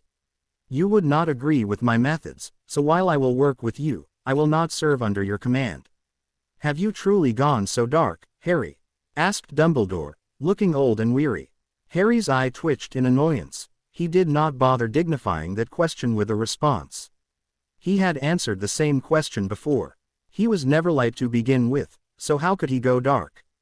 As far as he was concerned, he followed the will of magic, nothing more. Clification of light and dark was a human invention and that was not how magic in its natural state existed. Would you actually kill the Death Eaters if you were fighting them? Asked Daedalus Diggle, his voice trembling slightly. If I hadn't been nearly tortured to death by Bellatrix and Rodolphus, then yes, I would have killed every single one of them there including Voldemort himself if I could, said Harry without batting an eye. You would see it as slaughter, I would see it as ending a war before it started. I did not ask them to kidnap me, nor did I start the war. It was their fault for being marked by Voldemort in the first place and I will not be blamed for defending myself and my family. You are just a child, said Molly Weasley furiously. You shouldn't be speaking like this. I don't know what you have learnt during your childhood, but this is no way to speak to the headmaster. He is a wise man and you should listen to him. What I learnt during my childhood, Harry repeated as his face darkened. I learnt that there would be nobody around to help me in case I was in danger. I learnt that people only look out for their own interests. I learnt that everyone has a secret agenda if they are helping me. I learnt that if I do not stand on my own 2 feet, others would crush me. Granted, some of my views changed after Mum and Dad took me in, loving me as their own son. Daphne and Dylan changing my views some more, but I will never forget what I learnt back then. I have been living alone in a fortified castle tutored by ghosts and portraits since I was 7 years old, Mrs. Weasley. I never had anyone to tell me that I should enjoy my childhood. I spent every day since my 7th birthday constantly studying and practicing magic. There is a reason I was a Ravenclaw and there is a reason I qualified with an outstanding in all my 7 NEWTs with extra credit at the age of 14. As for me not being able to understand the risks and dangers, I have faced a 70-foot-long basilisk at the age of 12, Remus. I willingly went into the Chamber of Secrets alone, knowing that I might not make it out of there alive. I was tortured under the Cruciatus curse by Voldemort, Bellatrix and Rodolphus. Dear Aunt Bella used my body as a knife sharpener. Rodolphus whipped me 50 times and I still managed to duel Voldemort and escape under his nose. I understand that I'm only 15 years old. You're right, I've never experienced war for me to know what it's like. You all have survived the last war, but point out to me one person in this room who has gone through as much as I have before the age of 15. I may not openly tell people of my achievements or pain, but don't mistake me for a weakling. I have never had a childhood to be considered a child at all. I have seen and experienced quite a few horrible things in my life, some of which you can't even digest. I have personally seen the atrocities committed by Voldemort. None of you can even comprehend what I have seen in his memories. None of you can begin to imagine the torture I underwent at the graveyard. None of you. There was utter silence in the room. Moody's eye was swirling in its socket as he considered training the boy as an Auror. Dumbledore looked thoughtful, not really worried about the other things Harry had said. He was now quite curious about the memory of the graveyard. There was something in that memory which Harry did not want him to see, he was now sure of it. What was it? Maybe he should ask Severus to ask Lucius Malfoy or someone else to provide the memory. May I leave, Father? Asked Harry formally. Remus flinched slightly at the term but the teenager ignored it. Of course, Harry, said Sirius quietly, his face stony, but eyes glistening with tears. His precious little boy had suffered so much in his life and there was nothing he could do to help him get over the pain. Back upstairs, the teens were listening to what was going on using the extendable ear. Hermione had been mentally ranting about how it was unfair that Potter was able to get an apprenticeship, but she was slack-jawed like everyone else when they heard him speak. The silence was broken when Dylan took out his mirror. Daphne Greengrass. The mirror shimmered and Daphne's beautiful face appeared. "Hey Dylan," she greeted him with a happy smile. "I wasn't expecting your call for another hour. What's up, Daph? Can you sneak out and come to the castle tonight?" asked Dylan urgently, as he spotted Harry climbing up the stairs. "Harry needs you. I was already planning on coming, but I'll be there soon," said Daphne as she cut off communication. "Ready to go?" asked Harry, his eyes a shade of blackish green. Dylan knew immediately that Harry's emotions were not yet fully under control. "Yes," he replied, bidding everyone a good night. They stepped out of the front door of the house and portkeyed to the entrance hall of Potter Castle, just as the flow flared and Daphne walked out of the fireplace, following Harry to the master bedroom. Dylan sighed as he made his way to his room on the second floor, collapsing on the large four-poster bed. His mirror vited and he saw the concerned face of Astoria Greengrass looking back at him. He smiled fondly. "How is that you know exactly when I need you, Tori?" "Crucio!" Lucius Malfoy screamed in pain once more, twitching on the floor as he tried to get up. His entire body was burning and he couldn't help but let out a whimper.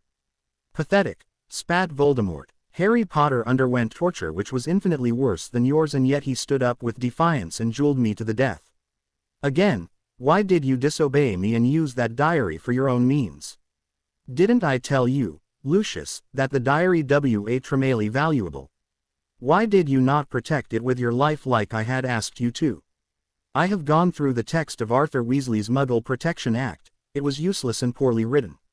You destroyed my diary because Weasley raided your house. Was your ego the only thing you could think of? My lord, it was P. Potter who destroyed." "Silence," hissed Voldemort, making Lucius flinch. "The boy only destroyed the diary because it was a threat to his life. Had you kept it safe as I had expected from you, it would never have reached Harry's hands for him to destroy it in the first place." "You have failed me again, Lucius," said Voldemort coldly. "Your failures have increased steadily year after year and they have been growing worse. First you abandoned me after my defeat in 1991, then you surrender to the whims of Sirius Black, unable to stop him from becoming the Minister of Magic, thus making it much harder for us to take control of the ministry. Then you let Amelia Bonesoff all people marry Sirius Black and actually have a child with him and thus lose control of the Black estate forever. Then you let Dylan Lestrange slip under your fingers and be influenced by Harry Potter and Sirius Black while he should have been raised under your ideology instead, and now you let your ego destroy my diary. It's time you realize, Lucius, that I do not appreciate so many blunders. Severus, bring Draco Malfoy before me. I have a task for him." My lord, please," begged Lucius desperately. "Not my son. I'll do anything. Maybe this will give you more incentive to not let me down," Lucius, hissed Voldemort. "I have a task for Draco. He is to find a way to kill Albus Dumbledore as soon as possible. If he fails, I shall kill you, your wife and your son." Severus Snape melted into the shadows. "What are you thinking about?" asked Daphne softly as she ran her fingers up and down Harry's abs as they recovered from their post-coital bliss. "I was thinking about Dumbledore's blackened hand. He had recognized it instantly. How could he not? He had been the one to cast the curse in the first place. And he's going after Voldemort's Horcruxes." "How do you know that?" asked Daphne curiously. "One of the Horcruxes was a ring. It had a nasty, deadly curse on it. My dad and I went to place a duplicate while we destroyed the original, remember? To ensure everything was perfect, I actually placed the same curse on the fake ring in case Voldemort comes to investigate. It turns out that Dumbledore did go there and fell for the trap. He's dying." "What?" "Yes, he's dying," said Harry, a smirk tugging on his lips. "There is no counter curse and I'm pretty sure his right arm is already dead. It's only a matter of time before the curse reaches his heart. I'm not sure how long he has because I thought the curse would kill instantly, but then again, this is Albus Dumbledore. He is an extremely powerful wizard and wouldn't go down without a fight, though I'm curious as to how a wizard of his caliber managed to be fooled by it. There is no way can he survive it, though. His days are numbered. Wouldn't Voldemort get more confident if Dumbledore dies? Asked Daphne worriedly. I'm hoping that I can kill Voldemort before that happens, muttered Harry quietly. All his Horcruxes have been destroyed. He's mortal, but doesn't know it yet. Daphne looked at the troubled expression on her fiancé's face. Smiling slightly, she cupped his face, gently stroking his cheek with her thumb. I know that you feel that you are not strong enough to defeat him, she whispered. But please don't lose hope, Harry. Not when we're this close. Yes, you need to train harder, and I promise you that I will be there every step of the way. If you need me to get up at 4 in the morning to train in the room of requirement, I'll do it. You're not alone, Harry. Whatever happens, you'll always have me by your side. Harry's eyes grew misty as he struggled to regain control of his emotions. His hand found hers as they intertwined their fingers together. They simply stared into each other's eyes as Harry smiled slightly. What would I ever do without you, Daphne? You'll never have to find out, she replied, eyeing him lovingly. Trailing along the side of her face, Harry pulled her closer to his, breathing in the sweet scent of his fiancée as he went to sleep. To be continued. I hope you enjoyed this story. Also remember to subscribe and like this video. See you in the next video.